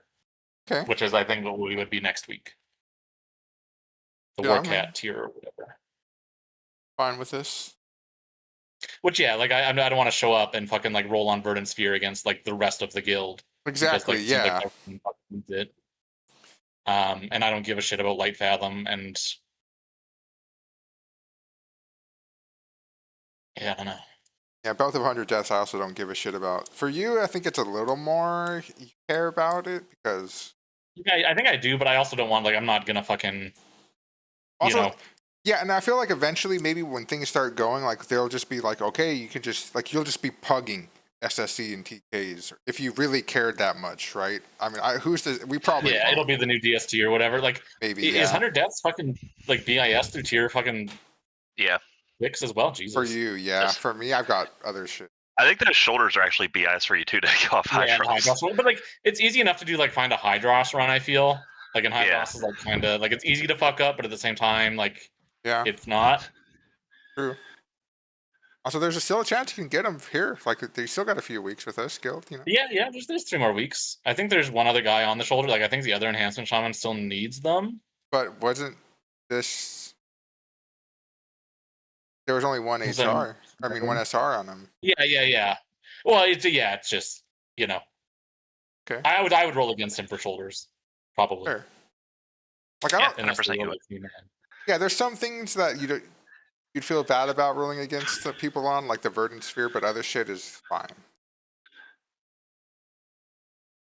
I think that's like the problem with SRs, is that like if people get loot grudges or whatever, because this guy's been an officer for like, I don't, you know, like who knows how long or whatever the fuck. I think that's like the big issue with the system, though, is if you're gonna do a system but that at the same rewards time, like with PKP, we'd come in and we'd get like 0 loot aside from scraps for fucking and months. And the reason why it's such an issue is because, like, say if you just had your core set of people and it didn't change, it's fine, right? But like if we're putting in new people who can then SR things and be on the same footing you are, where you've been running the raid for like months, you know, to get that item, that's when it feels bad. So I don't know what the solution there is. It's like you just loot cancel the very clear key items, I suppose. That's what I would do. Like I think that's what they're doing. Assume that there's like, don't have bad blood on any other shit because like you're already HRing, you know, Skull of Gul'dan or the Glaives or, you know, just so one. don't like give a shit if fucking Locrist takes your vestments or, you know. Well, they're probably gonna like there should only be like one HR maybe on, I don't know, because who are it's officers? It's one HR per. It's one HR per officer. What classes But are like, officers? The list has fucking like 1, 2, 3, 4, 5. Sometimes it looks like Zvin is on DST and 100 Deaths as role reserve, and so is Angelic Halo. See, I think they also might be doing a thing where they're HRing stuff, and then like certain people that have been there long enough or something, they're allowed to roll or like go for it. Yeah. Well, that's like they're trying to do that with like the Warcat rank, because you can only again roll on like Verdant Sphere if you're Warcat or higher. I don't know. It seems like it's like started as a good idea and then got like really confusing over time as to how that's going to work. Fair. I could see like, I don't know. Because I like that idea. Because like if it's like your HRing stuff for your veterans to roll on it, okay. Also, I could see doing that if your officers are putting in like time to actually farm and shit, and they're like handing out tons of stuff. But like just showing up and saying you're raid leading to help you like organize people is not enough work to like validate a hard res. Oh yeah, especially when you're some random officer who says nothing all the whole time. You know, you're not like that doesn't. One guy was an officer it was muted for fucking 2/3 the time, and like that guy's gonna get a hard res for fucking saying they're like jerking off muted. You know? Like, so if you're gonna hard res for officers, I expect like you to be either fucking putting in absurd hours farming for everybody, or I expect you to be swiping to fucking farm for everybody. Or be number one, like on the meters. No, I'll accept I don't that care too. about that. I know you don't, but that's for me. I'm saying, like, But I don't like it's weird to have like we're not a performance like keep any performance stuff to only positives, and also be like, and also we're gonna reward performance. Well, there's nothing wrong with that because you're just encouraging people to do better, and like the people who are putting in work who care the most. I mean, see, the thing is, being an officer isn't being better usually. It's not. They're It's implying usually they're implying it's an out of raid commitment that, as you see, being in this guild for a week, there's hardly anyone offline or online during like off hours. Yeah. Well, like, it used to be a thing in like vanilla. You'd be like strategizing on bosses or some shit, Like, I you just need a sit there dude and that was fucking a like graphic hand out designer. potions and fucking count Yeah. people's cooldowns for them and fucking like contacting people like off hours and shit. Where this is not that case. It's not Yeah, like you're we're not not farming running- 3 million fucking shadow protection potions. I'm not sitting there keeping a wait list with everyone's items of what they want and who wants to get in for what boss here. Yeah, like I and did loot is in a vanilla. fucking like SR mod thing. There's no one like Yeah. keeping track of DKP on a fucking spreadsheet and Yeah, so this idea that like officers have like a effort coefficient here is like some fucking really, I don't know. It's weird. I don't know. Like at the same time, I'm sure the more hardcore you get, the more like protective people get over their loot, and fucking like you need to be a certain member of people and certain fucking. I mean, every semi-hardcore guild just does fucking loot council. There's no in between or fucking like thing there. It's just the most efficient loot system for what, like things are kind of roll for your main raid, except for like the things that matter, or if there's somebody that has like a direct need immediately. I feel like loot council just like loot council in a 25. I feel like is fucking like in 10 or 15, like sure. But on 25 people trying to fucking, I guess. It's not that hard. Like, because it's like, okay, well, you've got like, the number 2 item in your best in slot list, and he's got like a number 5. You're equal performing. We're gonna go here for the first one here. But is it like equal performing based on like gear or like? I mean, I'm assuming that if you're that hardcore, you actually have metrics that you're fucking not taking like low performing players. Yeah, like presumably, but if you're gearing based on performance, and then isn't like the one guy that's getting all the gear going to just perform harder? Or you also then there's a cutoff of like not shifting everything onto one player and alternating it around. Yeah. I mean, it's not like that hard of a system to like kind of work in. You have to remember too that like a lot of the stuff kind of ends up being like like let's say like the first like 3 weeks are kind of like more open, and then till like we're saying okay, well you know what, like anime cop's really gotten shafted on weapons, we're giving him the next one.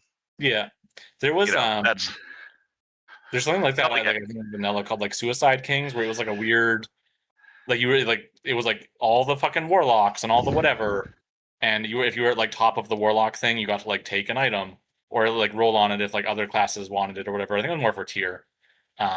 And then you went to like the bottom of the warlocks and it waited till someone else got an item, but then it led to like nobody taking the shitty items. Yeah, people didn't take minor up. Like that's the same thing DKP does though. You don't spend on anything that like, even if you don't spend heavily. Like I waited a long time to like, get my tier in tier 6. Because why the fuck was I gonna spend high on it when I could get it for fucking like 10? Yeah, in a couple weeks. Oh, I mean, I feel like there's more prestige or whatever if you get it early and you have like more time to look cool or whatever. Whatever I was too busy eyeing Warcraft. Golf Gul'dan to the druid that hasn't bought anything in 2 years. He's like, I'll be at my tier 4 ship, bros. Don't worry about me. Fucking scumbag. I'll be honest, the first time Skull Gul'dan drops out loot, I'm gonna fucking probably get triggered and leave. It'll just be a bad memory resurfacing. You have to explain that it's a traumatic past. Yeah, dude. If a Moonkin gets it, especially. If Toll Druid gets it, I have to leave. Rolls it.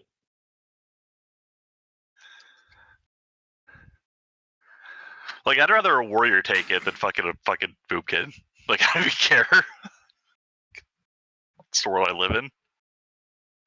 I guess, like, with glaives, though, I feel like you can't really, like, HR that much. On Illa, you can't be like, like, we're doing the glaives and Cursed Vision, for melee. So, like, casters, I guess, like, yeah, you do Skull Gul'dan, and you call it a day.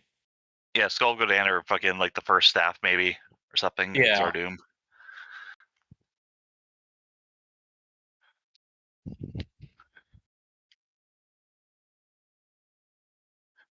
Karabor, I guess, were healers or whatever. Yeah.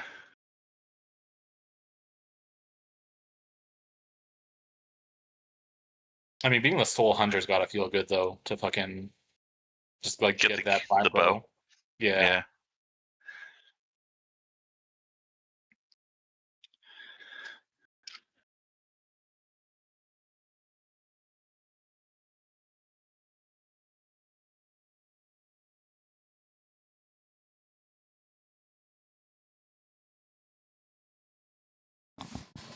Pretty good about class choice in this expansion up until joining the guild.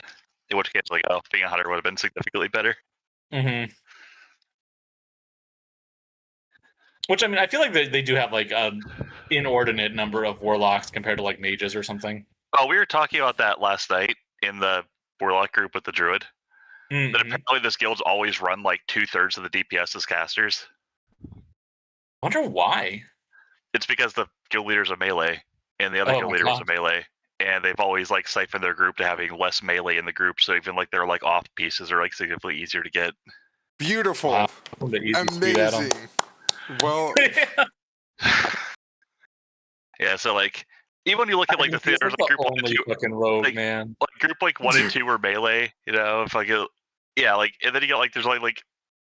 Usually there's far more druid like warriors than there is fucking warlocks. We're like the one guild that's like, nope, warlocks over warriors. Well, hey, we still have 4 warriors. I need 8 warriors. No. In this raid. We have enough warriors. I need 7 fury warriors. No. Well, I mean, I don't care about the fury warriors. Get as many of them. Also, Which, I'm kind of worried sometimes about. There's that many. Like Public Pool or whatever's coming this time. I don't think he was. Was he here yesterday? Yeah. Was he? I don't know. I don't remember. Was, yeah. Definitely was. Lady Vosh, let me pull up this attempt. There he was, number 9. Barely above me by 11,000 damage. Which honestly, it's weird because it's like very hunter scarce. The fact there's only one hunter is kind of crazy to me. Well, you see, he rolls on physical damage dealing gear. Yeah. But like, what? Like, is there a big conflict between rogue and hunter gear? For a lot of pieces, for a lot of the leather pieces, they were maybe. I'll say potentially. Huh. I guess like trinkets and shit. Yeah, so trinkets. They would be overlap rings. on probably. I mean, because like realistically, there's like one too many warlock, but like no such thing. We only have 4. I don't know, man, if you we have 4 one warlock for a warlocks. hunter.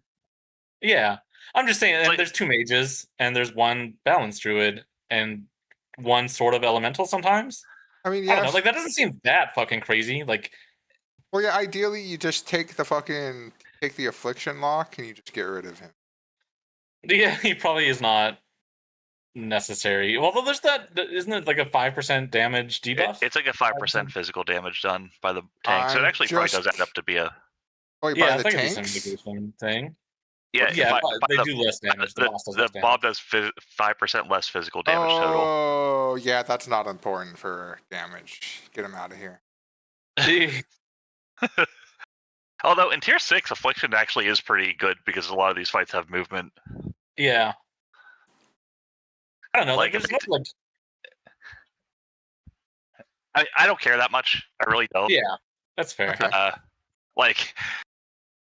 My number 1 priority was getting free shit that I don't have to pay for. Like that was my highest priority to guild. There's no way that's justified by playing with the fucking loot goblins, man. Because watching like fucking Westfall gun like just constantly fuck up. I can already see it on Archimon, dude. And oh god, I love watching people fuck up on Archimon. And then blame their ping, and then they ping. They don't like you'll like see a screenshot. Their ping was like 60, and they're like, "Oh, my bad." It's like ping, not because I was trying to wait until the last possible fucking second. Yeah, it was somebody that was. I forget what it was. I think it was a druid that was like he failed on the thing, and then he tried to take a screenshot to show us how bad his ping was, and it turned out it was actually his FPS, and his ping was like 45. Bruh. I had that happen once, dude. I had fucking bad FPS lag and fell and died. It was That's more his FPS believable. at the time was like his FPS at the time was like 100. It wasn't like it was even that bad. Like it Oh, wasn't. okay. Yeah, that's not what I had. He's like, look at my fucking lag right now. I'm at 120 ping or something. And it was like, you know, fucking bad.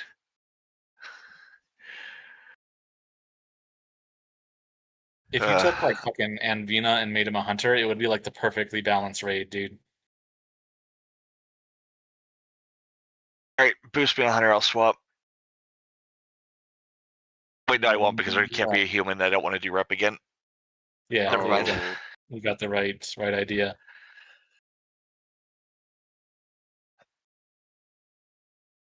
I feel like there's gonna be so many red paladins and fucking Wrath. The rec gets a lot better, but also Yeah, it does. Warlock and Hunter get a lot easier to play too. What? How Does it get is that easier for you? possible? I think They their automate pets. Shadow Bolt? I think their pets get some passive damage reduction, so they don't. Oh yeah, they do. They get avoidance or whatever for like Yeah. 70% AOE damage. So like hunters don't get like giga fucked on as many fights where like their pet just instantly dies when they send it in. I mean, I think that's how it is now.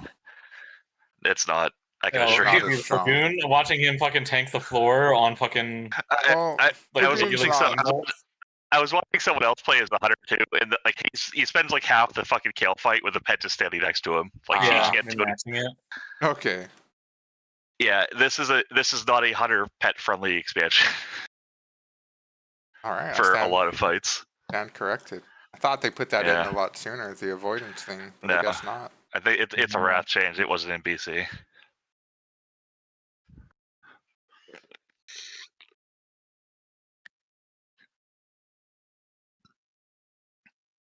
And then cat is when hunters don't have to hunters and warlocks don't get soul shards anymore, I think.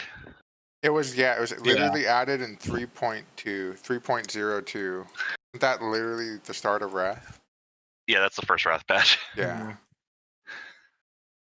Might be mop for soul shards? I don't know. I don't remember.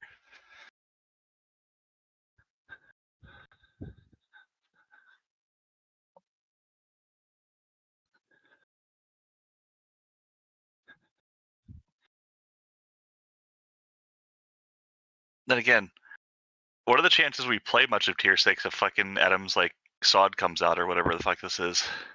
Dude, probably honestly, like I'm all in on Sod. I'm ready for fucking like I'm sorry. I bitch a lot, Adam, about how little fun I'm having, but like this is fine. It's good. I enjoy it for the most part. But I would leave this for like a Camelot in like a fucking second. You wouldn't even have to ask me. I love Wait, that so, like do their you code guys name for it. Wait, why do you think I wouldn't instantly be gone for Camelot? Like, I don't know. Because like Cote's here, dude. yeah, but so You I'm like the biggest Cote. classic Andy that you know. Yeah, probably. Yeah. I don't know, I was trying to man. think of someone. Like you might be like, okay, like if I don't know if I'm having a lot of fun or something, maybe I'd raid log, and because it's just if it's only like a few hours, 2 nights a week, I can. I don't know with if I would have it in me to do like if we're doing like fucking a single raid in fucking Classic Plus, then I don't know if I have it in me to do anything in fucking BC. Or Well, BP. I'm just saying for me. I know you guys probably wouldn't, but Yeah. I'm just saying for me, maybe that would be the case. But I'd still be mainly fucking prioritizing Camelot. Dude, what's gonna happen is I all fucking the love- warriors will leave Neil for fucking Camelot, and he'll be like, "But dude, I'm fucking prio for the glaives. I can't. I could finally get them." God, that would happen. Dude, Camelot isn't going to be out until Sunwell. I love that like everyone's going with the fucking code name they use for development is like what it's going to be. Instead, it's like it's just going to be Classic Plus or fucking some like basic ass name. Well, it's because the leak, and then the data mine in the store. Yeah, it was just leaked as Camelot. Yeah, I mean, what was Cyberpunk's? What was what? What was Cyberpunk's original code name called? Cyberpunks? Yeah, every game has like a fucking random like title like that they call it. Yeah, like I know Overwatch was Project Titan. Yeah. Yeah, but and then Starablo was Project X. God, I wish Starablo was a real thing. Was Cyberpunks. Starblow, thank you. Huh. I believe the League MMO is codenamed the League MMO. Oh yeah, true.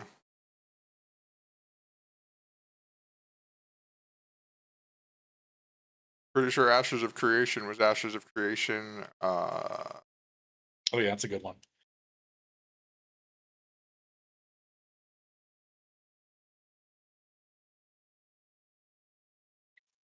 I could see if it was a code name, they wouldn't be like WoW Camelot. It would just be like Camelot or like Excalibur. That would have been a sick code name. Fuck. What do you think it's gonna be called, dude? Do you think they just call it Classic Plus? Like No, it's it's gonna. Classic I think they call it Plus? Camelot because they didn't. I think it's Camelot.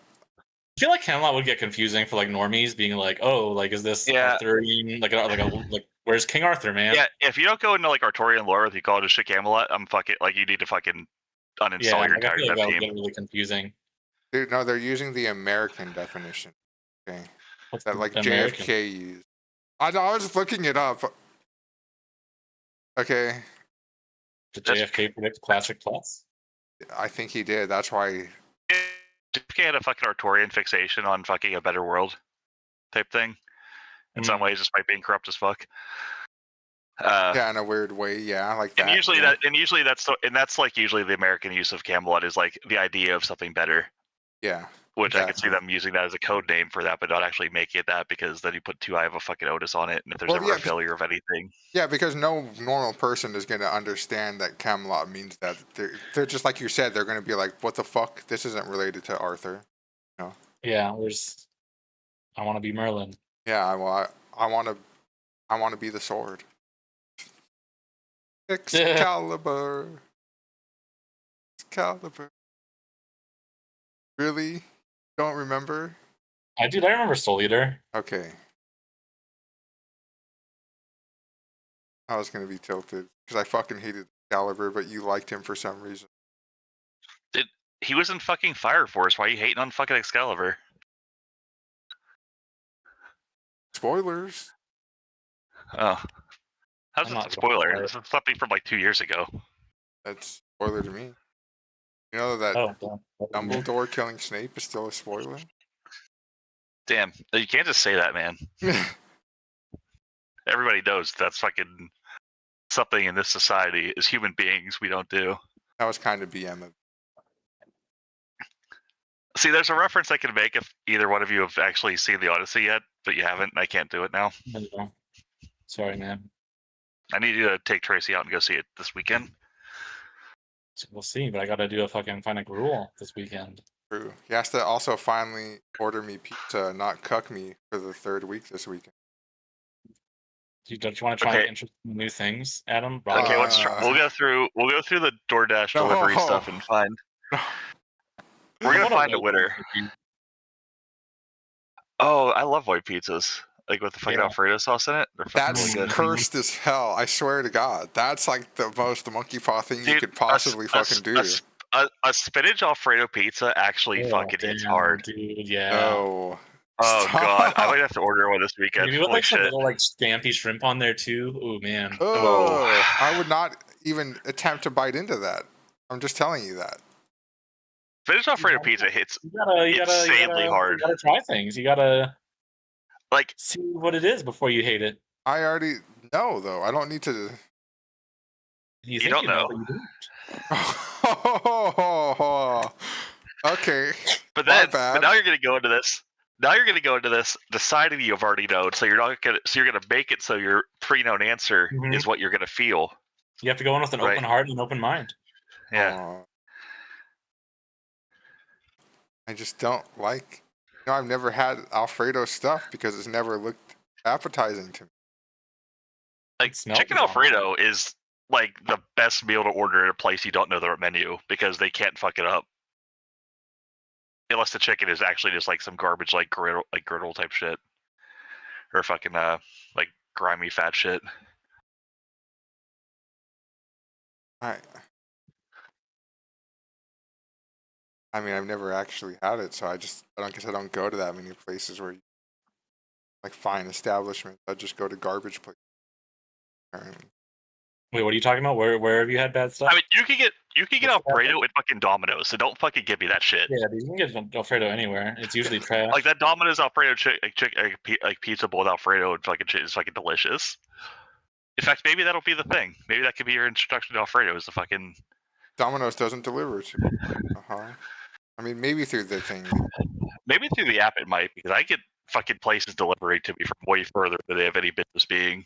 Okay, well then that's fucked up. Like I had a place delivered to me that was like 40 minutes away because the app fucked up and put it in the wrong fucking restaurant, and someone just brought it to me. I'm like, oh fuck. Oh no. I saw it after the order was made and like being picked up. I'm like, why is this taking so long? The guy's like with his car like 35 minutes away, and I'm like, oh. Dude, it's weird that He's not- Snog is online, right? Like, it's kind of weird that he's online, but like not rating. That he's like on Does that mean- vacation or something. I don't know. Maybe if he's got his I could- laptop I with could- it. I can see you having it like if you had your laptop and you were like in a That's hotel fair. room between And shit. it's like, You're hey about to guys, like, what up? you know, There's that seems 5 fucking shamans res for this fucking raid. Jesus Christ. That's one for each group. Oh, that's like the proper amount of shamans, ideally. It's true. It's big true. Yeah. We were talking shit about warlocks, you know, but dude, and there's a second hunter. Fuck. Wait, what raid are we talking about? Yeah. TK. TK? Is the group invited already and shit? No, I'm just looking at the signups. Oh, I thought you were looking at the SRs because I'm like, I don't actually see that, you know. Yeah, you can't see the signup list. Oh, that guy flew in just to see me start looting the fucking monothistle. Oh, but Kote's not here, dude. Yeah, he Unless is. he just didn't sign up. He already. Oh, am I looking at? He's got his SRs No, in, so I'm assuming.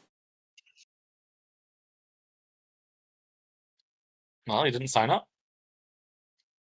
He's probably coming. I mean, I would think. Yeah, I would think so. That he probably just forgot to sign up. yeah, if you put your SR in, you're very likely going. Or maybe not. Who knows? Maybe he was signed up, but then he had to go, and then. Oh, look, Kote Bank just came online. Here we go, dude. Nice. I'll trust anyone named Bank. What about Carl Banks? Don't trust him. Oh, dude, we might have. So there's 11 ranged, 5 healers. That's 16. 7 There's a- melee is there's a fucking thing at the top. 22. 2 tanks, and then Kote would be 25. We might have like too many people. There's 25 people plus there's one extra person rezzed right now. Res? So there's 25 people. Wait, what is this? Oh, this is the 15 people of soft res. The 25. Oh yeah, that makes sense. And so far there's 2 tanks, 7 melee, 11. Plowden's tentative. This is with 25 Kote- people on the list right now. Yeah. I was gonna say it might be we might have a bencher. Dude.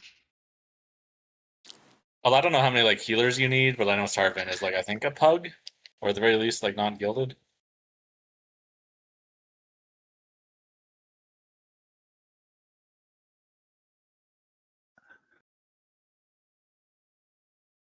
All my homies hate Sarvin. Right? Dude, if you had to DVN just invited me. But Who I'm the did? only person in the group. Oh no, now he's inviting Daily. I was the first person he invited. Ah. Wow, dude. He really wants the 4% damage. Oh, there you go. Can whisper him for Inv.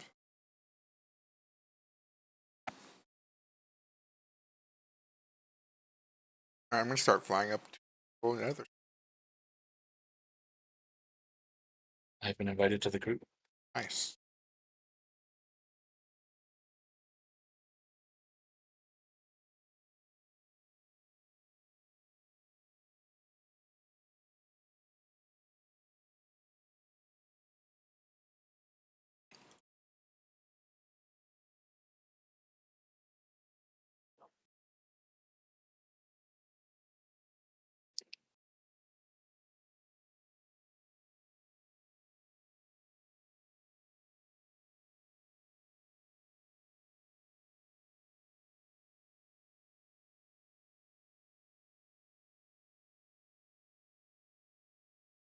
It is weird the amount of people that like make one day but not the other kind of thing. Yeah. I guess that's normal maybe with like this age range of people. Or maybe they were just really getting whoever they could get, and they're like, well, I don't know. It is strange. Or it's like they've been like again, it sounds like they've been gaming for like the last like 8 years or something. So it might just be like, yeah, we can't, it's fine if this guy only shows up on Wednesdays. Only 8 years. These guys even know each other, right?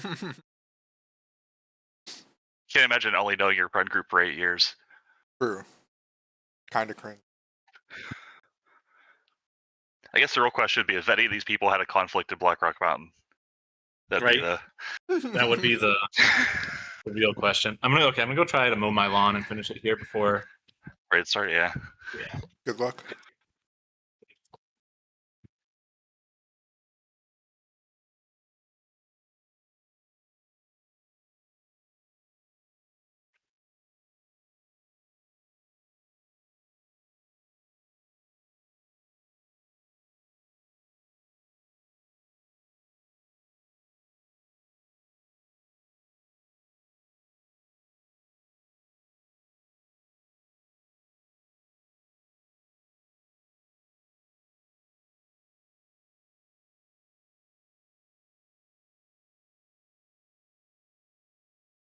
Wait, I need to go buy more savory deviants before I head to the.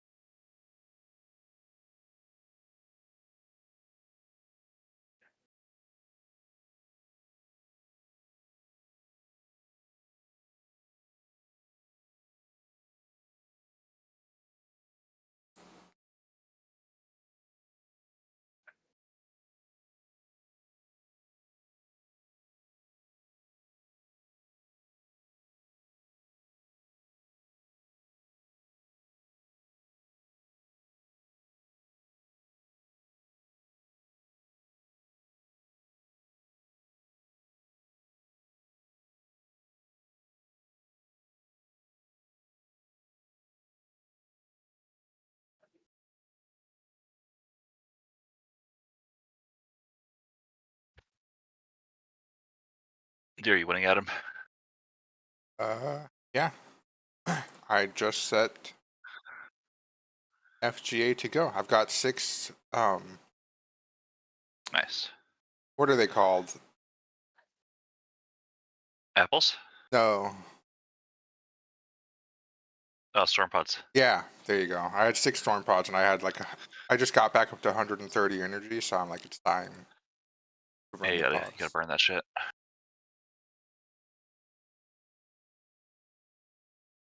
I think that some people think it's phase 3 next week.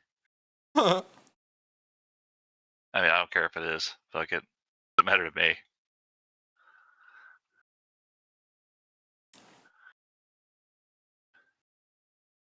Dude, how is this so perfect? What? The SRs for tonight.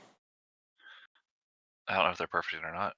They are for me. There's out of all the 3 things I have so far, there's only one person on the chest that I'm sharing, and that's it for my contention. Dude, I'm glad. Ew.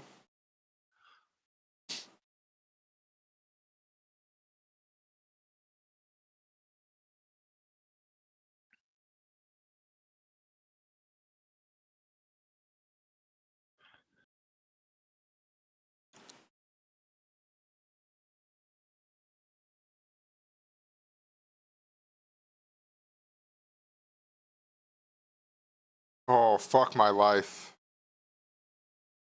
What? 20 AP wasted. Apparently I had the archery team, not the correct team that withdraw. Fuck my life. I didn't even look. I just sent that shit. I hit play and selected the correct support area.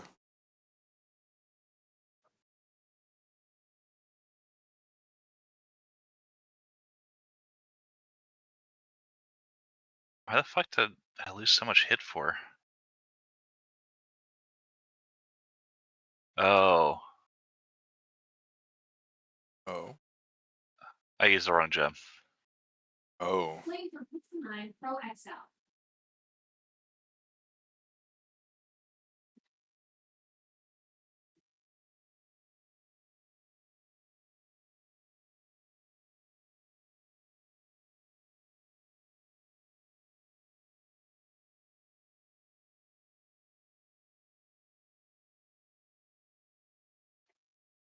I used rigid instead of great. And now I just wasted 40 gold. Oof. It's over. I quit. GG. That's unrecoverable. Yeah, it is. I've ready to spend fucking way too much gold this day. Hmm.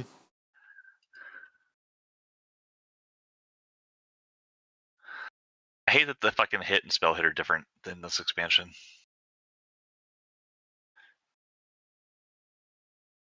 True. Really quite unnecessary.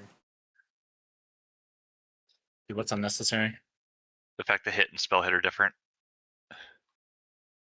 You bought the wrong gem. Oh no! Enjoy your spell hit or your physical hit rating, dude. Yeah. And I put it in, I'm like, why did my hit rating go down? And I realized it was fucking the gem, and I'm like, oh, why is this a thing? And this expansion is terrible. Dude, are there ring enchants? No. For only for In this- enchanters. Okay, thank God. I don't have enchants on my cloak or bracers because they're garbage. I have my cloak, but I don't have my bracers or my chest. Which cloak might be good because that's subtlety, which is the less threat, which Yeah, I that would probably be should fucking have. big, dude. But I need a cloak that's not a random blue quest item. But I put 12 strength on those green bracers, man. Spellpower's expensive. Yeah, it was like a 5. I think it's like a 5 or 6 gold enchant. It's super cheap. Yeah, there's probably a guy at the Stormwind Bank doing them for free. Actually, that too. Yeah. Yeah, I've seen that a lot. Same. And I need to mail my warrior 2 one-handers with fiery weapon on them. But I'm not an enchanter. You're like, that's not my problem? Yeah, that sounds like a you problem, not me. You can figure it out, dude. I trust the classic Andy to fucking... Yeah, I could figure it out. But do you want some for level... Do you want the cooking dagger level 1s? Or how hard are you talking? I'm like 8 to 10. I'll be 10 soon. Which is something at least. For my like 10 minutes here and there. Yeah, true.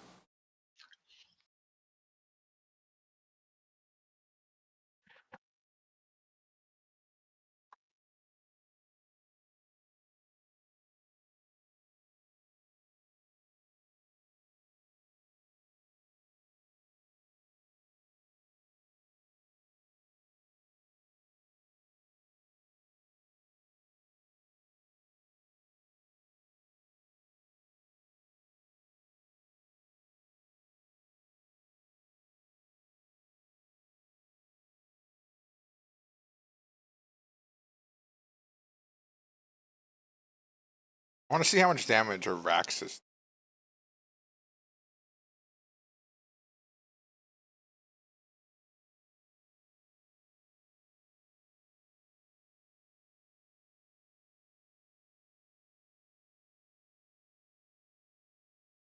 Because I'm expecting him to be stronger than me by a good amount. So I would think so if he's been like raiding for longer than a week. Well, he also has Twin Blade. Oh yeah, that's. And it's beautiful because his SRs 0 overlap with mine. Like I was telling Neil earlier, like I only have one person overlapping one SR so far, and it's the chest. So Dude, that's fucking big.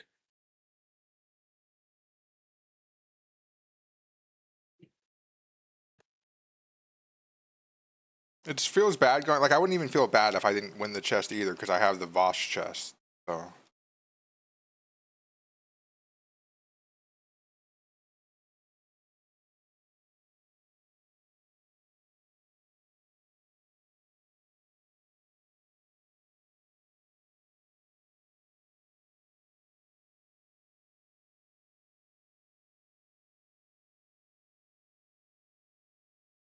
For buying my man, dude. On Tuesday, midday, I put up a bunch of Monothistle for like 21, 22 gold, and not even half of it sold. So I legitimately prevented the market from rising to like 22 gold per Manathistle on the auction house. Like single-handedly.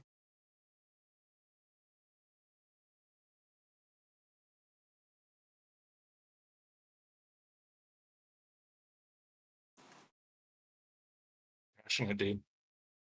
Because like my gold was kind of low, and I didn't realize why. And then I saw just now like 20 something Manathistle auctions just cancel. So naturally, I relisted all of them.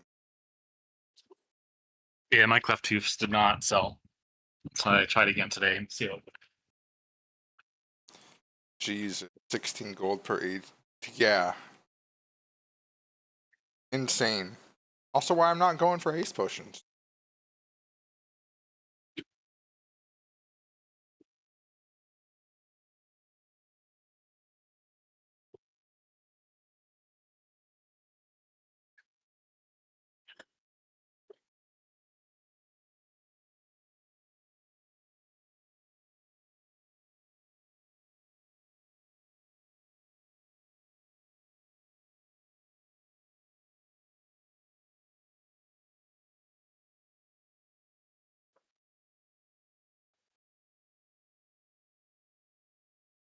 Monofist.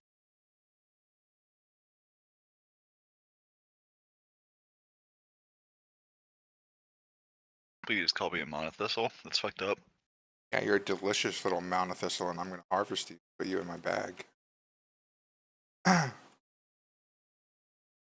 like a fucking wild serial killer line right there. Yeah. True, dude. Big true. Yeah, you're just so cute, a little Manathistle. Oh boy.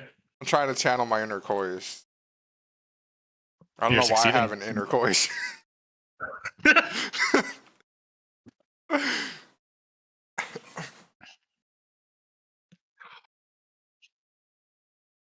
It only did give me one Manathistle, though. Very bad. Body. Damn, brother. I'm gonna have to rip it out of the ground harder, man. Really yank it, dude. But with a gentle ferocity.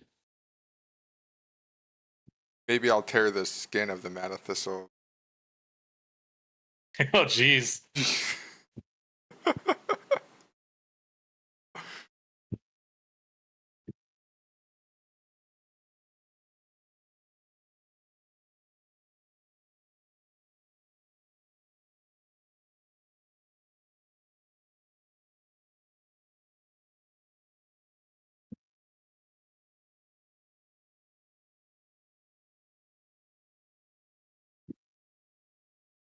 Oh. That a Monothistle? I'm just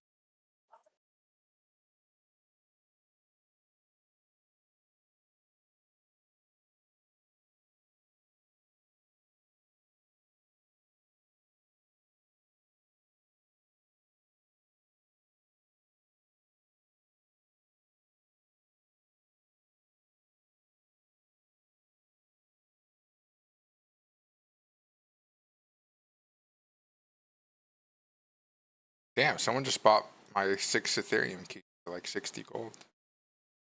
Yeah. W. Gigadub.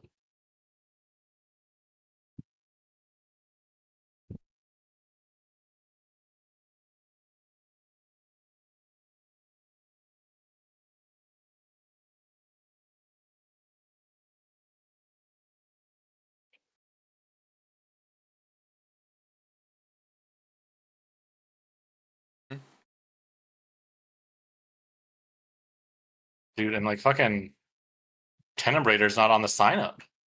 Are they gonna have a fucking issue today? Well, I mean, we're already invited, so. Although Tenebrator wasn't, maybe Ultima Con is Tenebrator because he wasn't on yesterday's either. Oh. If he's on the SR, it might say, let me look.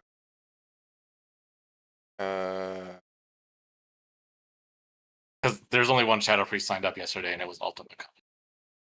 Okay, yeah, it's for sure him then. Without a doubt. I think it's so. Dude, if they have to sit one of us, are we like protesting? They're not sitting us. We're already online. But we're like the new fucking rank or whatever. Is he gonna sit like a fucking core person that just like got here 10 minutes before raid time instead of 40 minutes before raid time? Dude, I already said that I'm not super upset. Oh, I see. If somebody wants to, like, I'll be honest, I don't even care about Kale at all. Fucking, I hate Roy, though, so. Bro, no. Jesus. You need to do it once, and then you're good. Oh, I do need to do it once, but whatever. Will there be other weeks, though? Because we need to come back here for the allowed question that we get from Karathras. Yeah, which apparently I didn't realize. Like, are you sure you need to do that for Black Temple? Like, you're positive on that one. That is what the Wowhead guide said. Okay. And this is probably correct.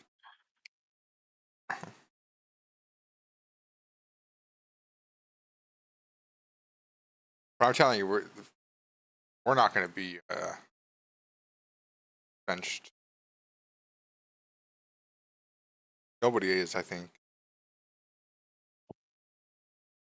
I don't know, man. So what happens? I guess like I mean, I'm not stressed about something we can't change. You know, they're like, yo, you bitch, you're stressed. Like, bitch. I'm like, all right, cool. Shit. No, that's very zen of you. Because I know you're the one who cares the most out of us to get in there and raid. So I'm going to try and follow your example. Well, I thought Neil wouldn't want to because it's like a power dynamic thing. Like, it's not like he's choosing to sit. He's getting, you know. Like, dude, I think you're vastly overestimating how much I care about this expansion. It could be, dude. I feel like you care negative amounts. I feel like you say you don't care a lot because you're trying to convince yourself to not care, but deep down, like, you can't stop the caring inside you. That's how I feel. The only thing that would make me care is the first time I see a skull go to the end and it's not in my inventory, in which case I might just be quitting. Even if it's week 1. I mean, I can't deal with that level of trauma, Adam. I feel like it's not trauma if it's going to your same class, but like if it were to go to a boomkin again, then I would get it. I would understand. To me, everyone's a boomkin. Oh. In my eyes, I see nothing but female boomkin tails waggling around. Damn, I'm fucking jealous. I want to get the Waggus female boomkin tail side. Did we have a pug yesterday? Just Sarvin?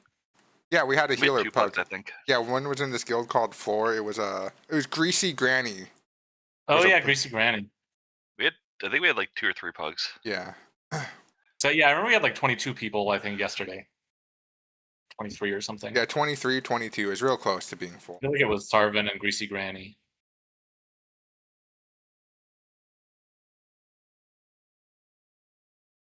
I feel like you're safe, Neil. Like I feel like they would sit a pug, assuming he's a pug, and that's like you desperately need 5 healers. 5 also feels like too many. Yeah. Well,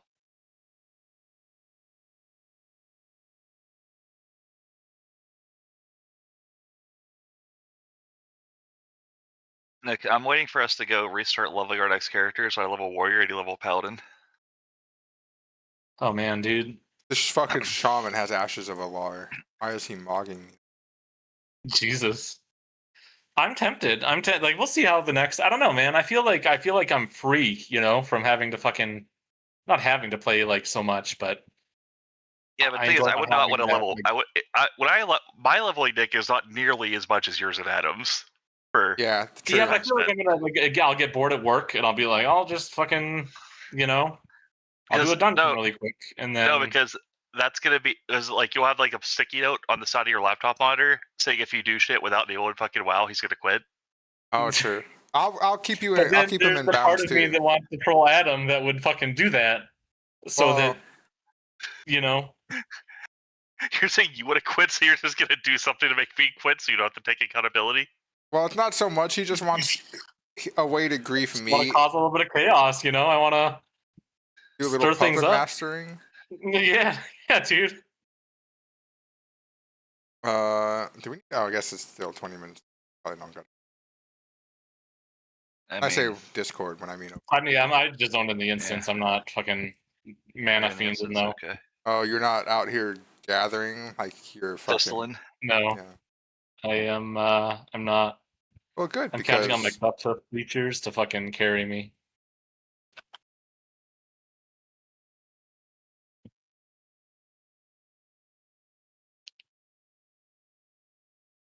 I haven't left Okerthar's seat. Oh, you're close then, dude. Yeah. I'm farming. Sitting here artistically farming on Sokerthar's seat. The seat of Sokerthar, yes. And it is fairly lucrative so far. In the short time I've been here, I probably made at least like double gathering professions. Disgusting.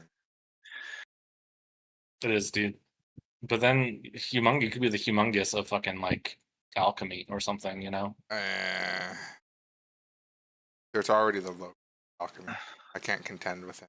I have to decide what specialty I go on this character. I think it's potioned because like the haste pots are fucking 16 gold per. I mean, the haste, yeah, it's haste potion, but like I know that you can make like 100 gold worth of stuff off of a stack of baking them, like for a profit, just buying the mats even. But the cost to buy the fucking potion itself, like the pattern, is it like it's yeah.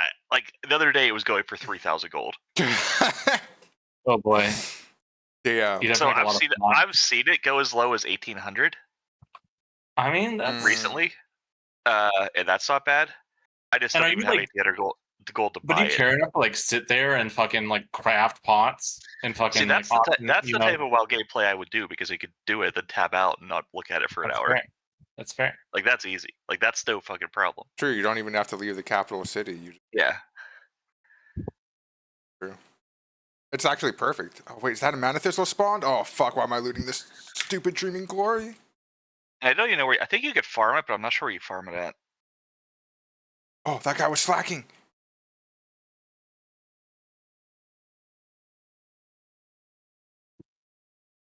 Okay, this island sucks dick. The mana thistle's only 1xing. Wait, you can farm the potion of speed? Is that what you're saying? You could farm it? I think you could farm the potion recipe. Where does it drop?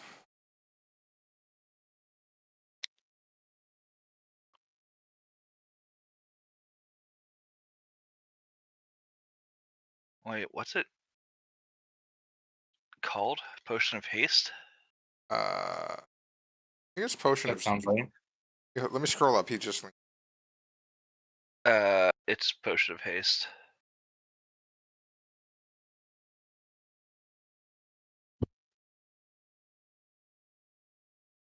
Oh, it drops off. The only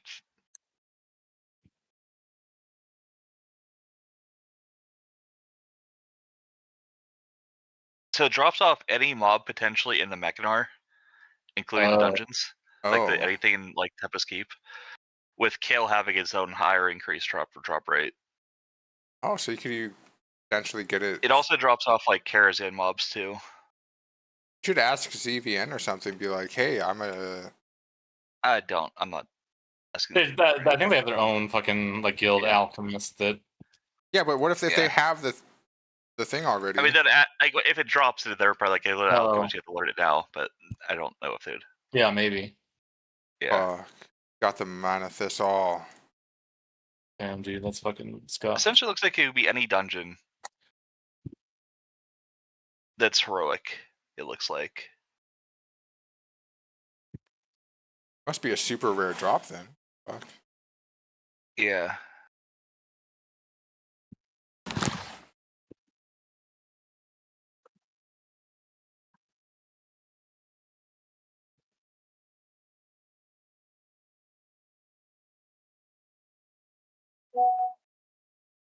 Ding.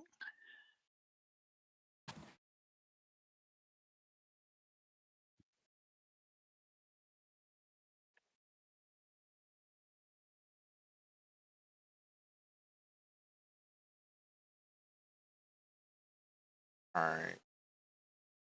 21 people on the SR on the soft reserve site.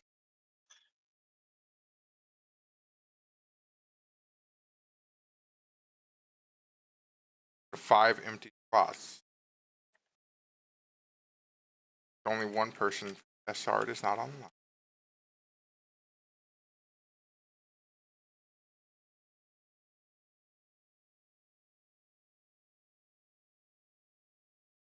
I mean, I wonder if there's some people that are also like, thank God I don't have to go to TK to like have everything. Or, you know, maybe there's a chance.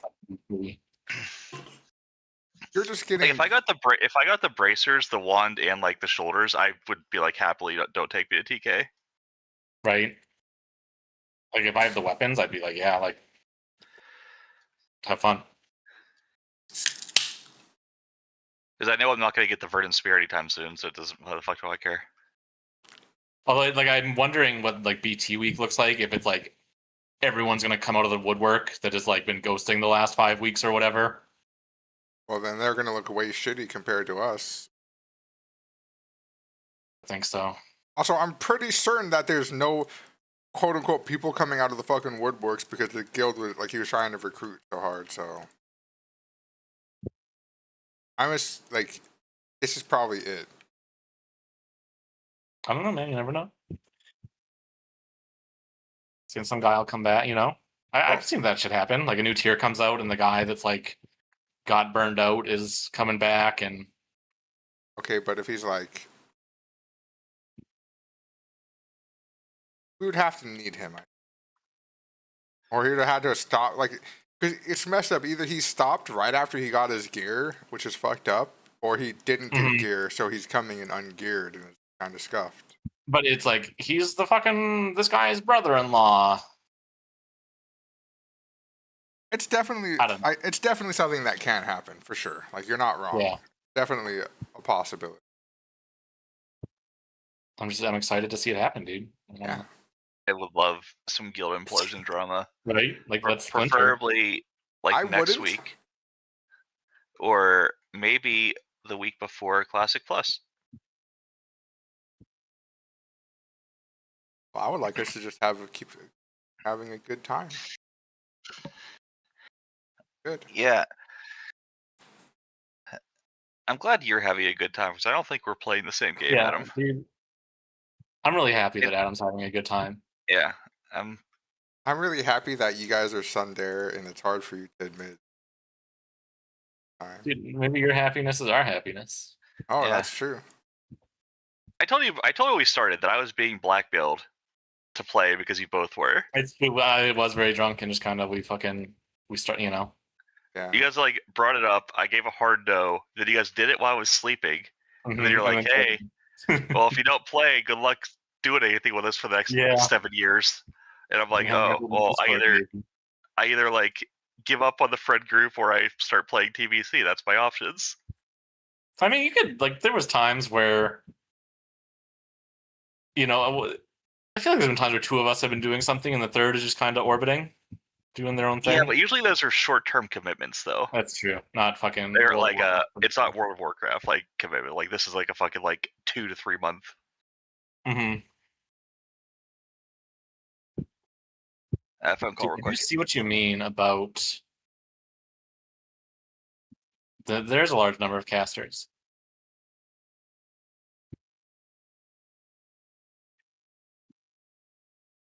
Seven? 8? I don't know. I'm just looking at the groups or whatever, and I guess like 50-50. Group 2 is kind of like a weird mishmash of fucking melee and Yeah, but there should be whatever. more melee logging on. At least one, like a Raxus should be here, so that's at least another melee. That's true. And we're missing an elemental shaman.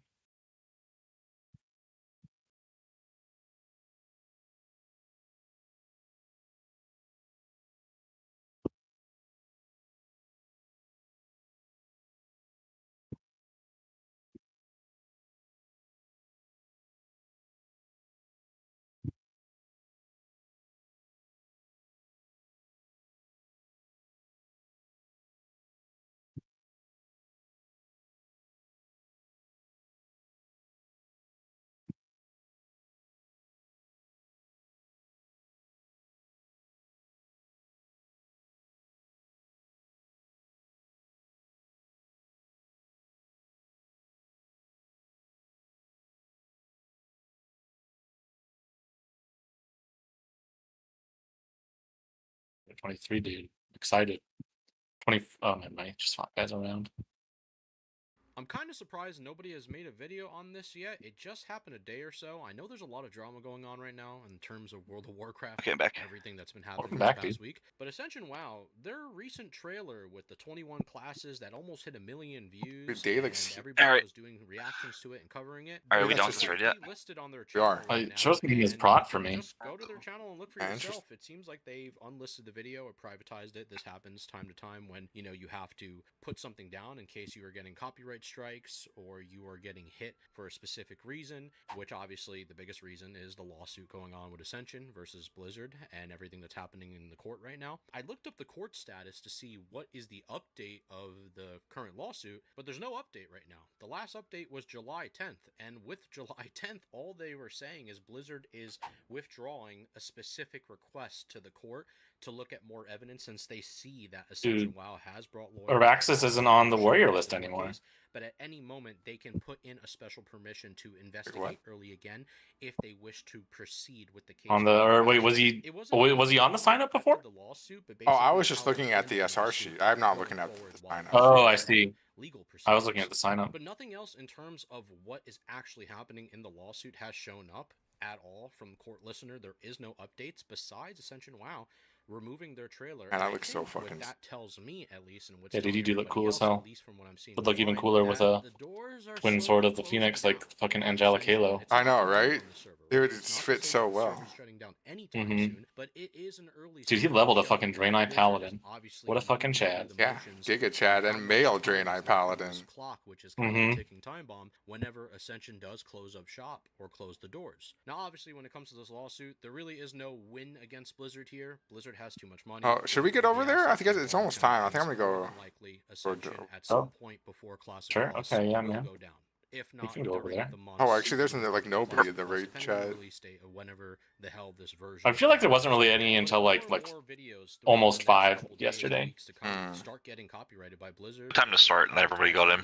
Because of the lawsuit by Ascension's own doing to decide on their own accord, or if Blizzard actually is sending any DMCA strikes to individuals' channels. It looks like this case is going to move faster than we think. Now, I'm not too sure when the doors will close, obviously. I'm just giving you guys the update as of now from what I've seen, because I've seen Reddit posts and people talking about this as well. And everybody's well aware when you're playing a private server, you're on borrowed time. People understand the risk when you get involved with private servers. And it's understandable. You know, you really are just there for the good time, not the long time. But at this point, we're all asking the question now is when the hell is Blizzard going to truly shut the doors? And be the legendary double weapon Blade Rod of the Sun King. Depends truthfully on the release date of Classic Plus itself. And I really feel like with the proceeding right now, since they're not going to investigate early on the evidence and they're not going to speed up the special permission request that they've asked the judge and the courtroom to do, this could possibly lead to many more weeks or an X amount of months to come before Ascension WoW truly closes. I would totally use Solarian Sapphire too. I want to talk about right now. It makes me feel used. This does in benefit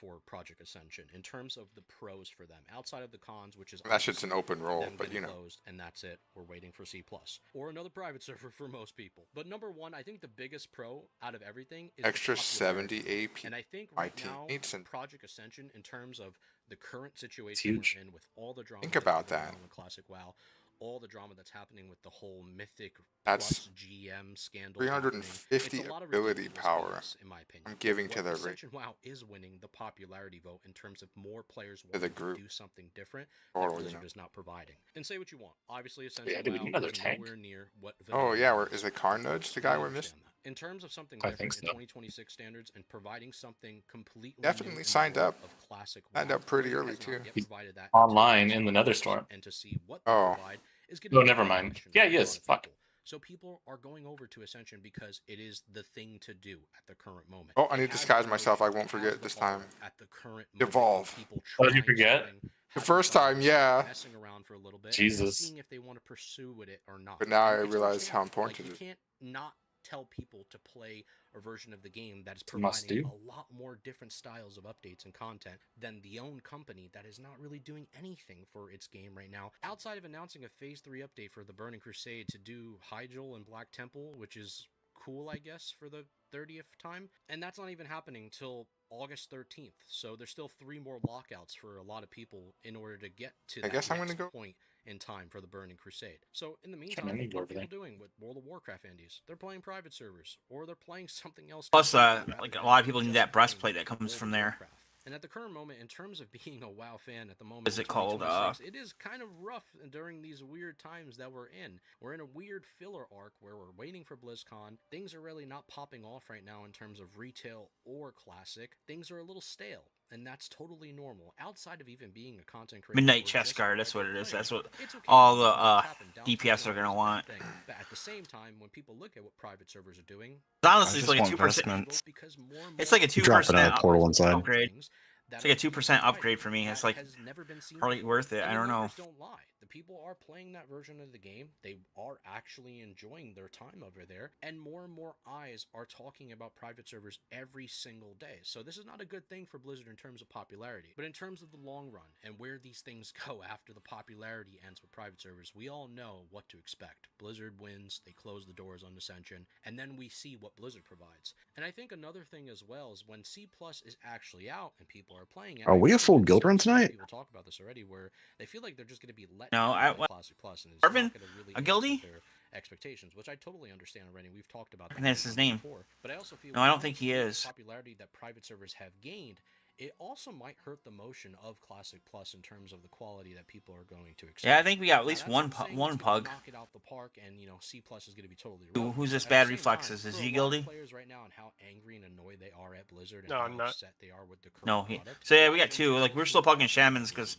we have a shortage of shamans. Actually release this. They're going to really compare. Yeah, I don't know what happened. Thorny, he disappeared. That Conan disappeared. Blizzard even had any type of And then the other Ash disappeared. And we lost 3 shamans this phase.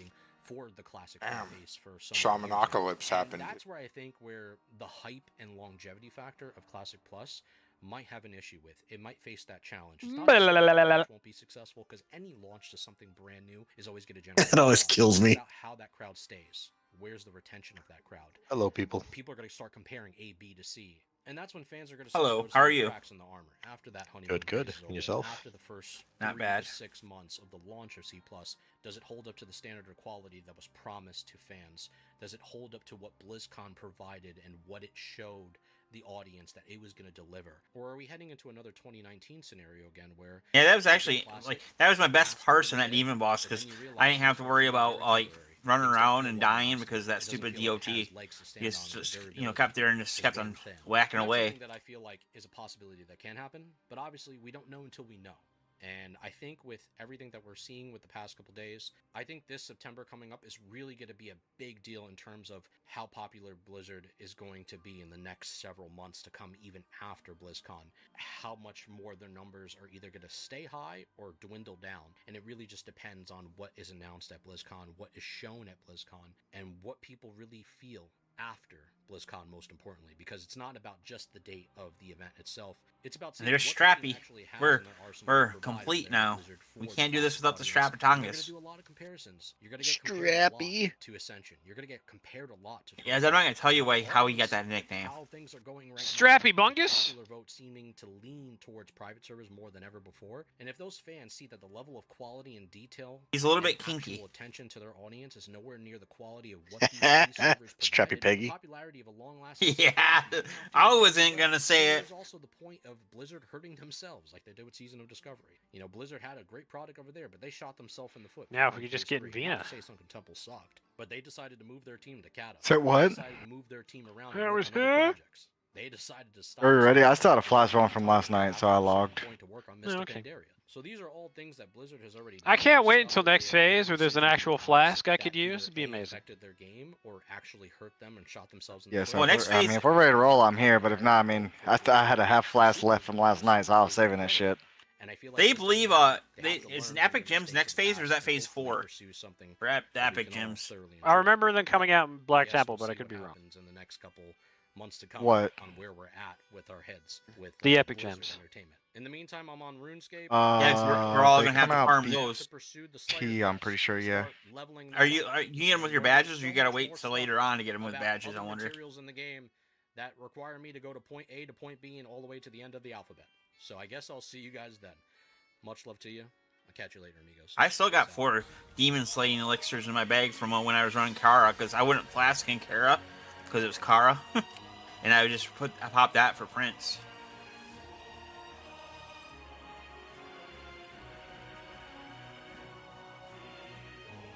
I'm gonna drop another mage table in 20 seconds. What's up, Artica? Thank you kindly. Oh, Warsuyoe.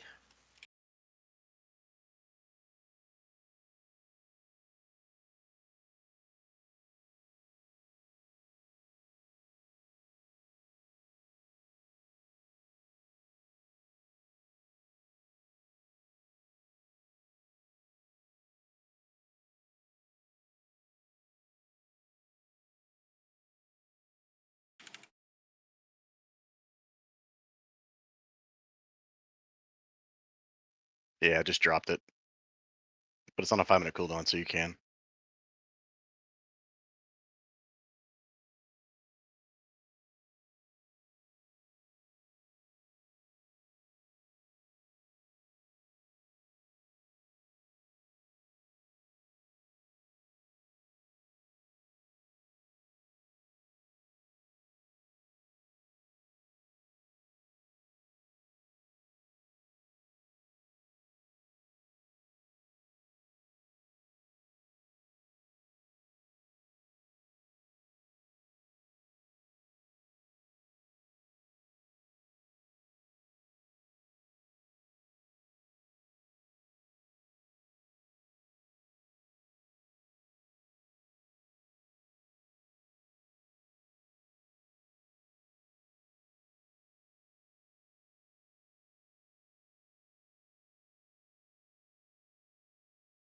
Thank you, Ash.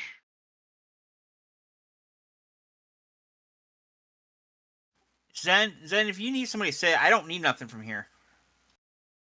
I'll sit. I kind of want to do gruel still, but I can sit for this if you want to put war in for my spot. 'Cause I don't need any items. I was just gonna roll on the bird if it dropped.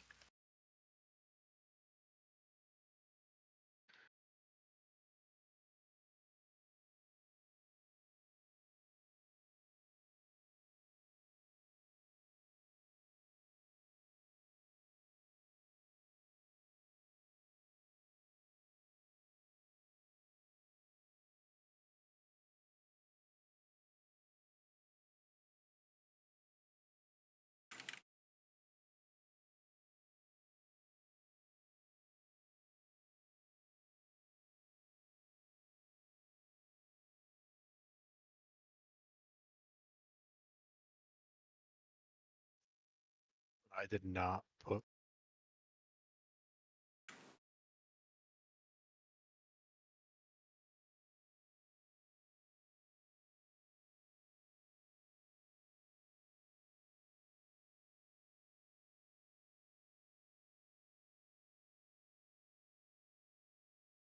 All right, fellas. Sorry, we are starting a couple minutes late. Had a little sign up mix up. Does anyone need a summon? Let's do 1, 2, 3 last call summon. I didn't get a chance to put in my self reserve because I suck. Can you unlock it, please? Ash, do you mind doing the honors? Should be good now. Thank you. Cool. All right. Last call summons. Did I type that? Do a And ready check. you got Gnome's belt to him, didn't you? I hope so. I think so. Okay, doing a manual check of who's not. Okay, Warusa, you're not here. Can someone help click a portal out here? I'm coming. I've got Warusa missing, and I have. That's it.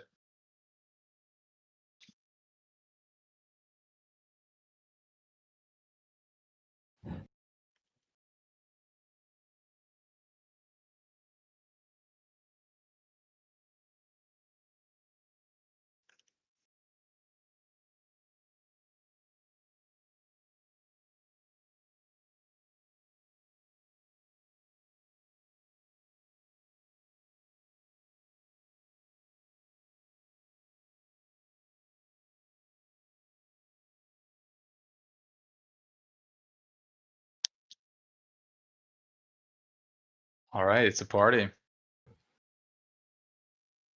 It's 5 parties. It is time Party time. to begin. Thanks everyone for signing up. If you're a pug, thanks for joining us. Maybe again or for the first time.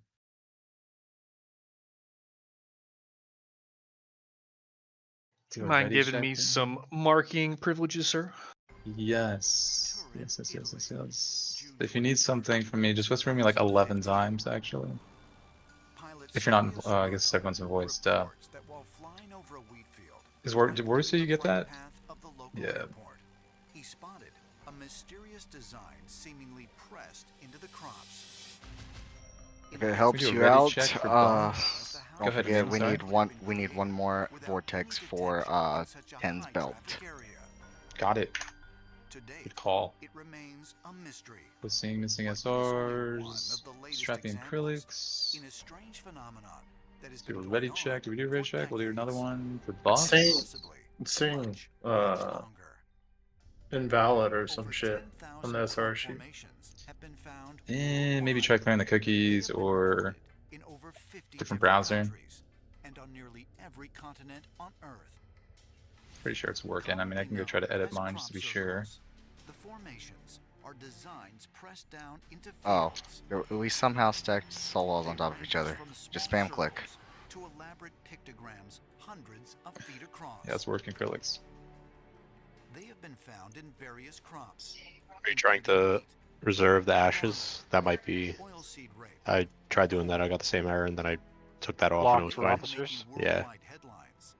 I think you can if you're in the guild, yeah. Smell was like debating HRing this. I don't even think he is anymore. So yeah, if you're in the guild, you can HR it. Or SR it. It didn't let me when I tried to do it, but I just took it off. Oh no. I think Smell might have blocked it at one point. That's what it was. That's what it is. Who wants to SR it? I was just gonna do one, but I don't really care. I don't care about modes. It's fine. Anybody else? If you submit 2 on the sheet, I'll know that what that means, and we can roll it when if it happens. I submitted 3 on the Sun Shower Cloak. I was gonna move one of those to ashes. Submit 2 if you want to roll on ashes. That's how I'll track this tonight. Okay. 1990 bang and the whole thing goes planet-wide. By 1991, over 2,500 formations had been reported across 23 different countries. I think we're missing a couple buffs. At least, or I guess I am because I'm late. Sorry. Can ZVN get Mark and Blessing of Mites? So I think we do have time to pull here if we're quick enough. no one was Yeah, go ahead, Chad. I'm gonna just check the SR stuff, but I'm here. Yeah, go for it. So yeah, we are gonna focus on Astromancers first, then Scryers. I'm gonna have Shivthos, Poly, the Square all night, and then I'm gonna have Arctica, Poly, the Moon all night. And then we will lust this this pack. People really got into in a big What? way. I think we should have everybody here. I'm just gonna do a quick ready check. Nobody knew what to make of this. Politicians, scientists, the UFO community, everyone was scratching their heads and saying, what's going on here? What is this? Some people thought that it was extraterrestrial. Rap, are you good with your SRs, brother? Others thought it was a Yeah, we got enough people. Let's get it. of some sort. And other people said, well, He didn't respond to the ready check, so he may be AFK right now. I might be filling it out. Yeah, we're good. On September 9th, 1991, two retirees from the English countryside, Doug Bauer and Dave Chorley, came forward with an admission that they were behind the crop formations. Using nothing more than a board and strings, the hoaxers demonstrated their technique for pressing down the crop to form a design. Just keep spamming those sheeps. I won't forget when the news came that there were these two men saying they were responsible for all the crop formations. And immediately, because of all the work that I have been doing, was, well, they weren't traveling to 23 nations. Number one. I guess I have to give Number two, an they were off 8 kilter. second. I'm gonna They go were all not out. geometric. I only gave him like 5 And seconds. for those of us who have been in real crop formations, there's just no comparison. Doug and Nice. Men that conned the world. That was the headline in our local newspaper here. And these two men came forward, said, "We've done it all. We've made all the crop circles since." Read this so I don't forget. 1976. I've devolved again. I'm ready. Most people pretty much swallowed that hook. Other pack is coming back. We will wait for them to go. There are some theories that Doug and Dave were just government stooges. That the plan was to bring the whole subject into disrepute, to discredit it, and to make the media just go away. But could it be that there is more to the crop circle phenomenon than a modern-day hoax orchestrated by pranksters? Oh, we're waiting for the poll, I guess. That makes sense. Theorists say yes, and suggest that crop formations are not, in fact, a modern phenomenon at all, but can be traced back hundreds of years. Cool. When these come, we're gonna have Carnage pick up the Marshal, and then I'll just pick up the two Squires. We'll kill the Squires first. The Bishop of Lyon, a warning notifying another priest who is going to take over his parish that the locals are involved in something he considers devil worship. They're gathering seeds in a flattened circle of the crops and using them in fertility rituals. There are some very strange accounts in the 1600s. One of the original Thank you for the dispel. scientists, Dr. Robert Plot, reported seeing crop circles appearing on his land in Staffordshire, England. And he actually drew diagrams of what he was seeing. We also have the infamous legend in the 1600s of the so-called mowing devil. One of the first crop circles ever reported was a mowing devil that was in England going through the wheat fields. See if we can get a mage pool here, since they are both on the closer side. What, for all intents and purposes, looks like a crop circle, but has this black creature that just runs around with the horns. So the idea was in folklore that something or someone laid down this formation in a wheat field. And that goes back all the way to 1678. Some even have suggested that there may be a description of a crop circle in the Dead Sea Scrolls. In the Dead Sea Scrolls is a cryptic reference to a light that leaves Or needs a to be mark dispelled. on Never mind. the ground. Interpreters ask, is it possible that the marks on the land, specifically on the barley and the lentil, are crop circles? Clean pull. Thank you, mages. Arecibo Observatory, Puerto Rico, November 16th, 1974. Go on, just grab Square next.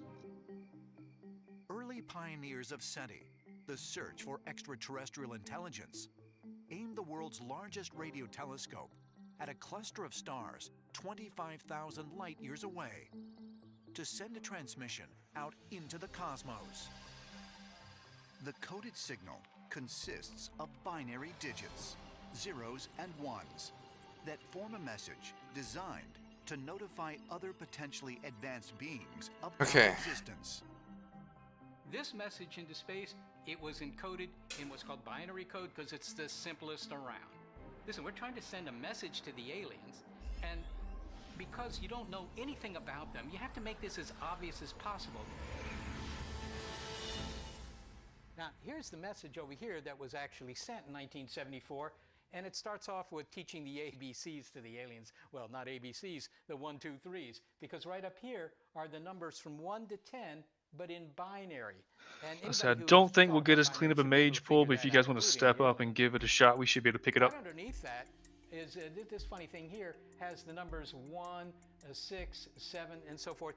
Those are the atomic numbers of the elements that make up our bodies. Just gonna back them up out of consecrate. Carbon, nitrogen, oxygen, and phosphorus. I think he's just gonna stick. Just keep Polly and Moon. Information about our DNA. Sorry to fear you, Sly. Had to. A graphic of the solar system. Appreciate it. And a graphic of a radio telescope.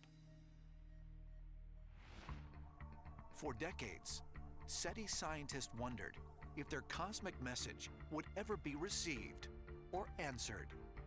Then, nearly 27 years later, there appeared to be a response.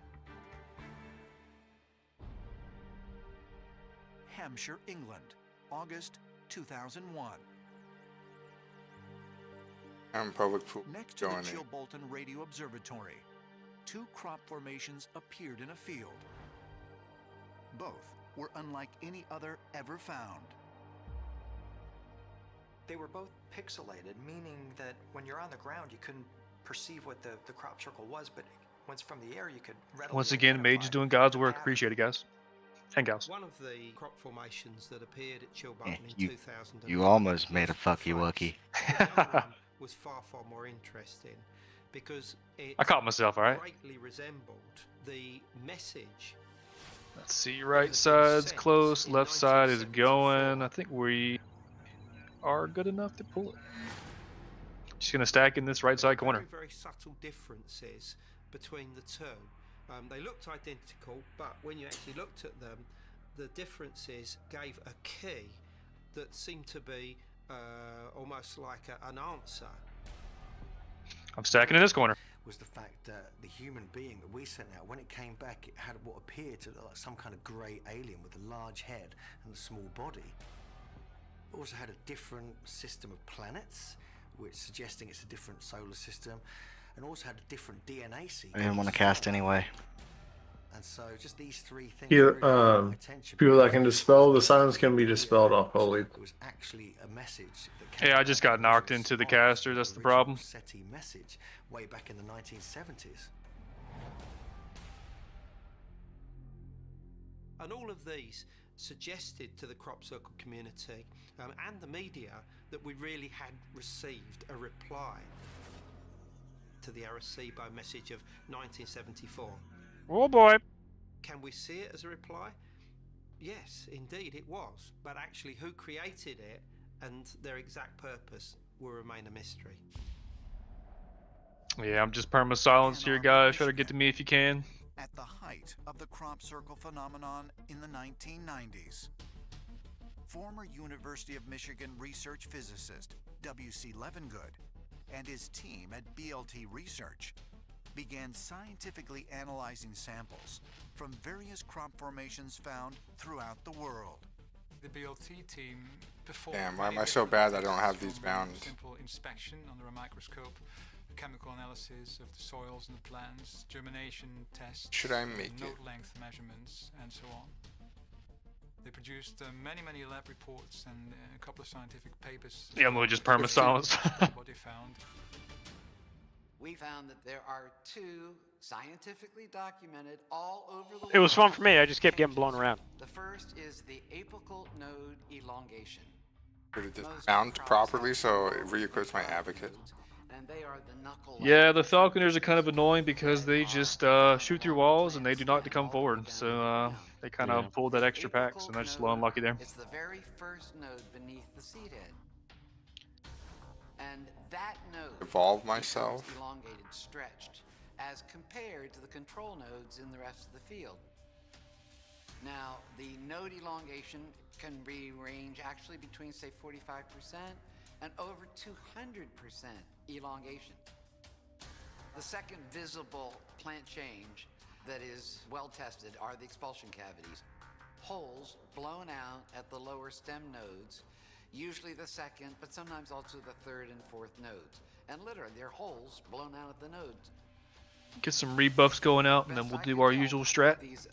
Have Carnage pick up the Dragon Hawk, and I'll hide around the corner. Humans at this point in time. This is indicative of some kind of intense heat that has hit the stalk and actually physically changed it. Who or what would have done this?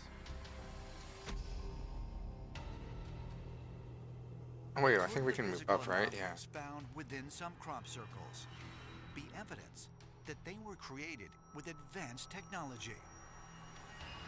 Let's do it. So, what might this technology be? Pleasure to meet you. In January of 2000, using his own data, as well as data collected by BLT Research, Dr. L. Joe Hasselhoff published a scientific paper suggesting that the formations might be created by an unknown electromagnetic energy source. So you've actually done scientific analysis on some of those formations. So what were some of your conclusions? The hypothesis is that somehow electromagnetic energy is involved in the creation of these crop circles. Good procs right And there. that somehow this energy causes node elongation, so the nodes and the stems get longer. And the more energy, the longer the nodes are. And that is very interesting because all you need to do is take a cross section across a circle like this and measure the node length in each of these positions. Won't come around to you shortly, right behind the door now. You see, this is at the perimeter. See these nodes, these dark areas? This is somewhere halfway, and that's in the center. So you see there's a huge difference in node length. It's a huge, this is fascinating. This is incredible. It is not just a little bit. Okay. It's a difference in size between a horse and an elephant. It's very, very significant. So you can actually make a graph of this. So this is the node length at the edge, and the node length is about 2 millimeters. So this Holy, how did you get a circle? I have no clue. Like 4.2 millimeters. You're going towards the perimeter. That's about. My intimidating presence. You see, there's a massive change in node length. It's actually more than twice as long.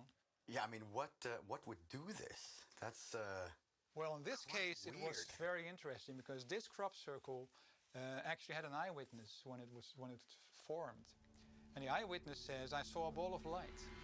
Sorry, Sarvin. When I got bumped away, it removed all my threat. That is very important because when the ball of light is standing still, we can very accurately predict how the energy will be distributed on the ground. We know that there will be more energy in the center. And the more energy, the longer the nodes are. We can move to the other side. So you can check your hypothesis. And in this case, it was a perfect match. It's coming around behind the door now. Holy shit! Okay. Yeah, this is where I get the goosebumps because clearly there is something there, and no one denies that many of them are man-made, but there is something bizarre. Do you have any idea? Good luck, everybody. How or who might be behind it? No. That's a very difficult question. What I can say about that. Any way you can taunt the other one? I don't know. Can you mark the one you want us to kill? Something that remains a giant question mark.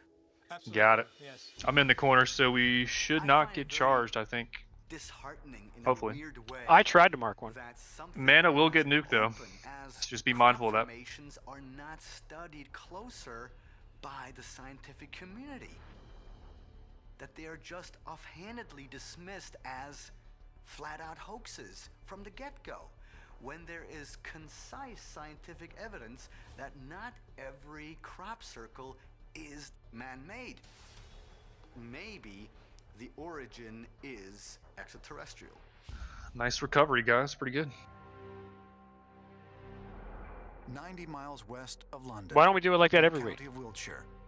The English countryside remains pretty much as it has for thousands of years. Yeah, some pissed off healers right Small now. farms, Don't have any mana, walls, damn it. and rolling green hills provide inhabitants with an environment of Cool. peace For this and fight, we are stability. going to have Dalek as our third tank. This historic Going to keep the region same is strategy of also having home to a Carnage large on number of platforms ancient 1 and sacred 3. sites. And then Many we're going to built have thousands Dalek of on years ago. platform 2 and 4. Ancient sacred landscape We're where going most to of them lust at the occur. start There are to try to monuments get that rid know of about flame Stonehenge, quills and maybe negate Dewsbury, going up in the Silbury air Hill. to do the This platform is 1 or small 4. area that seems to be But a if we do get a manipulated flame quills, we'll have landscape that was Carnage done go thousands of to years platform ago, 1 where and we will sacred have Dalek rituals have taken rotate place. toward platform 4. If in case we do kind of rotate back to our normal rotations, we'll need you to back on But in platform 2 1978, Dalek. Wiltshire's If not, I tropical don't think we landscape probably became the should need it, focus but of a just in case. controversy that persists to And this then day. just make sure DPS and tanks are standing on the ledge to get healed. And then also, I guess, can we kill the couple birds from the start in the first phase? Y'all just kill them kind of passively. And then for the second phase, when Alara's grounded, I'm just going to grab up all the ads and just kind of tank them in a corner. And y'all can just focus the boss. So just burn the boss in that phase. Do you need to assign a healer to stay close to you to make sure you're good? No, I'll rotate just kind of wherever you guys are at. Hey, Holy, do you have kings by chance? I do not, unfortunately. When you see it for the first time, you go, what in the world is that doing there? I mean, it's obviously not natural. Is this our first raid as 2 paladins? I'm pretty sure it is. Oh my god, we only have 2 paladins. Oh shit, I just Last realized week that. we definitely had Holy and Angelic Halo tanking. He's talking about just 2. only Just 2. doing Oh, the yeah, Halo. it is actually, I think. I don't think Oh, you don't mean 2 That's- paladins, thanks, you mean just rough. 2 paladins. Yeah, it probably means... Can I get Kings of Might on Carnage? Like, you know... Neither pallies have kings. Oh, Wait, okay. that went right over my head. If that was that went over my head. What are my options for tank buffs here? Yeah, might, brother. You can do might and light. Okay, You can I don't get have those? things. Can I not have Sanctuary and Wisdom? You can do I sync. I always put sync on. Yeah, sync. Sync's probably okay. You do that and might. Okay. Yeah, we don't have any paladin healers, We so don't there's even no have a point in me VT putting yet, light on you. so It wouldn't be any benefit to you. What was the other one that Get Sank, get Sank if you need it. I'm sure we'll survive the fight, and we'll go back to 2 paladins and we'll make it happen. Alright, yeah, there we go. But if in fact alien beings from another planet Alright, were no, responsible don't give for me the salve. crop What? circles, why were they No, making now them I've got in salve and wisdom. What the? Were they trying to contact us, or were there clues? No, you got embedded wisdom in and the sync. designs? You don't have Sal. And was the proximity to Uh-huh, Stonehenge yeah. and ancient Okay, can I get sites might instead of of any wisdom, please? particular significance?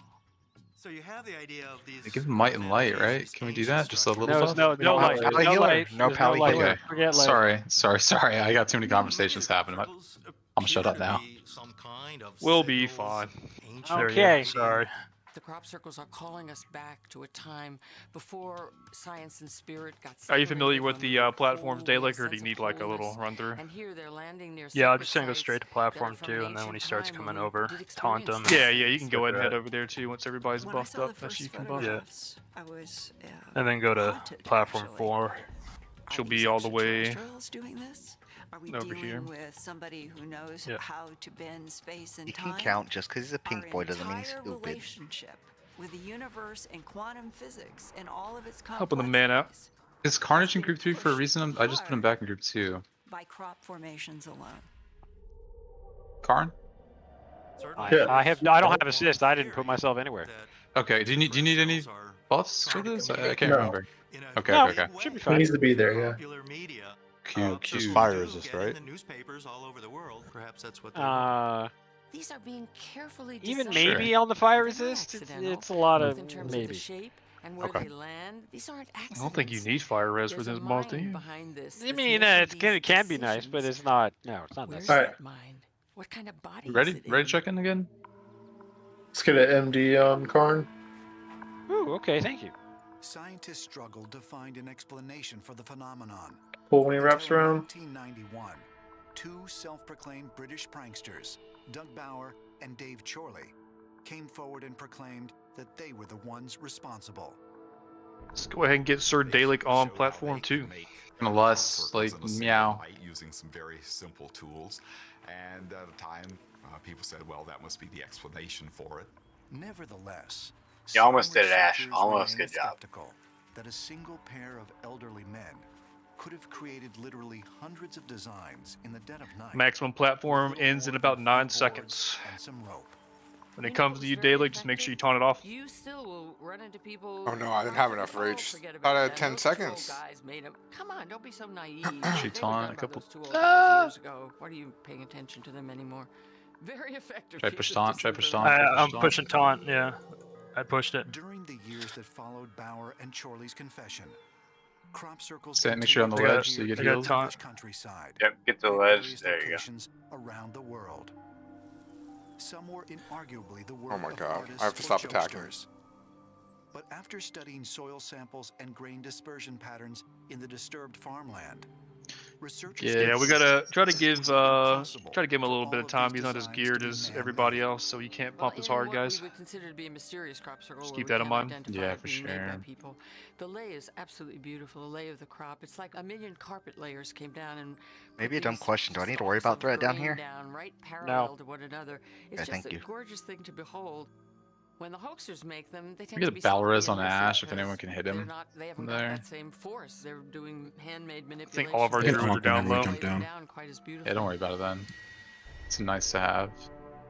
In 1991, noted biophysicist Just Dr. give Sir William Dalek a second to pick it up, put forth a please. startling new theory. After spending 10 years studying crop circle sites and samples, he concluded that they were created by a complex energy system, It still which he hits me. called a spinning plasma Yeet. vortex that comes down from somewhere. You guys gotta remember, a paladin can't taunt over there until the mob, or until somebody else gets next to the mob. This is a weird mechanic. I know what you mean. Yeah. It's just our taunt doesn't work otherwise. Samples from crop formations in his career. Now, if Levengood were sitting Flame here with Quills, me, make sure you he walk would off, say, please, and get to the center of the all room. I can do is I can take you from the ground. Don't hit the bird. Don't want to blow it I up can people. take you from the crops. Now we'll have Dalek go back platform 4, and we'll have Karn on Tell 1. you what sets in motion. If anyone can reach Ash on that platform. We are platform He's up. 1 again. Huge mystery. He recarned and fell and almost died. Things that happen Nice. inside crop circles are in I had to fact wait one till of there the was like nothing indications going that on. you're in a so-called genuine That's circle. smart, although there's going to be Because this indeed, quill thing or wondrous whatever in a things sec. happen. Batteries Now we fail, brand new should be batteries, able. people We come got with cameras. 20 You want me to seconds. stay on platform 4? Don't work. You would go platform 2, but I think we're gonna kill it before then, so you should be good. Okay. Hopefully. But they have some Melee, get out! digital Melee. significance that you can read. Oh, the kind of looks like it did numerology, and there'll be rotate. a kind of Just keep burning message. range. We should be People are fine. really reading something into it.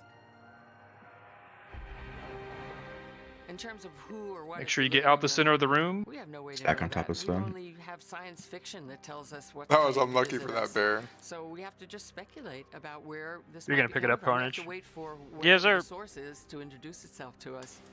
Doing some rebirth stuff. There we go. Time Now it's travel. taking All right, some boss is time. up. All Spiritual range can forces stay on the from boss. I'm some just gonna take dimension all we the don't ads. understand. Are we dealing with advanced intelligences that are not even in this galaxy, that are You from don't have to worry someplace about threat else? And range. is this a form of communication? The conversations keep getting more and more complicated. Crop circles are contact. We're being contacted just because we don't have the bodies to shake hands with. We have the evidence that the bodies have left us. I'm absolutely convinced that crop circles are evidence of intelligent life. There is intelligence bombarding Make sure we spread out us, here, winking at guys. us, waving. If you get a bird, run it to me. This little drinking 2 ace potions to pull? Or am I dumb? What happened there?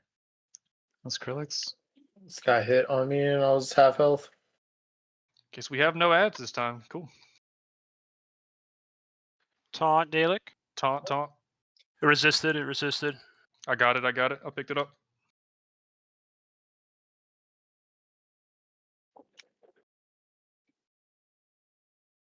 Very dodge. Got lucky with no ads, so I can do it. Maybe I should have Death Wish. I didn't think we'd have time.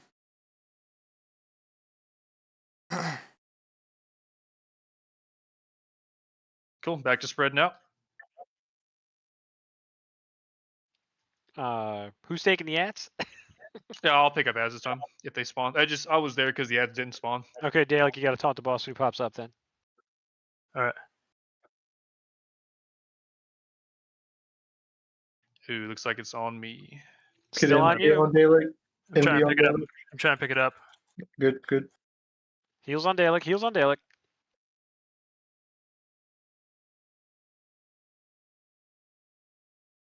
Heals on Carnage.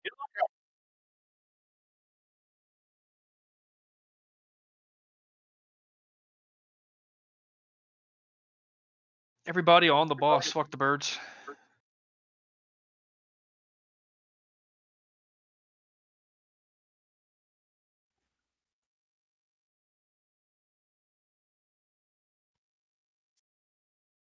Dive bomb. Spread out.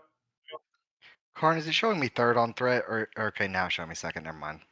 Showing you first on mine. Oh, what the fuck? No, you're second. You're second.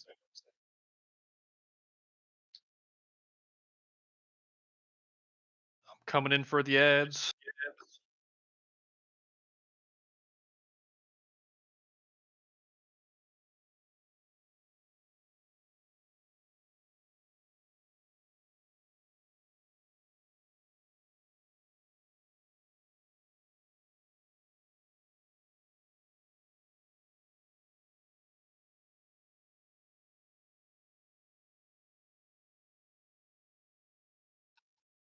Dang, I'm not critting at all.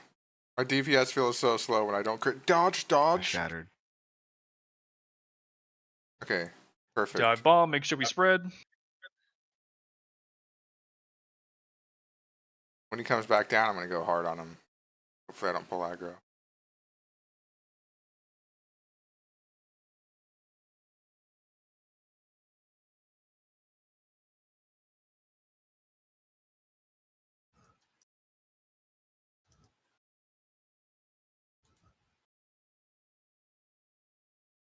Oh! Almost stood in the fire right there. When I say almost, I definitely was standing in the fire.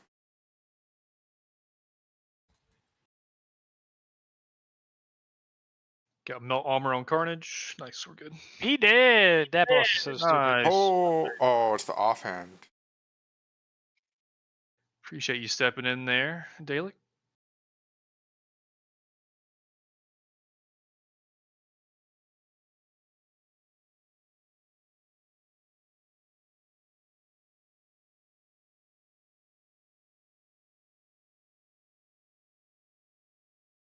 Nice.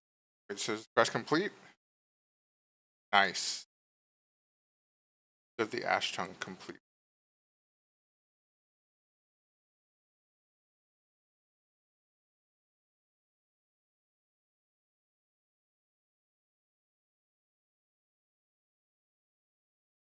So nice, we just one-shot that pretty good. It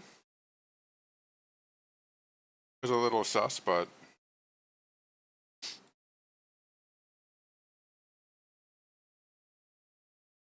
This is your main spec, right, Fortusa? Wait, what? No, this Resto is my. Wait, sorry, did I roll wrong? My bad. I think you rolled off spec. You meant to roll main spec, right? Yeah, it's all good. That's not my. Sorry, I read it wrong. Yeah, never mind. Don't worry. Don't give it to me. Give it to Sly.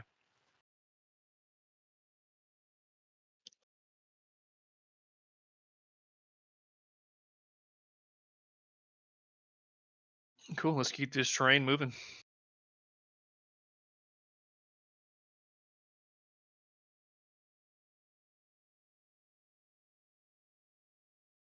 Padding ad is incoming. oh, nice. Trap and a good weapon.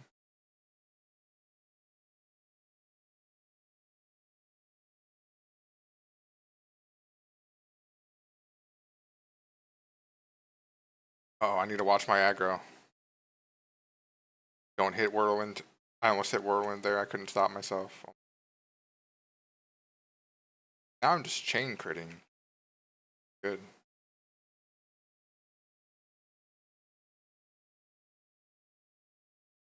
Got the AoE attack coming in. Nice, we just executed. Dude, damn, does Public have... Must have Saffron's Sapphire. He must have it. Oh. Or you can, I thought Arctica rolled main spec on that. Yeah, I just ask.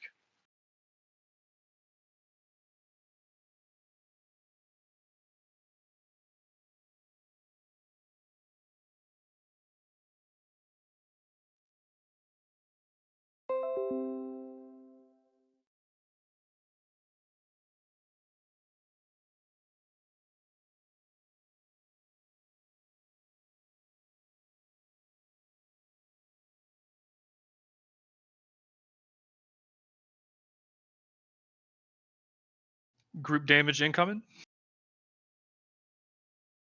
Overcharge incoming.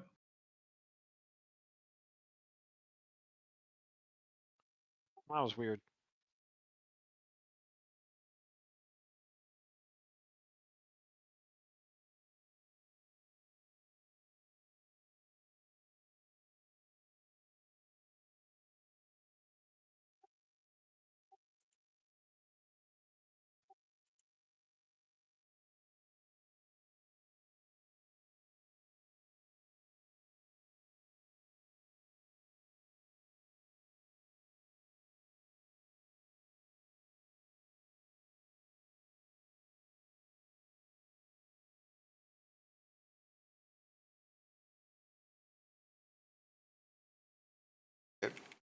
I hit Mortal Strike when I'm fighting two AoE targets. incoming. Rolling. Overcharge! I'm in pain! You like it.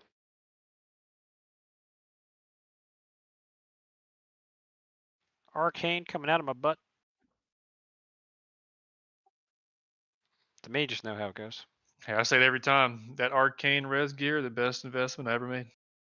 Aliens Nice History Channel.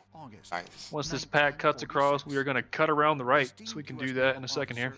Void Reaper drops the Sapphire, right? I'm pretty sure.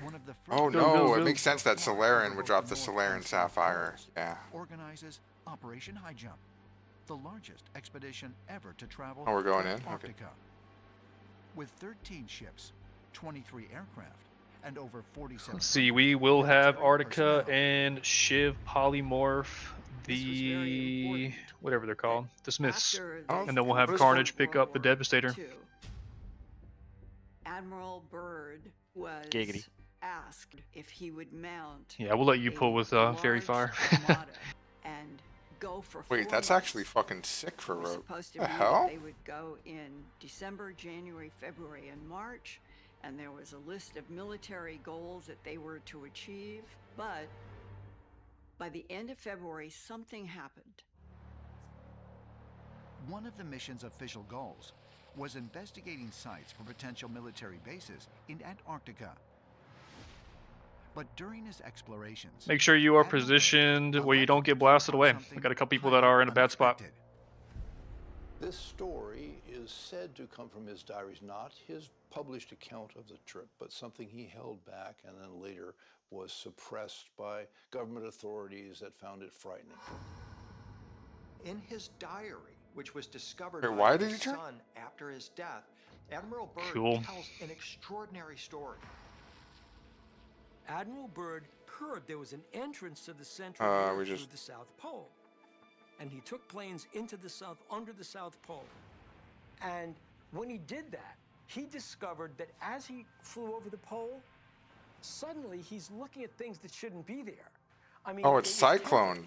No, my AoE damage. his squadron flew under the Earth, into the Earth. It turns into this lush and green area, and he can't even believe his eyes. But that's just the beginning of his extraordinary story. Clean. He tells how all of a sudden he starts to see a shimmering rainbow city that's made of crystal. his airplane is taken control of when he suddenly sees these flying disc-shaped I think we've got enough mana. We will have Warlocks banish, and then I'm gonna have Shiv I do the wonder, poly do this you time. have to clear all this trash? I have no idea. Like, I wonder if you could just like kill this and then pull On fight him Warlocks. over there and then. I don't think so though. I think it's you aggro Void Reaver.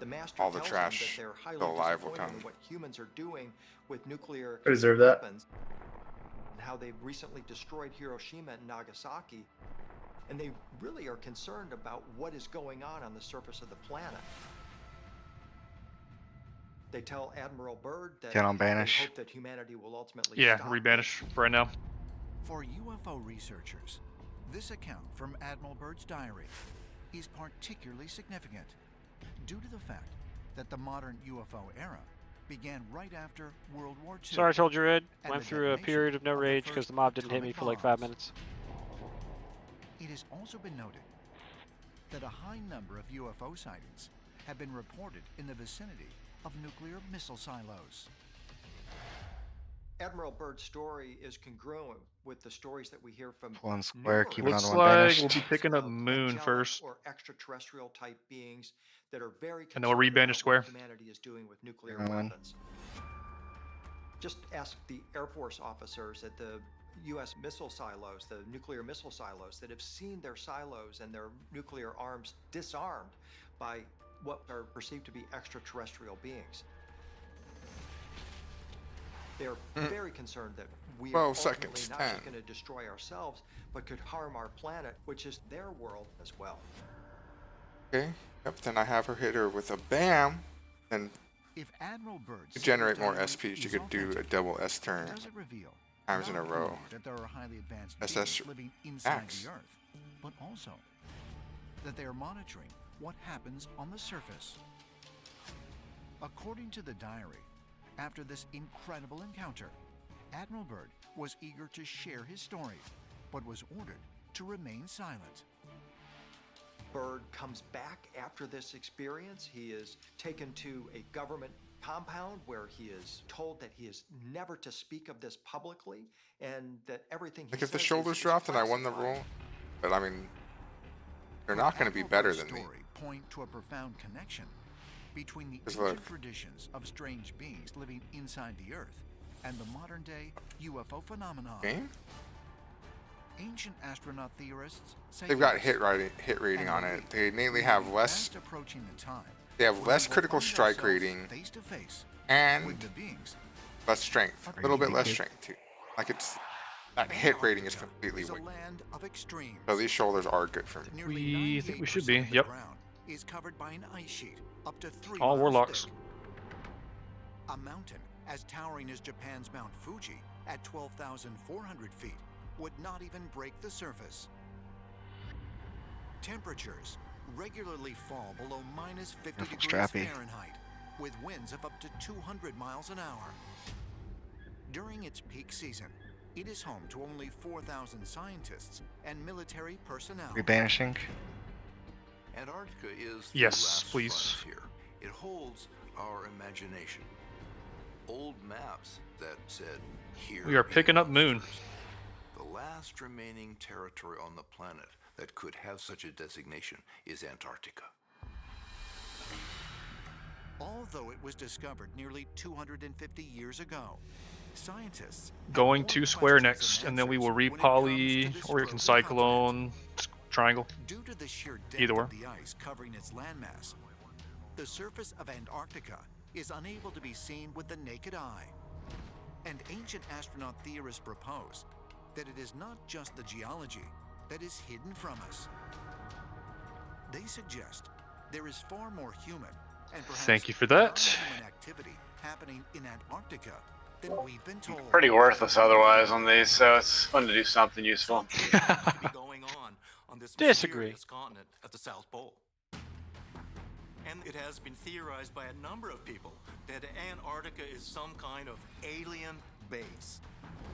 Rumors of extraterrestrial activity in Antarctica have circulated for years. If these accounts are true, and there is, in fact, an extraterrestrial presence in Antarctica today, could it have been there for hundreds or even thousands of years?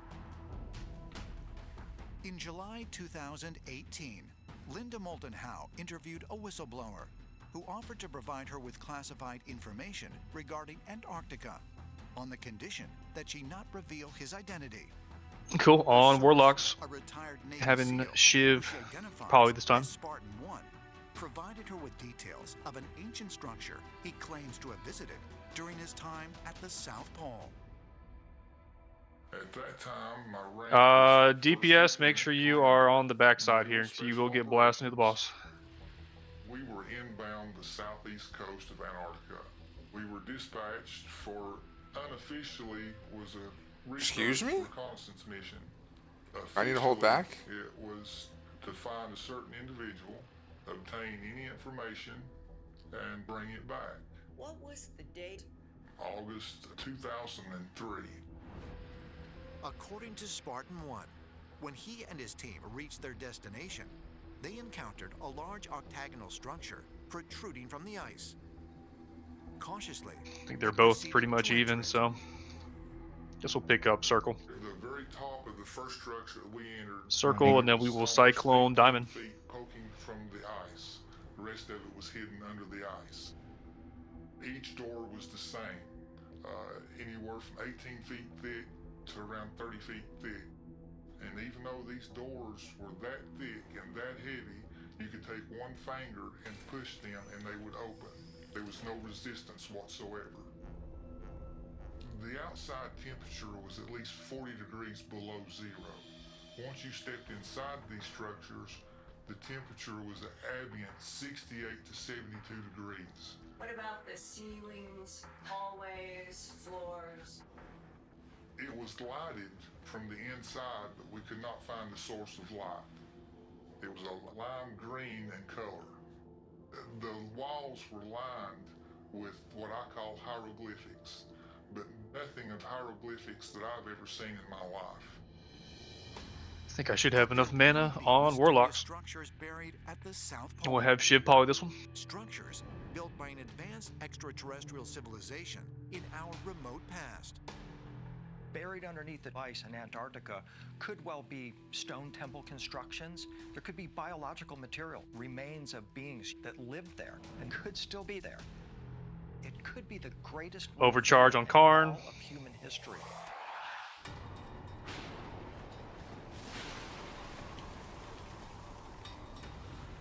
The Bible's book of Genesis Get a re. Chapter Oh, 6, there we go. And verse then we'll pick 9 up Square. begins the story of Noah and the flood, in which God sends a great deluge to rid the earth of sinners and start anew.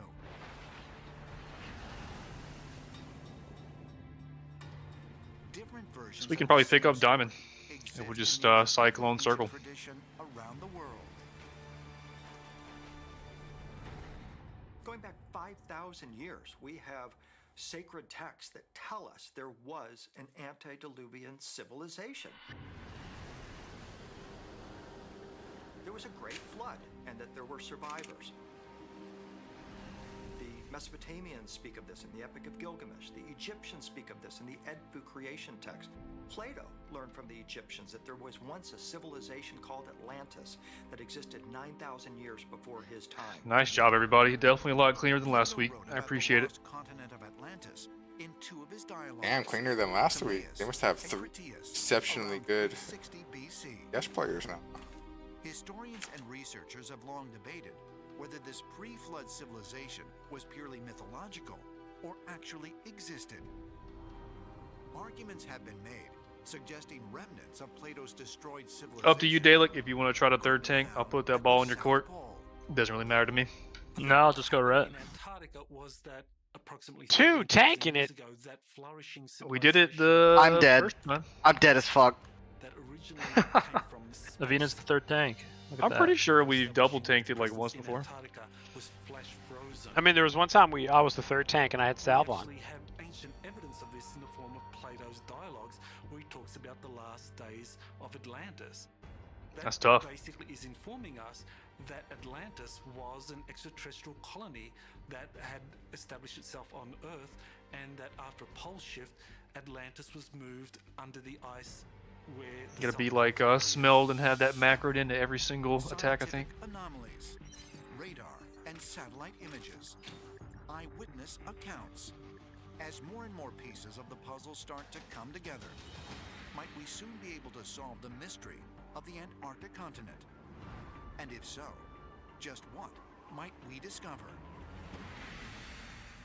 Modern whistleblowers still argue that there is more. Let's see. We should have, I guess, Strappy, and we're gonna have bad reflexes, kite out little shock orbs, whatever you call them. That the world's governments are working with aliens.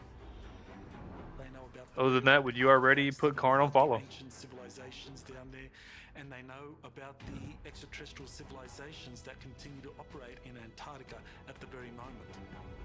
It's totally possible that Antarctica contains an extraterrestrial home base on Earth. It's a totally isolated part of the planet. It's completely uninhabited, or was until recently. It's ideal. August 26th, 1946. A U.S. scientific Local expedition risk called public pool. Operation High Jump Come departs on for in. the South Pole. Put star on follow, Esteemed if you are naval ready, that is. officer and explorer Admiral Richard Byrd.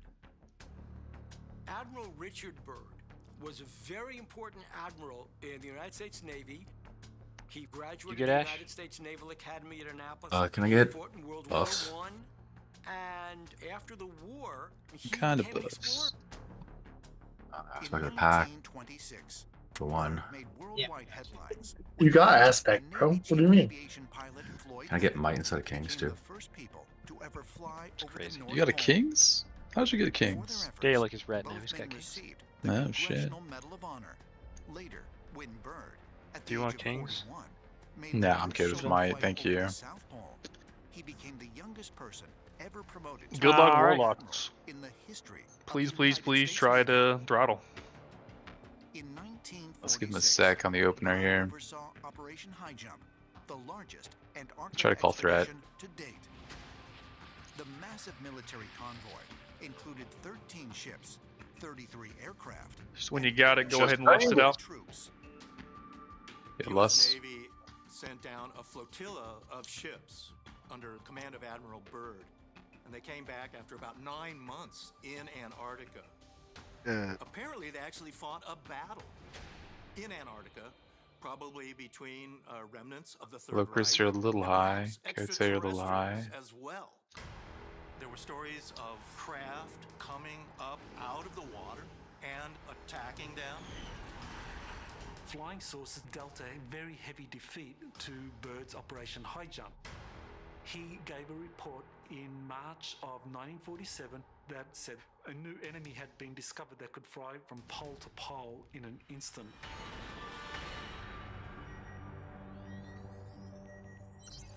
In 2018, more than 70 years after Did we say that Byrd's Dalek was astounding red? claim, a Yes. satellite image captured what appeared to be a condensed water trail from an aircraft, or contrail, that could only have been produced by something traveling at incredibly Why am I high DPS speeds. is so low this attempt?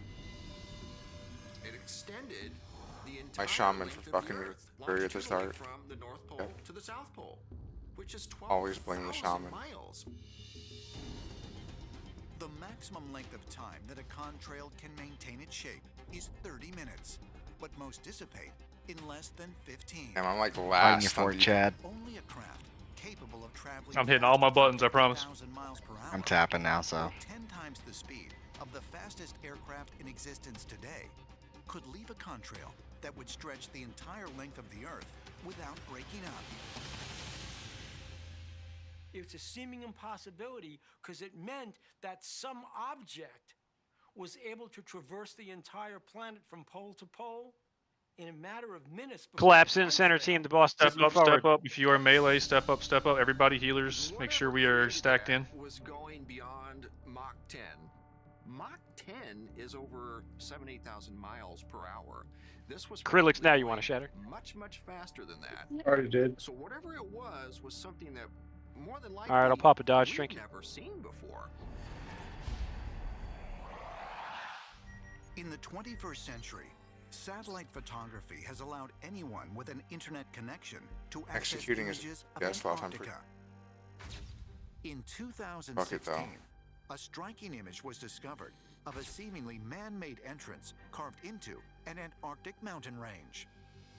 This is Right at the end, that's so legitimate disappointing. satellite image of a very large, proportionate hole in the ground or the mountain range.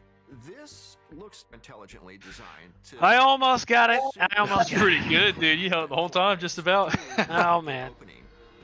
Similarly, in So job. Warlocks appreciate your service. I can guarantee that. I thought we needed 3 tanks for this, but I guess I wasn't paying No, you attention. don't. As long as you have good threat tanks, so it really matters. It also helps when Carnage doesn't get kicked for the whole thing. Because this is not somebody making believe something is there. You can actually. I refused to see put the Curse of Doom on that time.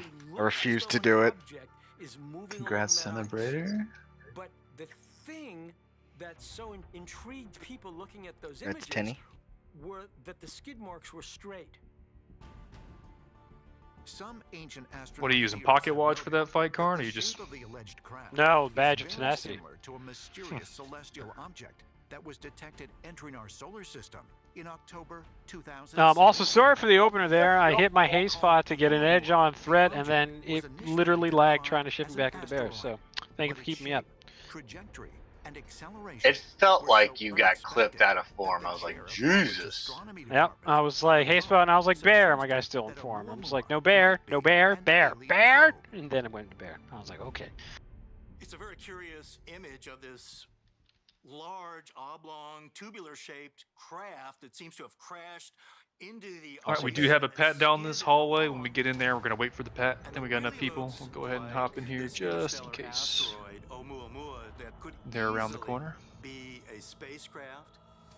The actual craft itself is right around 50 yards in length. This is the wider view of this object that quite possibly came in at Pat an incoming. angle, ricocheted off of the base of this mountain, and that's what gave it the momentum to skid several thousands of feet. We'll have Carnage on the lore, and I'll just pull off the Legionnaires to the left here. Where this track leads back to from this unidentified object. This very well could be a crash landing based off of what we're seeing at the bottom of the mountain, yes. Is it possible that online researchers using satellite technology actually located the crashed remnants of an I am extraterrestrial disoriented. vehicle and the opening to an underground alien base? Disoriented no more. I have been reoriented. About underground bases in Antarctica. I have that effect on people. Satellite photos Gross. show mountain areas Giggity. that have unusual caverns in them, literal windows that are the shape of a flying saucer. Is it possible that secret, perhaps extraterrestrial bases are hidden beneath the ice on Antarctica? Who should I miss? McMurdo Station, Antarctica. Located on the southern peninsula of Oh my god, that was a surprise. This is the largest research station on the continent. It was opened by the U.S. government in 1956 and houses up to as many as Overcharge 12 on Karn. residents at a time. Ouch! In January of 2015, It was in my eye! AoE Navy incoming. flight engineer who served with the Antarctic Development Squadron at McMurdo for 14 years. It's like he just said ouch in Canadian. investigative reporter Linda Oh, I said Moulton-Howe ooch, so yeah, with technically. bizarre accounts of his time in Antarctica. In January I'm just going to walk myself into these guys and have them walk to me. from a retired Just give me a second for flight threat. engineer. He's I'm either asked me to lagging or call everybody's him running in only place. Brian in the Yes. world public, and this is what he told me. From about 1983 to when he retired from the Navy in 1997, he was in all kinds of what they call Antarctic Squadron expedition missions that included rescuing people in and out of various places. In all these trips, nothing of a high strangeness had occurred, and then all of a sudden it was one thing after another.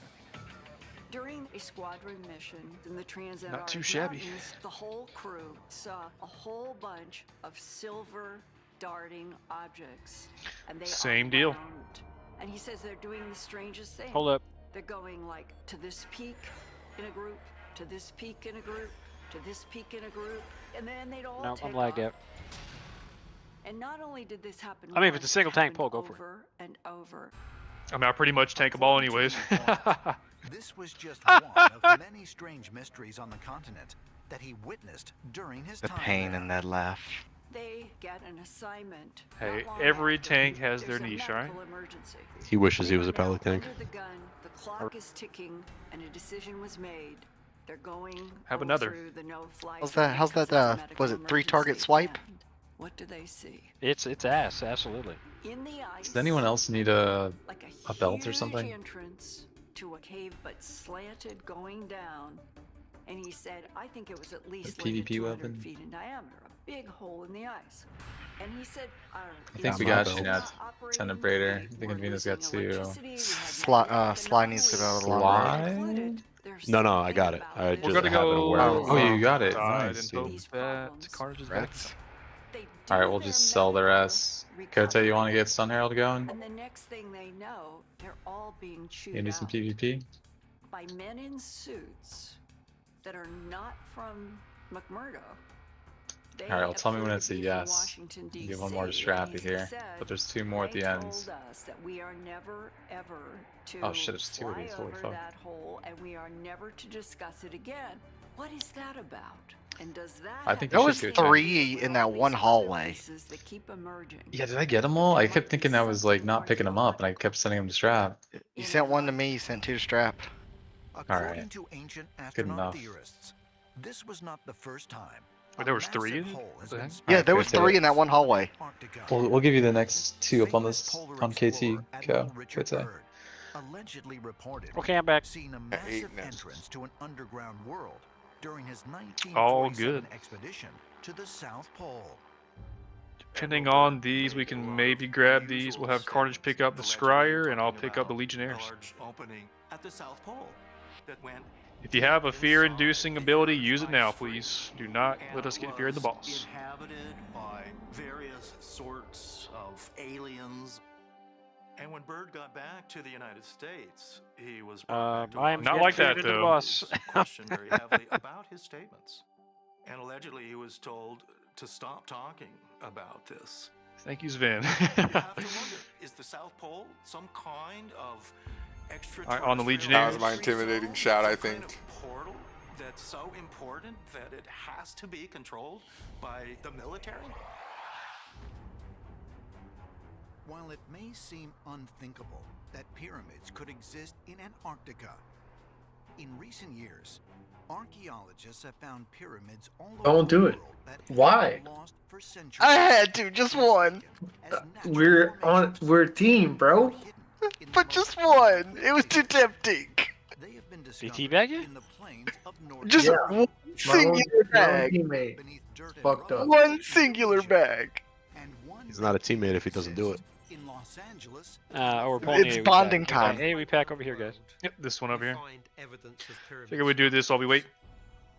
We should start looking at the possibility that there was habitation. I mean, you figured you Only pull know one the lock time. for distracted. Was it a lost civilization? Pretty much. Could it be ancient astronauts? Get a little freebie in there.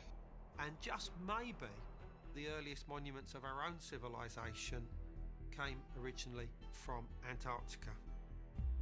If this gigantic pyramid in Antarctica is an artificial structure, it would probably be the oldest pyramid on our planet. And in fact, it might be the master pyramid that all the other See, pyramids missing a salve on planet on Earth somebody. were designed to Say I have a someone's feeling like next an time I die, my actor. whole party is now going to teabag the shit out of me. throughout the world in terms of their Has a structure BOGO out on and you, man. what it is that they really are. And one of the theories is that pyramids are power generators. And so if you have these pyramids strategically placed around the world generating this charge, Same deal. Make sure you use your AoE fears. I will pull the Legionnaires away. around the world that is basically a wireless transmission After of the patch, energy. you want to pull both groups of. No, we're just gonna, just to make it safe, we'll wait for this. No, I'm saying after this, you want to pull both groups after this. high technology could use this interconnected Have Karn go over and Moonfire the other one. system to navigate Um, and it makes I don't know. I'd rather not What's the have a worst that random can way. happen? Nah. Carnage is MC, the bear is biting people. Like this, that Tossing that Bite back me. over here. Bite me. would have pyramids as well. I want to go in towards these. Y'all's reflexes are slow. I popped hero. Structures. Where did it come from? 'Cause it's not an arbitrary thing, and these structures they exist worldwide.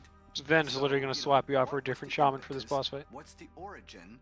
And even more fascinating, did they originate on the Antarctic continent? Either that or we can just talk for 10 minutes, you know. Might the pyramid Joseph White claims to have discovered near the Shackleton mountain range and other pyramid-shaped formations recently photographed in Antarctica provide evidence of extraterrestrial visitation to our planet in the remote past? And if they are actually man-made structures, how is such a thing even possible? Thanks for running away for the tanks. In a place that has been buried beneath the ice. If you're dying, you're doing damage too early. Consecration needs a couple ticks, please. According to ancient astronaut theorists, Antarctica may Listen, not which have one? been Which a one? Holy you ran away Nova from, Tanks? causes Where's no your body? threat. as long as mainstream scientists suggest. And they say proof can be found by examining a 500-year-old map depicting the continent without any ice. East Antarctica, October 2015. Scientists at NASA announced that despite years of thinking otherwise, they are now finding that the ice in this region is actually growing, averaging 82 billion tons a year. Snowfall is currently adding ice to most of the continent, but at the same time, glaciers are rapidly melting along the coast of western Antarctica. Scientists calculate that since 2009, as much as 60 cubic kilometers of ice, the equivalent of 70,000 Empire State Buildings, is disappearing into the ocean each year. Like, what are you doing at the top of my meter right now? What just happened? Holy Nova, Holy man. Nova. Holy Nova. Holy Nova. Oh, that's good. See these graphic pictures on television of the ice caps melting and falling into the sea, but it's actually only in some areas that the ice caps are actually melting. What's so strange is that through various factors that the ice in Antarctica might actually be growing and extending. Alrighty, we're gonna have the range stack up on Jahira. Easy to find. And if you get the static charge thingy, just make sure you go left, right. Doesn't really matter on casters. Same thing for melee. Just make sure you get out your group. For the ad phase, we will all meet up on Star, Jahira. We will DPS those down, and then when we get the ads, we'll have people kick the ads back into the main tank, or the main boss. After that, just tank, spank, burn. Of ice at Antarctica, then that would mean that had to have happened before Yes, the last spank ice the age. tank. So who knows what we'll find there? It was a fantasy. Came out. Civilization, perhaps even tools with which these civilizations were built. It's possible that underneath the ice will be keys for us to actually save ourselves and reclaim our ancient past. We may end up in a situation where this can't be covered up anymore. Where visible ruins, gigantic pyramids, gigantic obelisks start to peek through the ice. And Cool. Looks like everybody's ready. Let's just do it. no longer can this be swept under the rug. There's no question that under the ice of Antarctica, there could be extraterrestrial craft. There could be cities down there. Bottom line is, it will shock the entire belief system. Will we go and lust it out? It will just change everything we know. What really lies beneath the ice and snow in Antarctica? Was this Oh, I didn't get continent lost either. once covered with No. lush vegetation, as well as pyramids? It's on bad reflexes. Those in Egypt. And if extraterrestrials truly did inhabit Antarctica, could these otherworldly visitors still be hiding out there today?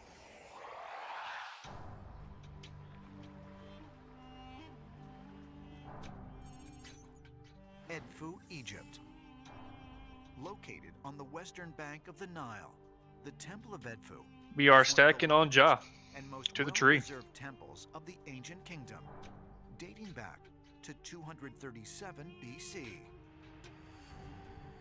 The Edfu temple is of tremendous importance. As you enter the temple, it's like you're going inside a book. It's Get some range kicks on the guy that's far away. Every room, every chamber is filled with texts. They're known collectively. You are in the group. Get out. Get out. I don't know who has it. Nice job, Shiv. Oh, that ain't good. About the creation of the world. Big dam incoming for when they fall. According to the You have. the earth was created by On battle resing Ja. who came down from the sky. And these gods Need to first get the That stat healer down. dead, established a please. place known as the Island of the Egg. Two gods. They created an island in the middle of the eternal lake. Creation started with that island. The occupants of this so-called primordial mythical world. Yeah, my very strange shaman got creatures. taken out in the There is seems bombing. to be three groups of people. One Oh, called he the popped sages, back up. Shaman one alive? called the builders. Gotta kill this though. If we go into another AoE ad phase. Oh, I guess it's not so bad. These are the ones that are very mysterious because they are said to emerge from the water. We are stacking on Ja. Then the Egyptians believed a series of gods came and built the first temples. It says that here the first There's no temples consecration were down. built, the first ones ever in the world, and that these became the blueprint for every temple in Egypt. Once all the creator gods have done their job with creating Main innervates out on Sly. the world, they would meet with their Thank big you. bird and ascend to the sky. Ancient Egyptians believed with all their heart that everything listed and inscribed See if we can get those heals off. Interrupt them. are true, true, true. If the walls say there's an island in the middle of nowhere where gods would go and ascend to the sky, then ancient Egyptians, the devoted ones, would believe that island exists. According to the Edfu texts, not all of the occupants left. And after many generations, the island suffered a terrible fate. The texts are very different as to what happens to the occupants. These strange gods. Damn, nothing I They read. seem to, once SR. they've set the scene, once Yeah, they've not our built best the- attempt, but we made do with it. Good job, everybody. Garbage, their work absolutely. to the historical lineage. But that just means And then they Chaos depart. Sleep will be We good don't for know me, where they right? go. That makes sense. That's how it There works. seems to be something very interesting. Friendly Looks like it's just giggity you roll. and me, Sven. The argument of these divinities is Seems to led by be the that Sun and way. God. And in These battles, bracers ain't they big kind enough of for the. enemies. God damn it! Whoa! In the skies appeared what He was said, known "Don't you as mean the my enemy bracers?" snake. It had a name. It was called the Great Leaping I One. honestly kind of hate to do you like this. Immediately it appeared It's okay. I got a cloak last night for Cat, so I'm set for another 4 weeks. that destroyed this sacred island. If it makes you feel better, I was wearing arena And when bracers. the waters receded, these original beings, who were known as the Ancient Ones or the Elder Ones, were now no longer there. Perhaps the Great Do you have Leaping PvP bracers too for Cat? This enemy snake was Yes, I do. of the comets that Dude, entered Heart into Razor, that chance on hit. Hey, resilience helps out Crazy. crit. broke up, Get that crit cat. causing devastation Absolutely. and destruction. I'm in cat form though. This is my cat gear. Might the account Also, of this Oh, I would should be swap a back. ring. inscribed on the Yeah, I walls was of gonna the say. I was like, temple man, I don't know if I can do this, but describe a natural No, you're event, fine. You got it. or was it a deliberate attack? An attack targeting an otherworldly civilization existing on what we now know as the Antarctic continent. get some rebuffs out for those that died.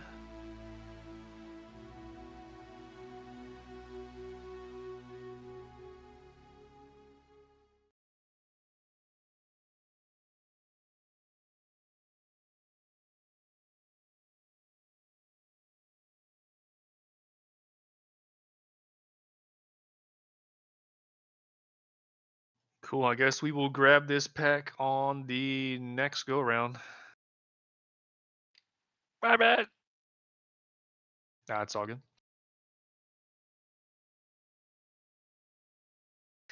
You need to mark anyways.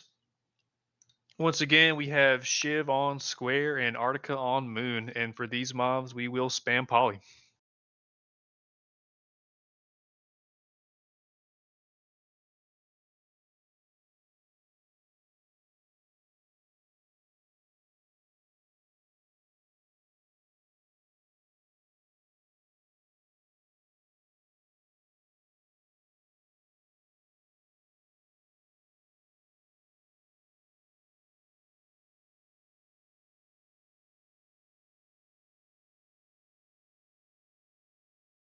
I'd say on you, Karn. A little bit easier for you. That's a lot of pressure.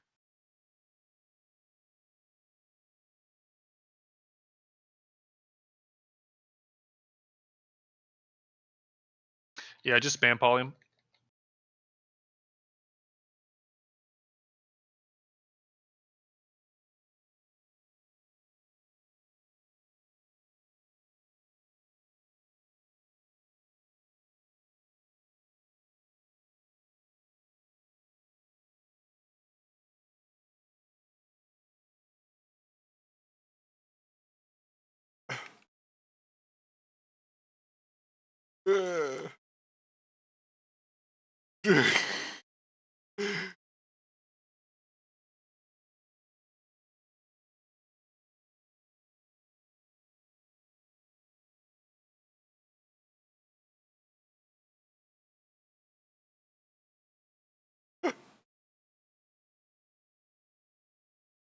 I was expecting him to just ignore me after that one. All right, we are going to go Battle Mages into the Blood Knights into the Centurions, and we will spam Poly. Just make sure you watch out for the LOS on this little ramp here. You can't get LOS here.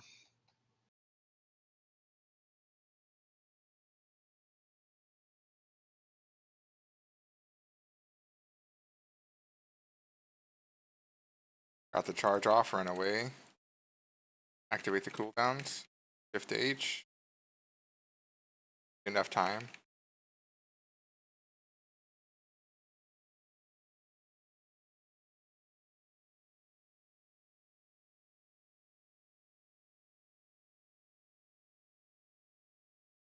I'm hodged. Thank you for the Yeah, dispel. you got the one Blood Knight back because I was stunned for 15 seconds. All good.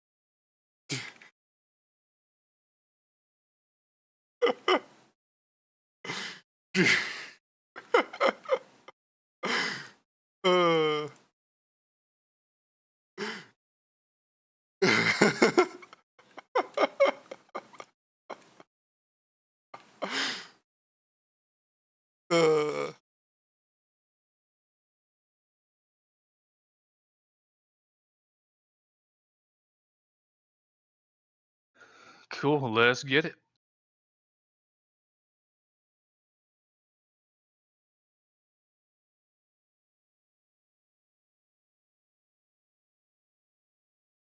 Probably been enough time for me to 30 health low. Nope. Did I just get spun on?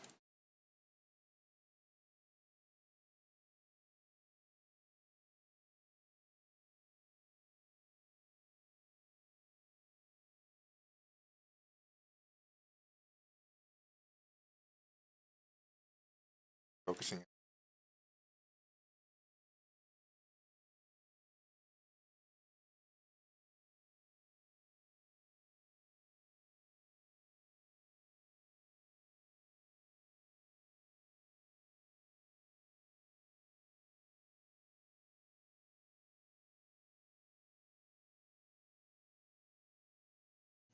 Once again, thank you, mages.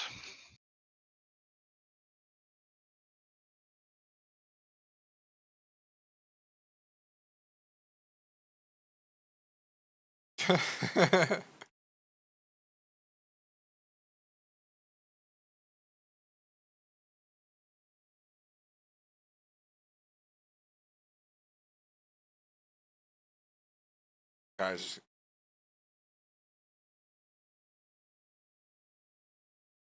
time to devolve while I can.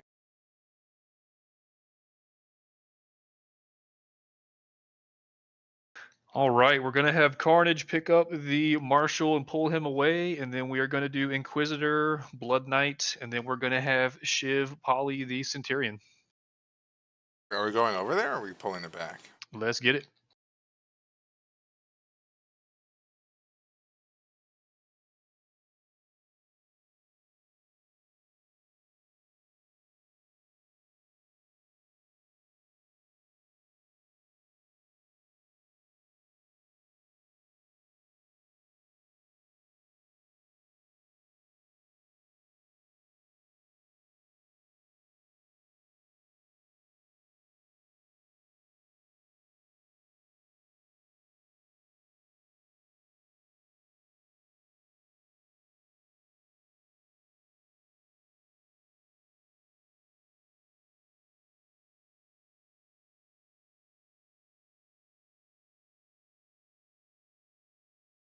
Ah.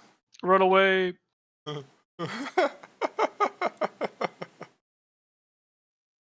Kudos, Anime Cup.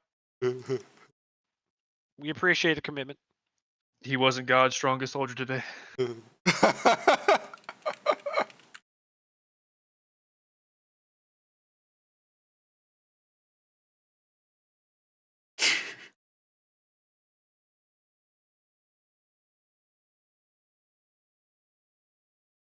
All right, same deal, but I'm gonna have Arctica Power this time.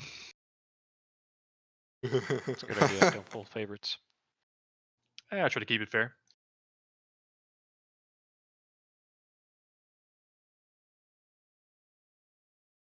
There's a Marshal in the group. Marshal in the group now.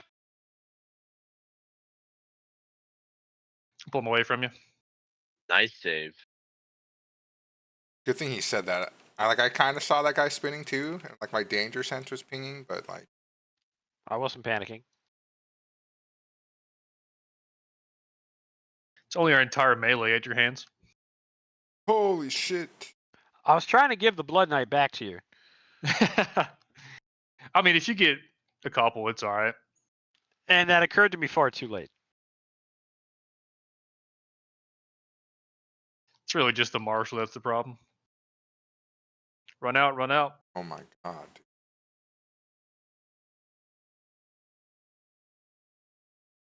Lost to Dingus. Dingus was on that Marshal from the start. Had something personal. He was pissed, dude. I know Strappy's got to keep like a whole bag worth of food. That's all I needed to Yeah. hear. Lamb chops? That's honestly half of why I switched to Wind Serpent. I just didn't feel like feeding that other thing meat because I fish so much. Might as well, you know? You know what? Respect. Fuck the minaret. That's right.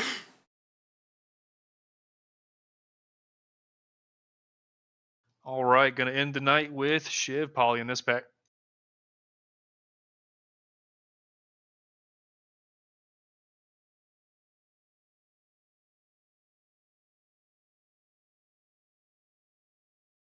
Oh.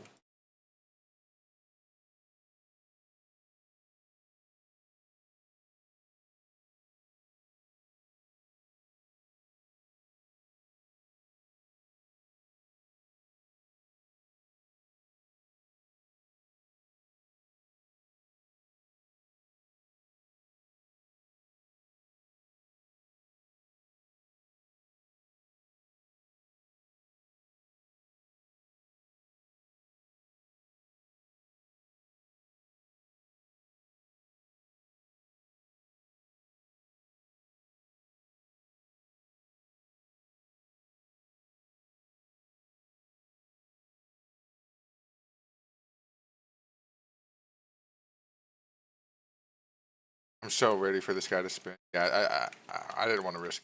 We got a purple belt on that mob. Okay.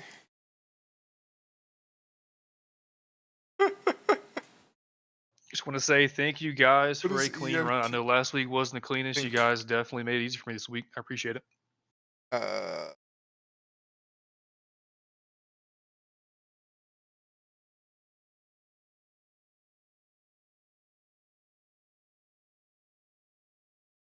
Fire Court of the Magus.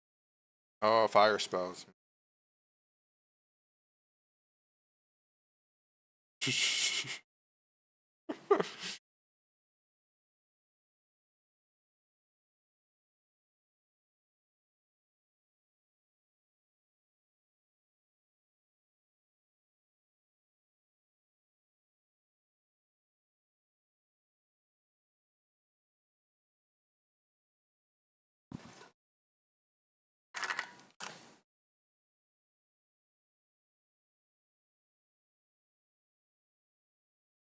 Think we'll less on KT again, yeah. EFT. Yeah, it worked well. Yeah, that works. You know, funny enough, I think I do not have repair bot on me. Forgot to put some more in my bag. Sen, you got a repair bot on you? I honestly don't. Shockingly, right? Completely forgot. It's been like 2 weeks. I meant to pick up, yeah, Goblin Sappers and repair bots. I promise I'll have it next time. Who needs a repair? Electric funds Person transfer. that's died the most. Clicks. Who said that? You know what? If you really want to, maybe take off your armor, go run down that hallway, go die to the trash, just go respawn, repair, and then we'll TP you back. I think that's the best move. If y'all actually need to, like, really bad. Yeah, that's a good call. Just let's just have the rest of the raid kind of stand over here on me, please, while they go do that. It's fine. I I should was be gonna good say, for one pull. you're shaming him we pretty good? hard right now. No, I mean, if you're like broken, I mean, hey. No, I'm not broken. I got Okay. 3 out of 30 on my bracers. I should be good. Gotcha. All right, I didn't know if you were broken. It's all good.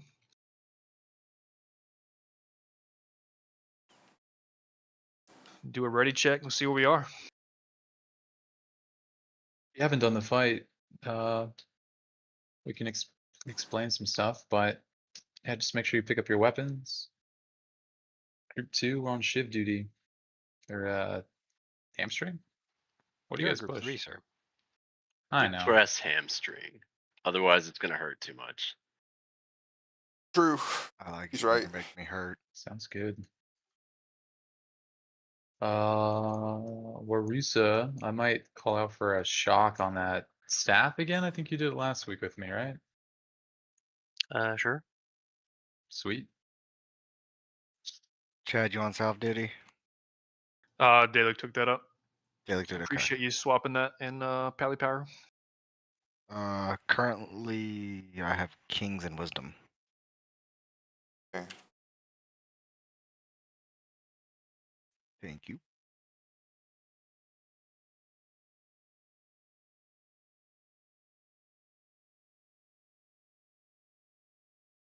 Yeah, I will tank Lord Sanguinar. Make sure we get some Tremor Totems out for that. Whenever we do transition to the Engineer, wait for 2 bombs. Open up, and then we will have the Warlocks on the main stage for the Astromancer. Whenever we go to Council, I'll have Carnage pick up the Engineer, and I will pick up Sanguinar. And then obviously for weapons, if you get it, try to run up to me on the stage. They can be kicked, they can be stunned, hodge them, kick them, gouge them, whatever you got to do. Helps out a lot.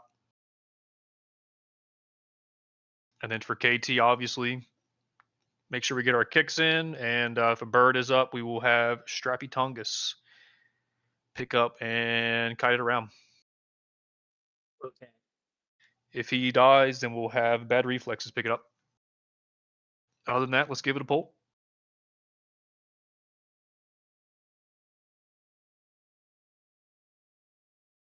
I pulled on the tank. Get fucked.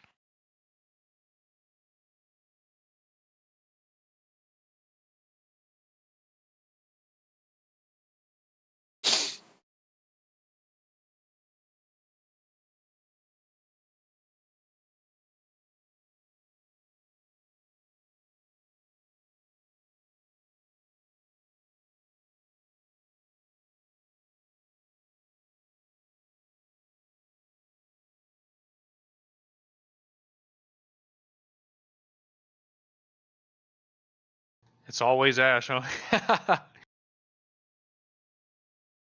Racism at its finest. He senses the bloodthirst every time. Bad reflexes next. You're in a good spot. Wow. Okay. That was a crazy hit.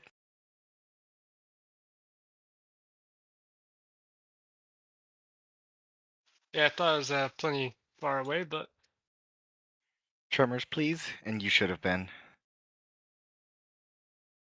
Give me a second on threat, please.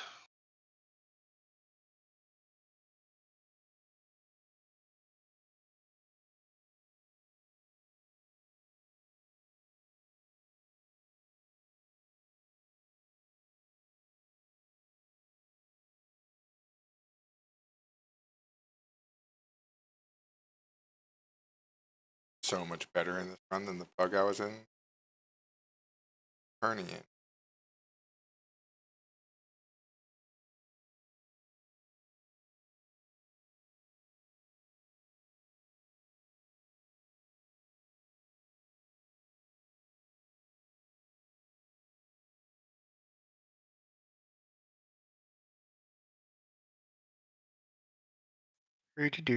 Do. Fucking Bologna kid.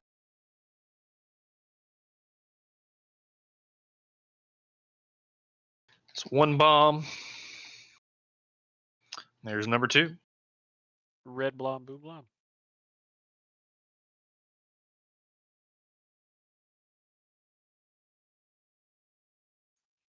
After this, south, please, Dalek. Weapons incoming. Thank you very much. It's in the back left here, War. I think I got it this time. Nice kick, dude. If you can bring in the blade, please.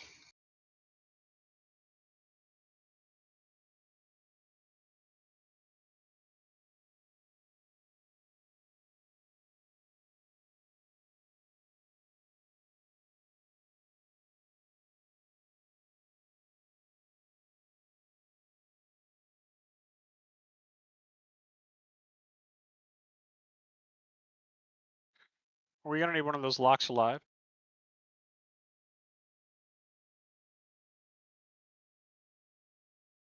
I think we will. We typically have had Envina and what, Staircy on it?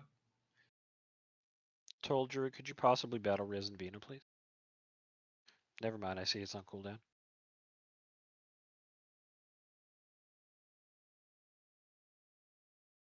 Range on the bulwark, please, because it does reflect melee damage.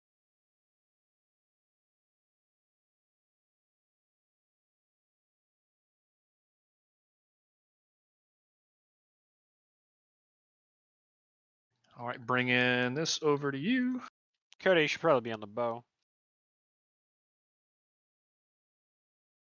Thank you. I'm trash. You guys got the shivs there. Dalek, when you can't, I need salve again. I'm sorry. Thank you, Karn.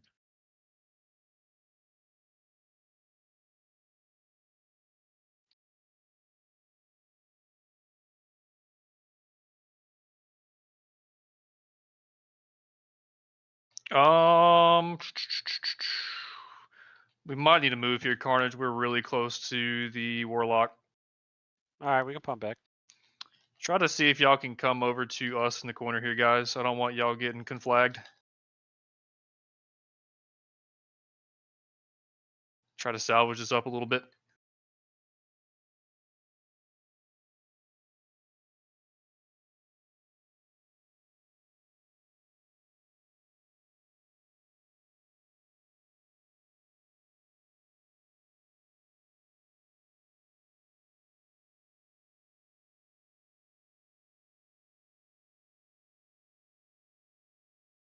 Daladrez coming into melee. Oh, I think it's on you, Karn.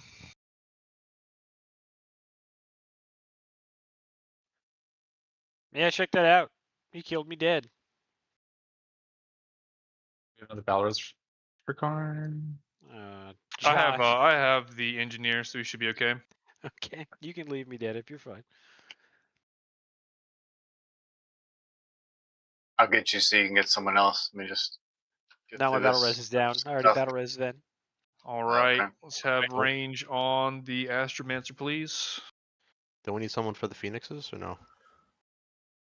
We have Grab the alive. hunters are both up. Yeah. Okay. Careful on threat here. Let's get some Nice kicks out. shock. Nice shock. I got the next one. Okay, Kotu's got it. I got the next one.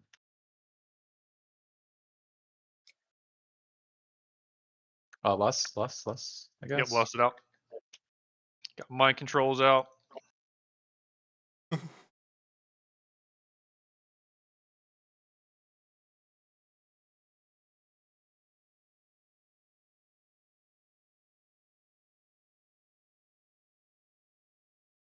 If you are in the fire circle, move.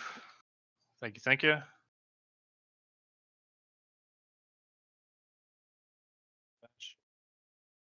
Should be Phoenix coming up in about 5. Mind controls. I think we got him. Oof, made a fireball there. Phoenix is up. We're gonna Playing rotate a bad. little bit here, guys. Away from the Phoenix. Trying to like focus on mechanics though. Got a pump and kick here. Fire blast. I blocked the first one. This one must be kicked. It's Dude. down. Bad reflex. If you We can got get bad these kite in it. We're good. Phoenixes. MC's out. Chivs. If you're in the fire, please move. Oof, I'm sorry, Luma. Phoenix incoming. Burn that egg down.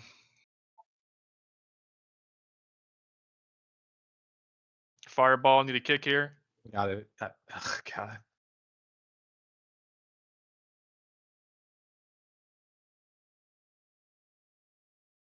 Oh, I don't have my shaman yet. He died, unfortunately. Phoenix is up. Chivs, I guess. MCs are out.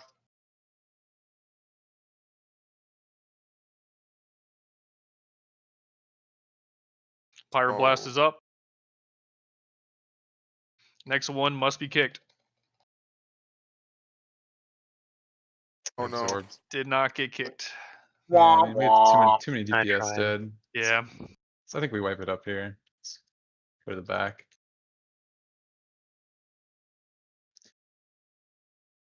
It If happens. you are dead anywhere near the stage, just go ahead and take a little TP out. Get some repairs if you need.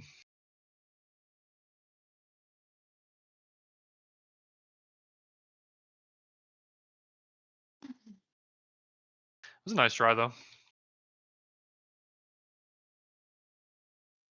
Sorry, Sven. It was either me or the boss. I was gonna say something. I hope you enjoyed that. It was actually kind of fun. Also, make sure you re-equip your weapons.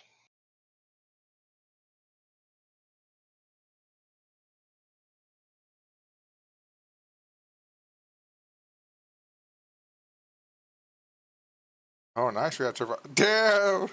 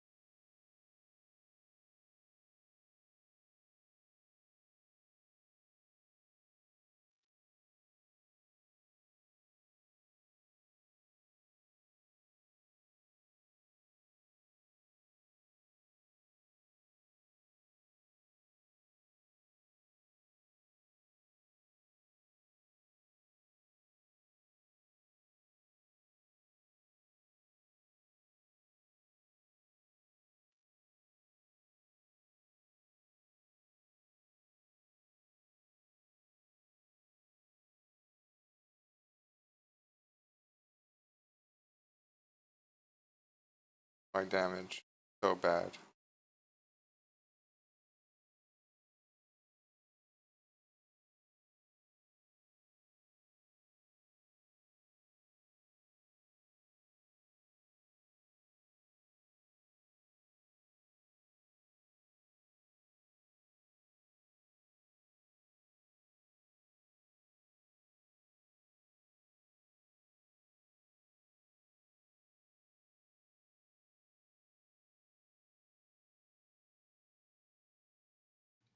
Not a bad attempt though.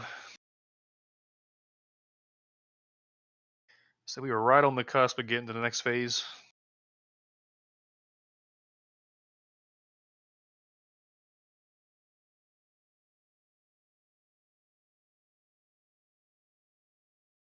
Yeah, does anyone have like one mana biscuit? Yeah, I got some if you want them. Yeah, just thank you, sir. Oh, okay, I don't need that much. Thanks, guys.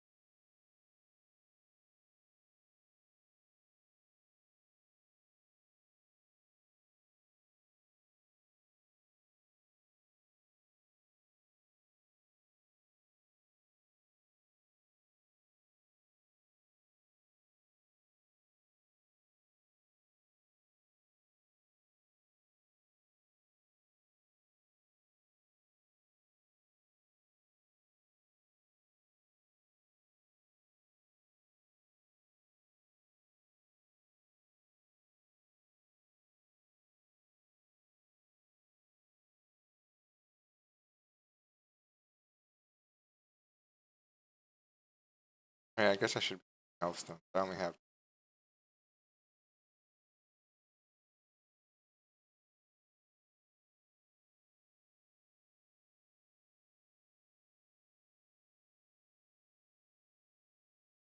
Uh,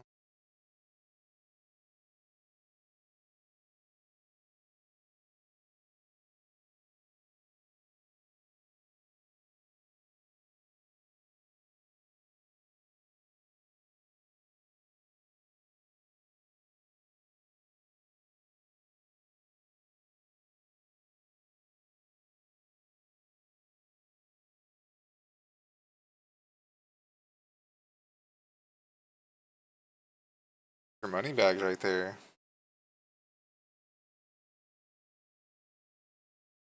I think we are missing what, Krillix and Ash. If we can get them summoned here. Festering disease. Everything was going on okay 1 minute, and then all of a sudden, people kind of rotting in front of you. Raging pestilence. The civilized world went out the window. And death of almost unspeakable agony. Are we the laboratory of the universe? But what if the source of all this very human suffering has a strangely non-human origin? It would be narrow-minded to accept viruses wouldn't occur in other planets around the universe. Is there somebody who has the technology to actually send things to Earth and are part of an intergalactic warfare? To suggest that ETs would come here and annihilate us in the way we see it in the movies, why go through all the trouble when all you have to Cool, do let's get it ready to check out for buffs. is release a toxin into the air? Millions of people around the world believe we have been visited in the past by extraterrestrial beings. Worries I could use Sal, please. What if it were true? Yep, I'm working my way down. Did ancient aliens really help to shape our history? I really don't want Could they King even be instead the of might, source but of our deadliest epidemics? in the end, it's probably all right. Make sure you have your weapons equipped. Other than that, I think everybody is ready.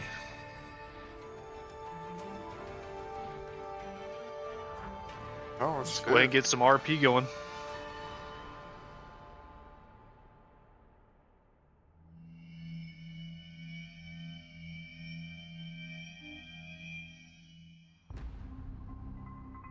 Portugal, October 13th, 1917.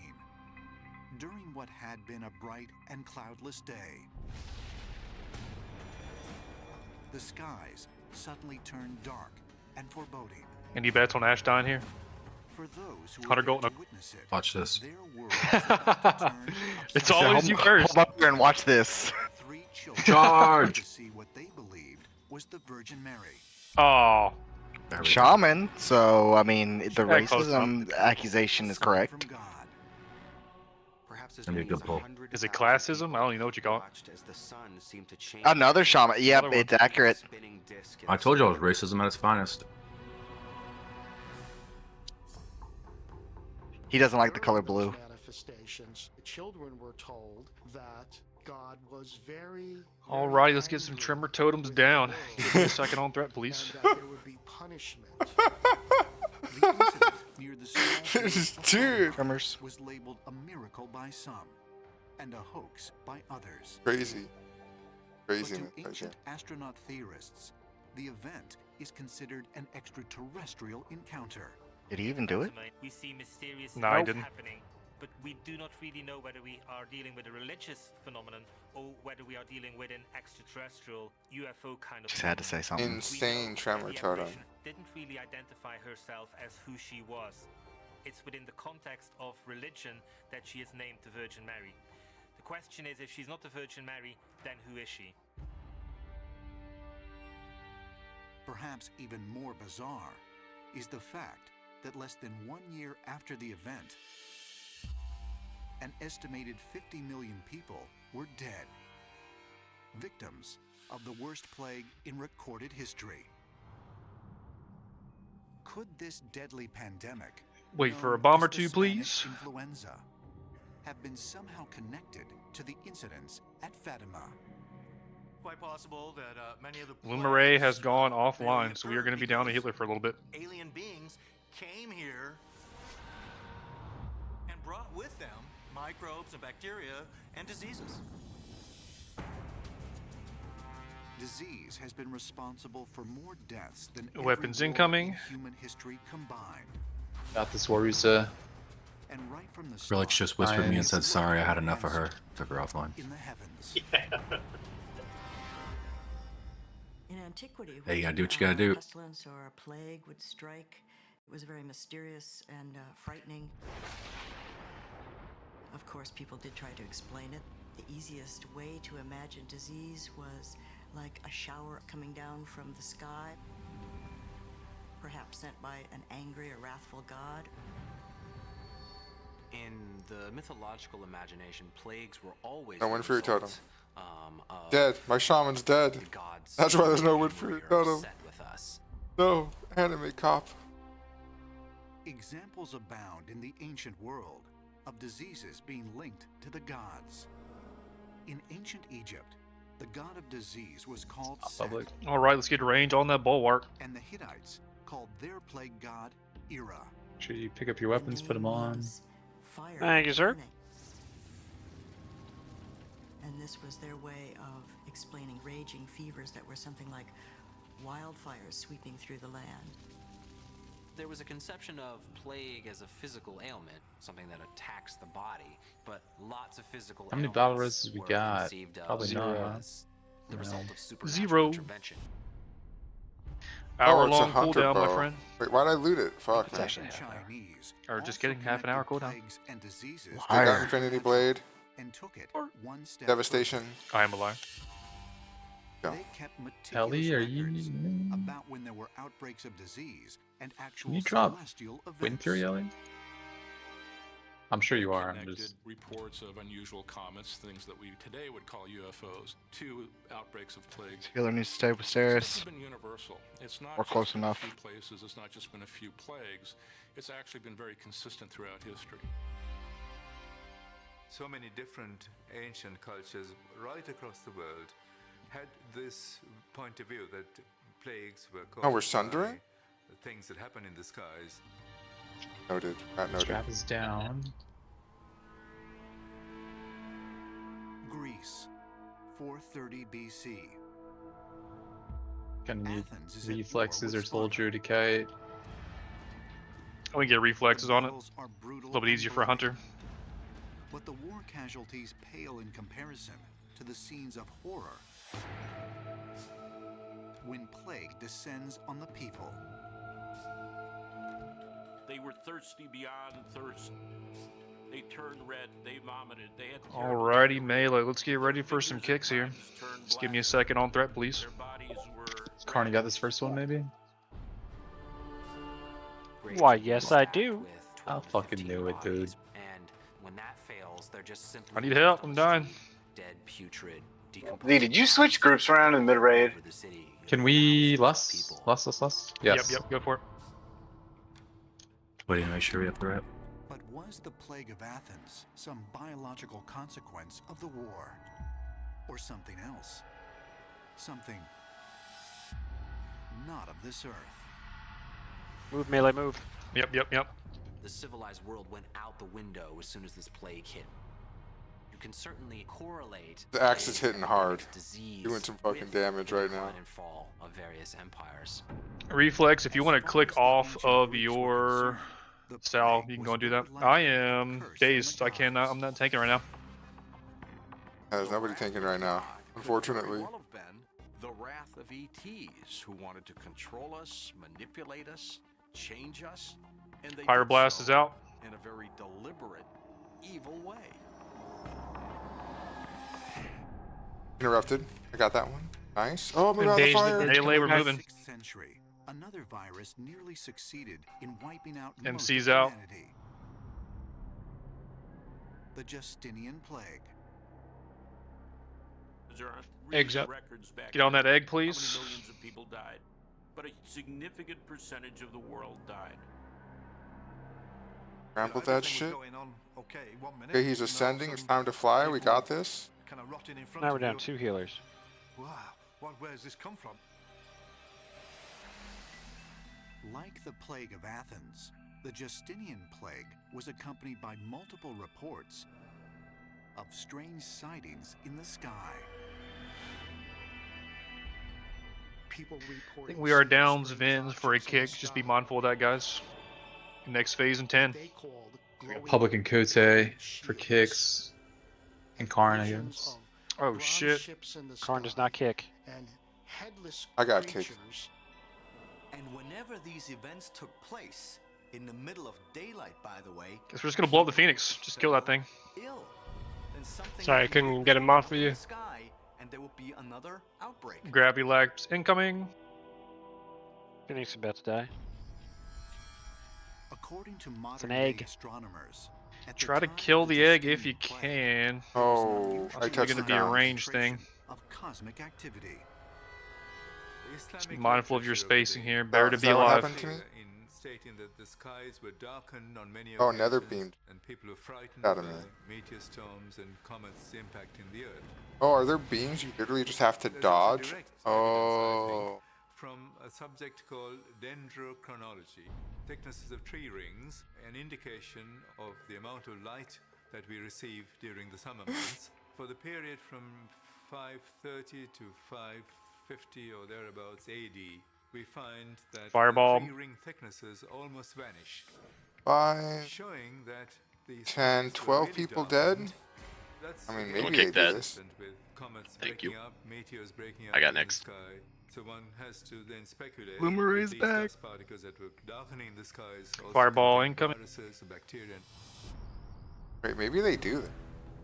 Is there somewhere out there in deep space where somebody has I'm Phoenix dead. is I up. can't grab the Phoenix. send over Somebody try to grab it. so that what Preferably looks range. like a normal mechanism of delivery actually Works, becomes very high tech.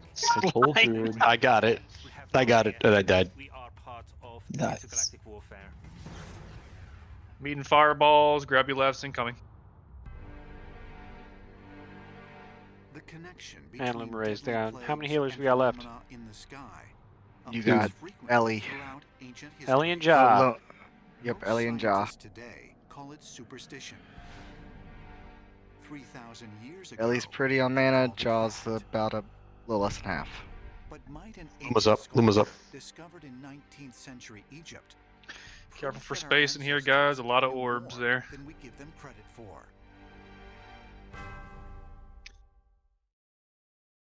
Get ready for kick.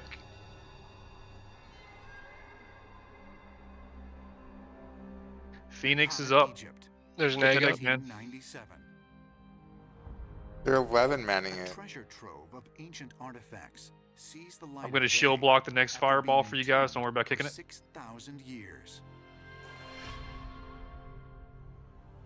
Blocking this one. Among the findings, is the statue of what looks like Phoenix in 5 seconds. Fire, watch out. It is dubbed McGregor Man for the Reverend William McGregor, in whose antiquities collection it once resided. Phoenix behind. In Egyptology, this ancient statue is referred to as the bearded man.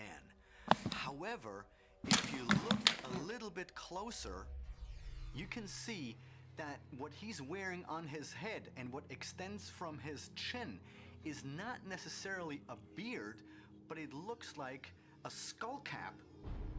His entire body seems to be inside some type of an overall, some type of a suit, because even Nice slow burn here, guys. Think we're gonna make it.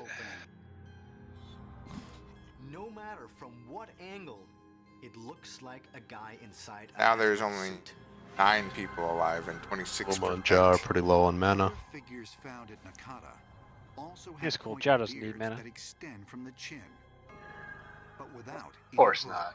Nope. You got 4 people alive now. is the fact that Nakata was It's been a believed while, to you be know, the since ancestral we had some home of KT Set, vibes. the Egyptian god of plague. Third time's a charm. Don't know whether these things were depictions of Guess some we're kind due of for Let's get in there. We're disoriented. I don't know. We'll see. perhaps extraterrestrials. You're down a healer, Toldred. Do you mind playing heals one fight just for science? I don't think. I think most people that die just got hit like one Luma's shot. back. But Just DC'd. Luma is Yeah. back, yeah.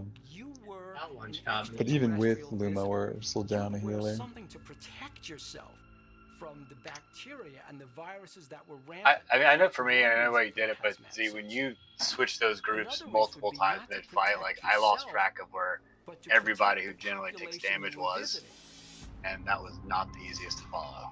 Whatever But Yeah, I'm it's just- sorry. wears around I his hips. I don't know. I think it's worth though, Than what because you've got like 2 or 3 warriors that are alive without Wind Fury, so you move them so they start doing 20% more damage. Maybe that's a me problem, unless other healers also kind of know where their people are on the 25 target frames and kind of go for that. But I know that was not the easiest. Where thing did to people follow. die up there? I wasn't really tracking to see A lot of where we people lost died a up lot of there. A people. lot of people got to run. I mean, we had a lot of melee die. I think I died to an axe, maybe. I can't remember. Among antiquities, McGregor Man is not MC alone. kind of hit us kind of hard at one Throughout point the too. world, there are scores of ancient carvings and figurines that seem to Yeah, I died depict through Phoenix. otherworldly creatures in what Wait, is can I run this way? is astronaut type clothing. Yeah, I just need to not die from Phoenix without dread, so I can kite the Phoenix. You really have So beings people don't die to the Phoenix. chiseled in stone, which have helmets on. Out of the helmet, you have something like a trunk coming out, and in some cases, you see on the shoulder of the helmet something like a tank. I didn't bring enough food. I thought 3 would be enough. Of cloaked figures wearing what appear to be breathing apparatuses aren't limited to the ancient world. In 1347, It's in this corner here, Karn. Italian sailors died suddenly after being I thought you covered said it was interesting. in oozing black boils filled with Oh, blood. The architecture is running back. exquisite. The disease spread Beautiful place. rapidly throughout Europe and soon had a name: the Black Go use Plague. the bathroom. The Black Plague was widely seen as an act of God for the sinfulness of the people.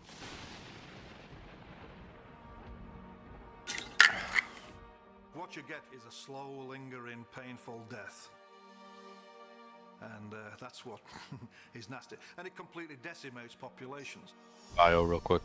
Within 5 years, this previously unknown disease had wiped out nearly 1/3 of Europe. The equivalent, in today's numbers, of more than 300 million dead. And just The like fuck? previous I'm not Right. quite epidemics, sure what that was, but the okay. outbreaks of Somebody tried to plague arrest someone, were I'm guessing. accompanied by sightings of strange aerial phenomena. And we had a warrior run in. Yeah, sorry about that. That was so me. not a res. Yeah, those jumper cables. I don't know how I turned on auto run. I'm so sorry. Shortly after that, I have no idea how I turned on auto run. I'm so sorry. That's my bad. Hopefully it resets, I think. We'll find out. Okay. Bronze ships, just like those reported If during it the does not, is Castilian there a plague healer near me for a 800 DI? years earlier. We might have run out. If you're outside, you should be fine. It's me, Retardo, and Slyel and me in here. And what If you guys was don't the mind. mysterious mist Yep. that people saw Yeah, floating that'll work. down from the sky? If you ask a historian Or today, Sly. they would say that they were hallucinating because of the illness, but Yeah, we can just have Lumarez. We'll just get a summon in here. I think you are kind Salix in of here too? a little bit on the stage. One of these supposed Maybe it's not gonna reset. featured reports of mysterious cloaked Wait, is that? figures spraying mist Oh my god, dude, he's running Hey, down this- the hall. I thought he couldn't exit Oh, is he that. coming? thing. That's what I thought too.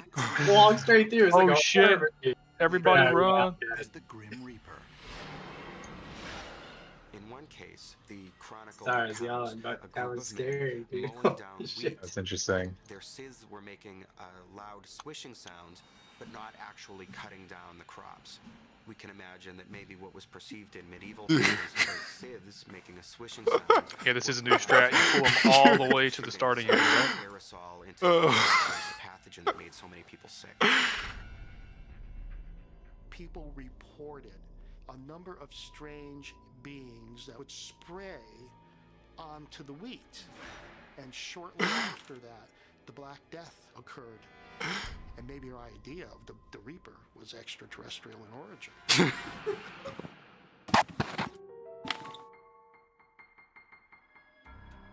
Mysterious plagues accompanied by extraterrestrial sightings. And gruesome deaths preceded by ominous apparitions. But were those strange metallic objects seen in the skies over Europe really misunderstood? You can cosmic do it. events Put your like back meteors into it. and comets, as most mainstream scientists believe? In 1731, there were UFO sightings over England, Ireland, and Romania. Alrighty, well, we know he does not reset. The worldwide flu epidemic of 1732. Yeah, he wants a piece. People saw a red object. What incarnations did I die to? At times, this object generated so much heat that people had to take off their shirts. I mean, it Being was too awesome. blowing up there in the sky. Later on, Happens to the a best. plague broke out.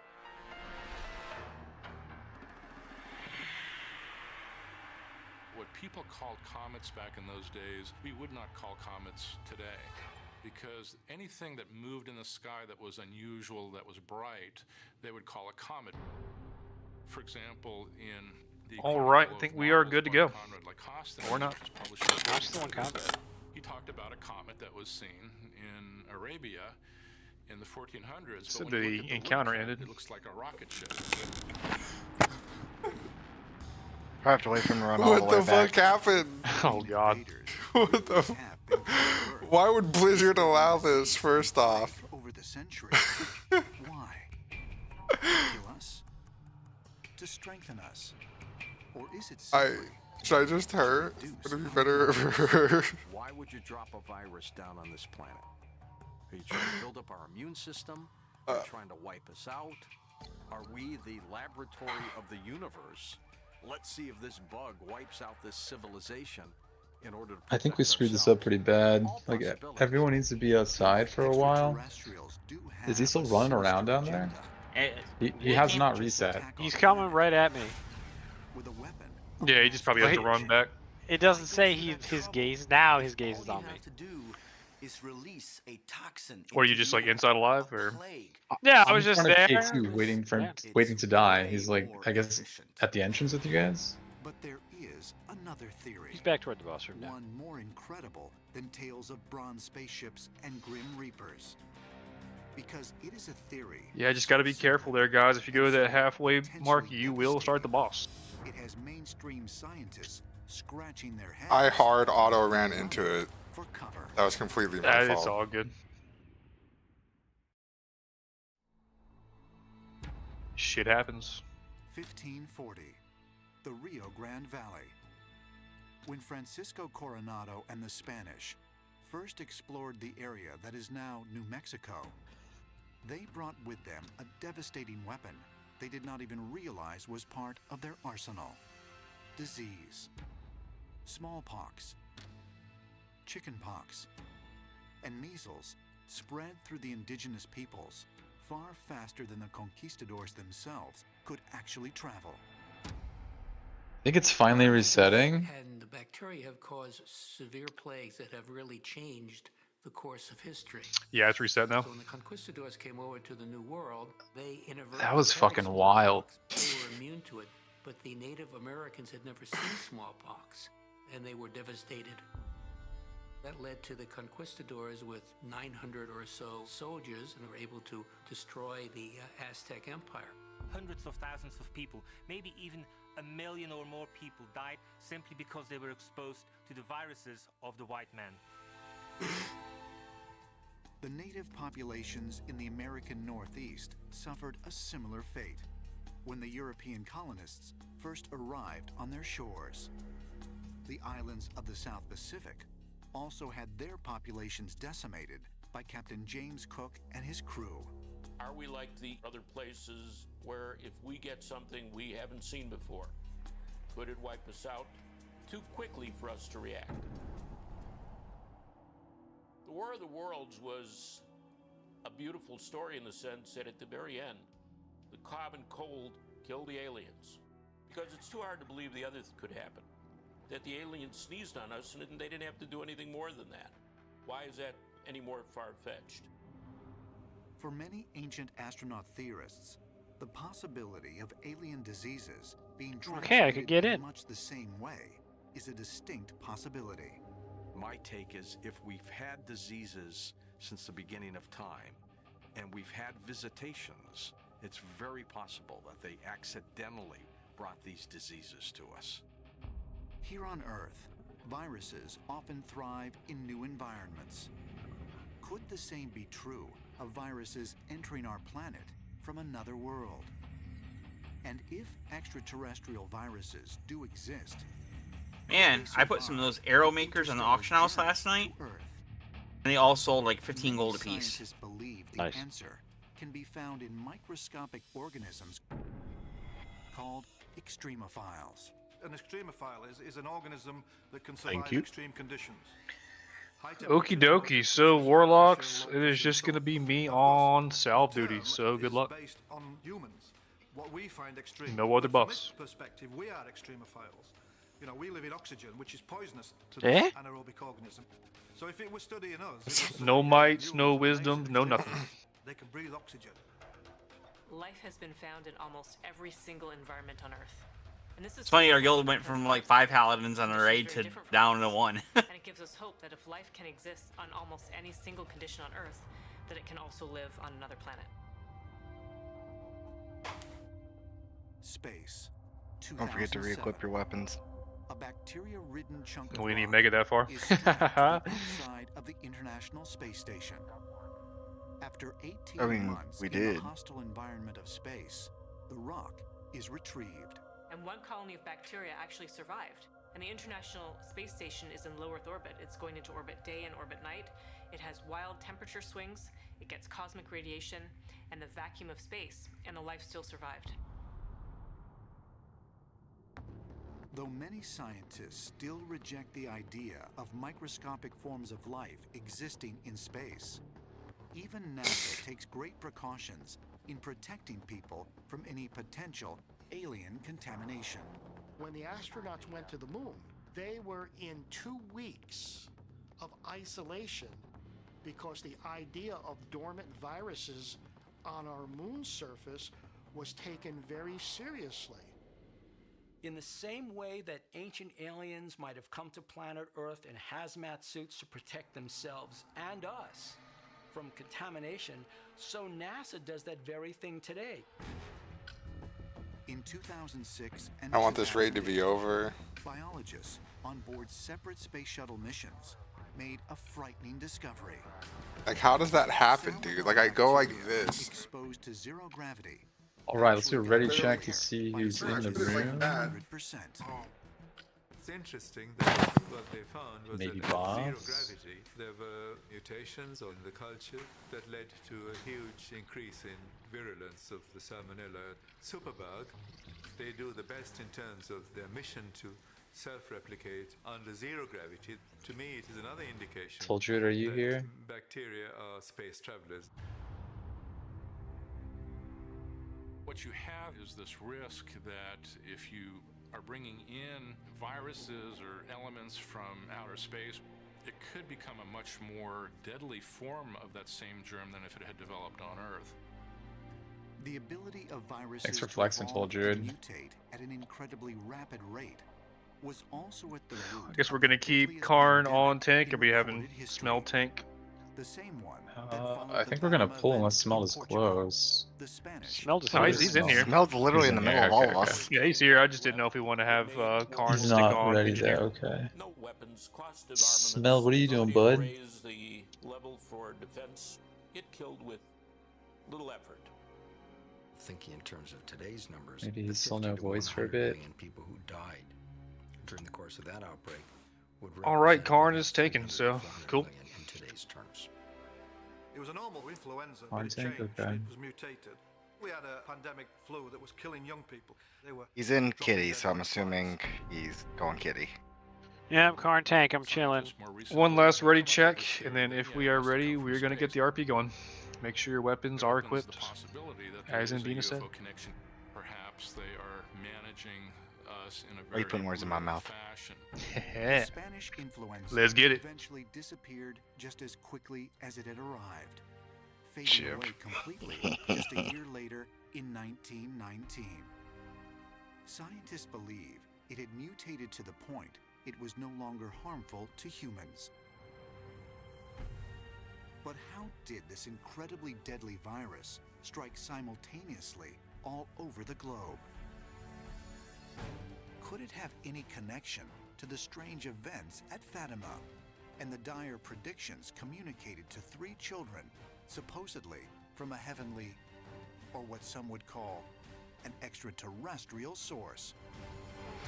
Run, Sarvin, run. The shaman hate is real by this guy. September 15th, 2007. Residents of Caracas, Peru, watch in fascination as a Ooh, that ain't good. fireball streaks across the sky. Hold up Hold on DPS. yeah, hold DPS. up on damage, guys. We got to get him this back room, or we're gonna have a bad time. That shakes the ground Try to On die real Kote. quick. No, he switched to Kote now. Good. Just need to keep pulling him back. Yep, just let him come back. That scatters debris for nearly a mile in every direction. All right, go ahead and go and wipe him up. Put him down. Sorry about that, guys. Fascination turns to fear when just a few days later, Trimmers down for those in the shaman hundreds of groups. people become strangely and violently ill. An extraterrestrial fireball impacted the ground near Caracas in Peru. This impact sickened a great many people in Oh, the that area. chick was beautiful.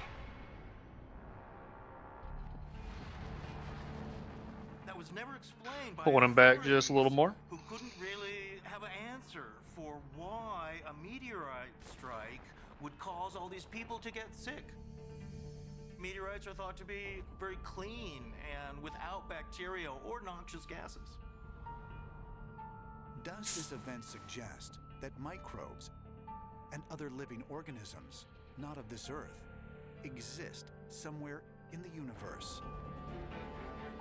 It would be narrow-minded to accept that all of our trillions of bacteria and viruses are so unique, since they occur everywhere in every part of this world. Go ahead and resell that for crap. They wouldn't occur in other planets and other systems around the universe. Salve is on. That way you don't have to waste GCD. The Stardust mission. Bomb number 1. Bomb A number NASA 2. spacecraft plunges through the tail of Comet 81P Wild, collecting comet particles on blocks of a sticky material called aerogel. This is Weapons incoming. Pick the staff on the back left. Even the most Give cynical me a second to pick up scientists. the X.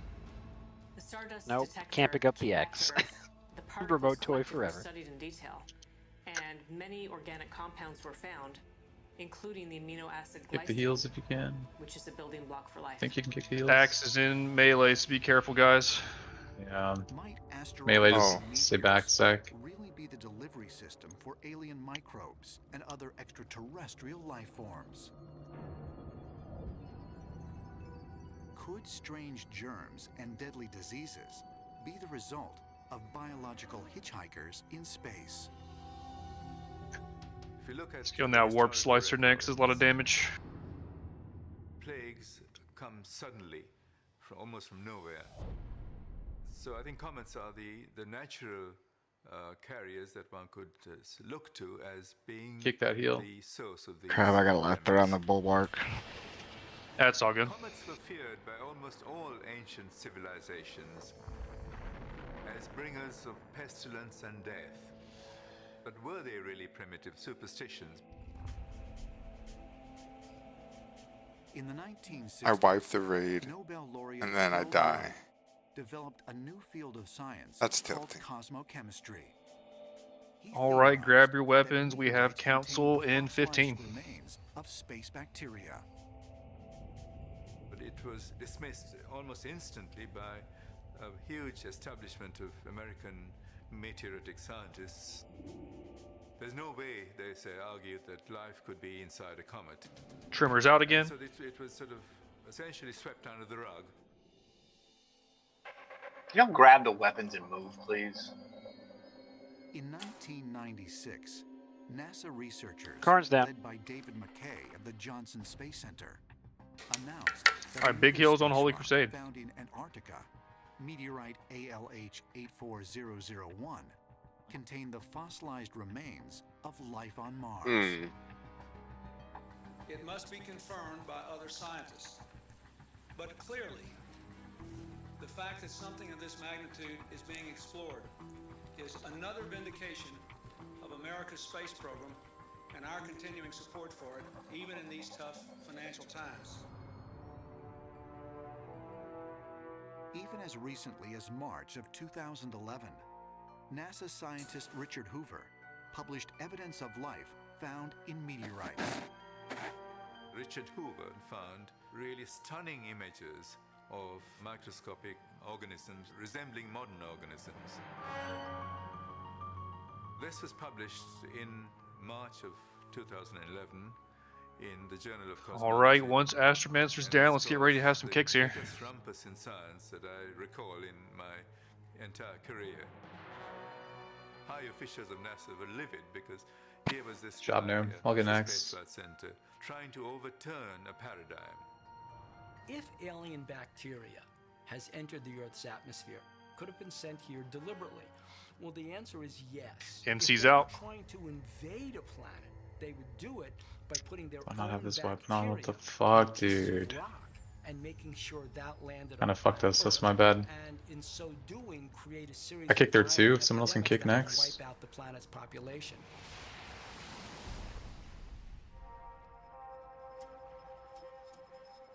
Kerala, India, 2001.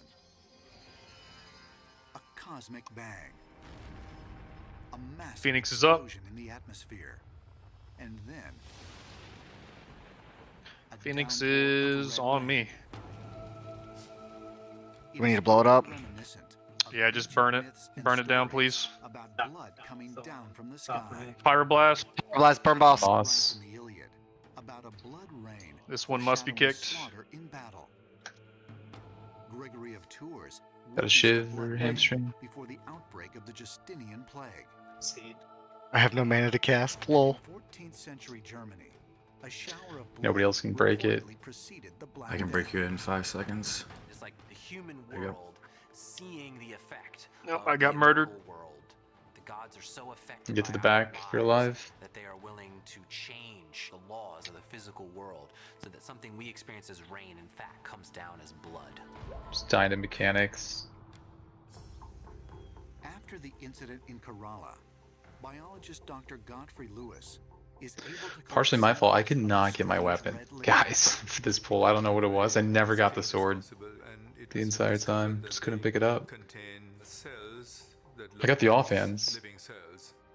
And then I just messed up my macro shiv. It's some kind of Now, where's it come from? Has it come from space or has it come from Earth? This is the big Yeah, we can kick the heel during the Because, of course, weapons and meteorite like, bang immediately puts it into the realms of mystery. I don't know. Are we okay with the phoenixes? Because some people are dying in phase 3.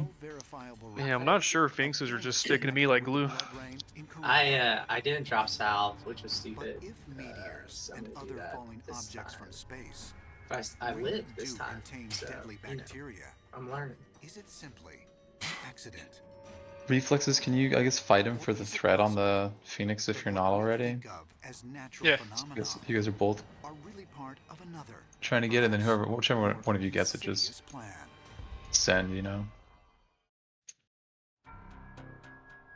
In 2001, Mary Laytow, a former hospital lab technician in Boston, Your Honor, near the discovers red, stairs, you have to blue, black, release. and white fibers in sores under her 2-year-old son's lip.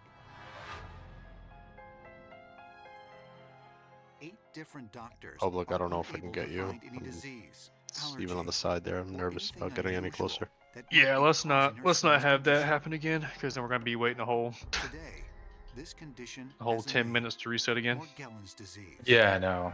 Who is that up there? According to the Morgellons Research Acrylics? You got a Acrylics, and run. there's it has public affected on the side more than there, which I think you just 12,000 released. families from all 50 states and 15 other countries. Yeah, I'll leave him there. No one knows what Morgellons is. It appears to be a brand new arrival on the medical scene. To have Morgellons disease is to live a waking nightmare without end. To the best of my knowledge, there have been no cures of Morgellons, and I think partly that's because we don't know what the cause is. A physician who's trying to treat a patient with Morgellons is pretty much just shooting in the dark.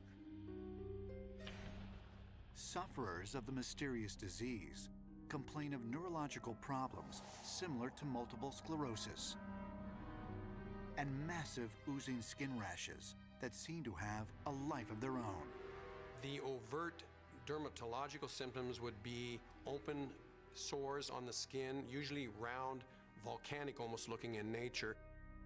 Most people with Morgellons have crawling sensations in their skin.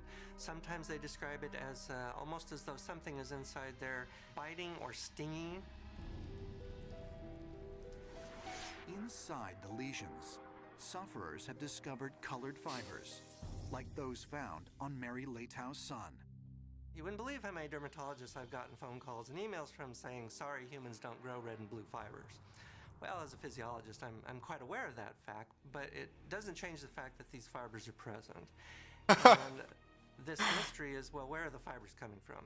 Is there a microorganism that is producing these fibers? We have absolutely no idea.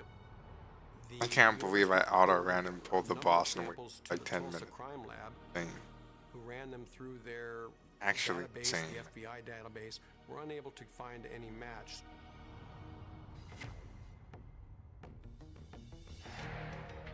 The Earth is being bombarded by tons of debris from outer space every year, and so Guess we were having too much fun. that an organism Had to get humbled a bit. came down with that debris, and that's the cause of Morgellons. Well, I just try and stay open-minded. Buff up, We can't focus really up, we say got it yes, here. We can't say no. But what is the cause of Morgellons disease? Is it simply Damn, Warsa. mutation of a known virus? Or does it have other, perhaps interplanetary origins? If we look at something that came from a distant planet, it's so different that it can do anything from make us better, make us the same, or in the long run create a new disease. Or maybe it doesn't produce disease, because diseases don't just produce fever, headache. They may change Re-equip laps if you haven't. our reality, how we move, how we think, how long we live, even our emotions. Thank you. Welcome. Living microbes in outer space. Cool, let's get ready to check out and see where we are. Okay.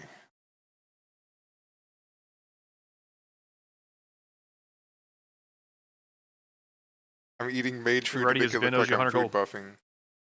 Damn. shot. That boy broke. Cool, looks like we got enough people. Let's get the RP rolling.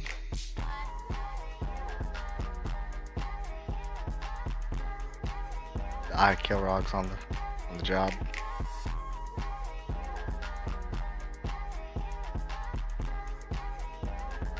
Anyone got an extra flask? Jesus, I saw it on my screen. It looked like I went to full demon mode right there.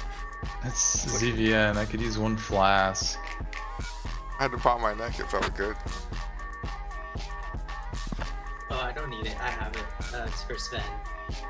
No. But thank you. Is Agi good for you, Sven?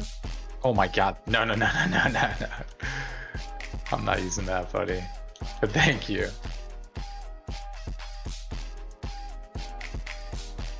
I mean, that's what I had on. But I guess we've been in here for 2 hours. Oh, I can give you. It's like a major